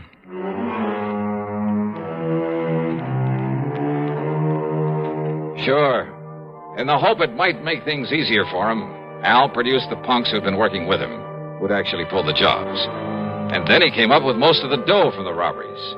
But you know something? I doubt if it'll do him any good. Nor the store owners who'd played along with him. Expense account total, including hospital bill on the ride back to Hartford, $30101. And I'll leave the car that was wrecked to you. Yours truly, Johnny Dollar.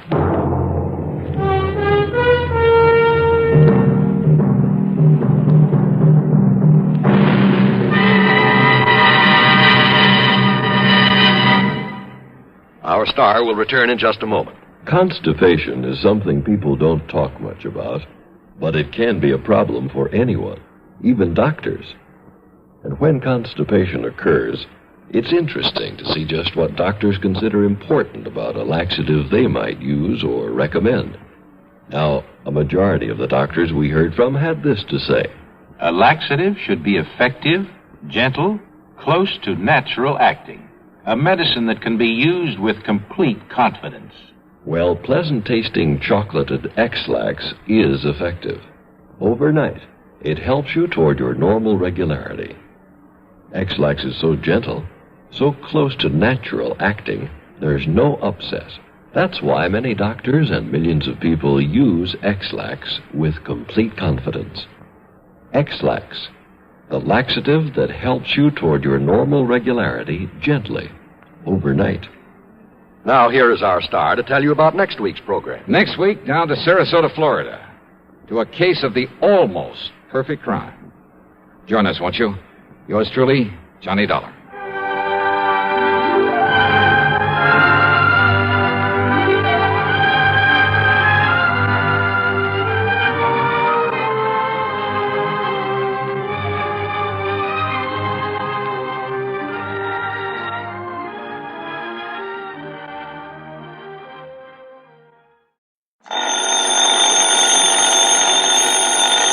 Johnny Dollar. George Reed, Johnny, at Floyd's of England. Well, hiya, George. What can I do for you? Well, Johnny, I'm afraid I've got myself into a rather embarrassing situation. Yeah, what have you done this time? One of the company's most important clients is a man named Orson Ogilvy Terwilliger. Huh? Retired. He's a collector.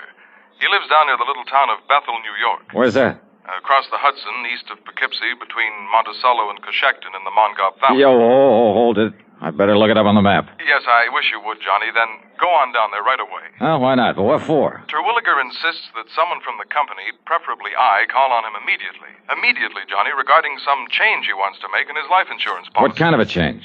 Well, I haven't the least idea, but it's a really sizable policy. How sizable? Over $500,000. That's sizable. With a double indemnity clause. Wowee. You can see why it's important that we cater to this man. All right, so why don't you tear on down there? Well, you see, Johnny, oh, dear. Yeah? What's the matter, Georgie? I'm making this call from the city jail. You what? No, some fool traffic cop. I mean, one of our fine highway patrolmen. Yeah. Well, I'm afraid in my anxiety to get down to see Mr. Terwilliger, well, I may have been speeding a little, and, well, I made the mistake of arguing with this officer quite vehemently, Johnny. No. And, well, my hearing isn't until tomorrow morning. Well, look, why don't you send somebody else from the office to see this man? Have my own employees find out what's happened? All right, then telephone him. And have him find out? No, please, Johnny. Go down there and... Listen, I'll double whatever your expenses are and give you $100 besides. Oh? But now, is that really all there is for me to do? Just find out from him what change he wants in his policy? Yes. But why do you ask that way? Oh, nothing. Only every time you hand me one of these real easy assignments, I find I'm lucky to get out of it alive.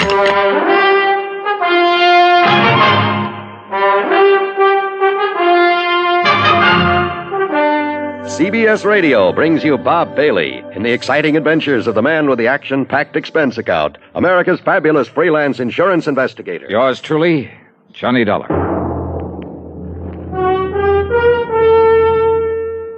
And now, Act One of yours truly, Johnny Dollar.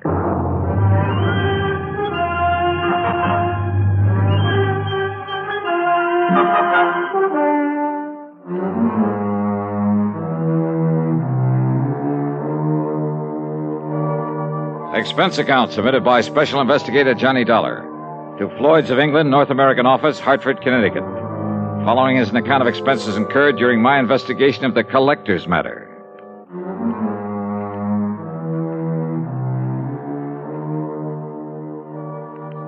Expense account item 1, $9.85 for a cab to Bradley Field and a plane to New York. Item 2, $50 deposit on a rental car, and I drove north and west on 6 and 17 and finally Route 17B in my search for the little town of Bethel.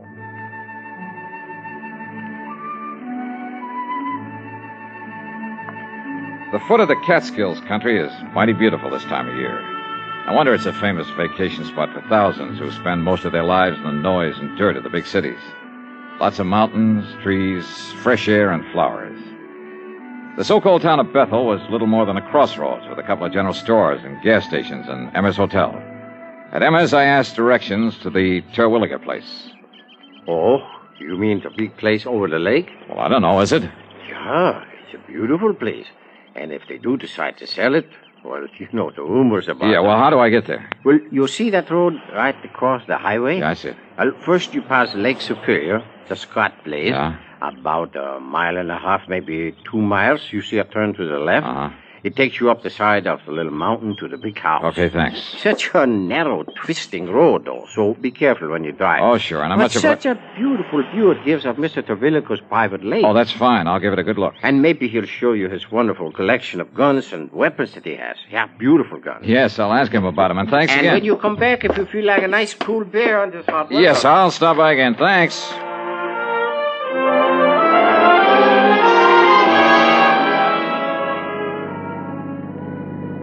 I passed the Lake Superior he'd mentioned.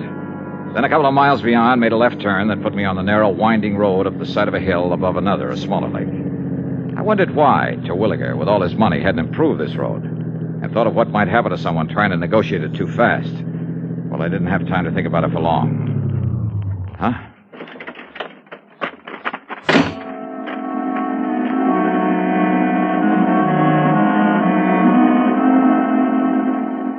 The other car must have been coming down the hill, but apparently had taken the narrow little turn much too quickly, then skidded and rolled over to land against a huge boulder that stuck out on the side of the hill just below the road. After a struggle with it, I managed to get one of the doors open to see if the man inside was still alive. He wasn't, though his body was still warm. I reached into his pocket, pulled out a billfold, looked at the driver's license in it. Yeah. Orson O. Terwilliger. In the history of America, the inventor has had a place of importance equal to that of statesmen and other national leaders. Indeed, our inventors, many of them mechanics, craftsmen, or even thoughtful tinkerers, have strongly influenced our destiny. They have contributed greatly to our amazing development from a barren outpost of civilization to the foremost industrial nation in the world. Incidentally, when we think of great inventions, it's natural to think of involved mechanisms like the McCormick Reaper, the sewing machine, or the phonograph. However, some inventions are so simple, one wonders why they weren't thought of centuries before. An invention in this category is, of all things, the universal, all-important safety pin. This was the invention of Walter Hunt, who lived in New York in the first half of the past century. Between 1832 and 1859, he created and patented more original and worthwhile inventions than any man in the country. A revolver, a repeating rifle, and a bullet with a metal cartridge containing its own explosive charge. But of all his simple inventions, the safety pin is the most useful. It was patented in 1849, and he gave the patent to a draftsman in discharge of a very small debt. Perhaps it is safe to say that Walter Hunt's little invention has been known and used from infancy to old age by more people than any other mechanical contrivance in the world. In recognizing the need for a safety pin, Walter Hunt had the viewpoint of so many American inventors.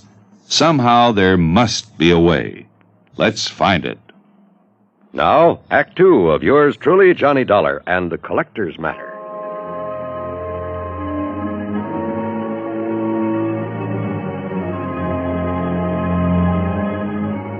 Yeah. The man lying there in the car that had skidded off the road was the man I'd come to see. Orson O. Terwilliger.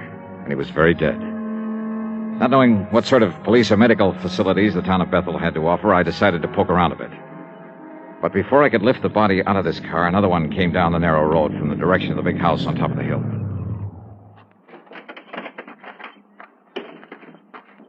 Well, stranger, did you have some trouble with your...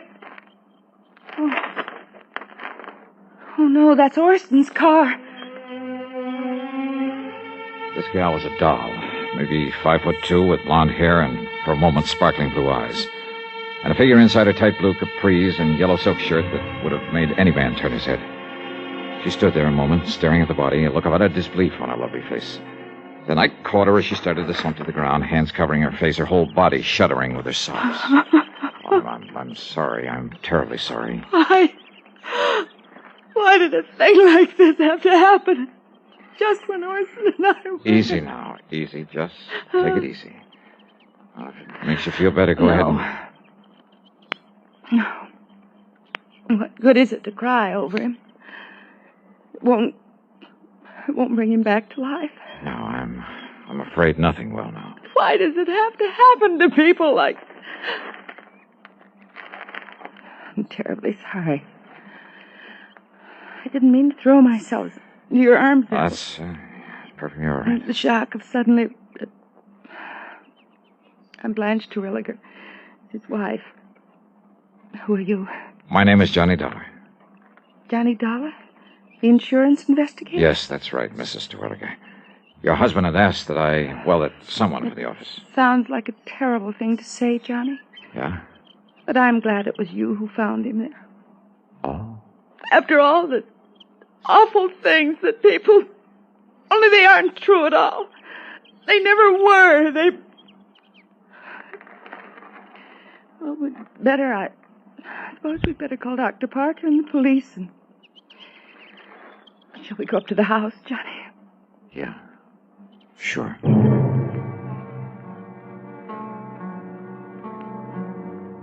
At the house, I made the call to Dr. Parker. In a matter of minutes, he and another man, a Mr. Harry Allen, arrived, and together we went back and inspected the scene of the accident. No question to me.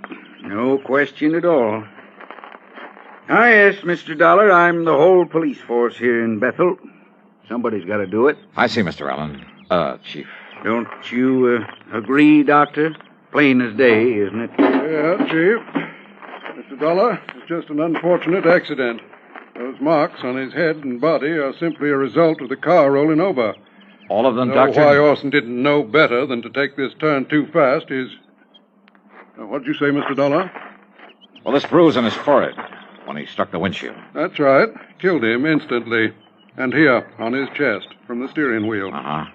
But that round contusion, I guess you'd call it, there behind his left ear. Small, a perfect circle. Something inside the car when it rolled. Was it? Yep. Maybe. Suppose you show me one thing, anything, inside the car that could have made that clean, clear mark. Now, you look here, Dollar. Yes, Chief. It was pure accident that killed him, no doubt about it. The doc knows it, I know it, and you know it. Just because you're one of these high-powered, big-city-type special investigators, just don't let your imagination run away with you. Chief is right, Mr. Dollar. Sure.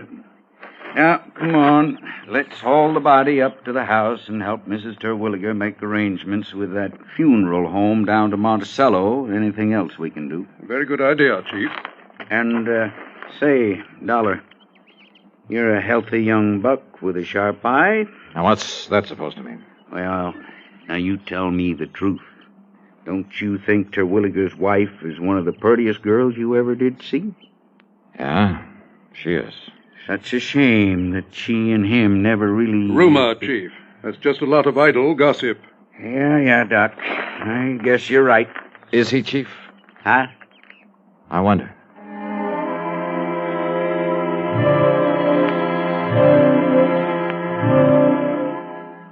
Up at the big home on the hill, Mrs. Terwilliger, only I called her Blanche now, at her insistence, she called to make arrangements for her husband's funeral.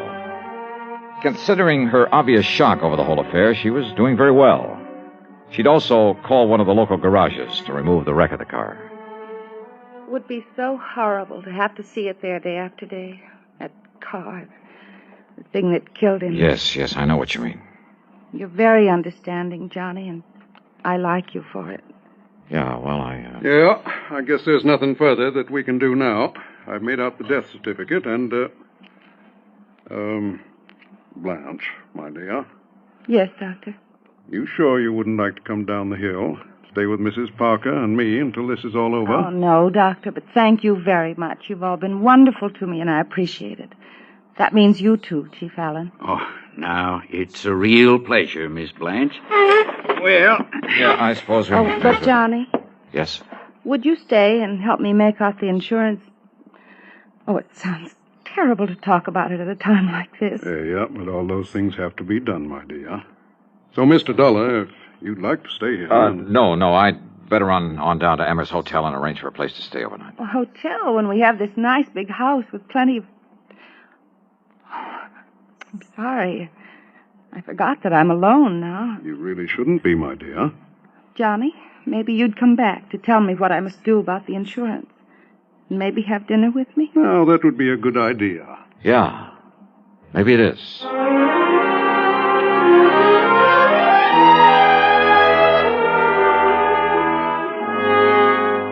Expense account item 390 cents for a phone call at Emmer's Hotel. Orson Terwilliger is dead. And, George, there's just one thing I want to know. Johnny, I simply can't... Yes, what is it? Who are the beneficiaries of Terwilliger's insurance? Why, there's only one. His wife, Blanche Terwilliger. Yes. I knew it. George, is that policy pretty much a standard form? Yes, it is. Double indemnity, as I think I told you. But he said he wanted some changes made. Well, to quote him exactly, he said he wanted to make a change in it. But frankly, I can't imagine what or why. 5 will get you 10. He wanted to change the beneficiary. Really? But the beautiful Blanche played it smart. She didn't give him a chance. Yes, I suppose that is a... What? Yeah. Now, Johnny, no, listen. If you mean what I think you do, what I mean is... Yeah, George. Give it some thought.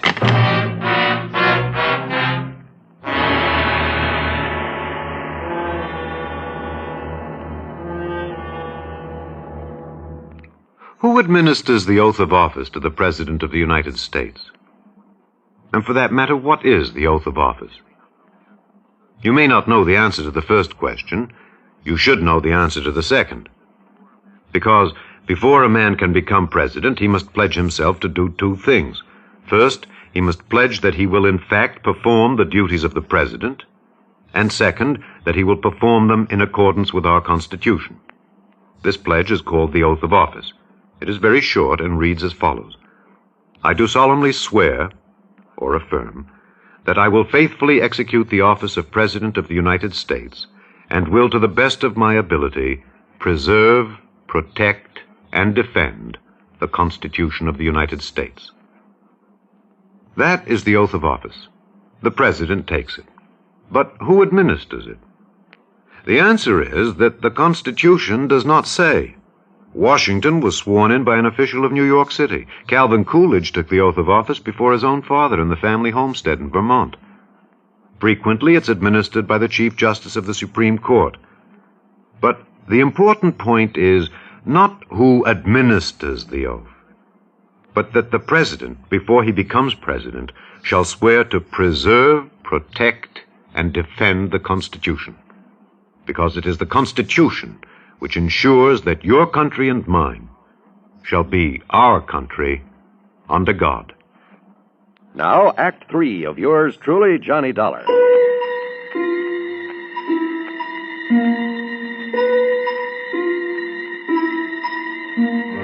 Dr. Parker and Chief Allen were convinced that Terwilliger's death was accidental.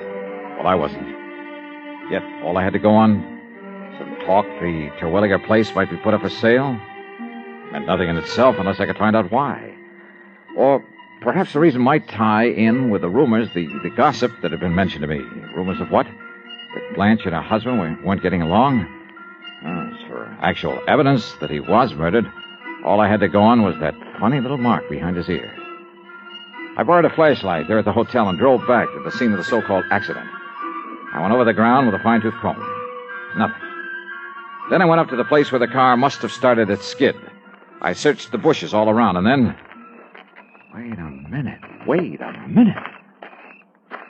What under the sun is... And more important, where did it come from? It's much longer than an ordinary. As for the fletching... Yeah, this thing's been used all right, and recently. And instead of a point, it has the heavy, round stone head. Who is it? Speak up or I'll shoot. Oh, that's a nice way to welcome a dinner guest. Johnny, you had me frightened. Oh, well, I'm sorry, Blanche. I saw your flashlight down here and couldn't imagine who it was. And since you hadn't come up to dinner as you promised... Oh, I was on my way. I hope I'm not too late. Hey, do you always wander around carrying a gun? Oh, I'm sorry. Here, you'd better take it. Yeah. I'm not used to these things, though heaven knows I've seen enough of them. Your husband's gun collection. But why'd you stop here, Johnny? What were you doing, and what in the world's that? Oh, just a... Well, there must have been some Indians around here at one time or another. Oh, yes. I understand this was great Indian country. But now, Johnny... Yeah? My invitation to dinner still stands. Great. I'm starving.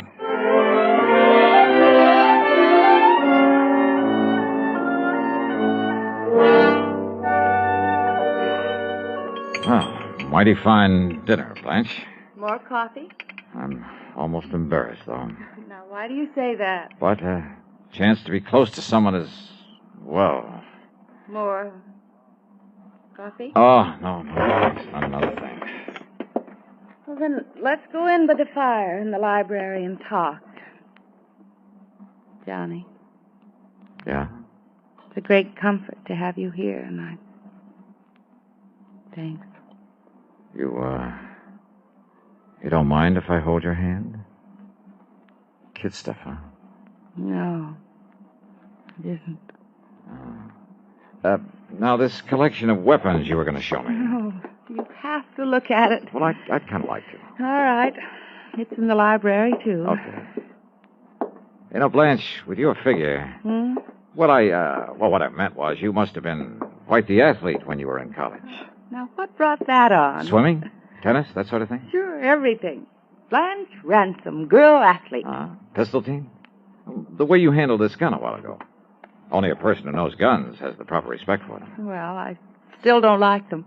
Then all things considered, it's better that I keep this one. What? All things considered? Your husband had to drive very slowly around that curve, didn't he? Yes. I guess he didn't for once, or he wouldn't have... Slowly enough so that somebody couldn't have missed him with a pea shooter, much less a deadly weapon. Johnny, what in the world? Archery was your best event, wasn't it? Archery? Yeah. I'm afraid that's why I took your hand. Johnny. Calluses like that come from only one thing, using a heavy bow, a hunting bow. This one here on the wall? Now, Johnny, listen, honestly. Honey, why did you do it? Why did you do it, Blanche? I don't know what With this bow and with the arrow I found out there, Johnny. with its flat, round, heavy stone head, just before he reached that curve in the road. Well, All right, Johnny. But listen, if you knew how long if you knew what I had to... Listen, please. murder for a chance on a lousy $1,000,000. I guess I lost, didn't I? Oh, yeah. You lost.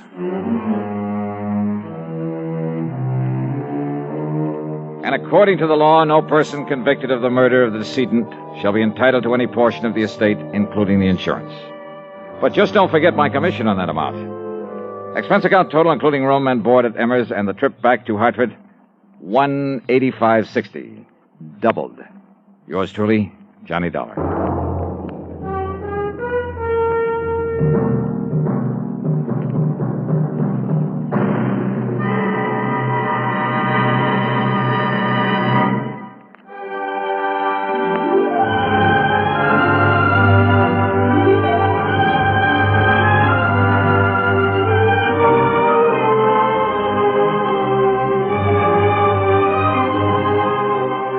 Yours truly, Johnny Dollar, starring Bob Bailey, originates in Hollywood and is written, produced, and directed by Jack Johnstone.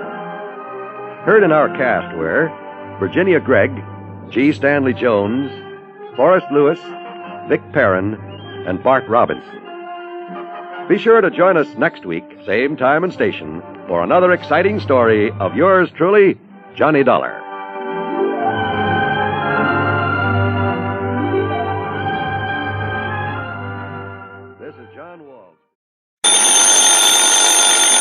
Johnny Dollar. Ed Barringer, Continental Insurance and Trust. Well, nice to hear from you, Ed. It's been a long time since Johnny, you called listen. me. Yeah? I've already telephoned the airport, made a reservation. Well, good for you. Have a happy trip. No, Johnny. No, that reservation's for you. It's on the next flight down to New York. For me? What for? So hop into your car and get on out to the airport just as fast as you can. You've only got a few minutes to make that plane. Whoa, hold on. Wait a minute. I'll meet you there at Bradley Field, give you the address of the man in New York and all the details. Yeah, what man? His name is Lucian R. Look, Johnny, there isn't time. Get on out there to the airport. Yeah, you look. Unless I know why you want me to get down and see this Lucian, whatever his name is. Well? Sure, I'll tell you why. Well? Johnny, it's to prevent a murder. Oh?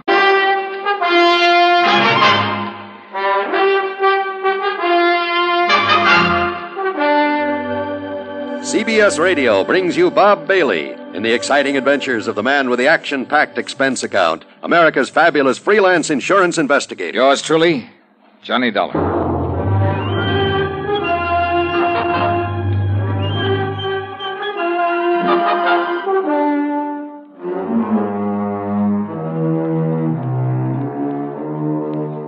Expense account submitted by Special Investigator Johnny Dollar to the Continental Insurance and Trust Company, Home Office, Hartford, Connecticut. Following is an account of expenses incurred during my investigation of the back-to-the-back matter.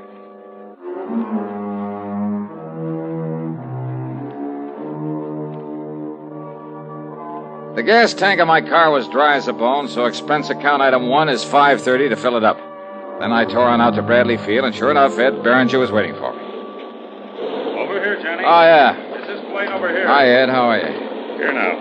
Here's your ticket. Okay. And here's Mr. Fletcher's address down in New York. Fletcher? Lucian R. Fletcher, head of the Fletcher Advertising Agency. Oh, wants to buy some commercial time on my radio show? No. Well, he better talk to the folks at CBS. No, Johnny, listen. Oh, yeah, that's right. You mentioned that nasty word, murder. He phoned me just before I called you. That agency of his is a small one, but prosperous. Up until a couple of years ago, when he took on a partner, it was practically a one-man operation. So? This partner's name is William Spade, Bill Spade. And what Fletcher called about was to tell me that Spade is out to murder him. Why? To get his hands on the advertising agency. What else? So jump onto that plane. No, wait, Ed. If Fletcher knows this, if he's sure of it... He's sure of it, all right. So, Johnny... Well, look, then why doesn't he call in the police? Have this guy, Spade, locked up? Spade is out of town on some business down in Philadelphia. But he's due back sometime today. There in New York, Now, Ed, look, Johnny, old man Fletcher isn't the kind to go off half-cocked to come up with a false alarm.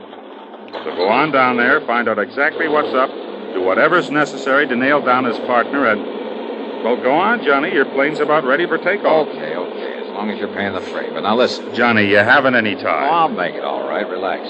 Listen, as soon as we take off, you telephone Lieutenant Randy Singer. Sure. New York Police Department, 18th Precinct, Homicide Division. Yeah, okay. Tell him what you just told me, and then I'm on my way. Sure. Now get aboard before you're too late. Sure. Item 2 on the expense account is, well, no, the ticket for the flight was already paid for, and of course I'd hate to be accused of padding the old expense account, or should I say getting caught. So, item 2 is a dime for a phone call as soon as I landed there in New York, and not to Mr. Fletcher's address at 614 East 52nd Street. 18th Precinct. Conroy. Yeah, Conroy, this is Johnny Dollar. Let me talk to Lieutenant Singer. Oh, hiya, Dollar. How's the private eye business these days? Special investigator to you, copper. Don't like being called a private eye, huh? What's your guess? And listen, us cops don't like being called cops anymore. Yeah, so I've heard. But haven't you heard, Conroy, that a rose by any other name? Now, what's that mean? Well, you figure that one out.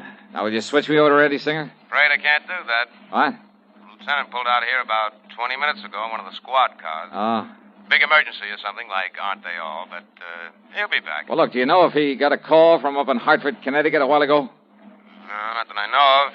But I need him on duty about half an hour ago. Okay. But I know he made a lot of frantic phone calls before he took off, if that means anything. Well, does it? Also, he took the medico along with him. Well, listen, Conroy, when he comes in, tell him I'll be over at 614 East 52nd Street. 614? At the apartment of a Mr. Lucian R. Fletcher. Now, Dollar, you... Tell him if he can make it, I want to see him over there. 614 East 52nd. Yeah, that's right. Now, listen. Gotta go now.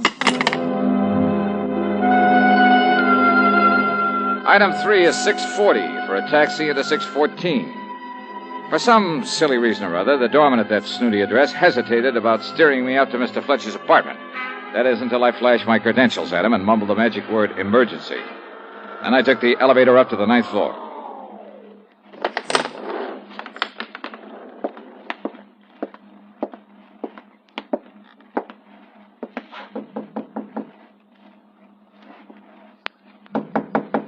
Come in, Johnny. Come on in. Huh? Conroy phoned me you were on your way over here. How are you, boy? Randy. Oh, and Ed Barron here up in Hartford did call you. Yeah, that's right. So I came on over here to see Mr. Fletcher, find out what all the excitement was about. Well, what'd you find out? Now, why don't you just come on into the library and see for yourself? Sure. I will. But if you ask me, Randy's seen... Huh? Yeah. This is Mr. Fletcher? That's Mr. Fletcher. Dead. That's right, Johnny. Dead as a doornail.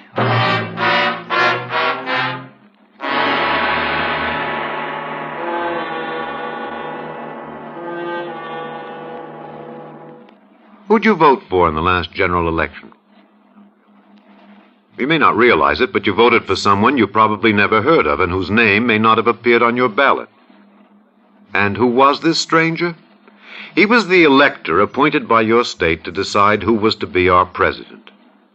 Every state has as many electors as it has representatives and senators in Congress combined. Collectively, they're called the Electoral College. And it's the members of the Electoral College alone who can vote for the President of the United States. Your vote was cast for the group of electors that pledged itself to vote for either the Democratic or Republican nominee. But you did not vote directly for either candidate. A roundabout way of doing things? Yes. But you must remember that when the Constitution was written, there was no television, no radio, and few newspapers. The majority of voters had never traveled more than a few miles from their own homes. In these circumstances, it was impossible for a voter in Maine to know about the great public figures of New York or Pennsylvania, Virginia, or South Carolina. There were not even any political parties to guide him.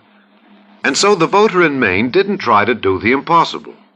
He voted for someone who did know the great men of the times and who could render an intelligent decision as to which one of them should make the best president. The system has its faults. 3 times in our history, the man who got the most votes from the people was not elected president because he did not get the most votes in the Electoral College. Yet no one today seriously proposes to abolish the Electoral College, because by and large, the people believe that in spite of its drawbacks, the present system of electing our president ensures that your country and mine shall be our country, under God. And now, Act 2 of yours truly, Johnny Dollar.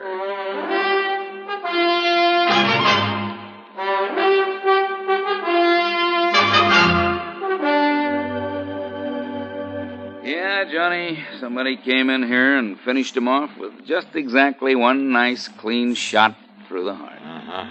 Any sign of a struggle, Randy? Anything like that? No, sir. So it must have been somebody that he knew that let him in here himself. Well, I'll buy that all right.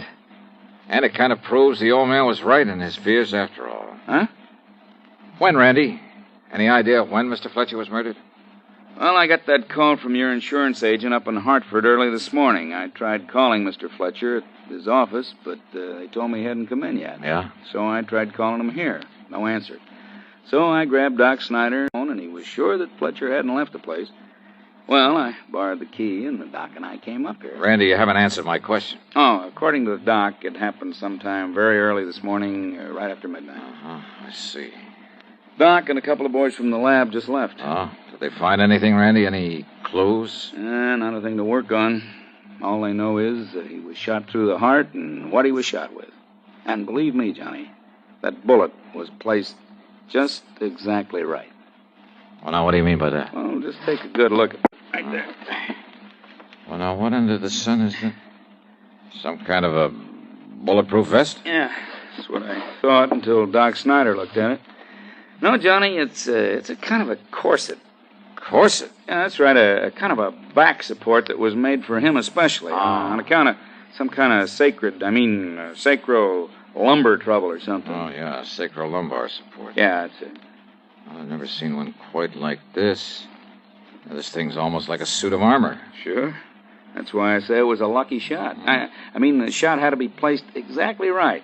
Inch or two on either side, and one of those wide steel ribs would have bounced it off, or at least kept it from going straight into his heart. Oh, now, wait a minute. A .38 slug pack's a lot of wallop. Yeah, only this was a little .22. But now listen. Yeah? That insurance man, the one who called and said you were coming on down here? Ed Barron. Yeah. Well, he told me that Fletcher'd been expecting something like this. That's right, Yeah, he said that Fletcher made no bones about who might try. That's right. The one man who might stand to benefit from his insurance.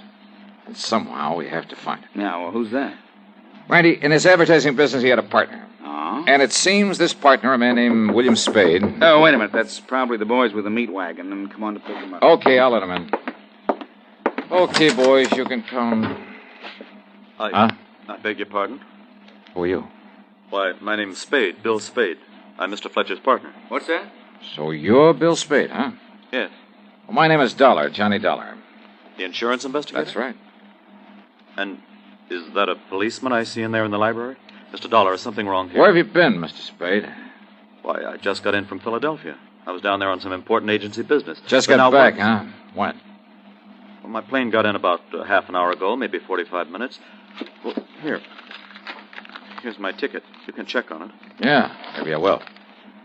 Where did you stay in Philadelphia? At the Bellevue Stratford. But why? What's wrong around here? Where is Mr. Fletcher? Just take it easy, Mr. Spade. But I've got to see him on a business matter. You do, huh? Yes, it's very important, about a new client of ours. It has to be acted on at once. Well, I'm afraid it's going to have to wait. I called the office from the airport, and they said he wasn't in yet, so I came on over here. Now, where is he, and what's this all about, Mr. Dollar? So you claim you were down in Philadelphia when your business partner was shot? That's right, Shot? Mr. Fletcher was shot? Real surprised. Where is he? Let me see him. I said take it easy. But good heavens, Mr. Dollar. Take it easy. And if this business matter is so all-fired important, well, hadn't you better be down at the office taking care of it? Now, Johnny. Well, Mr. Spade? Well, Yes, of course. Of course I should. Sure you should. So why don't you just run along? No, wait. After all, Mr. Fletcher's in no condition to run your ad agency. That's the understatement But of all time. I can't believe it. Mr. Fletcher dead. Oh, you can't, huh? This is terrible. Have you any idea who could have done this to him? Are you kidding? What do you mean? All right, now, Spade. Yeah, Mr. Spade, you'd better get on down to that office of yours. Huh? And as soon as we can tell you anything, we will get in touch. Believe me, if there's anything I can do, please call Oh, now, just don't you worry about that. But get on down to the office and take over. Now, wait, Go that's right ahead, right. Mr. Now, wait. Spade. I'll be in touch with you. Very well, Mr. Dollar. Now, what are you... What's got into you, Johnny? You're the one just got through telling me he's the one that must have killed Mr. Fletcher. So how you going to prove it? Well, we got no other suspect, have we? And you let him go. Look here, this plane ticket. Yeah, I saw it. I saw him shove it into your hand. I knew that Spade was supposed to be in Philly, that he was due to come back here today, so when I pulled into the airport, I carefully checked the incoming flight schedule. So what? Oh, this flight was due in all right, and from Philadelphia. Just when he said, half or 3/4 of an hour ago. Yeah, all right. So what? That doesn't prove he was actually on that flight. Randy, I think he was. That ticket could have been used by somebody else. Well, it's easy enough to check on, but I doubt it very much. All right. But if you're right about that, if he was down there in Philly, then your first theory about him is all wrong. How could he have murdered Mr. Fletcher? Sounds impossible, doesn't it? Of course. It is. Want to bet?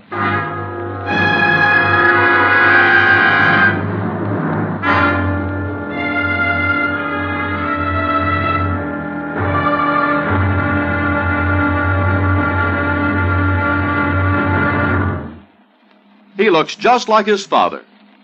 We've all heard statements like this, but have you ever stopped to wonder exactly why we resemble our relatives? One man did, Thomas Hunt Morgan. Born in Lexington, Kentucky in 1866, Morgan's interest in science took him to the University of Kentucky and Johns Hopkins. While his colleagues were choosing fields in physics and chemistry, Morgan's interest turned to something more personal, man himself. Why do we inherit physical characteristics from our parents? To find the answer, Morgan spent years studying the common fruit fly. He bred generation after generation, constantly observing the traits produced. He then computed mathematical tables and analyzed the whole question of heredity in terms of the nucleus. The nucleus, he observed, was the center of activity in every cell. As a result, he developed his theory of the gene.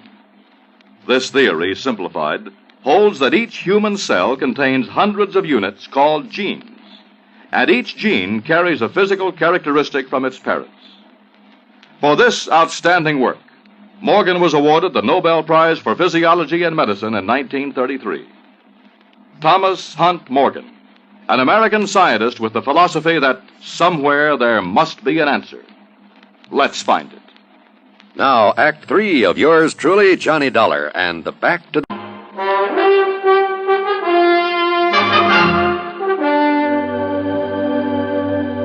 Expense account item 4, 10 cents for a call to the Fletcher Advertising Agency. No, sir. Mr. Spade isn't in yet. All right, then, miss. He telephoned that he would stop off and see Mr. Fletcher before coming in, at Mr. Fletcher's apartment. And he called you from the airport, didn't he? Yes, sir. And probably left the door of the phone booth open so you could hear the background noise of the planes and so on. What? Sure. So you know he actually was calling from the airport.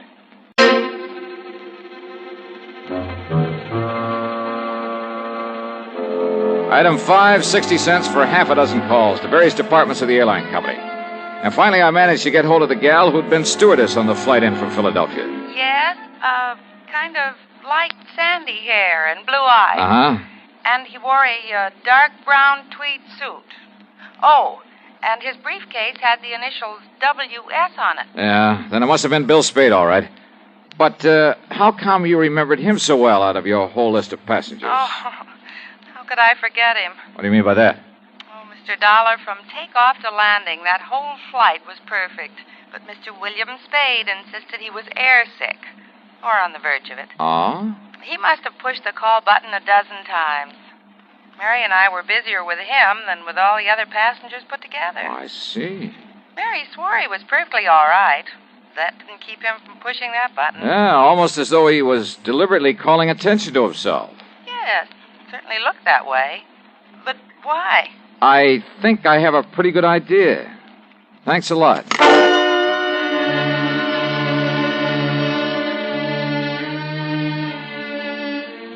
Spade told me he'd stayed over in Philadelphia at the Bellevue Stratford.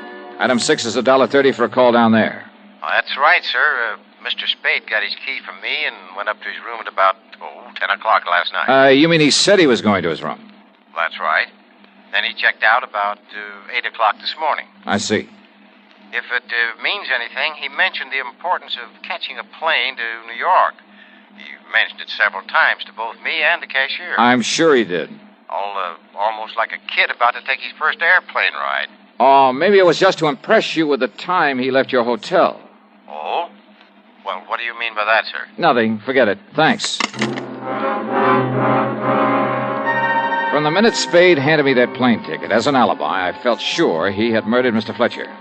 As for all his trouble to establish he'd been in Philadelphia that morning, then aboard the plane, then at the airport, well, all very clever. But where was he? What was he doing before he checked out of the Bellevue? And don't forget, it's only a short hop from Philly to New York. Oh, I knew what Spade's answer would be, that he was in his hotel room asleep. And I'm sure that no one could prove otherwise. No one, that is, except Spade himself, could prove he left that hotel during the night, gone to New York under another name, killed his partner, then got back in plenty of time to check out of the Bellevue at 8 a.m. So unless I could somehow trick him. Item 7.85 cents for a cab to his office. Yes, come in, Mr. Dollar, and sit down. All right, thanks. I'm sorry for the appearance of my desk, but with all that's happened and with the affairs of my new client to take care of... Your new client? Well, after all, with Mr. Fletcher gone... Hey, it looks to me like you have every newspaper in town piled up here. But they wouldn't write about Mr. Fletcher unless he were dead or murdered. What? Tell me, how did you and Fletcher get along? I suppose I might have expected you to ask something like that, just as a matter of routine questioning. Your questioning of anyone who knew him. Maybe. But what did you mean by saying the papers would only print a story if he were dead? Just let me ask the questions, huh? Well, of course. Well? Mr. Fletcher and I ran this business together. Personally, how'd you get along? He was a very difficult person, Mr. Dollar. Created many embarrassing situations here in the office. Embarrassing for you? Yes. But I blame it all on the constant pain from his back. You see, he had a very serious condition, sacrolumbar. Yes, trouble. I know that. But I had to admire and respect him. He was a genius. Now, just look at the way he built up this agency. Yeah. Be nice to have, wouldn't it? Especially by you. In other words, you had plenty of motive for killing him. Yes, of course. But if you think for 1 minute... And I'm sure you had no trouble getting hold of a key to his apartment. Mr. Dollar... Who knows? Maybe Mr. Fletcher gave you one. After all, his own partner. Dollar, if this is an attempt to be facetious... Look here, it's bad enough that Mr. Fletcher is dead. Now, that's the second time you said that. Said what? That Fletcher is dead. Well, of course I... What? Did I say that he was? Or the lieutenant there at the apartment? You said he was shot. He must be dead. You mentioned his back trouble. Look here now. I myself saw that corset he was wearing, those wide, heavy stays made of steel. Oh, you... Why, it would bounce off it like hail off a roof. Now, a big gun, a .38. But you forgot all about that regular suit of armor he had around him. But he fell. I saw him fall. Sure you did. And I thought the bullet... But if I didn't kill him, I was sure I had. I'd aimed for his heart, and when he fell... When he... Oh. Yeah. Oh, no. Fletcher is dead. And now that you've told me who did it... Dollar, please, listen. You, mind if I use your phone?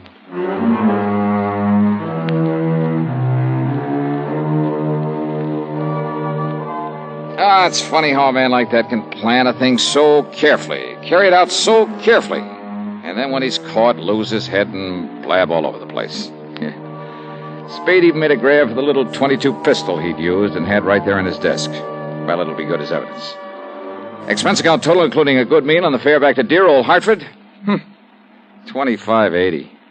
Yours truly, Johnny Dollar.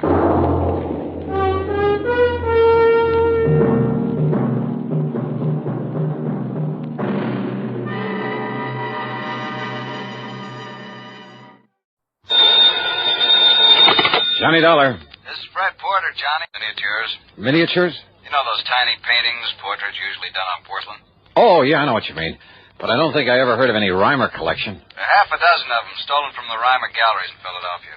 Cost us something over $20,000 insurance. Never found them, huh? Well, here's the thing. I just got a phone call from Wilbert Reimer. He wants to see you just as quickly as possible. About those miniatures. He wouldn't say, Johnny, but I'll bet on it. And he insisted that you and only you be brought in. Huh. Funny, since I had nothing whatsoever to do with the case. Well, why not, with your reputation? But I thought you usually had a staff man Plus that took the care fact that our company investigator at that time was Jerry Pitcher. Jerry Pitcher? Yep. The one who was suspected of complicity in some of the cases he was supposed to be investigating? That's the one. Well, wasn't he suspect in that robbery? Yeah, but neither we nor the police could ever pin anything on him. All we could do was fire him and warn the other insurance companies to look out for him. Fred. Yeah? Any idea where Jerry Pitcher's operating now? Not the least. After the Reimer episode, he simply disappeared. There was talk of his having skipped the country, but nobody was sure of it. I wonder if Reimer suddenly got a lead on him. There's one way to find out. Okay, Freddie, I'll grab the first train.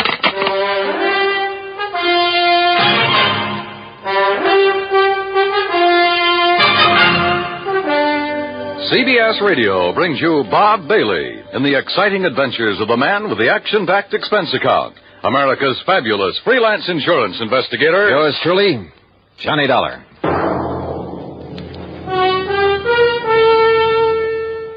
And now, Act One of yours truly, Johnny Dollar.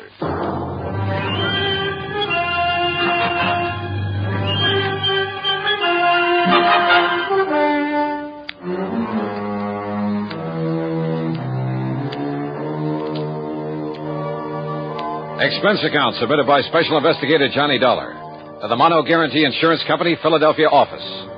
The following is an account of expenses incurred during my investigation of the Reimer collection matter.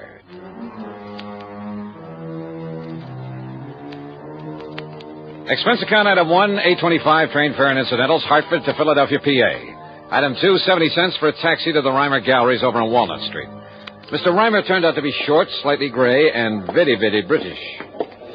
Let's go into my office, Mr. Dollar, where we can talk undisturbed. Yeah, sure, Mr. Reimer. Well, the art business must be pretty good with a crowd like this in the store. Pardon me, miss. In here, please. Hey, thanks.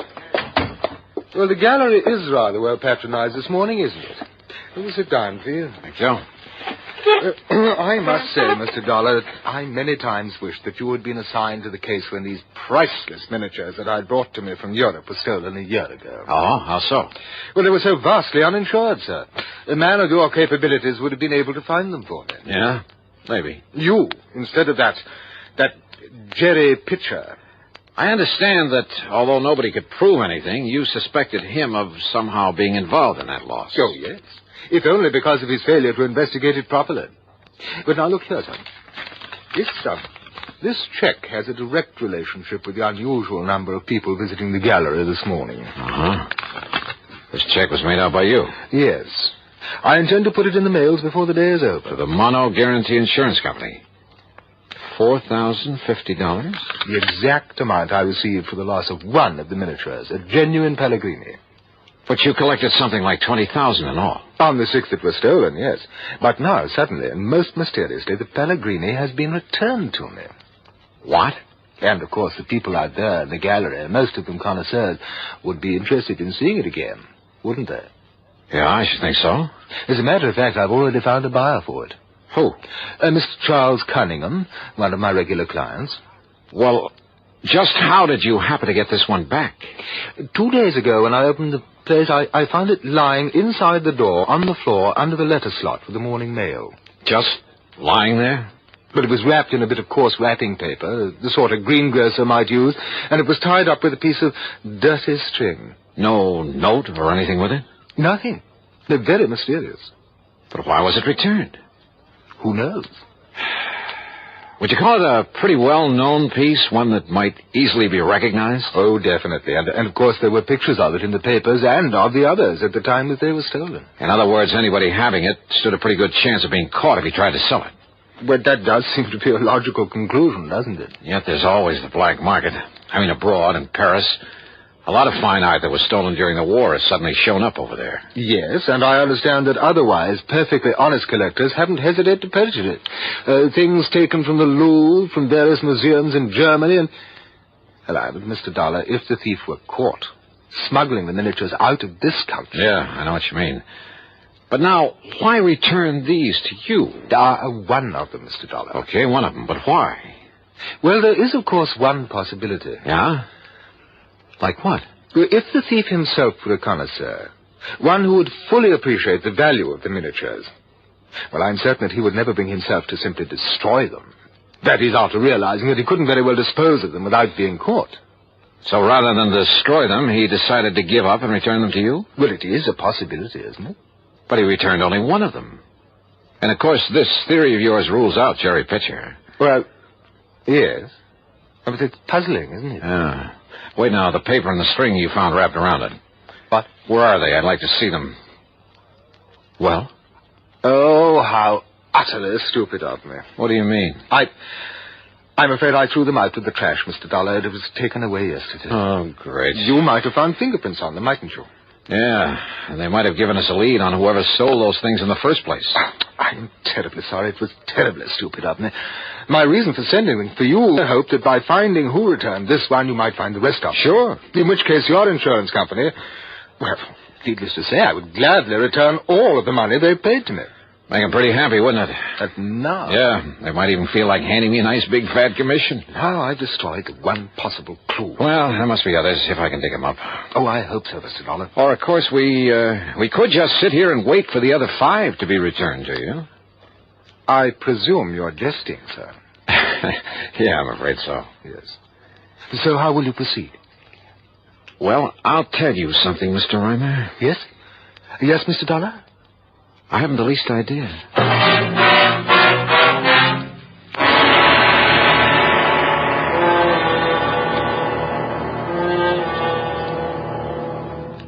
And now, Act 2 of yours truly, Johnny Dollar, and the Reimer Collection Matter.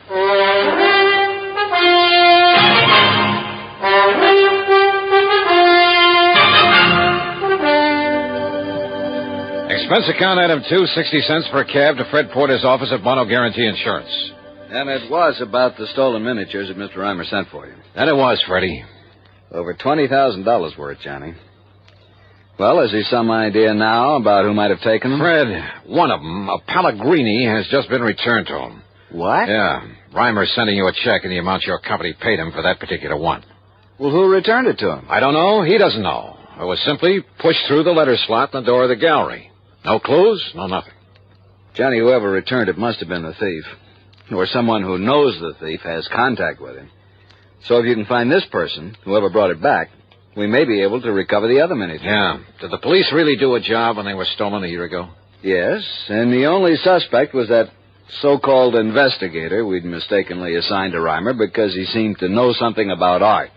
He was familiar with Reimer's place. That was Jerry Pitcher. That's right. But they couldn't prove a thing against him. And after all, it was only Reimer's theory that Jerry might have been mixed up in it. Why? I don't know. It may have been because of the sloppy way he handled his end of the investigation. And don't forget, it was about that time we learned that Pitcher's reputation wasn't all that it might have been. Have you got any idea where Jerry might be now? As I told you over the phone, Johnny, there was talk that he'd skipped the country. Reason in itself to be suspicious of him, if you ask me. I'll tell you this, Fred. If he did skip, and if he had those miniatures with him, the one place he might have gone to... Listen, mind if I use your phone? It's right beside you. Help yourself. Okay, thanks.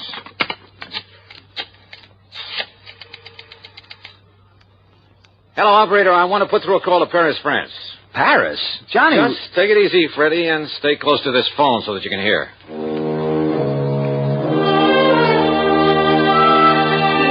My call was to a strange little character whose name is de Marsac, but who calls himself a Chagris, the gray cat. His knowledge of the Paris underworld and everything that goes on in it is nothing short of fabulous. Yeah, because he himself is very much a part of it, of what goes on there. Not a single important work of art could ever hit the black market without his knowing about it. Oh, oui, Monsieur Darlin. This is your dearest friend, Le Chagris. Oldest and dearest friend, huh? But of course. Oh, sure. Now listen to Marsac. I want some information. Maybe you can give it to me. For a small fee, perhaps? Perhaps. Say, $1,000 American? 1,000? You're out of your mind.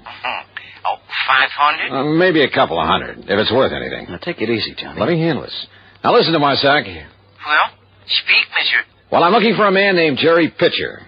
Ever see or hear of him? Jerry Pichet? Oh, no, monsieur. You're sure? Yes, I'm sure. Then what about the Reimer collection of miniatures? Oui. Yeah, there's some tiny paintings on porcelain. Yeah, but of course, they were here on the black market. You get that? I sure did. Go on, Johnny. Monsieur? When, de Marsac? When did you see them? Well, it is important. You kidding? Of course it is. Then you will pay me, 400 perhaps? 200. Now when? Oh, me. Well, 3 years ago. 3 years ago? We won the purchase for the gallery there in the United States. Oh, well, that's a lot of help. But who brought them for the Reimer Gallery? Who purchased them, do you know? Well? Uh-huh. So that is the question. That's right.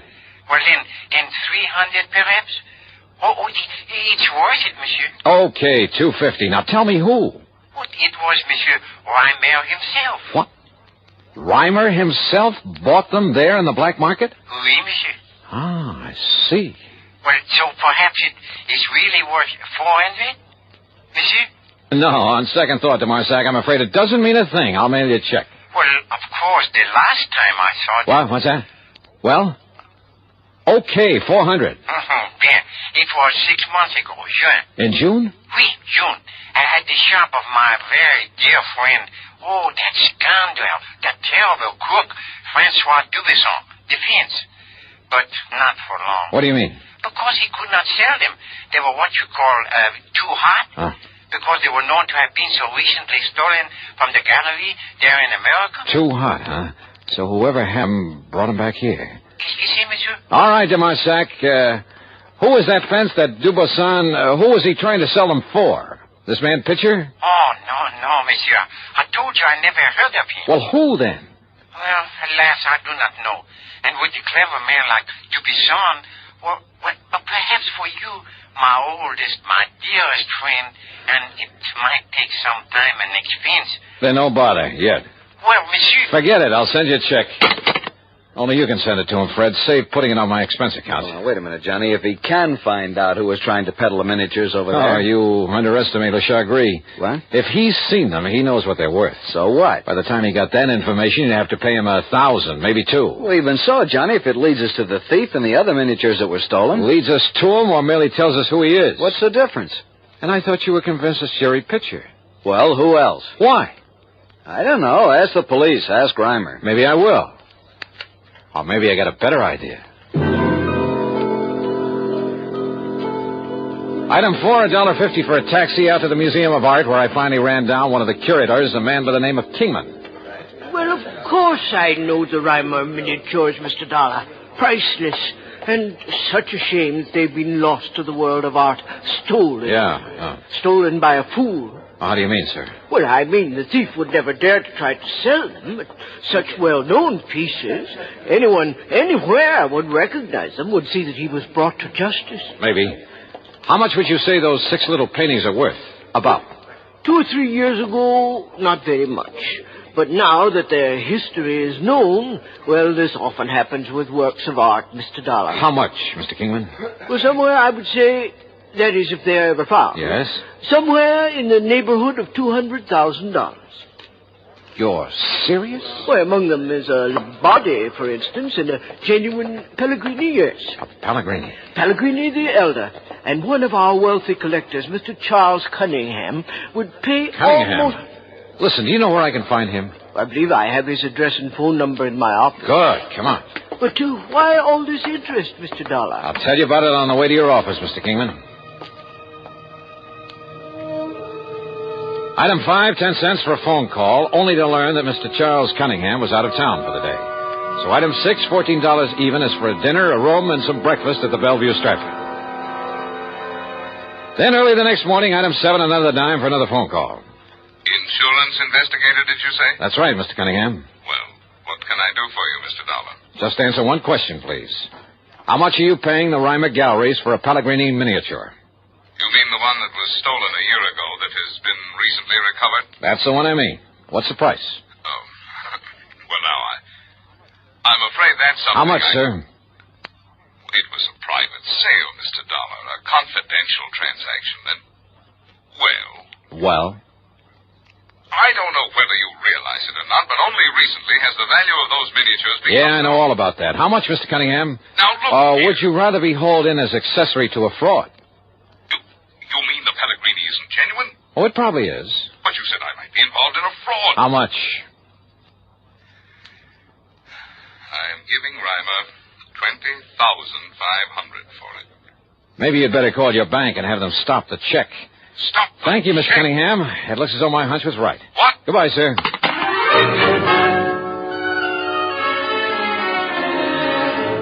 Item 8, $1 for a taxi to Fred Porter's office. Item 9, another $1 for a cab for the two of us to the Reimer Galleries.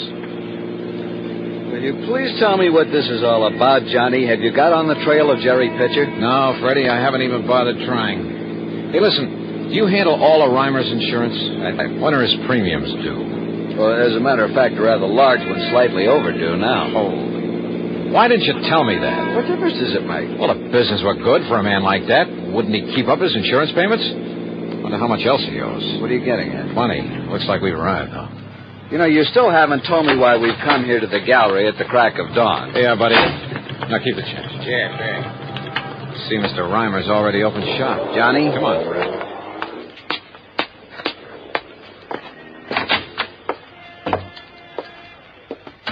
Well, Mr. Reimer. Oh, Mr. Dollar, I am indeed glad to see you. Indeed. Indeed.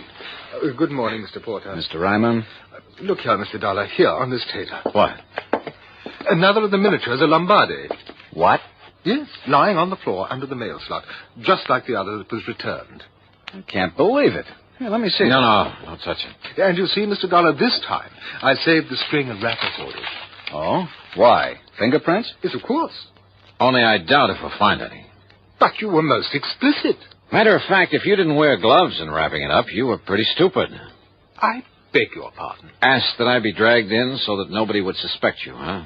Suspect me? Johnny, what of Jerry Pitcher? Who knows what Jerry is, and who cares? Mr. Reimer, when was your last trip to Europe? In June, wasn't it? I make many trips to Europe in order to... In June? Well, yes, it was. But now look here. Let's go back to your office. I want to look at your bank statements for the past year. Mr. Dollar. Or would you rather I just call in the cops? I don't know what you're talking about. Real honest business you've been running, huh? Of course. But you didn't hesitate to buy stolen, smuggled artworks on the Paris black market. Now, look here, sir. I suppose I should have started thinking when you told me those miniatures were considerably underinsured. What? Yeah, because you insured them before their true value really became known. But by the time you did know it, you'd already pulled the fake robbery, collected the insurance on them to keep your business going. Well, now, please. You tried to sell them in Paris then, but they were too hot. That was in June. But you still needed money, didn't you? Well, have I denied So that you had to bring them back. After all, you'd only collected about $20,000 on them. And now you could sell them for $200,000 at least. Is this true? Pretty nice profit, even after you got through returning what you'd collected from the insurance company. Mr. Reimer? And how to get them back? Have them mysteriously reappear one at a time and give out that cock and bull story about the thief not daring to sell them without being caught. Well, Mr. Reimer? Well, do you think, if I produce the others, if I write and sign a full confession, the authorities will be more gentle with me?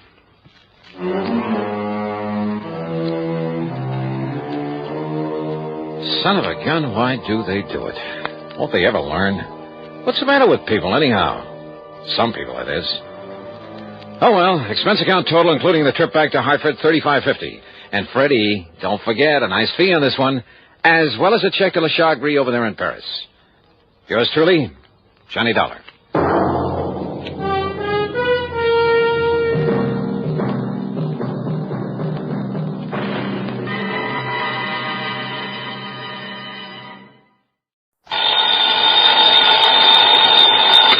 Johnny Dollar. Al Turner, Johnny, over here at New Britain Mutual. Al, it's been a long time. Yeah, I know. What can I do for you? Plenty, I hope. How old are you, Johnny? Well, next birthday I'll be 30... Huh? 30 what? Now, why? Well, it really doesn't make too much difference. You see, Johnny, I think it's time you entered a home for the agent. I what? And if you think I'm kidding, I'm not. Okay, Al, what's the gag? I told you, I want you over at the Mackley Rest Home. Where's that? Frog Mountain, New York. Where's that? Down along the Hudson River above Poughkeepsie near Kingston. But, just to pay him a little visit, not to stay. That's right. What goes down there? Sudden death, Johnny. Deaths. Oh? 4 of them in a row, 3 of them insured by us. Well, after all, if they're old folks... That's the beneficiary of all that insurance. Yeah? The sole beneficiary of all the insurance on them just happens to be the Mackley Rest Home. Oh. Yeah. Okay, Al, I'll, kind of drop in on him.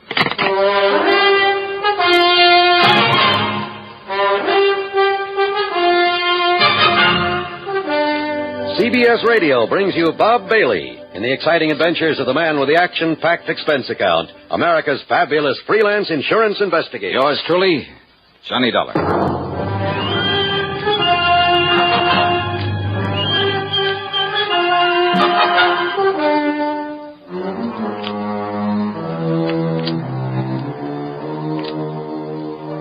Expense account submitted by Special Investigator Johnny Dollar to the New Britain Mutual Insurance Company, Home Office, Hartford, Connecticut. Following is an account of expenses incurred during my investigation of the Paradise Lost matter. I decided my own car would be handy to have along. As usual, the gauge said nearly empty. So, expense account item 1 is $5.20 for a tank full of gas. I drove west on 44, then cut across to Rhinebeck, then Rhine Cliff, where I took the ferry over the Hudson to the town of Kingston, New York. On Route 28, I passed through Stony Hollow, and a few miles further on, I found a sign indicating Frog Mountain. It was on a side road to the left. At one side of it overlooked the famous Ashokan Reservoir, and some pretty big fish have come out of that water. Thinking about it, I almost drove on past what was obviously a rest home for the agent, in among the trees. There was a large, very old frame house set on the side of the mountain, and sitting about on the front lawn, reading, chatting, playing cards, or just enjoying the afternoon sun were the happy-looking customers. As I stopped the car, a pleasant-looking middle-aged man walked over to me, smiled, and said... How do you do, young man? How do you do? Oh, how do you do? My name is Johnny Dollar. A pleasure to meet you, Mr. Dollar. I'm Justin Perry? You have some elderly relative, perhaps, very dear to you, for whom you'd like to provide a quiet, comfortable retirement home. Well, no. Oh. Justin Perry. I'm the owner of Paradise. Paradise? A really appropriate name for our lovely place, don't you agree? Well, Just yeah. look at the happy faces of our guests and you can... But then you say you don't wish to send someone to us. Well, now, wait. This isn't the Mackley Rest Home? Oh, no, Mr. Dollar. This is Paradise. The Mackley place is further up the road. Oh, I see. Well, thanks very much. Dollar, did you say? Yes, that's right. Edward! Yes, Dad? Would you like to show Mr. Dollar the way to the Mackley place? Sure, Dad. Anything you say. Then go ahead. Well, if it's just up the road. About a mile or so. Oh, then I'm sure I'll be able to find it all right. Whatever you say, Mr. Dollar. Sure. Thanks a lot.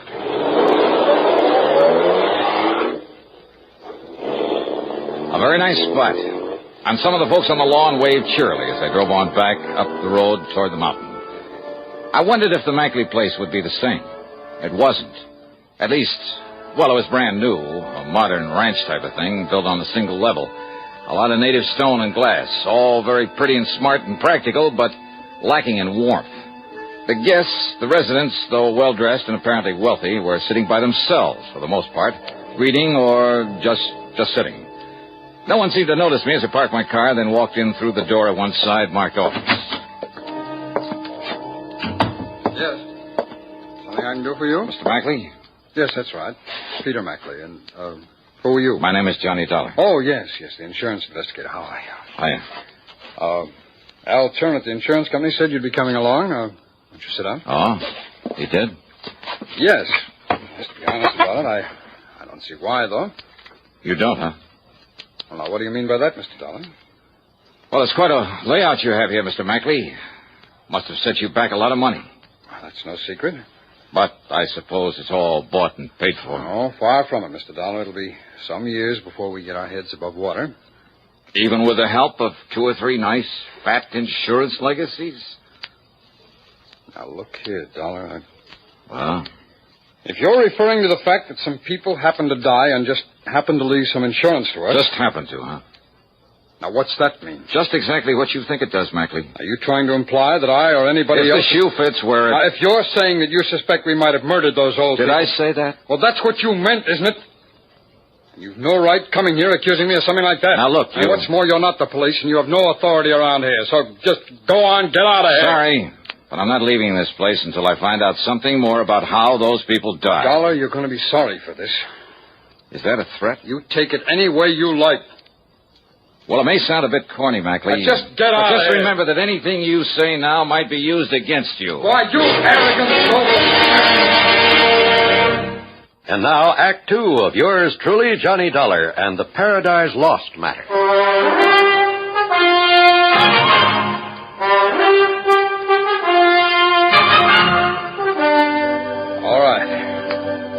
All right, Mr. Dollar.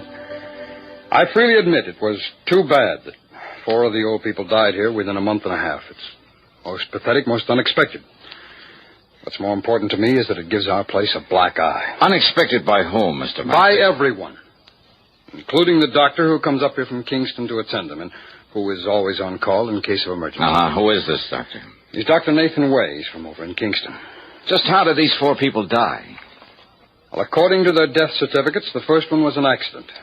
Old Mr. Bartley slipped and fell off the corner of the porch one night while he was walking in his sleep. Slipped or was pushed? Now, look here, Dollar. Okay. What about the other 3? They were natural causes. That is, their hearts gave out. According to the death certificates. That's right. But what really happened? Poison, perhaps? Something like that? Dollar, you don't know what you're talking about. We'll see, Mr. Mackley. Now, where'll I find this Dr. Way? Someone mentioned my name. Hello, Doctor. Hello, Peter. Doctor, this is Johnny Dollar. He's an investigator from the insurance company. How do you do, Mr. Dollar? Doctor? Dollar seems to have the fantastic idea that the recent deaths here were deliberate.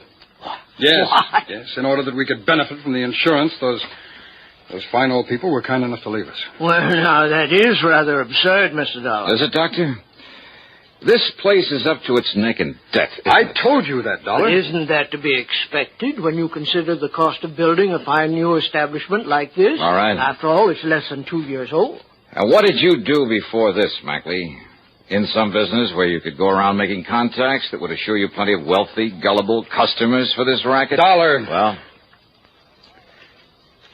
Dollar, my wife and I have been in this business of taking care of old people ever since my parents died. That's over 15 years ago. Yeah, where? In Pennsylvania. I can check on that, you know. I know that. Why did you pack up and come here to New York? Tell him, Peter. Well, for one thing, the air, the climate is much better here than it was in the coal region. Yes? And? Tell him, Peter. Well, we had to close down over there. Why? Because our building, our facilities were considered substandard according to some new regulation. And suddenly a lot of your patients started dying off? No, nothing of the sort. Peter is telling you the truth, Mr. Dollar. You investigated, Dr. Way? Well, no, not exactly. I see. But I have talked with many of these fine old people who moved from there to here, and they are intelligent, wealthy people. Wealthy? Yes. Yeah, I'll bet they are. Dollar, will you listen to me? And it was so easy to talk a lot of them into buying a hunk of insurance and making this place the beneficiary. Now, that's not true. Isn't it? Then how come 3 of the 4 people who suddenly died around here? No, it isn't true, Mr. Dollar. It was I who suggested to them, unknown to Peter, that they leave something to this rest home. You? And they thanked me and wondered why they hadn't thought of it before. How many of your people are planning to leave you money, Mackley? I don't know, Dollar. I don't know if any of them are. And what's more, I don't care. My wife and I knew the financial responsibility we were taking on in the beginning. And unless we lose our reputation, our clientele, through more of these unfortunate deaths... Oh, sure, they're bad for business, aren't they? Yes, they are. Exactly, Mr. Dollar. But as long as the insurance money keeps rolling Dollar, in... will you stop it? No. Now, Dr. Way. Mr. Dollar, I'm afraid these accusations... Tell me this, Doctor. You issued the death certificates, huh? I did. For all of them. You made autopsies on them all, huh? Why, good heavens, no. Why not? The accident in case of Mr. Bartley was all too obviously an accident. Was it? As for the others, well, after all, they were well along in years. Oh, so you gave him a quick once-over, scribbled down natural causes and let it go at that. And that's why I want those bodies exhumed and autopsies performed. Mr. Dollar. First, though, I'm checking up on you. Well, by all means, do. I want you to. Oh, I will. Meantime, if you like, I'll drive back to Kingston and arrange for the bodies to be made available. Yeah, you do that.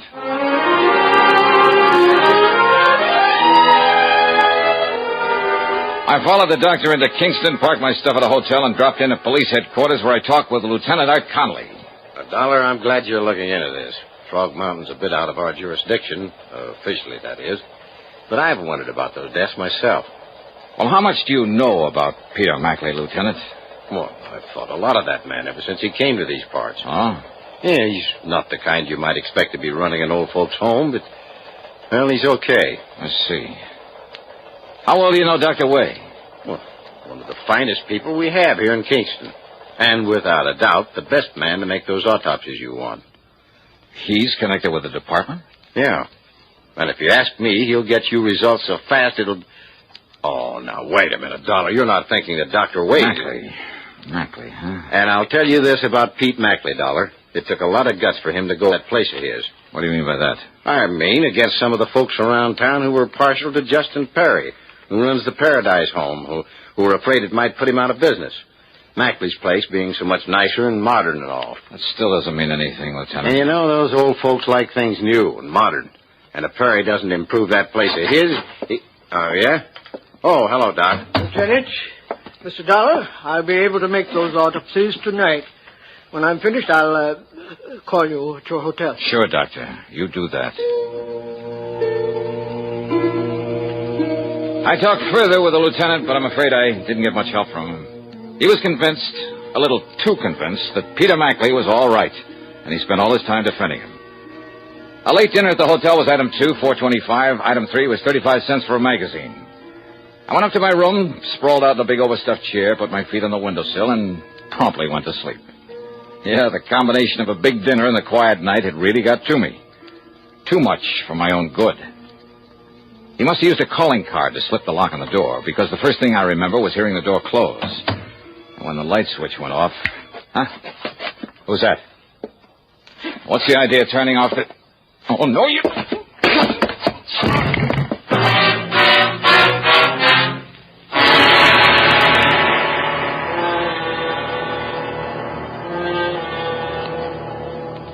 And now, Act 3 of yours truly, Johnny Dollar.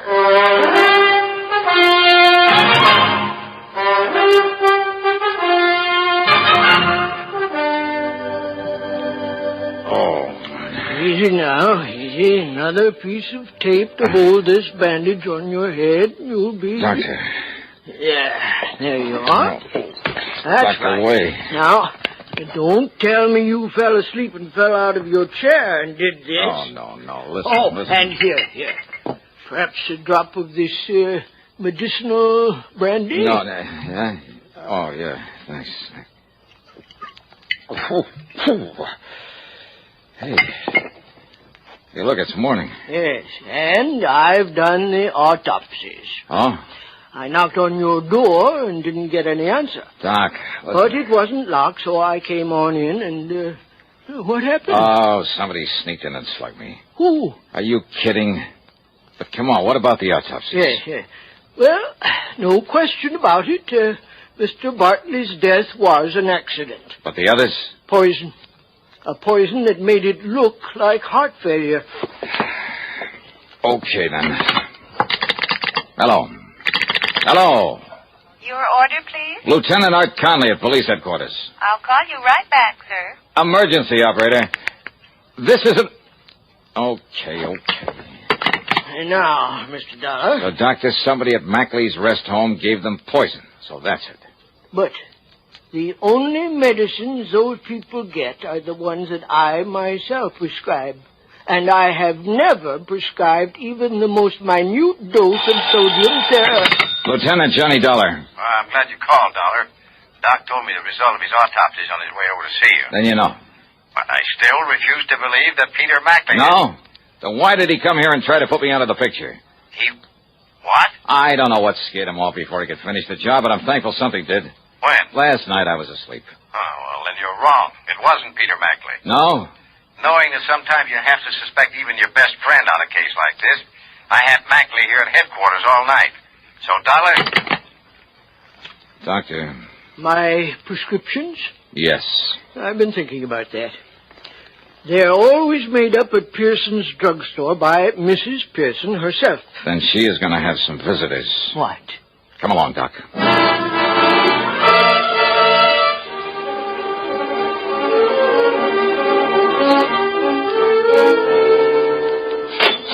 Thank you, Mrs. Williams, and I hope that makes you feel better. Well, Doctor, it's so early in the morning. Mrs. Pearson, this is Johnny Dollar, special investigator. Oh, how exciting. Mrs. Pearson, I want to know if you stock a drug called sodium what'd you call it, Doctor? I didn't, but it's sodium theramolysilate. Oh. But I doubt very much. Yes, I do. You do? Old Dr. Morley, the veterinarian, used it now and then to take care of hopeless animal cases. And you have it here now? Yes, one of these back shelves, I have a single bottle that I... Hey, wait a minute. Yes? On that motorcycle out there with a sidecar. He pulled away from in back of this place. Yes. He helps in the store and makes all the deliveries for me. And he must have seen us in here. Must have seen me. What? He makes all the deliveries, including prescriptions for the Mackley rest home? That's right. Doc. He's taking some of Dr. Way's prescriptions up there now. Good. No, listen. Now, let me find that bottle of... Doctor, listen. That may be the answer. That he's the delivery boy for Mrs. Pearson? Yes. Well, I'm afraid I Dr. don't... Way? Look here. No, Doc, we've got to go after that kid. Here's the bottle, Doctor. But I don't understand. Doctor, will you listen to me? So many of them are missing. Unless we could... What was that, Mrs. Pearson? Well, a lot of these sodium theramolysilate tablets are missing. Then that's the answer, Doc. He's the answer. Come on.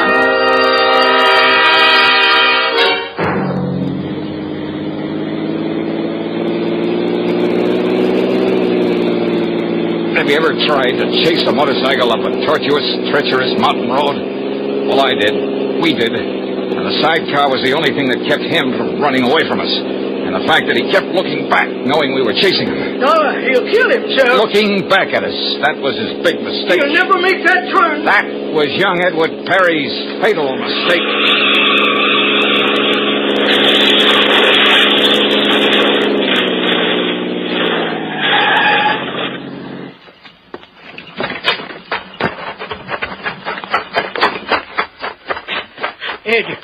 Edward. He's still alive, Doc. Here, I'll see what I can do for him. Now, Ed, let's see. Now, take it easy here. No use, Doc. Well, we can try now. We can try. But why, Eddie? I saw you there in the store. Saw Dollar there. All right, just take it easy here. Knew you'd got wise that I was putting that poison in Doc's prescription. Give him something to knock him out, Doctor. I'm afraid there's no use. I'm afraid... But it was Dad who... Justin Perry. Dad made me. Said if enough people at Mackley's died off, Now, easy, lad, easy. They'd leave Mackley's, come to Dad's place. Eddie, why? To the paradise. We'd put Mackley out of business. Barry's arm, Dollar. Right, Doc. Put Mackley out of...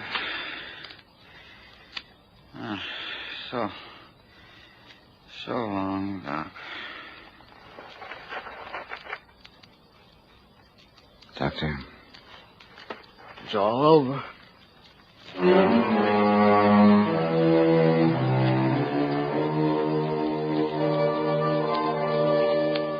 Oh, I don't know. I don't know what the courts will do. Ask me, Justin Perry murdered his son as much as though he'd done it with his own two... I don't know. Expense account total, call it $50. Yours truly, Johnny Dollar.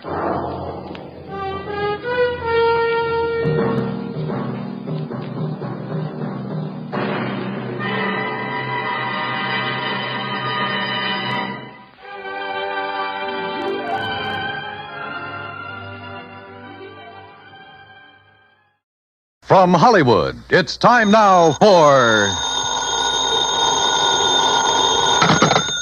Johnny Dollar. Paul Kendrick, Johnny, over at Eastern Allied Casualty, remember? Oh, sure, Paul. How are you? Seen any good fights lately? Prize fights, that is? Yeah, the championship bout at the stadium over in Mulville last week. Were you there? No, I had to miss it.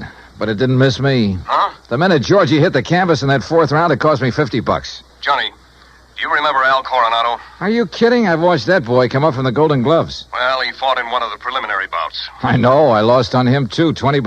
Come on over, will you? And I'll tell you why the company may lose $50,000 on it.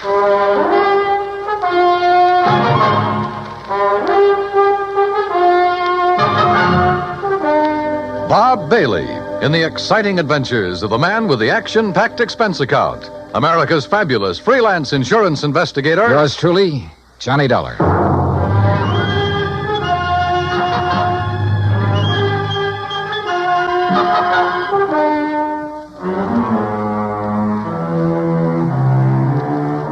Expense account submitted by Special Investigator Johnny Dollar to Eastern Allied Casualty Insurance Company, 422 Spidal Building, Hartford, Connecticut. Following is an account of expenses incurred during my investigation of the Squared Circle matter. Expense account item 1, $1.10, cab from my apartment to the offices of Eastern Allied. When I got upstairs into his personal cubicle, I found Paul Kendrick pacing the floor. Sit down, Johnny. Have a drink if you want one. No, thanks. Hey, looks like you're the one who could use a drink. What are you worried about? Don't tell me you've been hitting the company till for big money to bet on the fights. Johnny, I'm worried about murder. Listen. I'm all ears. How long since you've seen Al Coronado fight? Oh, 6 months, a year, maybe. But before that, when he was working all the local arenas, you and I were present every time he put on the gloves. So? We knew him when he had reflexes quick enough to... Well, do you remember how he'd show off by picking a fly or mosquito out of the air, grabbing it between his fingers without even hurting it? Yeah, sure. He was no mental giant, not by a long shot, but he had the fastest eyes and hands I ever saw in a man. Right. But something has happened to him, something very wrong, and I think I know what it is. Listen. I'm listening. A few years ago, his manager, Ricky Malone, took out a $50,000 policy on him. Annuity. So what? A lot of managers take out policies on their boys. And then get him killed? Look, Al is fighting again tomorrow night in a small town outside of Joplin. Joplin? Missouri? A little place just across the state line. Johnny, I want you to be there. You mean as a sort of bodyguard? I want you to see the fight, that's all. See Al Coronado fight. Yeah, but this murder crack. I'm having a copy of the policy made, and you can pick it up at the Joplin post office. General delivery. Now, Paul... I know. I may be all wrong. This may only be a hunch, without a single legitimate reason for suspicion. That's why I took a whole week to think it over before calling you. That's why I want somebody who knows Al as well as you and I do to... Look, will you go down there and see him? Well, We'll pay the freight. Pad your expense account, anything you like. Oh, now that's an attractive But do offer. it, Johnny. Will you?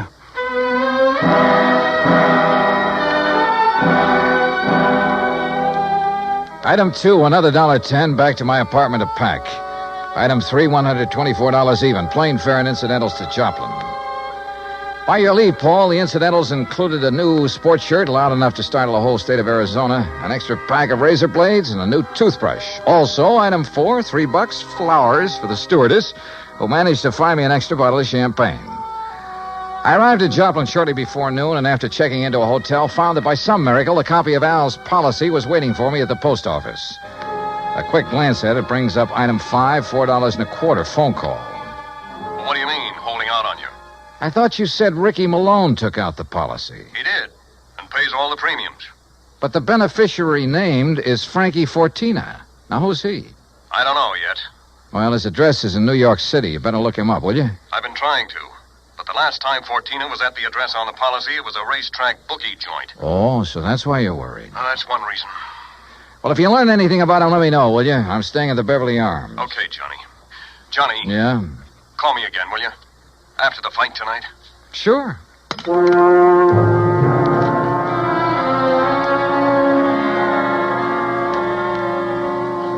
I was tired, so I had a big lunch. That's item 6. Went up to my room and slept. I overslept. It was nearly 9 o'clock when I woke up, so I grabbed a cab. That's item 7, and went out to the arena in the nearby town of Mount Elba. For $5, item 8, I managed to get a seat at ringside in time to catch the end of the last preliminary. The winner in 1 minute, 10 The program seconds told me of the third Al was round. scheduled for the main event against some local boy named Rafe Cummings. I never heard of him, and I doubt if anybody outside of Tucson ever had. I understood why when he stepped into the ring. This kid looked like the rankest kind of amateur. Strong, sure, and in good condition, but clumsy. He almost tripped over his own size 15 feet. And it was no act of fooling an opponent either. Al, when he came in, looked as good as ever. He gave me a quick glance of recognition, though I'm sure he knew nothing about me except possibly my name. At the opening bell, he came out fast. All the old speed and timing were there. Faint weave and flick out that light, but punishing left. Same old pattern, same old... Oh, wait a minute. Those quick left jabs were only landing about 1 and 4. As though he touched Cummings only when the clumsy ox happened to walk into him. But because of his speed, Al took nothing but a few light ones on the body. He kept his face well out of reach. Oh, yeah, his timing was perfect, but his aim was terrible. Every time he shot out his fist, he was 3-4 inches wide. Then a funny thing happened. At the end of the round, when Al went back to his corner, and remember, Rafe had only tapped him a few times on the body. When he went back to his corner and started to sit down, he almost missed the stool. Would have if one of the seconds hadn't aimed it under him. Funny. The second round got underway the same as the first. Al was all speed, dodging, weaving, keeping his face out of the way. But again, he wasn't hitting his mark. And then it happened. He missed Cummings wide, then practically ran into his glove, catching it hard in the cheek, and down he went. Why, there wasn't enough steam behind Cummings' glove to hurt it. But Al took the count. He'd been hurt by that tap on the face. Then another thing. The second he was counted out, his handlers practically hauled him out of the ring and back to his dressing room. And believe me, Al looked terrible. His eyes had a strange, almost far-away look. As though that little smack had knocked his brains loose. My seat was on the far side of the ring, but I elbowed my way through the crowd and back to the row of dressing rooms in a hallway built on one end of the building. Al Coronado. I told you on the way up the aisle, Doc. Huh? We don't need you. The boy's all right. Go on, Doc. Beat it.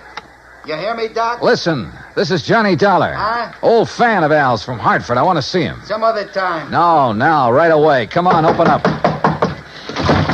I said some other time, don't you understand? We're pulling out of this, Berg, and we ain't got time to stand around and talk. Now, look, buddy. Malone's the name. I'm Al's manager, see? And when I say get out, I mean vamoose. Al, are you okay, boy? This is Johnny Dollar. Oh, no, you don't. Brother, that's where you're wrong. Hey, Al. Al. Good Lord, Al, what's the matter with you? Hello, Johnny. Hey, Al, look at me. No, I mean straight at me. Here. Al. I'm all right, Johnny. You're in bad shape. You should never have fought tonight. Oh, that's all right. Where are your seconds, your trainer? Ricky, he don't let nobody in after fight. Look, Al, can you get up off that table, stand up and walk? Oh, sure, Johnny. Then come on, I'm taking you out of here to no, a doctor. Johnny. Easy, Al. No, look behind Al, you, Rick. please, He's up, he's good. You bet I am, Dollar.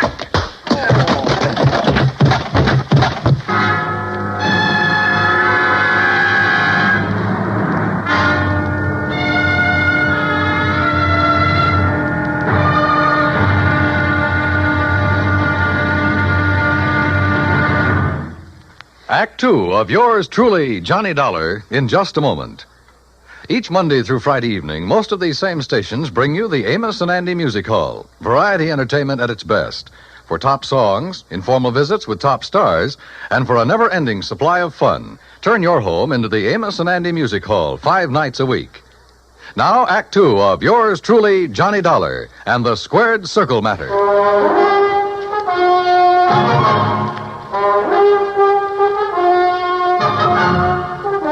When I came to, the dressing room was dark and quiet. After carefully falling off the table where they'd left me, I groped my way to the light switch, stumbling incidentally over the remains of the chair Ricky Malone had used on me. It was well after midnight, so I left by the dressing room window. The second I reached my hotel room, I put through a long-distance call, hoping Paul Kendrick would be in bed. He was. Yeah, hello? Johnny Dollar. And, Paul, you're right. It'll be murder unless I can stop it. Hey, you awake? Oh, you mean Al Coronado.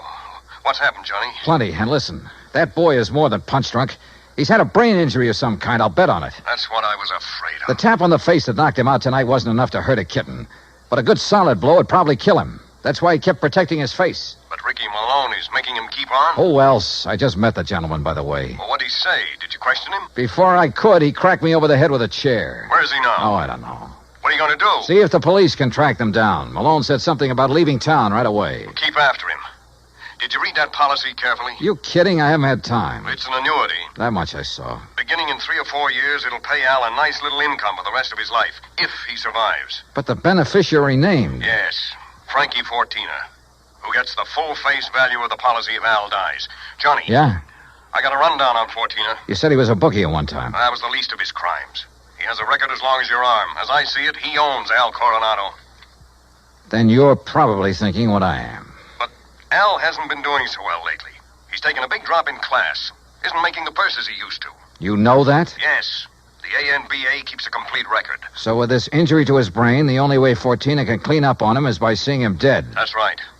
Well, what about medical examinations before these fights? Ricky Malone could bribe his own mother, especially in some of the towns where Al has been fighting lately. Yeah, it's possible, of course. Also, what you and I believe is wrong with Al is one of the hardest things in the world to detect. Yeah, I must admit he looked great when he entered the ring. Okay, Paul, one thing's in our favor. Neither Al nor Ricky Malone knows who I am, outside of being a fight fan. Just so Fortina doesn't learn different. Where is Fortina, by the way? I don't know. So, Johnny, whatever you do, be careful.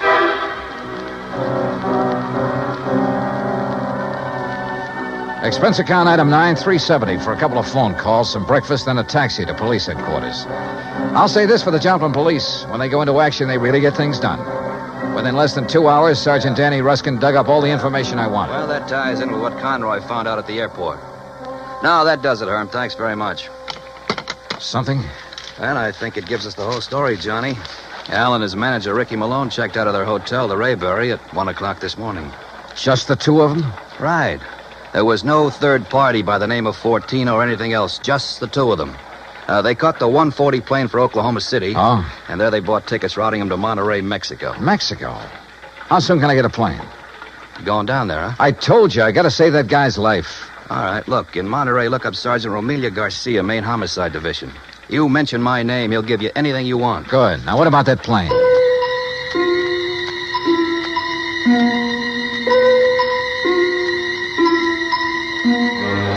The deal on plane connections turned out to be bad. The best time I could make was by way of El Paso. That's item 10, $127, including incidentals. I finally pulled into Monterey shortly after 8 p.m. I parked my bag at the airport, taxied into town. Item 11, and went straight to main headquarters of the Policia. Sergeant Romelio Garcia was off duty. He'd gone to the fights. Item 12, $4 American for a fast taxi ride to the Plaza del Fisticuffs, or whatever they call it. There, for item 13, $5, I had the sergeant paged over the PA system. After 2 or 3 minutes, a short, stocky, important-looking figure in police uniform strode up to the door.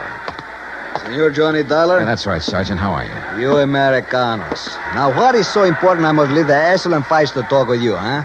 The possible murder of an American fighter right here in your own ring. So what is that to be excited about? Something that happens all the time. It's because the Mexican fight is more better than the Americano fight. So if that is all it is bothering Incidentally, you... Sergeant Danny Ruskin of the Joplin Police. Sergeant Danny? Why do you not say so at the beginning? Well, you didn't give me much of a chance. How is it, my good friend, Sergeant Danny? Pues it's too long IFC here. Yeah, well, look... Excellent man, Sergeant Danny. When I have trouble with one of our Mexican nationals who escape across the border and go all the way to Missouri, Joplin, it's Sergeant Danny who... But you have a problem, huh? Yeah. A fighter named Al Coronado. Coronado. Oh, but of course, tomorrow night he is fighting here, and he will lose. Why do you say that? Come, look.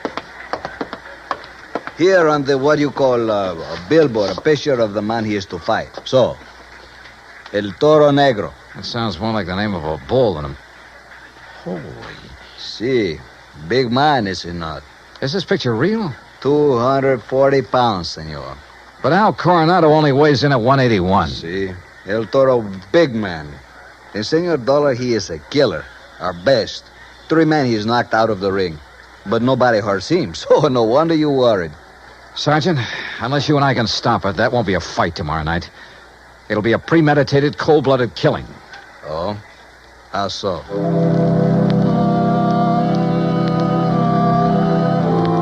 I showed Garcia my credentials, then told him what I knew and what I suspected. But until we have proof of this, senor, to start what you call an international situation. You are not now in your own country, you know. Still, he agreed to cooperate. First thing, of course, was to locate Al and his manager. In this city of nearly 200,000, that could be pretty rough. But he said he'd try. He drove me by the airport to pick up my bag, then to a hotel. And there, as the bellhop unlocked the door of my room, I got a real break. The next door down the hall opened. Hey, kid, how'd you like to bring me up a glass of warm milk, huh? Al Coronado. Huh?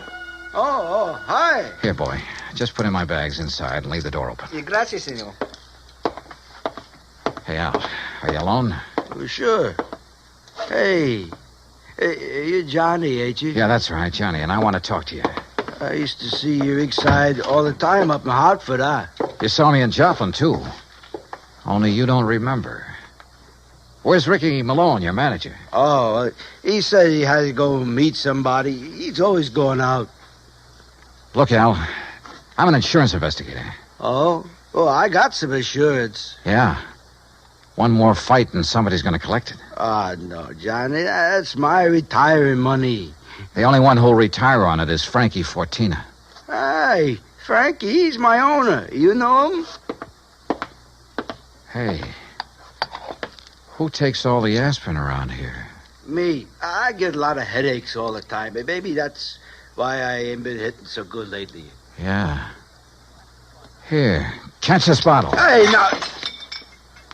now look what you did. No, Al, you look what you did. You missed that bottle by 3 inches. For the same reason you haven't been hitting well. Why you have these headaches. All right, I'll give it to you straight. You've had a brain injury, Al. One good wallop on that head will kill you. And that's just what Ricky and Fortina want. No. Ricky always says to keep my head protected, so you must be wrong. Am I? Well, Ricky's good to me. Why, you numbskull, he's trying to get you killed. Johnny, you're all wrong. You know the man you're up against tomorrow night? Well, I know his name. Well, he's the one scheduled to finish you off. Johnny, I don't believe that. Al, listen, you gotta believe it. Now, where's the telephone? Here. Who you gonna call? Hello, this is an emergency. Get me Sergeant Romilio Garcia at Central Police Headquarters. Cops? That's right, Al, and a doctor. No, look, Ricky says to stay away from doctors. All they do can do is stop you from ever fighting again.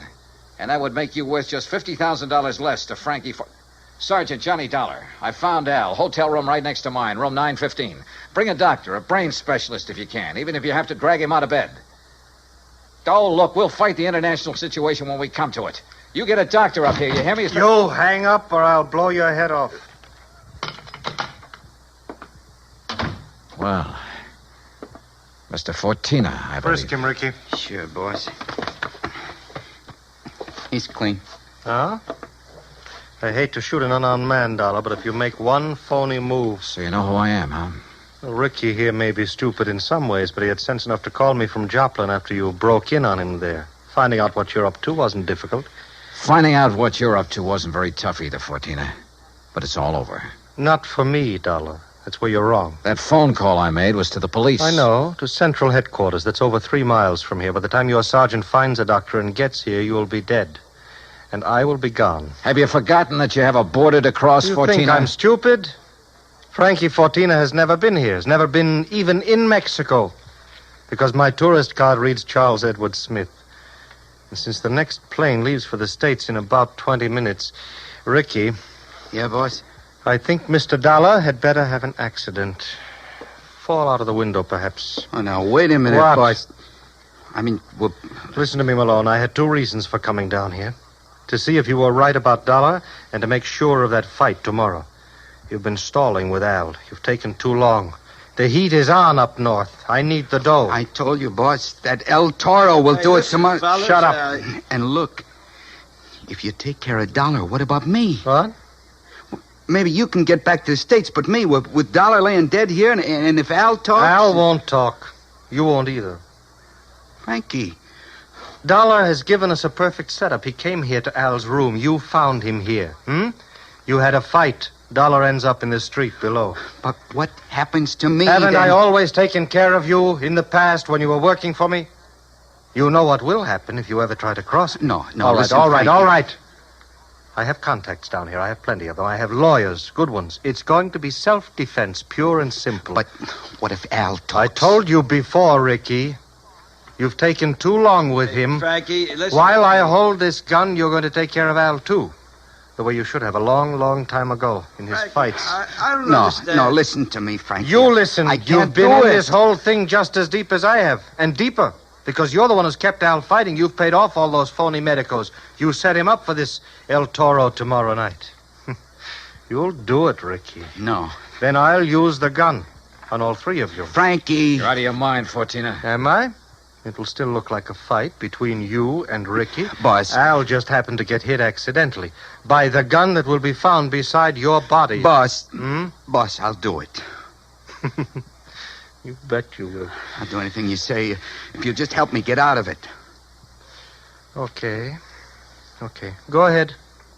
Dollar is first. And, brother, if you think it's going to be It's easy... either the window or this gun, Dollar. So far as you're concerned, I don't care which. Go on, Ricky. Okay, Just remember, boss. your own life depends on it. You bet I...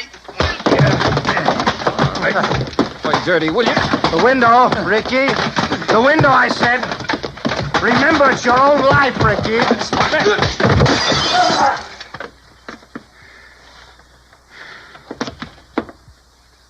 All right, Fortina. So you have got a gun. Al. Yeah, Johnny, I hit him. Well, don't be. Si, Senor Dollar, with one very fine, clean left hook. While Fortina was watching you and the unfortunate Ricky. Yeah. You got here a little late, Garcia. You see, but tell me, Senor, what makes you think this Al Coronado has lost his punch? Expense account item 13, $100. Legal expense, mainly a deposition for a lawyer to take to court. Just how Garcia got me out of having to stay in Monterey for a hearing, I will never know, but he did. As for Al Coronado, I suggest the company make some adjustment in his policy that'll permit paying his annuities immediately. And why not? The company should have investigated more thoroughly before issuing this policy anyway. And if it doesn't show a little heart, well, I'm sure it will. Item 14, $224.50, hotel and incidentals and transportation back to Hartford. Expense account total, $491.20. Yours truly, Johnny Dollar.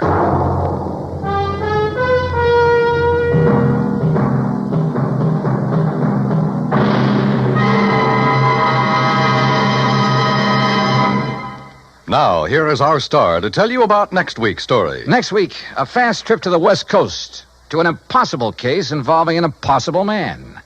Join us, won't you? Yours truly, Johnny Dollar. From Hollywood, it's time now for... Johnny Dollar. Pat McCracken, Johnny, Universal Adjustment. Oh, hi, Pat. What's on your mind? The sleek, lovely, beautiful Ellen Deere. On the strength of that description, I'll take her. And she's loaded. $325,000 worth of jewelry. Hey, that girl needs a bodyguard. Sweet. Yeah, Johnny, needs a guard of some kind, only she isn't a girl. She's a boat. I've just lost my enthusiasm. What's the matter with the old tub? That's what I want you to find out, Johnny. That last crack suddenly got me interested again. Okay, Pat, I'll be right over.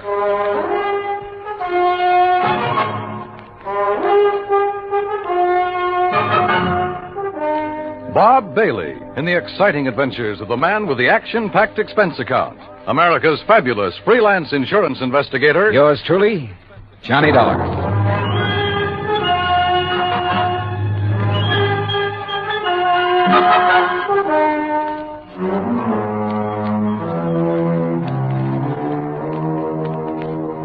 Expense account submitted by Special Investigator Johnny Dollar to the Western Maritime and Property Insurance Company, Los Angeles, California.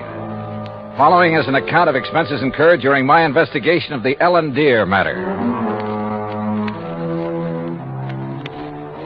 Expense account item 190 taxi from my apartment to the offices of Universal Adjustment Bureau in Hartford.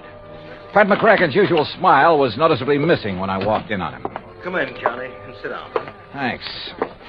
Oh, and you're to bill Western Maritime and Property on this one instead of us. Okay, but how are you involved? We handle all their claims that are of any size. Story. You ever hear of Randolph Berman? I know of a jeweler down in New York. That's named the Barron. one.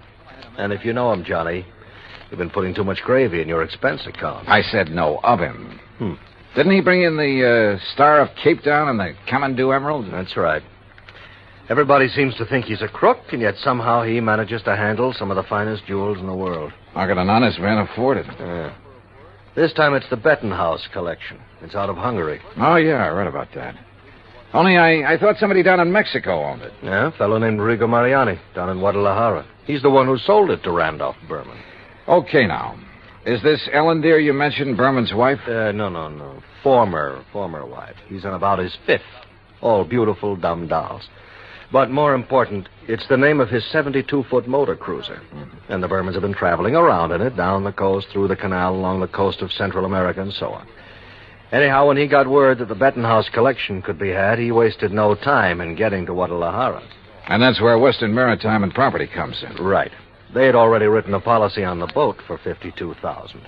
Their main office in Los Angeles was close at hand, so he had them write the policy on the jewels. Is that where Berman is now, in Los Angeles? Oh, no. He's still in Mexico. Didn't want to move with those priceless rocks until he was certain of the insurance. And before Western would write it, of course, they wanted the collection appraised. Naturally. But who in Mexico? Jacques Jean-Pierre, the famous gemologist, was right there in Guadalajara, to look over the collection himself. So he made the appraisal. The policy has been issued. $325,000. I still don't see anything wrong with the whole deal, Pat. There isn't anything wrong with it yet. But in spite of Berman's standing in the profession, his reputation, it isn't everything it might be. Yeah, come to think of it, wasn't there a killing or two involved in this acquisition of the Star of Cape Town? There have been several things like that. He's been involved in attempts to smuggle in some valuable pieces. He always managed somehow to come out smelling like a rose. Legally, perfectly clean, you understand? But you still don't trust him? Oh, no. And with his planning to carry that load of stuff around in his yacht. Yeah, I see what you mean. If anything happened to those rocks or the boat, over $300,000 right out the window. Exactly. Now, belatedly, Western is worried about it. And they'll pay good money to have you assuage their worries. You have a Mexican tourist card? Sure, from my last fishing trip down there. Then I think you better go down and guard that collection until Berman gets it safely up into the States. He's considered quite the host. He'll probably be perfectly willing to have you aboard. Now, this is the kind of assignment I like. Yachting in the Blue Pacific. But surely he hasn't got his boat parked in Guadalajara. That's over 100 miles inland. No, it's at Mazatlan. And from what I've been able to learn, it's surrounded by armed guards day and night while he has some engine work done. But as soon as that's finished, he'll head north to the States. So he says. Got a branch office in Los Angeles. He'll probably deliver the collection there. I just want to be sure he gets there, Johnny. Okay, Pat. You can wire the boys at Weston that I'm on my way. Item 2, 191.40, plane fare and incidentals, Hartford to Mazatlan via Los Angeles. The first leg of the flight to L.A. was uneventful. Except for